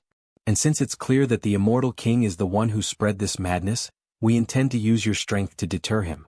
A voice echoes through the meeting hall. Are you asking for our help? Are you placing the responsibility on our shoulders? Then we are introduced to who it is. Crown Prince of the Assyrian Empire, Simon Kart Assyrian. If the heavenly order had handled the fragments of the immortal king better from the beginning, none of this would have happened. And these strong words shake the representatives of the church. This serves my interests anyway. He initially intended to reduce the regime's influence in order to strengthen the empire's power. For I am destined to become the emperor who rules this land, and none shall be above me. He understands what he means. Did he interrupt me without hesitation just because you agree? Breaking a promise is the most cowardly of acts. However, our system, the system of the supreme ruler, has never shirked its responsibility. And our history is stained with bloodshed. 1,000 years ago and 300 years ago. We knew no cheese and we never ran away. And so it's now. We are not denying our mistake, but I promise you that he will lead the front lines in the fight against the immortal king, because that is the message we carry to the world. Everyone in the room is taken by surprise by such wise words, seeming almost like a messiah, a person sent to resolve the world's current conflict. The saintless and the kings of other countries are left perplexed. As expected of the saint, he has always trusted in the heavenly order. And who dares to question their integrity? Damn it, he's gotten the better of me. Okay, let's wait and see. O great ruler, I hear your words. Own karma. The reward of karma increases at an astonishing rate. O saint, thank you, and what you said was truly heartwarming. You're welcome, and more importantly, he sees everyone is excited, and perhaps the situation has eased up. The Duchy of Rohan, meanwhile, is in dire need of help. What are you saying? Our alliance is in a worse state. We are surrounded by the northern desert on 3 sides. We know you're all worried, but we must stand together in times like these. Do you have a plan? Yes, otherwise, we wouldn't have gathered you here today. Our system suggests forming the heroic commando brigade to fight the immortal king. Everyone is surprised by the announcement, even the protagonist, since he had no knowledge of this plan of the church. The Commando Heroes Brigade, the official designation, is Anti-Immortal King Special Strike Force. As the Continental Alliance Army prepares the battlefield, the band of heroes, gathered around the saint, rises as a historical force entrusted with the burden of direct confrontation with the immortal king, and settling the conflict by defeating him. But the commando unit? Isn't it a unit sent to its death? Outstanding talents will be recruited from every country. Squad of heroes. If that is the case, then the Empire has talent we would like to nominate. Oh, and who is she? Viscountess Isaiah Prieston. She is a great young witch and a treasure of our empire. Isaiah Prieston undoubtedly possesses the strength to do so. He agrees. He heard about her during the Triberry affairs. She's a great witch. She earned her title by her own power. Would they nominate such a talented individual for something so serious? Is she a thorn in their side? Speaking of which, wasn't it mentioned that the Marquis of Sarrington of the Kingdom of Lisk was of great fighting prowess? What's it to you? We'll nominate our kingdom's representative. Haven't I heard you also have a brilliant technician on your side? What? Each one of them nominates only talents from other countries. It's as if they're implying that my group will be their graveyard. But he will make them all heroes and bring them back safe and sound. What will their reactions be then, I wonder? With that, we conclude today's meeting. The second meeting will take place tomorrow at the same time. The members of the committee begin to leave and talk among themselves. The first day was long. Indeed, and we still have a lot to discuss tomorrow. Meanwhile, our elf is eating and enjoying the view. What are you eating, Harry? This is a perfect continental meal for moments like this. Brought it from the copy cloud. She wants to try some too. Please. We shouldn't end the meeting so easily, and the popcorn's gone too. The glass begins to crack slowly, although our elf already knows what it is about. People, shouldn't you compose a little? What's going on? Alas, he missed the meeting. It was the immortal king wearing a terrifying mask. The only thing that delayed me was that he wanted to wear a mask befitting the day of reckoning. The immortal king, how dare you come here? Get ready to fight, guys. Holy Knights and Knights Templar, assemble immediately. Hurry up, hurry up. This is the saints' call. They made the barrier. Then the main hall begins to fill with several golden glimmers, creating an aura around it that leaves the immortal king surprised for a moment. The sacred barrier will protect us. Enter inside the barrier, all of you. He tries to touch the barrier and is truly repelled. This is an extremely strong barrier. Aha, he sees that your limbs tremble with fear of me. Seriously, what a bizarre mask. It really ended up looking like a villain, don't you agree? I have prepared myself well to meet you, Saint Heinrich. Well, everything is going according to plan. And now, after the immortal king stormed the summit of the continent, world leaders have no choice but to feel the danger that lies before them. This is the beginning of the war. Heinrich, I admire your courage, but you have no power over me. My strength has increased many times over. Really? But he's the one who will taste defeat here. Ho ho ho, where do you get this confidence from? So, fortunately, Heinrich is not alone here. Oh, how strange. Since he has arranged things this way, there's nothing we can do. Will the system bear responsibility for any injuries? High Elf Lavery. Wild Land Representative Lionel. Current mercenary king of the mercenary guild Conbol. And how could he don't trust when the strongest on the continent are gathered here now? Saint Heinrich. However, the immortal king continues laughing like a madman. Those bastards are good for nothing. How incredible. What's so funny about it? Let him first correct your misunderstanding. You are not the only ones gathered here. Impossible. Resemble what's under your feet, all of you. Exquisite. He was looking for an opportunity to see his new followers performing their duty. Lady Ghoul's Fiona. The terrifying Ghost Bagoose. Death Knight Karam. Go. Fight, my subordinates, and bring glory to the immortal king, the king of death, your king. The elf king makes the first move. Purify evil spirits. Causing a great explosion against the skeletons. How dare such vile souls stand in my way? Then we have the first clash initiated. The terrifying Ghost Bagoose versus Elf Kingdom. Zirian. Destroy the immortal king's army. Bring the guests inside the barrier. Meanwhile, Karam is destroying everyone who appears in front of him. What amusing scarecrows. This is the king's order to slaughter the enemy. Enemy movements are unnatural. It's as if they're selecting specific targets to eliminate. Is this just an illusion? Haha, things are going smoothly. They may see it as disgusting, but there is no escaping it. For I do not want to accept. Kill the corrupt scoundrels exposed by the investigations. Immortal King, I am your adversary. I will help you, Saint. Me too. Ba Hannibal Sture Ws. I see you intend to overturn the order here. The impact between the two forces is immense, causing true destruction of the place. Good, you've instilled in them enough of a sense of danger. It's time for me to do my part too, to be worth the price of popcorn. Harry? If Heinrich was the star last time, today is his day. It's time for your first appearance, Themis.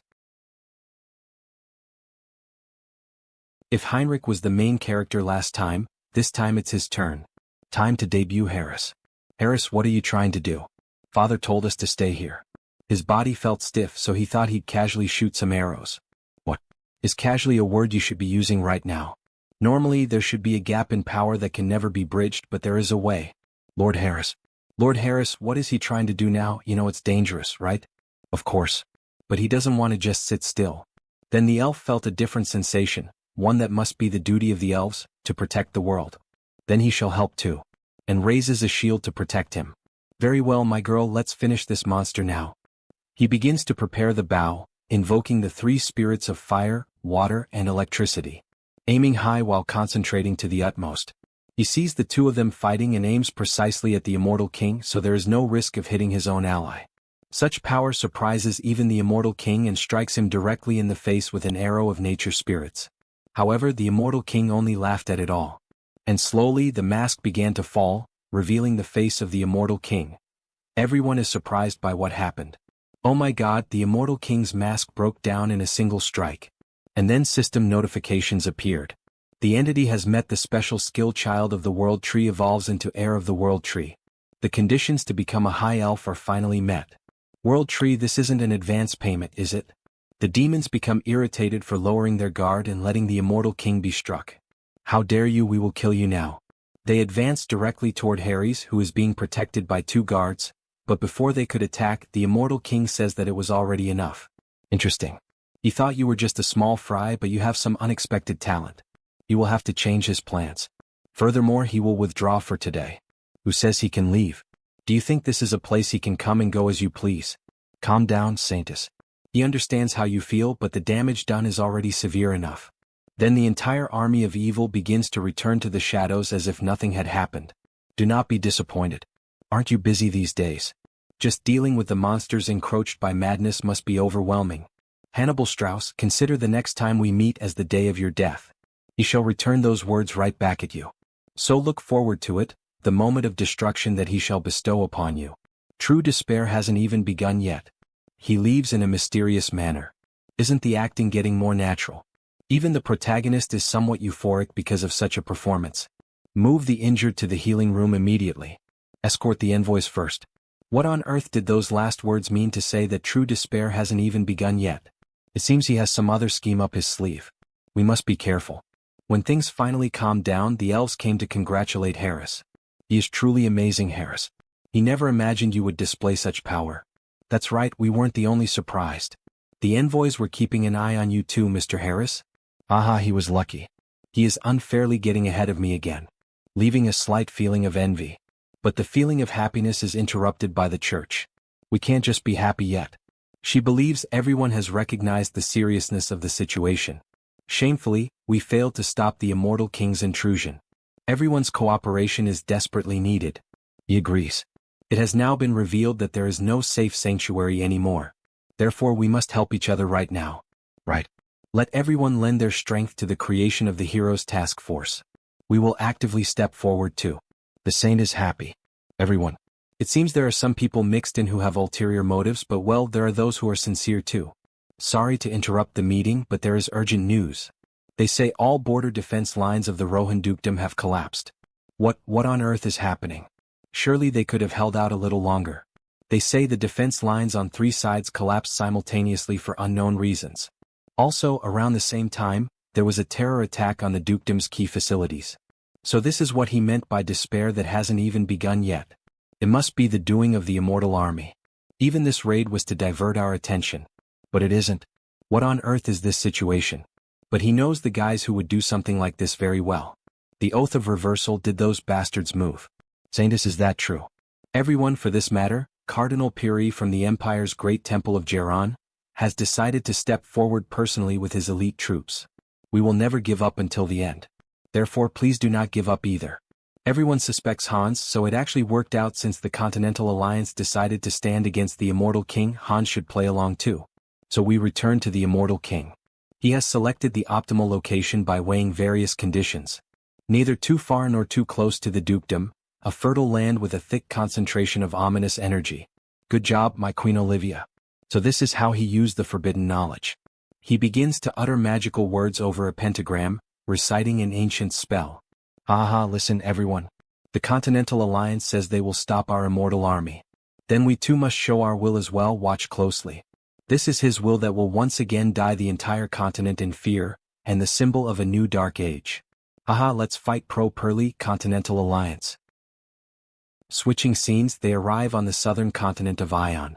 And a mysterious man covered by a black cloak is spotted. So, the Immortal King has finally set out to annihilate the Duchy of Rohan. Yes, he should at least have done this much. His inadequacy was unbearable. What a strange environment. Is it finally time for me to step in? This guy and that tattoo remind me of someone. No.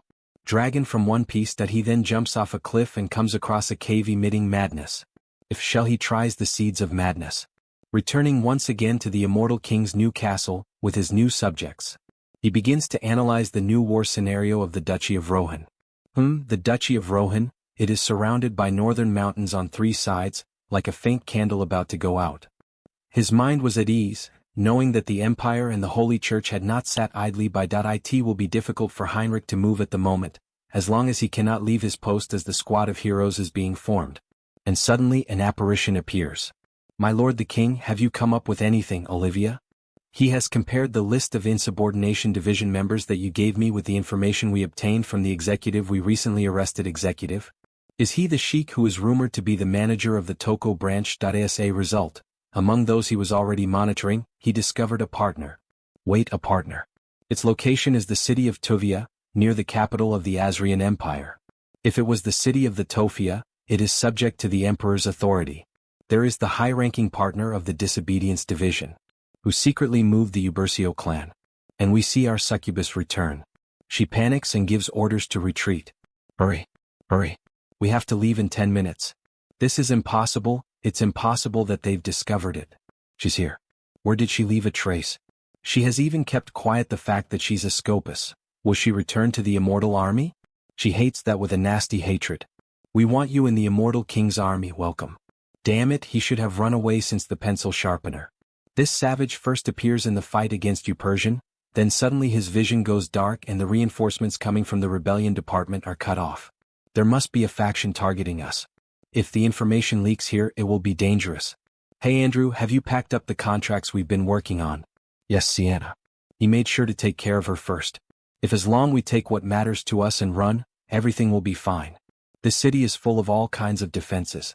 And this palace is even more fortified. Unless the immortal king himself comes, we have a chance. But suddenly they are attacked. Impossible. They're already here so fast. It's an invasion, why now and suddenly like this? He sees that she has been living in great comfort lately. Impossible, she has been counting the days waiting for this moment. There is no doubt that you were deliberately hiding since he is saying that. Never, he has prepared all this for the day of your arrival, his lord king. Writing, you may frighten others but you cannot deceive me. He uses the ability Eye of the Abyss to regain control over her. Sienna, the psyops of the devil race. It was among the top 10 during the reign of the previous immortal king. It's astonishing for a devil to assume the guise of a noblewoman. She's a perfect talent for secret missions. Oh Sienna. She really thinks she can deceive her king, the god of death, the one who created everything and is destined to control the world. It is time to fulfill the contract that was made 300 years ago. Then he begins mental control over her, completely transforming her. Turning her into a new woman, a new demon. For the immortal king, eternal life. My eternal loyalty. She is even kind of cute, the most beautiful of the demons. The immortal king and Olivia are happy. After all, it is as if they had recovered the lost lamb. Shit, she has returned to the immortal army. That shield is very ugly. My sister, please don't cry. These are tears of joy. She is very happy to return to the ranks of the great immortal king's army. Hey, what a loyal follower she is. He sees your true colors, Sienna. By the way, who is this man? He has a great deal of mana in his body, but he sees no sign of him learning magic or aura. Sienna, he thinks you haven't presented it properly yet. Hey Andrew. Hurry up and introduce yourself. Hello King. I am Andrew Weaver. Andrew is a hero she recruited for our great cause and he will be surprised when you see what he's capable of. And she is amazed. He is from another world, that is, he is neither from the world of demons nor from the world of spirits. If it is neither from the world of demons nor from the world of spirits. Did he do it? Yes, your majesty. It's him. He came from a place called Earth. Guys, I have sad news for fans of this manhwa, all my alter egos are tycoons. Apparently, the manhwa will take a break and will only return in April with the second season. Here is their message. Thank you for your love for all my alter egos are tycoons. Thanks to your interest and support, we have finished the season. The first season was successful. We have decided to take a short time to reorganize, and then we will get back to you on Wednesday, April 1st. We will return with the second season in a more spectacular form, featuring larger battles and a wider scope, and Sunghyun's story will be more intense and daring. We hope you will be interested. He will be very active in the second season and supported when he returns. If there is any change to the schedule or if it turns out to be just a prank, we will return to our normal programming. If you enjoyed this video, don't forget to give it a thumbs up, it really helps. And for more content like this, Make sure to subscribe and hit the notification bell so you don't miss any updates. Let me know in the comments if you'd like to see another part. I'd love to hear your thoughts. See you next time. Bye-bye. Guys, we're finally back. The release of the manhwa we all love is back. Spread the word, share it, and leave a like. Someone other than me and awakened from Earth, huh? It has been 2 years since he arrived in the dimension of Out Erica, and this is the first time he has met someone from his hometown. So the protagonist decides to hide that he is also from Earth. How interesting. Meanwhile, Andrew feels honored to be speaking with the Immortal King. Besides that, the Immortal King is showing interest in him. Right, this is his chance to abandon that ruined oath against the heavens and side with the Immortal King. He will earn as much karma as he can and run back to Earth. However, the protagonist has other plans. Raise your head. Yes, your majesty. He begins casting dark magic and welcoming him as a loyal servant. But Andrew does not really understand what that means and becomes afraid. Han starts passing chains through Andrew's body. A control spell. This is a binding seal that will restrain him. With this, obeying the Immortal King for the rest of his life shouldn't be difficult. And with an evil laugh, he once again welcomes him to the family. But Andrew becomes worried. He does not feel good about this. After all, when he returns to Earth, he hopes that this seal will disappear safely. The scene changes and we see the Immortal King's castle, a classic supervillain fortress, surrounded by lightning and mountains. Sitting on his throne made from the skulls of his enemies, he reflects. It turned out quite satisfactorily. All he did was add a skill appearance modification to the dark magic called Eternal Labyrinth. Changing appearances is child's play for him anyway. Still, it's a little disappointing. He chose this location to help the duchy in his own way, but the Alliance is obviously going to see it as a threat. No one understands his true intentions. With a sad little face. How cute. Suddenly, the succubus arrived in the hall. Your Majesty. She has brought the information she gathered from the Empire. Look at the information on this paper. Disguising yourself as a noble really is useful. She is useful in ways Olivia isn't. Which makes her happy. After all, Olivia is her archenemy. You flatter me, Your Majesty. The only one who can rival Crown Prince Simon for imperial authority is the 5th princess. And the source of the 5th princess's power is Baron Isaiah Priston. A grand mage acknowledged by everyone. Then a flashback happens. During the meeting between the kingdoms, Simon mentions Baron Isaiah Priston. Despite being so young, she rose to the rank of Grand Mage, a true treasure of his empire. Clearly, he wants her to be sent to war and die so that he can control the empire without any problems. Just as he thought. Something smelled fishy. So that's why the Crown Prince recommended Isaiah for the hero's party. To eliminate the closest aid of his rival. Then we switch scenes to the other tycoon. The one who holds the power of light. And for the first time we see the famous mage. The Empire's Grand Mage Isaiah Priston. How dare they use the order for imperial politics. But too bad for them. He has no intention of letting the hero's party fail. But something catches him by surprise. So she sincerely apologizes for being unable to accompany the saint on his journey. Please forgive her rudeness. It hits him like an arrow to the head. Recruitment failed from the start. But something feels suspicious. Becoming a grand mage in her late 20s is already shocking enough, but she looks this young. You would believe it if someone said she was a middle schooler. He understands. Everyone has their own circumstances. But she adds that there is someone she must protect, and that is her top priority. He heard that the 5th princess is especially close to Baron Priston. They said the 5th princess suddenly appeared with Isaiah 8 years ago. Then the gears finally started turning and an idea lit up in the protagonist's mind. This woman is from another world. That's how someone this young could become a grand mage. Backed by the princess's support, she must poured everything into magic power through the karma shop. An otherworlder grand mage. There's one perfect use for that. Of course he would never force her. But as she said, the world is in chaos. There are only a few people capable of putting it to rest. But with a worried look and her hands almost trembling while holding the staff, she only apologizes again. So the protagonist decides to appeal to her emotions. Is it truly impossible for you? With a golden aura surrounding him, making her nervous. But once again he is rejected. If there's anything the Empire can help you with, we will do it. Recruitment failed completely. He understood. Then it can't be helped. He hopes they may meet again under different circumstances. Baron? Thank you, Saint. Then she shall take her leave. What a shame. If he stayed by Isaiah's side, his new mage avatar could grown incredibly fast. And in the end, we see the protagonist's true intentions. He only wanted a tutor for one more of his new avatars. Maybe he should postpone the youngest one a little longer. However, a paladin enters the room shouting, "Sir Heinrich, the Saintess is looking for you. An emergency meeting has been called at the Grand Temple." A few minutes later, everyone is seated in the meeting room. This is serious. As if the Rohan Duchy wasn't already in enough danger, now the Immortal King's castle has been built as well. And at a time when monsters across the continent are rampaging because of the madness. Then the Saintess adds. On top of that, tens of thousands of undead have been detected inside that castle. The Immortal King has gathered all the forces he's been building up in one place. Wait, which means? Yes, it's a declaration of war. But in truth, that was not what the protagonist was thinking. This is beyond people misunderstanding his intentions.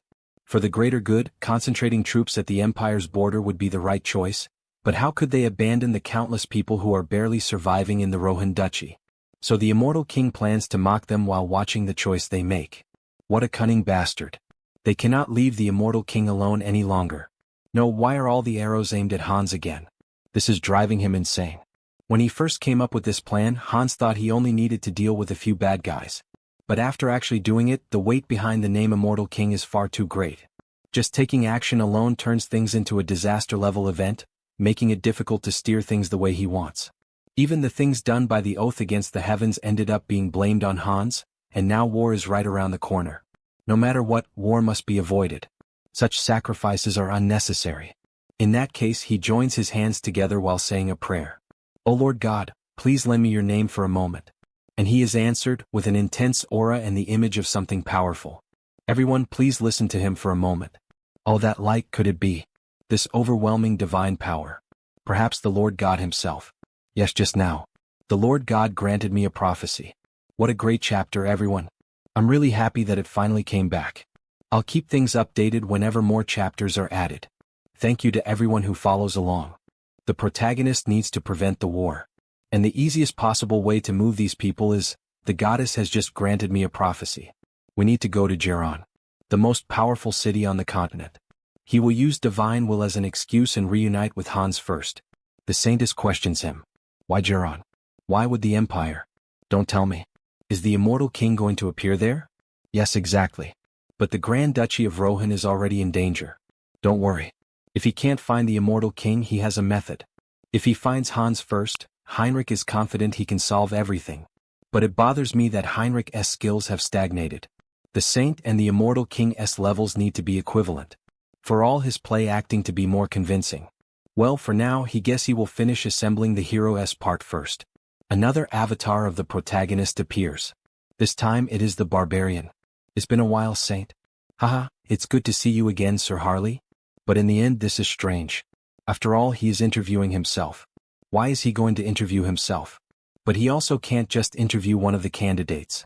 Come to think of it, there's never been a fight between avatars other than Heinrich and Hans, right? What would happen if Heinrich and Harley faced each other? Both of them are warriors. The idea takes over Harley. This is going to be fun. If he creates an impressive spectacle, he will also earn karma. And if he says it's part of the evaluation, it will seem completely natural. Shall we begin, Harley?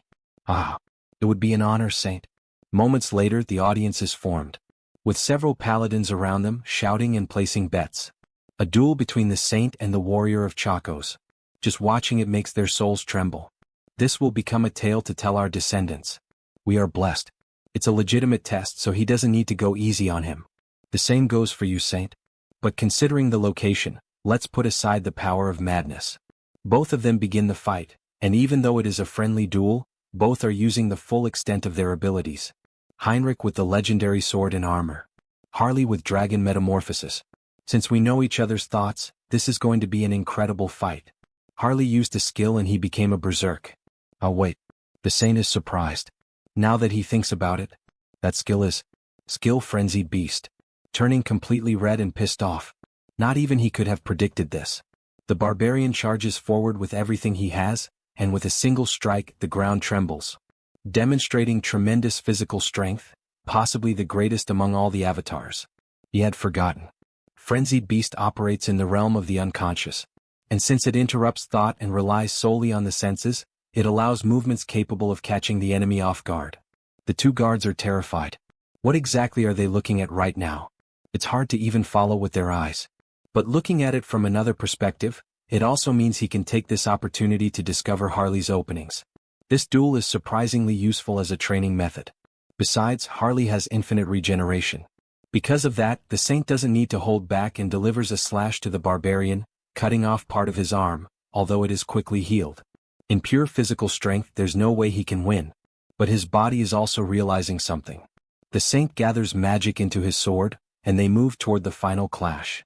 The barbarian misses his attack, and the Saint takes advantage of the opportunity. The great blessing and the sacred combat arts of Rosea are guiding his body somewhere. And he counterattacks with a precise strike, causing a massive cut across the barbarian's chest. A system notification appears. The individual has obtained enlightenment through repetitive training. The skill evolves into a special skill. The martial bones skill, which had stagnated, and the sacred energy that exploded. He finally broke through this barrier. The slash did not work so well against the barbarian, and both of them clash head-on once again, a fight between true warriors. As both of them strike sword and axe against each other, they create a pressure around them that the ground cannot withstand, sending rocks flying toward the audience that was watching. What was that? The place was almost completely destroyed. Wait, look over there. From the dust, the silhouettes of the two warriors standing emerge. And with a handshake, the crowd goes wild, considering it a draw. As expected of the hero. It's the first time he has seen such a strong warrior. Just as the rumor said, you truly are powerful. There will be no further need for tests. But suddenly someone calls out in Harley's voice. It was the elf who had been rescued by him. It was incredible watching your duel, Harley. Ah, look who's here. If it isn't the little girl who became a high elf. What a cute elf. On the other hand, the other one became frightened. This is definitely the Ion continent. That was an incredible fight. While taking the opportunity to cling to the protagonist. But changing the subject, the high elf is embarrassed, because the moment has finally arrived. Harley, she promised, didn't she? That when she awakened as a high elf, she would give you another blessing. A blessing, what would it be like? Then the elf gives him a kiss on the forehead. A system notification appears.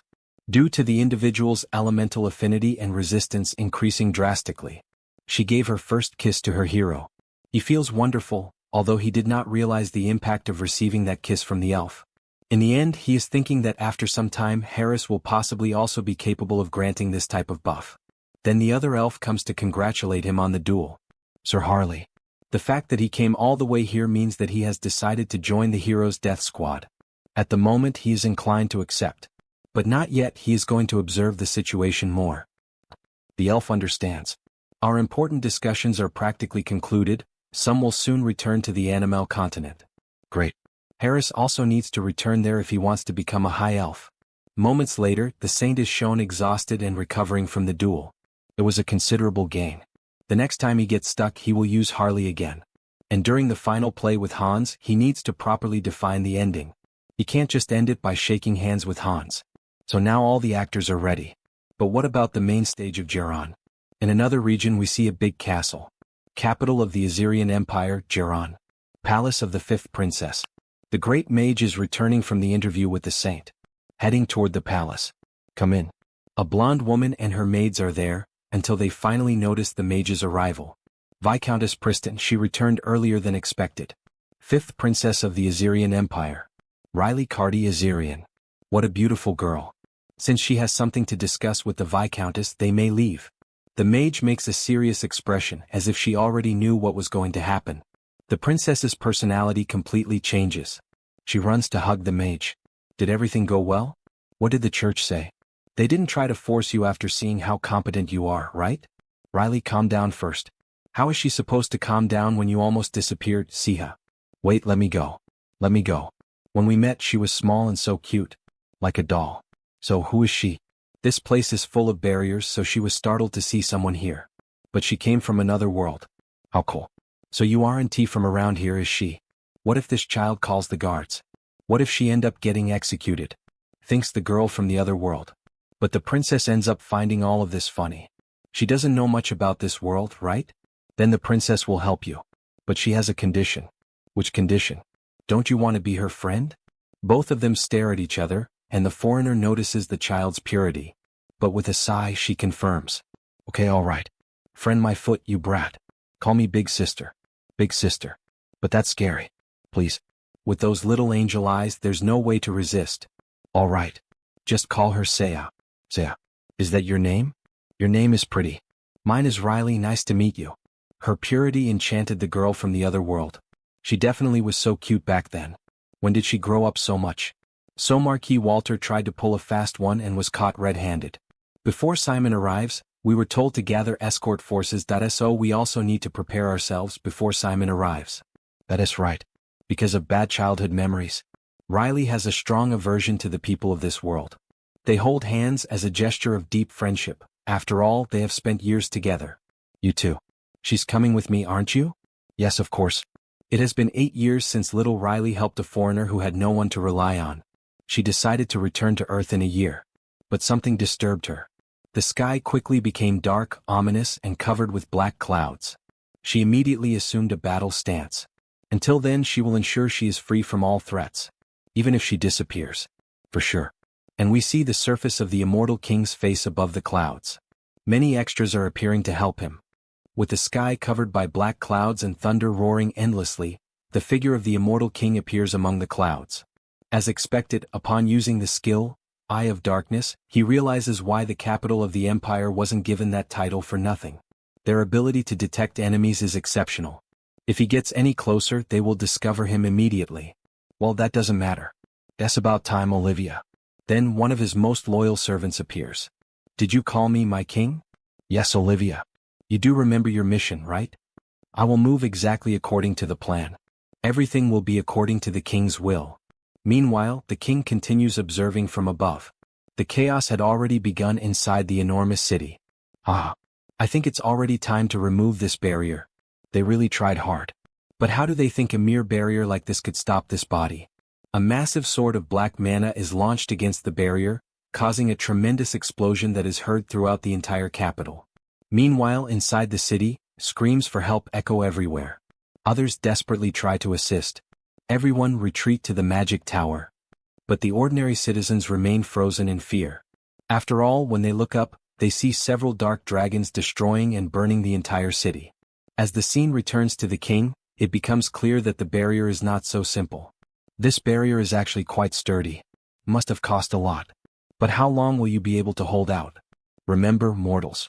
The name of this body. Meanwhile, several mages struggle to keep the barrier intact.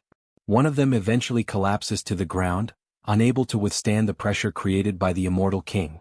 Only one mage remains standing. Damn it, we can barely hold on.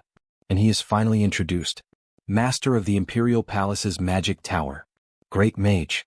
Marquis Lawrence. A desperate apprentice rushes over to speak with him. Marquis, at this rate we won't make it. We also need the help of the other great mages, Viscountess Preston and Count Garfield. By the way, where is Preston at a time like this, with the Imperial Palace in such chaos? The great mage questions.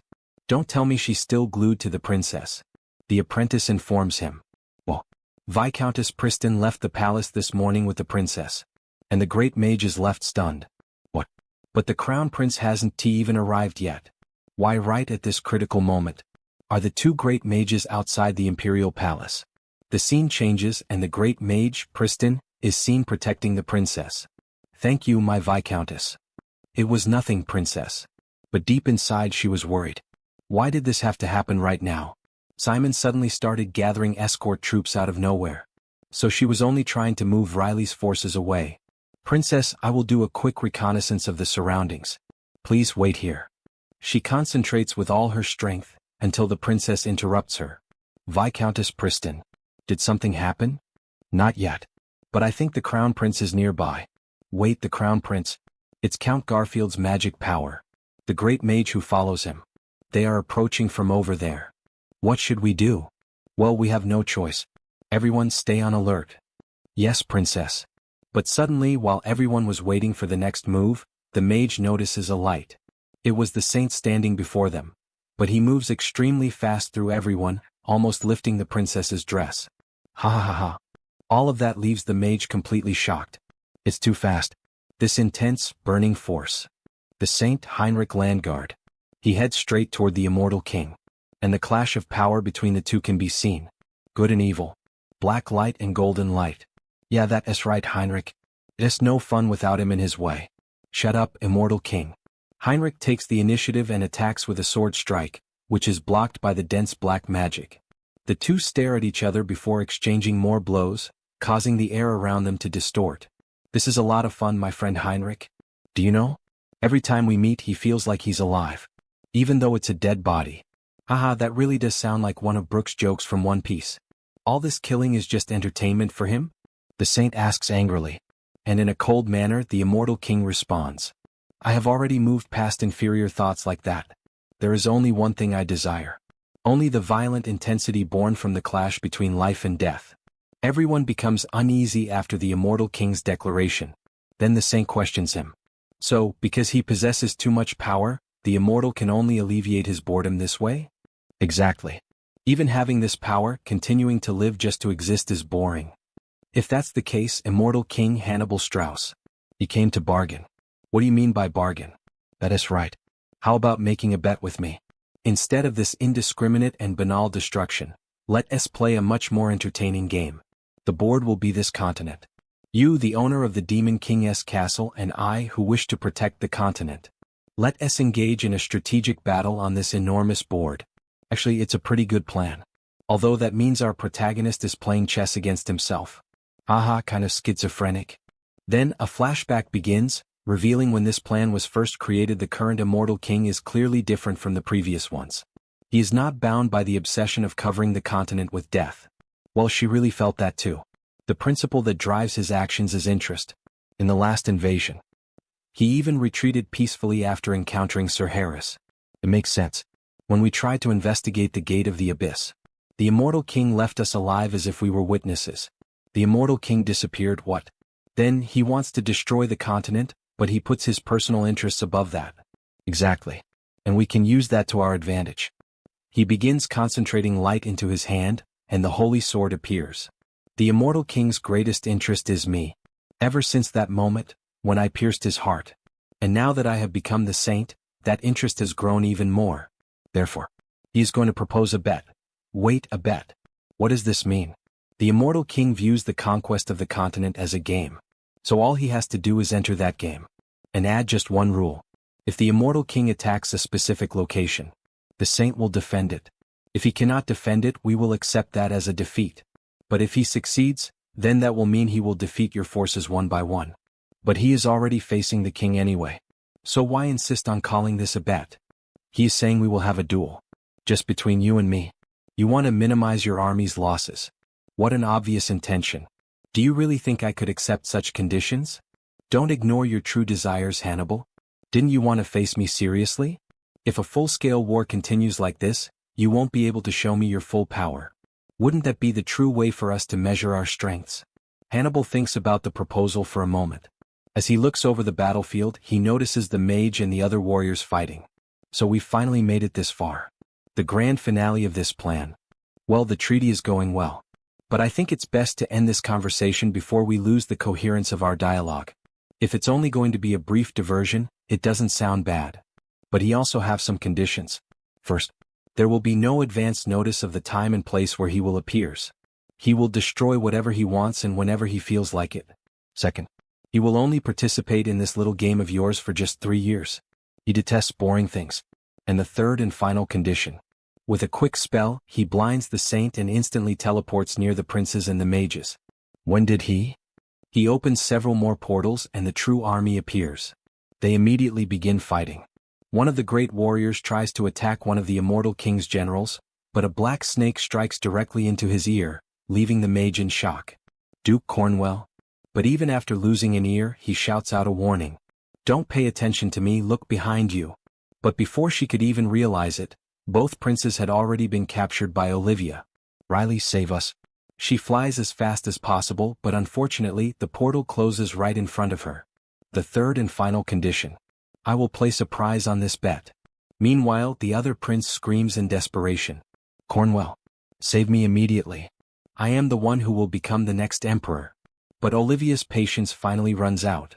The next emperor is too noisy. And she knocks him unconscious with magic. Your Highness. Damn it. Immortal King, what do you think you are doing? Heinrich. If you win they will live. But if Hannibal wins, then I will take their souls. So he will be waiting Heinrich Landgard. But before he could finish his speech, something strikes his magical barrier. Then after another hit it completely shatters. A massive ice dragon appears, overflowing with magical power and attacking Hannibal directly. That leaves him confused because it is the first time he has ever seen something like this. The girl is surrounded by enormous magical seals spread across the air. Several notifications appear before her. That image reminded me of Frieren for some reason. Strengthening skill. Strengthening skin. While she continues casting even more magic. And with that, it only confirmed the protagonist theory. Isaiah. She really was a transmigrator. She is consuming all the karma. All of this for the princess. Is she really that important? What a pathetic girl. The kidnapping of the princess was not part of the original plan. But in the end it turned out even better. Time to act like a true villain. If you want to recover something precious, then struggle even more. Great mage from another world, we are going to get along well. And with that speech, a notification also appeared before the protagonist. Achievement unlocked. You have become the enemy of the world, hated and cursed by all. More than half of the intelligent beings of Euterica have recognized you as an enemy. As a reward, the special skill has been granted. Cooldown time. 1 year. As several layers of magical seals are created. Duke Cornwell, in the middle of combat, becomes frightened by such a massive concentration of magical power. Is that really Baron Pristine? She launches the attack directly at the immortal king, while spending all the points from the karma shop to enhance her abilities, to the point that her eyes become consumed by magic. She launches a massive arrow made of ice, however, it is stopped by the immortal king's barrier. Olivia comments that this entire display of power is truly pathetic. To think that she still cannot stop us even now, even a child would understand that. The protagonist thinks for a moment and decides that it is better to simply retreat for now. Leaving the mage in pieces. Riley, she's not leaving you behind. So wait for her. She swears. She will definitely come save you. Moments later, at the immortal king's castle, we see the monsters happy with the new visitors. And the two princes. Although the princess is calmer. They are the first outsider to witness immortality. Consider it an honor. Then Olivia interrupts him. Your Majesty, will you head to the camp? The camp? That place seems unsuitable for an imperial princess. That's just like a torture camp. Then perhaps we should prepare a separate quarantine zone. And quickly, a new house is created, although there are no plants or anything alive around it. They will be staying there for the time being. We only change the appearance on the outside, but this is still within the castle grounds, so don't think of escaping. Olivia the caretaker is prepared, correct. Of course, my king. We can bring them in immediately. Then the succubus and Andrew are brought to this new prison, which leaves them discouraged. Andrew is the first to complain. How the hell did he end up in a resting place like this? Meanwhile, the succubus tells him to keep his mouth shut. After all, she was the one who was a noble until recently.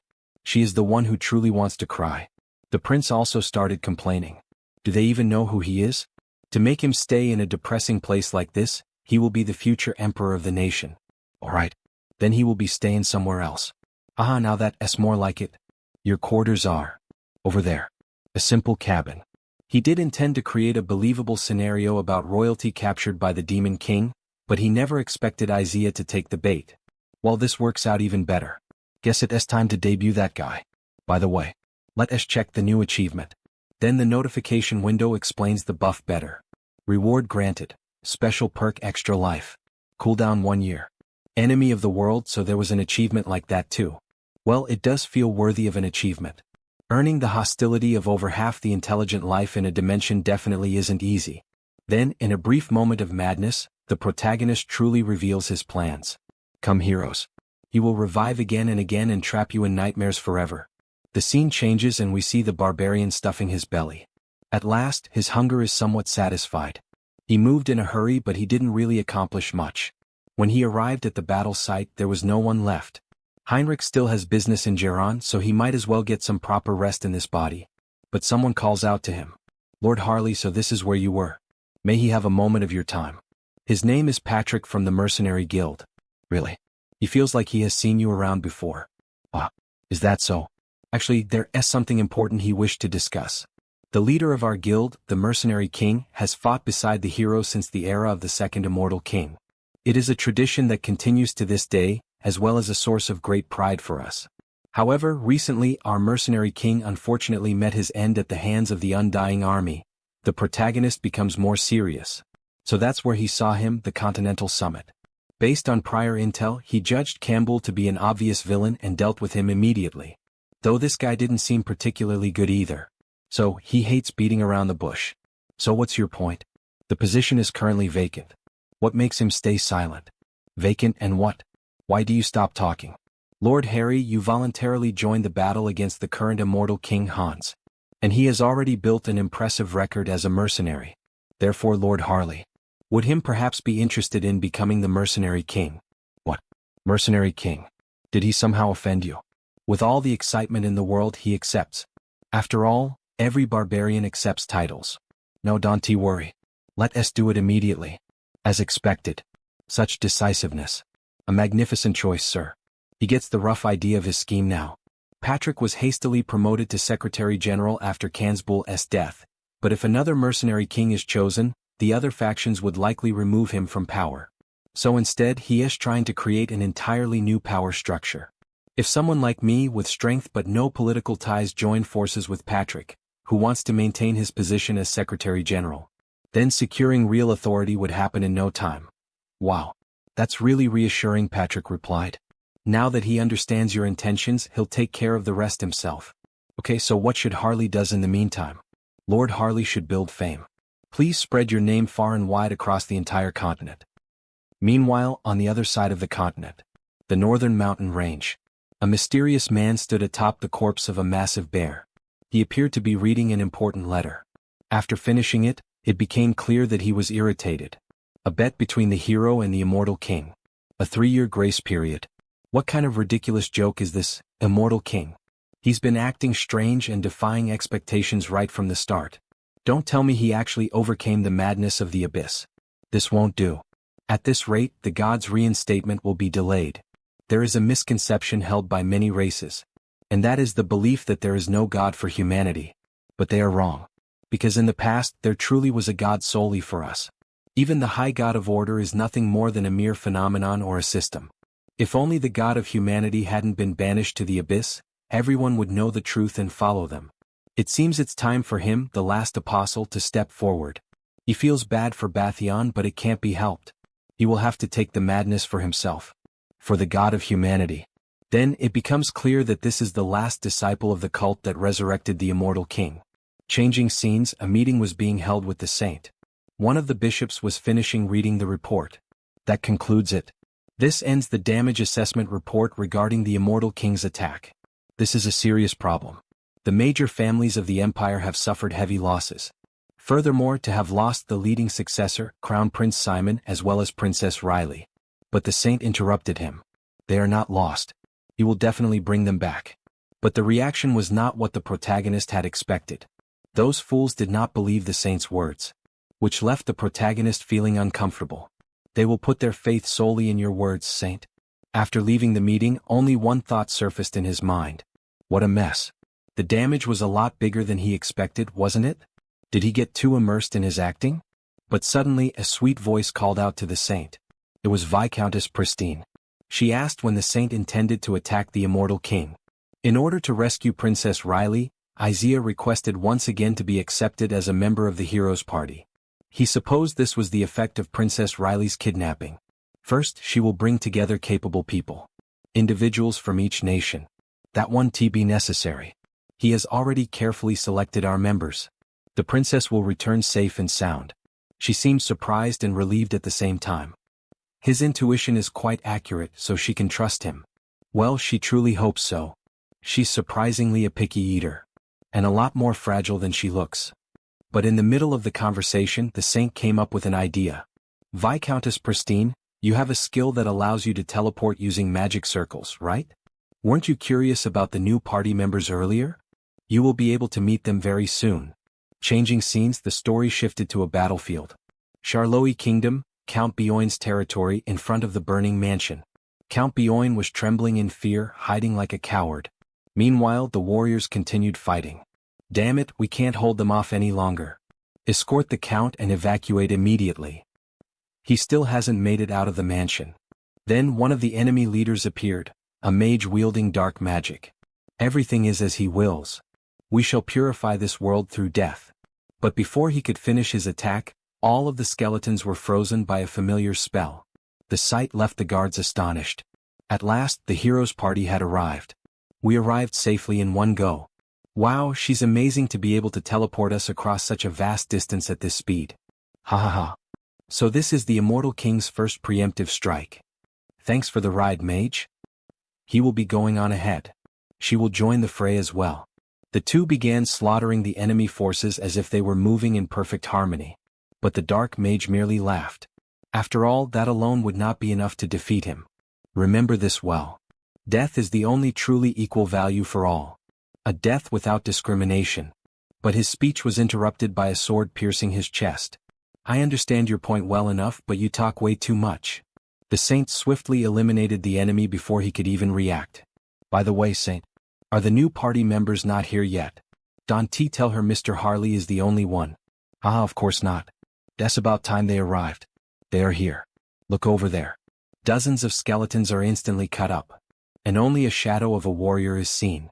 The undead are all simultaneously. Could the army of the Charloi Qingdao have arrived? No, that's not like that. That's just one person. Who is this new guy? He seems to be a new clone. What do you guys think? As expected, he is quite useful.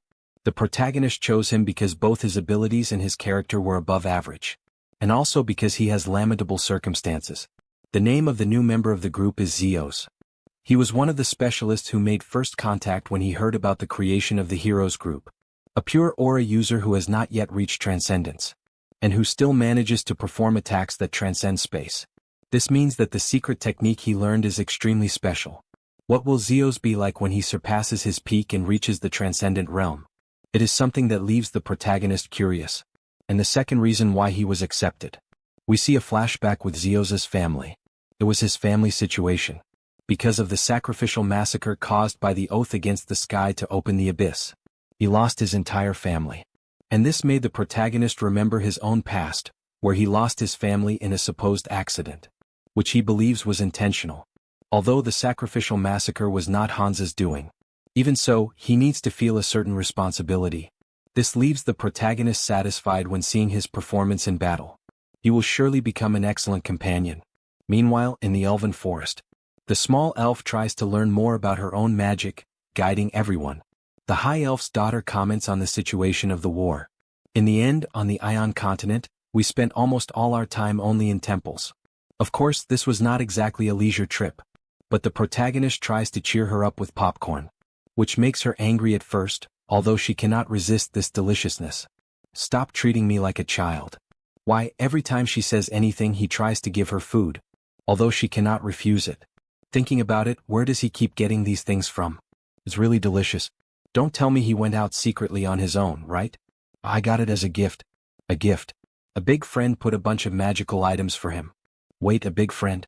She quickly thinks of the barbarian. With a very different mental image. That man who looks like he is related to a beast. Hey, why is that mental image so strange? But someone interrupts her. Beastmen and dragonmen are completely different, young lady. Representative of the wild lands, Lionel. The protagonist thought that at the Continental Conference he looked scary.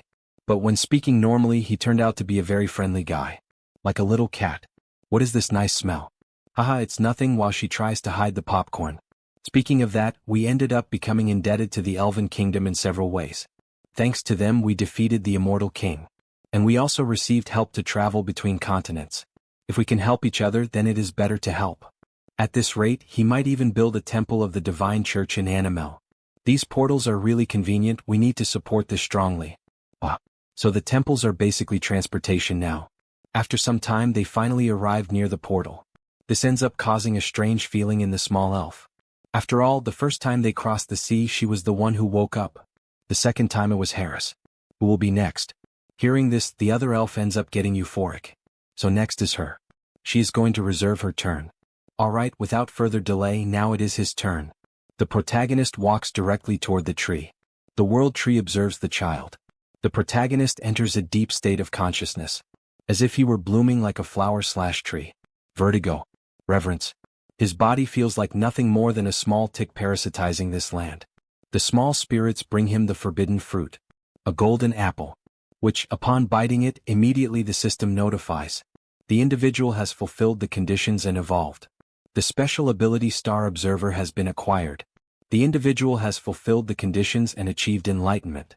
The spiritualism ability evolves into the special ability called Nature's Call. And a beautiful elf with pink hair comes directly to meet the protagonist. With a gentle kiss on his forehead, she assures him that she will take care of him. After all, he is just a child. With his eyes closing, he can only see the last notifications. Eris. Race, High Elf, special characteristics. Awakened as a High Elf, priest of the World Tree, his affinity with natural force has increased drastically, and all spirits are about to evolve.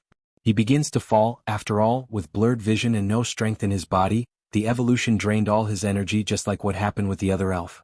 Cut to another scene. The princess is seen in an individual cell inside the immortal castle.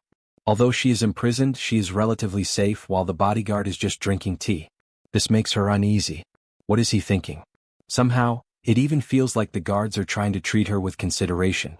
And her treatment is completely different from Simon, who is being punished by the succubus. This is the famous meme, "That should be me, ha ha ha." Ah, what sadness. When will she be able to get out of here? She wants to see Seiya as soon as possible. She is certain that Seiya will come to save the princess. Seiya will come. Riley should have started calling her little sister Seiya earlier. It wasn't that difficult. But her thoughts are interrupted by the presence of the succubus carrying a body, which leaves the young man shocked by such violence. "Ma'am, this person is?" She heard that he suddenly appeared near the castle. When the undead attacked him, he ran inside the castle. How can someone just appear out of nowhere in such a remote place? Such a different appearance, as if he had fallen from the sky. Don't tell me. "Ma'am, maybe he is someone from the same world as him. From Earth." Yes, it seems the king also suspected that already, so he ordered this person to be handled separately here. Ah, so we have an unexpected newcomer. Andrew. You can go back now. From here she will take care of the rest. What, so now he? That depends on Lady Olivia. But just hearing her name already shocks Andrew. Princess. For now you will stay with this person. I understand. This person is a transmigrator just like Seiya. Now that I think about it, I heard that this man introduced himself first. What was his name again? Then she remembers. It's Hesperon. Now then, this is definitely a clone of the protagonist. But he is just a normal human. What could this clone's power be? Leave it in the comments. Until the next chapter. The scene changed, and this time they were on planet Earth. Specifically, inside the building of the Ability Management Agency. A shout echoed through the building. What the hell? Now they have even created a fan page for Haho Mask. The man shown on the panel was Kang Tae-san from the Criminal Investigation Department. The website appeared completely updated. Summary of the regions where Mr. Haho had been cited. Mentions of Mr. Haho. A list of criminals who had been punished, and even an official gathering of the Dawn Altar. Those bastards are even organizing in-person gatherings, the police officer complained, and in a fit of rage he tried to smash the computer. How much longer are we going to keep chasing useless leads like this? Then just let the competent people do their job. His partners tried to calm him down. That bastard is having another meltdown. Hey, it's already past time for you to take your medicine. Kang Tae-san, do you think we're doing this because we want to? It's difficult to track down that bastard. The scene changed once again, and this time, they were in the department of the Korean Returnees Association. The two women were discussing the Blood Alliance and how they were connected to Haho. Wasn't Heterosis one of the elite members who had been growing the fastest within the Blood Alliance? That question left the head of the South Seoul branch, Yoon Ji-eun, deep in thought. The leader was a level 8 vampire using the name Heinz, right? Exactly, Chief. Since they had expelled the radicals and started acting peacefully, we had been turning a blind eye to them. But that will no longer be tolerated. The chief believed that Haho Mask was receiving information from the Blood Alliance. And these documents proved it. After all, it was an execution list. The scene shifted again, and this time Hans finally appeared. He was looking at several civilians who had recently been killed by a murderer. Then right in front of him, a mysterious man appeared, radiating a red aura. The protagonist remarked that he couldn't believe there were still people doing this kind of thing. Oh, that killing intent and that mask. I think I have an idea who he is. You must be that so-called Haho. He had really wanted to meet the masked man, so this was perfect. Gah. A mere criminal wanted to find him. You barely returned to Earth and you've already become arrogant. With a smug grin, the red-haired man revealed his power. An enhancement type awakened. The demonic emperor of the heavenly massacre. Oh. Now the protagonist understood where all that confidence came from. It was a power that had reached the transcendent realm, the realm of transformation. But the red-haired man interrupted his thoughts. "Stop wasting time with useless thoughts and come fight me." He charged at the protagonist at high speed, who defended himself with a magic shield. That left the red-haired man surprised, as it was the first time one of his punches had been stopped.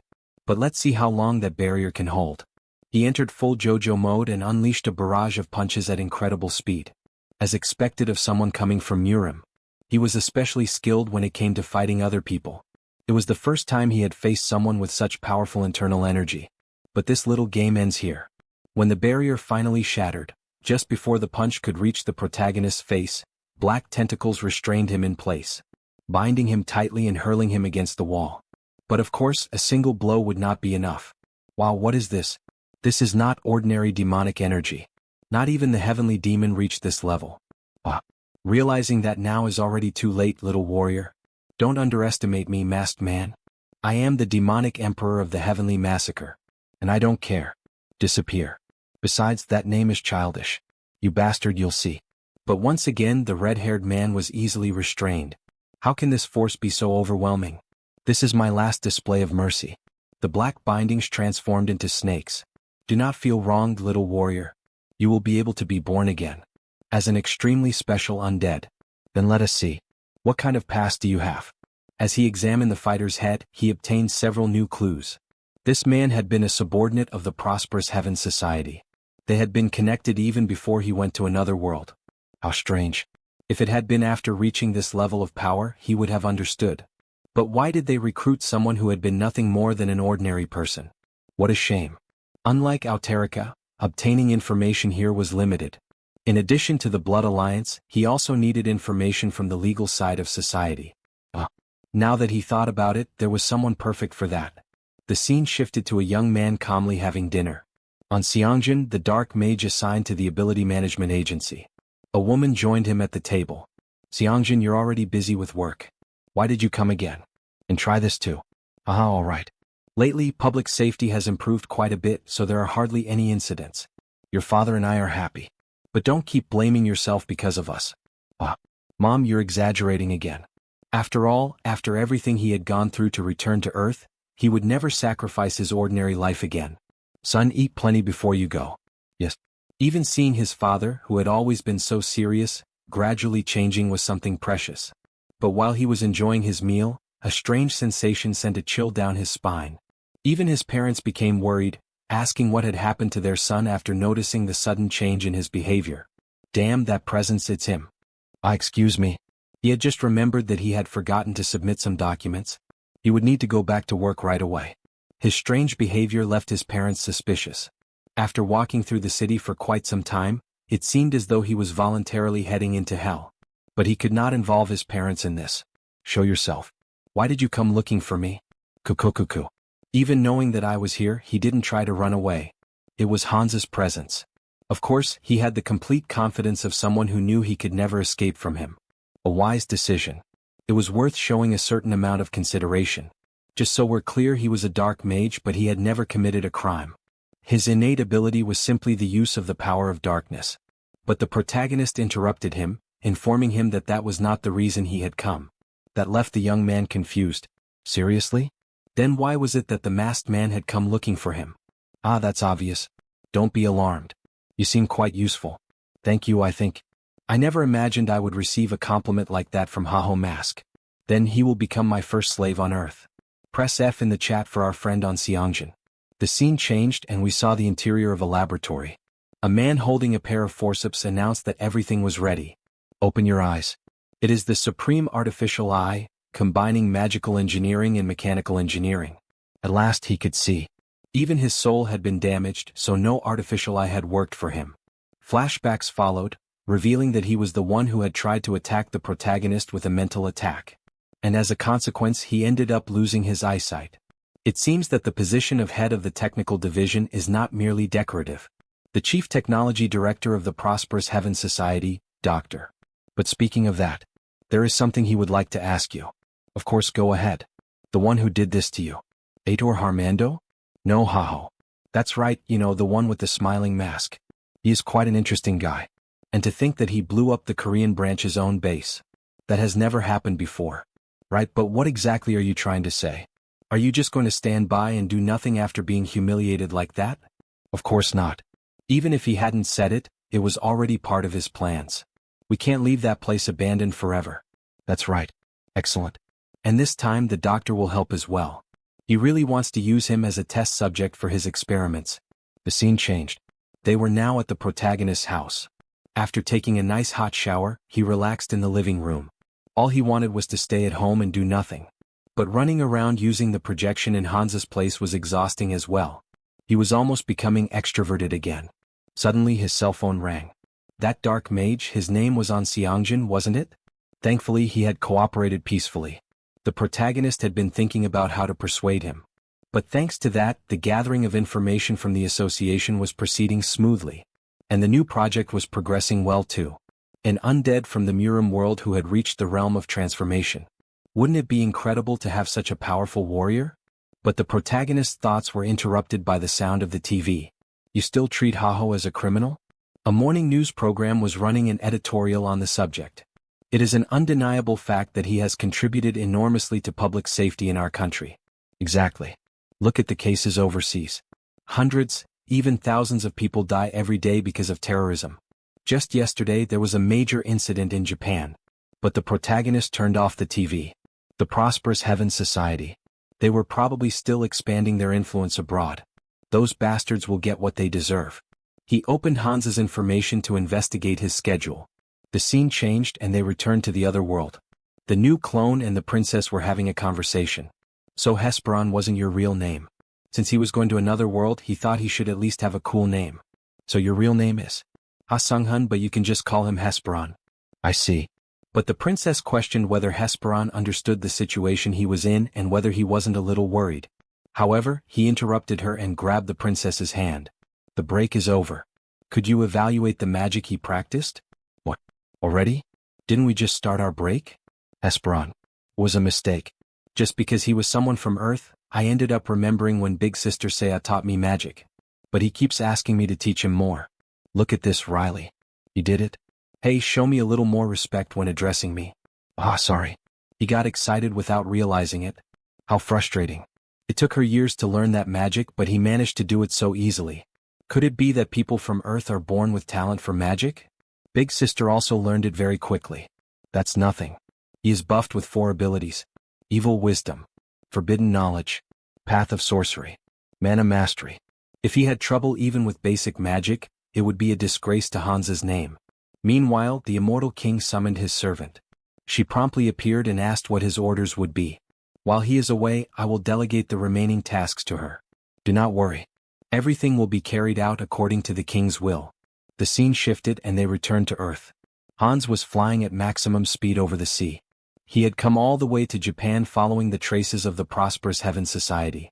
And he had done it without using any means of transportation. He could not leave any traces behind. Fukuoka was the name of that port city. Even so, thanks to my abilities, getting here was quite fast. But he quickly noticed something. A barrier of dark energy had been set up in a place like this. Something about this reeks of trouble. Inside that yacht, a man had just been killed. Meanwhile, 2 others were being held hostage. The protagonist entered the scene. How curious. All the people who use dark energy always end up doing exactly the same things. They started speaking in Japanese, asking who the hell he was. But the protagonist could not understand the language. They joined forces and tried to attack Hans, but they were easily defeated without any effort. How about taking a look at their memories? 30 minutes later, at a nearby port, 2 men were talking about the condition of the merchandise this time. The tattooed man replied that there was no need to worry. We prepared some very fresh specimens. Thank you as always. It had been a long time since he had enjoyed a decent meal. I see. Now I can finally understand them. What? Who the hell is he? Who am I? There was a phrase that a figure he admired used to say in moments like this. I am vengeance. In the following scene they were in a village. The sound of a sword being forged could be heard. 2 dwarves were talking. He told him to stay focused. Listen to what the fire says and feel the heart of the metal. However, the dwarf began to grow suspicious of the protagonist, as he constantly felt a sense of familiarity with him. Could it be that our blood traces back to the same ancestor? The firepower of the sword's blade is sufficient. Strike it with greater force. The protagonist hears it. That's the cry of the fire. He feels it. It's the heart of the metal. This is the way of the dwarfs. Then the system issued a notification. The entity has gained enlightenment through repeated training. You have acquired the special skill, logic of dwarven creation. Upon pulling the sword from the water, the blade emerged shining brightly. It was a flawless piece of craftsmanship. The other dwarf felt satisfied with the result. What shocked him even more, however, was the realization that something had changed within the protagonist. Have you finally attained enlightenment? However, the protagonist himself found the message confusing. Suddenly, the fire around him began to take shape. The system issued another notification. The Titan is watching you. You have acquired the special skill, Song of Fire and Metal. If it was truly the Titan, then he was the god worshipped by the dwarves. The scene then showed the three gods that had been introduced so far. The god of the dwarves, the god of the humans, and the god of the elves. For some reason, the protagonist felt as though he was collecting gods one by one, just like his clones. The scene shifted to the Bright Duchy in the Talia Kingdom. The two most important vampires stood facing each other. Heinz asked whether she would regret the decision she had made. She answered firmly. He is speaking in truisms. Isn't living better than dying? If he hadn't lived as long as she has, he wouldn't realize how exciting blood evolution is. Furthermore, she is curious about the future of the clan he will lead. The protagonist asked what she meant. It was her desire to prolong her life with his blood. For a holy blood, her way of thinking was far more open-minded than he had expected. It will be difficult for her to evade it on your own. Moving very close to her in a sensual manner, the protagonist said, "Do your best with me for that future." With a single bite, the holy vampire's face turned red. It was a unique sensation, being bitten by another vampire. She understands. This is the new future. After some time, completely exhausted, the transformation came to an end. The first of the vampires. One of the founding bloodlines, the Varkoslok. She has been reborn through hybrid holy blood. Changing locations, the former servant of the deceased vampire spoke to the protagonist. My lord, all members of Ubers from all regions have gathered in the Talia Kingdom. Well done, Theodore. You flatter me, my lord. His mission had been to gather all vampires and bring them out into the world. It had now become both his primary duty and his personal dream. However, this left Heinz deep in thought. What would this mean for the world? The vampires in the central and western parts of the continent have united and become a single entity. They are now ready to officially take the stage. Of course, Theodore. We must make our vampire kin capable of withstanding sunlight. Yes, my lord. All right. Are there any members of Ubers who haven't arrived yet? The tribal alliance in the south is fighting a civil war. So they are taking the longest alternative route possible. I see. A tribal alliance. He must send Harley to settle the matter. Also, my lord. The blood gates in every stronghold have been completed. Finally. He will see Uber's blood gate technology for himself. Shouldn't I try it out? Certainly. Where would you like to go? Ravella City. He will meet an acquaintance and return. Then a blood portal was created. Heinz stepped through it and quickly arrived at the destination, where two guards welcomed him. My lord. Welcome. Welcome to Ravella City. You can exit from the left side. It was gloomy and desolate, exactly as one would expect from blood magic. However, the transportation method itself was not much different from the Holy Church's gates. He then activated the skill. Denial of existence. In the city, the sound of daytime commotion can already be heard. A mother and a crying child. Oh my God. If you cause all this chaos, what are we supposed to do? It's okay, Rafia. Stop crying. Search to see if they are hiding any money. Yes, sir. You bastards. Didn't he tell you he would repay the money soon? Ah. You can't even pay the interest. We will take what we want ourselves, so get out of my face. Father, don't hurt him. Amid all the chaos, the protagonist only watches. He definitely saw the guards passing through here. It seems someone is covering for them. There are plenty of easy targets. Then suddenly Heinz comes out of camouflage, and the girl quickly notices it by the scent. It is the same young man who had helped her earlier. He stepped closer and placed his hands on both men's shoulders. They questioned him, asking who the hell he was. Since when have you been here? But Heinz interrupted. Everything you are carrying right now, put it back and get out of my face. What in the hell is this aura? Oh my God, the blonde didn't know such a wealthy patron existed. We will withdraw immediately. How much is all this worth, sir? She's sorry. He had to pay because of us. He replied that he hadn't given them anything, which left her confused. Outside the establishment, the men were amazed by the glow of the gold coins. What fortune has landed on us? There's multiple times the amount in here, boss. But someone approached from behind. In fact, several people. The Lord has granted his permission. By absorbing the blood of the wicked. They all advanced against the two men, and in the end blood was spilled, or rather drained. The scene changes and a little girl is seen being healed. In fact, she was the daughter of the family that had just been saved. Her father, in tears, expresses his deepest gratitude, saying he would not even know how to thank them properly. Diana also thanks her former boss. After all, he had managed to heal her little sister. This time it is the boy who gives his thanks. He says that the protagonist is the best, mister. The protagonist reacts awkwardly, saying it was nothing. Then someone calls out to him. My lord, after she sucked the blood and memories out of the bandits. She had uncovered the whole story. It seemed they had intentionally worsened the health of the shop's youngest daughter, using the expensive treatment as an excuse to burden the family with a high-interest loan. In the end, he had already realized something was off. As he thought about it, Heinz noticed the worried look on the parents' faces. There was no need to tell them the whole truth. It would only cause unnecessary guilt. But if they stayed there, small-time thugs would keep preying on them. He wondered if there was anything else he could do for them. Diana gently tugs on his clothes, saying that she will find a way to repay him when she grows up. She is studying really hard. Diana, he asks if she had said she was studying accounting and commercial law. She replies that she was. Her teacher says she is a fast learner. Then he asks if she would like to work under him to pay off her debt. Working with you, mister? What does this mean? Of course, there was one condition. She would have to pack up her life there and move to a new place for work. Her father is horrified. A different place? But Diana is still so young. He calls out to him. The protagonist calms the situation. If they were that worried about Diana, they could all come together. He would provide enough support for the entire family to settle down. If it was about this much, how did that sound? He holds up a check that gleams like gold, leaving the family stunned.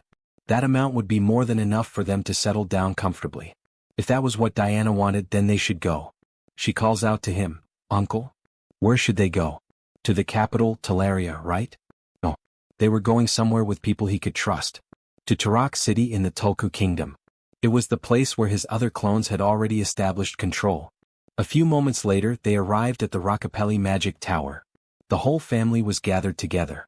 The father was astonished, as he had believed that he would never have the chance to visit a place like this for the rest of his life. A mage gives them instructions.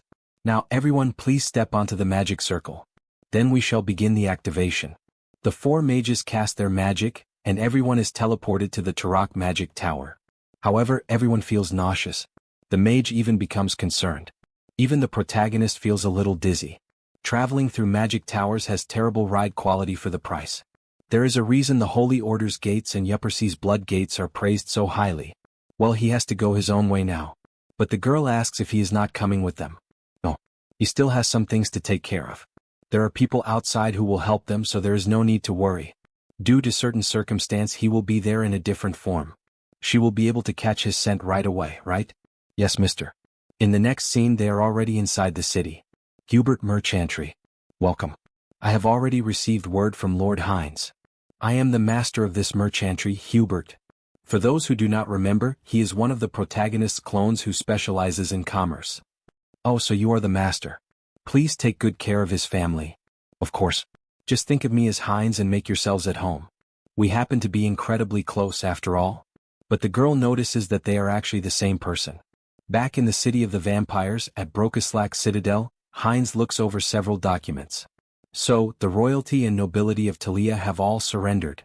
That is correct, my lord. The documents include a proposal for establishing nationwide legal blood donation centers, criteria for criminal punishment, and international reputation management for hybrids. They even came up with legal blood donation centers, huh? A system where we take a reasonable amount of blood and pay people for it. The other proposals look good as well. It is all thanks to the mercy you showed the royal family, my lord. But suddenly the protagonist stands up. Listen well, everyone. Yes, my lord. They had lived in the shadows for a very long time. But now the dawn was passing, and a new morning had arrived.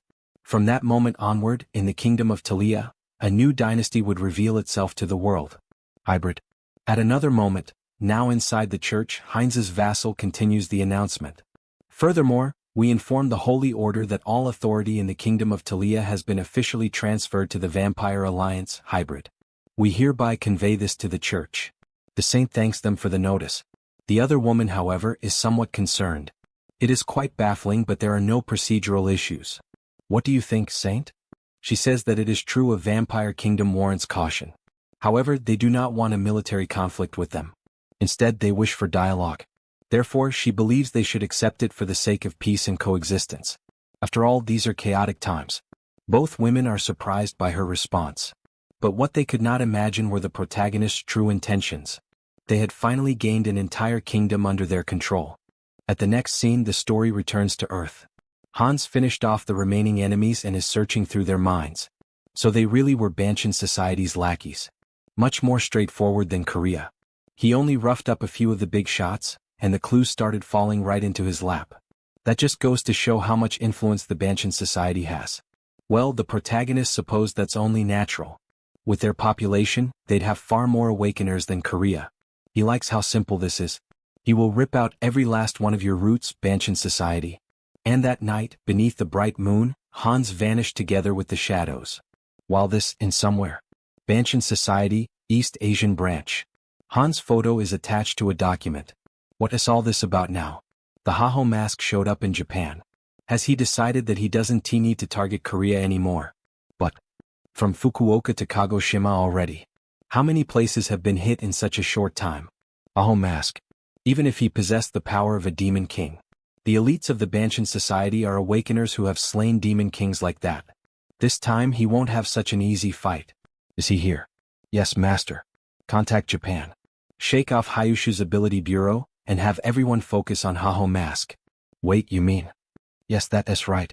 We are sending the administrator. In the next scene, the story shifts to the Kyushu Regional Ability Bureau.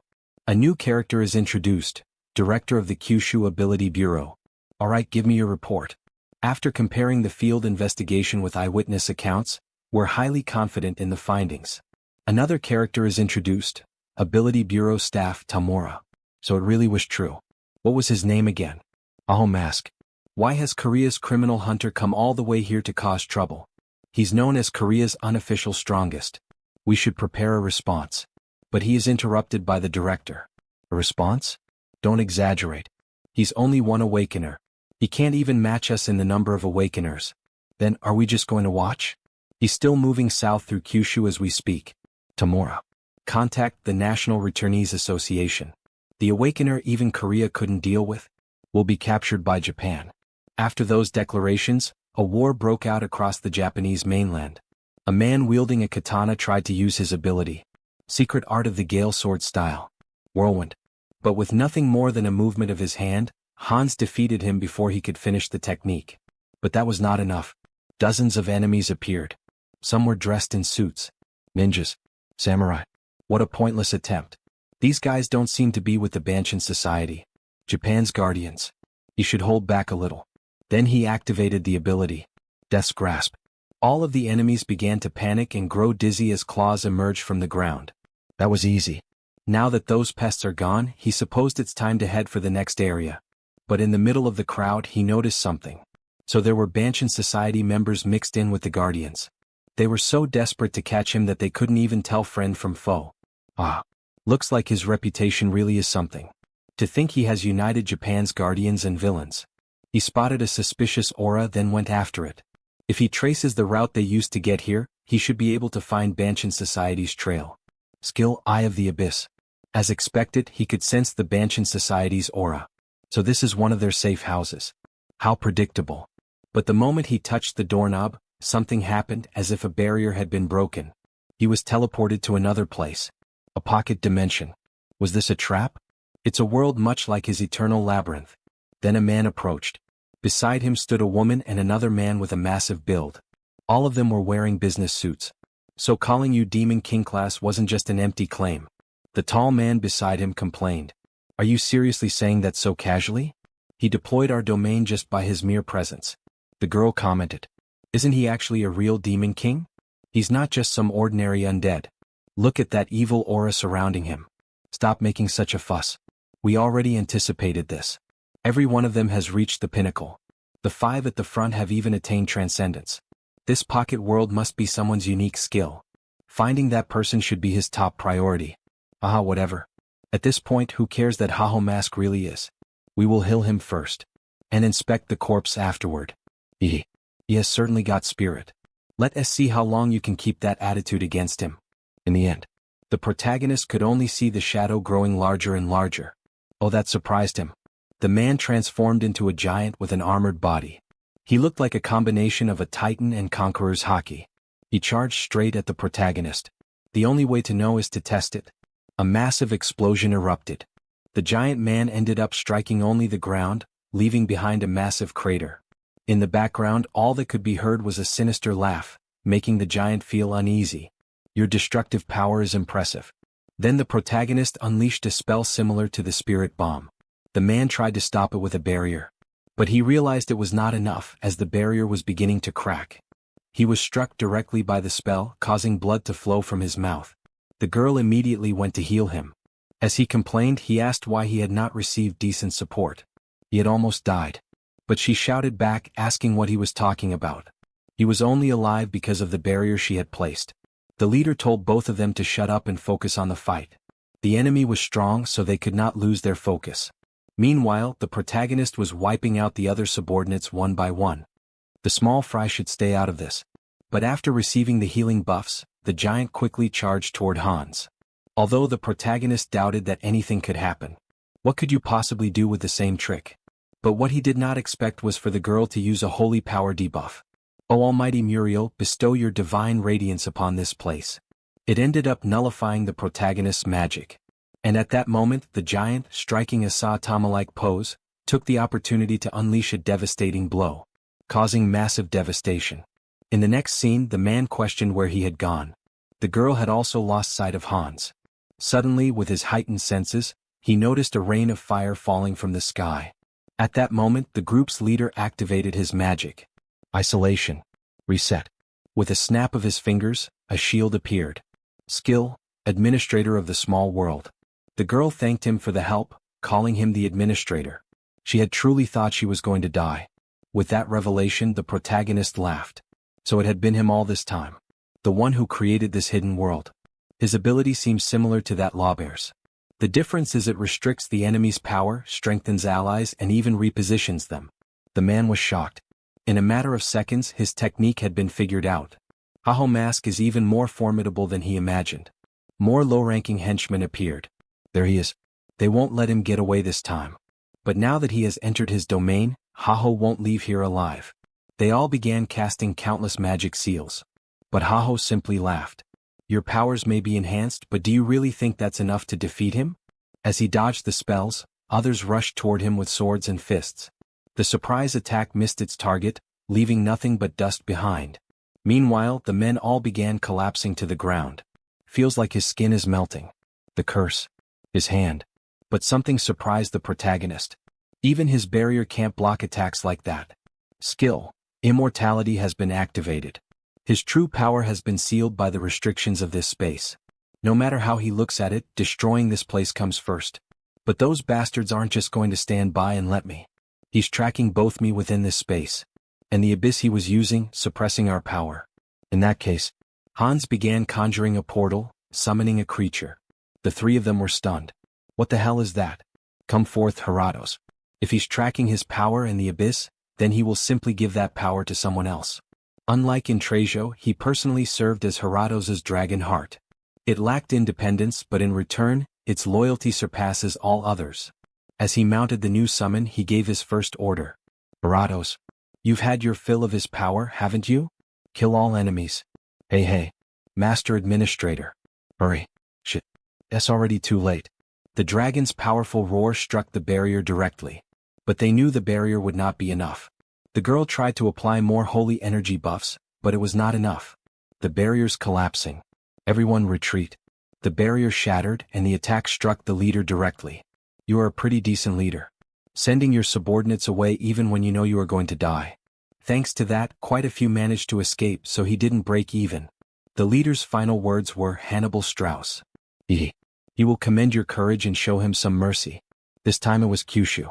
but you will watch every single villain hiding in every corner of this archipelago burn to ashes. After a time, in downtown Kagoshima, dozens of people were stunned by what they were seeing. A woman began recording a supposed dragon burning everything in its path. This is freaking insane. People ran away in desperation. Bone Dragon makes an unexpected landing on the Japanese mainland. Meanwhile, at the South Seoul branch of the Korean Returnees Association, someone is browsing handbags online.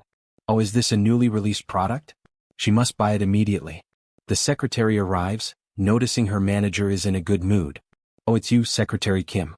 How are things? Of course. She actually feels like she has a taste for life these days. Our workload has decreased significantly since the Haho mask left Korea. Kim mentions that she is worried about Haho's presence in Japan. Won't his appearance in Japan escalate into an international crisis? But the manager is not concerned. It won't do any good even if they blame us. Meanwhile, the secretary's concerns quickly became reality. Manager, look at this. What is it? You're making me worry. It seems a disaster has just occurred. A dragon appeared on the tablet. The manager immediately lost her composure. What the fuck are you doing, Haho Mask? This is clearly his doing. Kim informed her that it had also been reported that after the incident, he disappeared without leaving any trace. Why do I have a feeling that Haho being abroad will only make us busier? In the next scene, the Immortal King's castle comes into view, along with the sound of someone shouting apologies. The succubus was beating up the former king. Can't you unlock it faster? Is it possible for Crown Prince Simon to be this slow? He tried to unlock it faster, but with his teeth clenched, he made a promise. Once he gets out of here, he will surely tear that bitch limb from limb. After the torture, she left in a cheerful mood. She feels like all the tension has dissipated, thinking that the arrogant crown prince of the empire is now just a toy in her hands. But then she noticed something interesting. The two humans were getting along surprisingly well, talking and practicing magic together. That left her intrigued. They seemed to be working hard on something. The Immortal King ordered that these two not be touched, so it's fine, right? Changing scenes, Doyle Macken's Living Organism Research Laboratory comes into view. Wonderful. Is this the maturation facility that utilizes the abyss? You praise me too much, Immortal King. Alright, next are these things. Then all the bodies of those defeated in the other world were brought in. Will all these things undergo the same process as well? Yes, he has a certain use for them. So take special care of them. Leave it to me, my king. Olivia. He's leaving again. So the Immortal King's castle is left under her care. Your servant will devote her whole heart to serving you. Meanwhile, in the recently destroyed city, the residents thanked the saint for saving everyone. Because of their gratitude, the system displayed a notification. Achievement unlocked. You have begun walking the path of salvation to save the world. Path of salvation? It seems the system is now placing Hans and Heinrich on a direct collision course. Half of the sentient beings in Euterica have recognized your arduous struggle against evil. As a reward, you are granted the privilege, Hero's Footsteps. Hero's Footsteps. Instant teleportation to a place where his feet have trodden before. Isn't this great?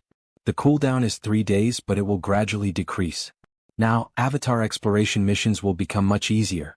It's definitely a necessary ability for facing the Vanshan society. But his thoughts were interrupted by the mage. But, Hero, how long will we continue traveling with just the 4 of us?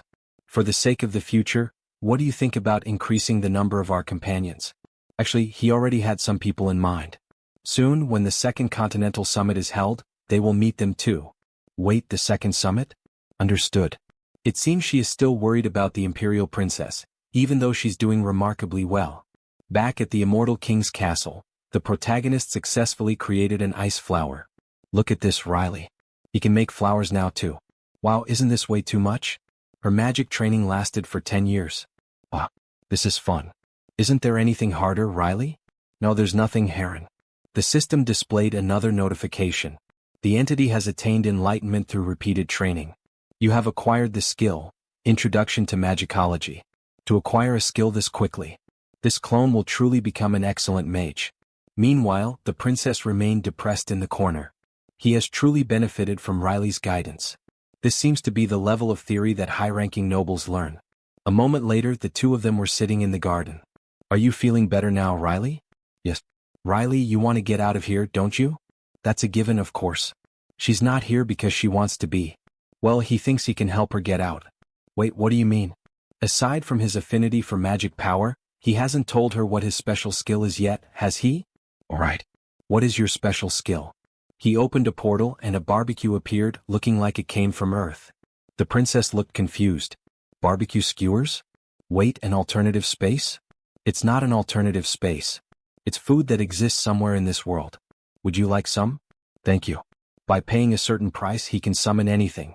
So you are of the summoner class, Harem. Hey, this food is delicious. Not just summoning.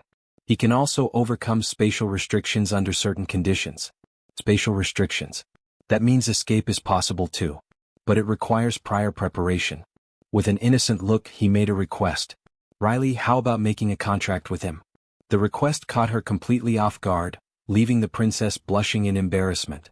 Moments later, at a resistance hideout near Talia, a group of humans is gathered and talking. The leader appears frustrated. Are you really going to let a monster vampire steal the kingdom of Talia from us? This is no better than living like livestock. Another one comments. But even the church has given up on us. What hope do we possibly have? You don't need to worry about that. The truth is the kingdom of Charlotte has secretly, but the conversation is interrupted. They are insurgents. Round them all up. That bastard. He was at the last meeting. How dare he betray us? He chose the vampires over humans. But the man responds seriously. Betray you? They are the ones who committed treason. The vampires are nothing like the old royalty. They built hospitals to treat the poor for free, ban the drug trade, and even give us food when we donate blood. The true king meant to rule this land is His Majesty alone. Meanwhile, at the Talia Palace in the king's office, the protagonist manages the kingdom. Fewer problems than expected. Glad we have so many officials backing us. Although they are quite the suck-ups. Your Majesty, Lady Breaky has arrived. Send her in. Wow, what a spectacular vampire, my dear readers. Having someone with sacred blood working under me. Honestly, it's not easy to get used to. It's only because of her vampire appearance, but if he considers the age gap, she's practically a grandmother. But before he can finish the thought, she interrupts him. Did you just have a very rude thought about me? No, never. She settles down at the king's desk. A vampire in the royal palace. She never thought she would see the day. Okay, enough small talk. What were the results? A complete success. From Charlotte, Tulku, and Resk to the mid to small clans across the central western region of the empire, she gathered them all. You spoke to them as gently as possible, right? She didn't even have time to threaten them. Once they saw how lively she was, they tucked their tails and submitted on their own. Having someone with sacred blood-level talent under him really makes everything so easy. So, what are you going to do now? What else? Our path is already set. The last of the 3 great vampire clans. We strike Ovapo. Meanwhile, in the Elf City, some of them are seen working in the fields. Until the protagonist arrives. Good morning. It's Lord Harris Greenwood. Please have some fruit. Ah, thank you. May the World Tree's grace be with you. This is where the World Tree's gardeners stay. It's his first time visiting them directly. Oh, if it isn't Lord Harris. What brings a high elf to a place like this? Having become a high elf through the grace of the World Tree, he wanted to personally meet those who tend to her up close. To think you would care for us so deeply. Do you mind if he looks around a bit? Of course. Right this way, he will show you around. Ah, so easy. Frankly, he has only one goal, to collect what the gardeners have pruned. A whole pile of precious World Tree branches is sitting right here. How could he possibly just pass them by? Another elf calls out to him. He heard the Second Continental Conference will be called soon. Things must be quite dire out there, right? Still, what a relief it is. Thanks to you, Lord Harris, the high elf lineage continues. We are truly overjoyed. Hearing them say that makes him feel even more grateful. His conscience is really taking a hit here, haha. Will you be attending the second conference as well, Lord Harris? No, Shapiron, and he won't be going. It's a critical period where they must focus on training. Oh, I see. We've arrived. Oh, so this is all of it. This is where we gather the byproducts collected during our work. They are often used as royal gifts or for trade with other races. The dwarves, in particular, are exceptionally fond of them. Would it be all right if he took some of these? Of course. A high elf does not require permission. So the protagonist takes the opportunity to collect quite a lot. Lord Harris, are you planning to use all of those? Haha, he happens to need them for his training these days. Aha, I see. He's taking several years' worth of supplies. Well then he will come back once he has used them all. What again? Changing scenes. Joannick and Howard's workshop. The sound of forging can be heard. It's the dwarves. As he enters, the main dwarf notices something strange. Welcome back, sir. You're a bit late today, aren't you? No, what on earth is going on here? The thing inside there right now. What's in the... As expected, you recognize it right away. No, he means, are you burning world tree branches as firewood right now? Yes, sir.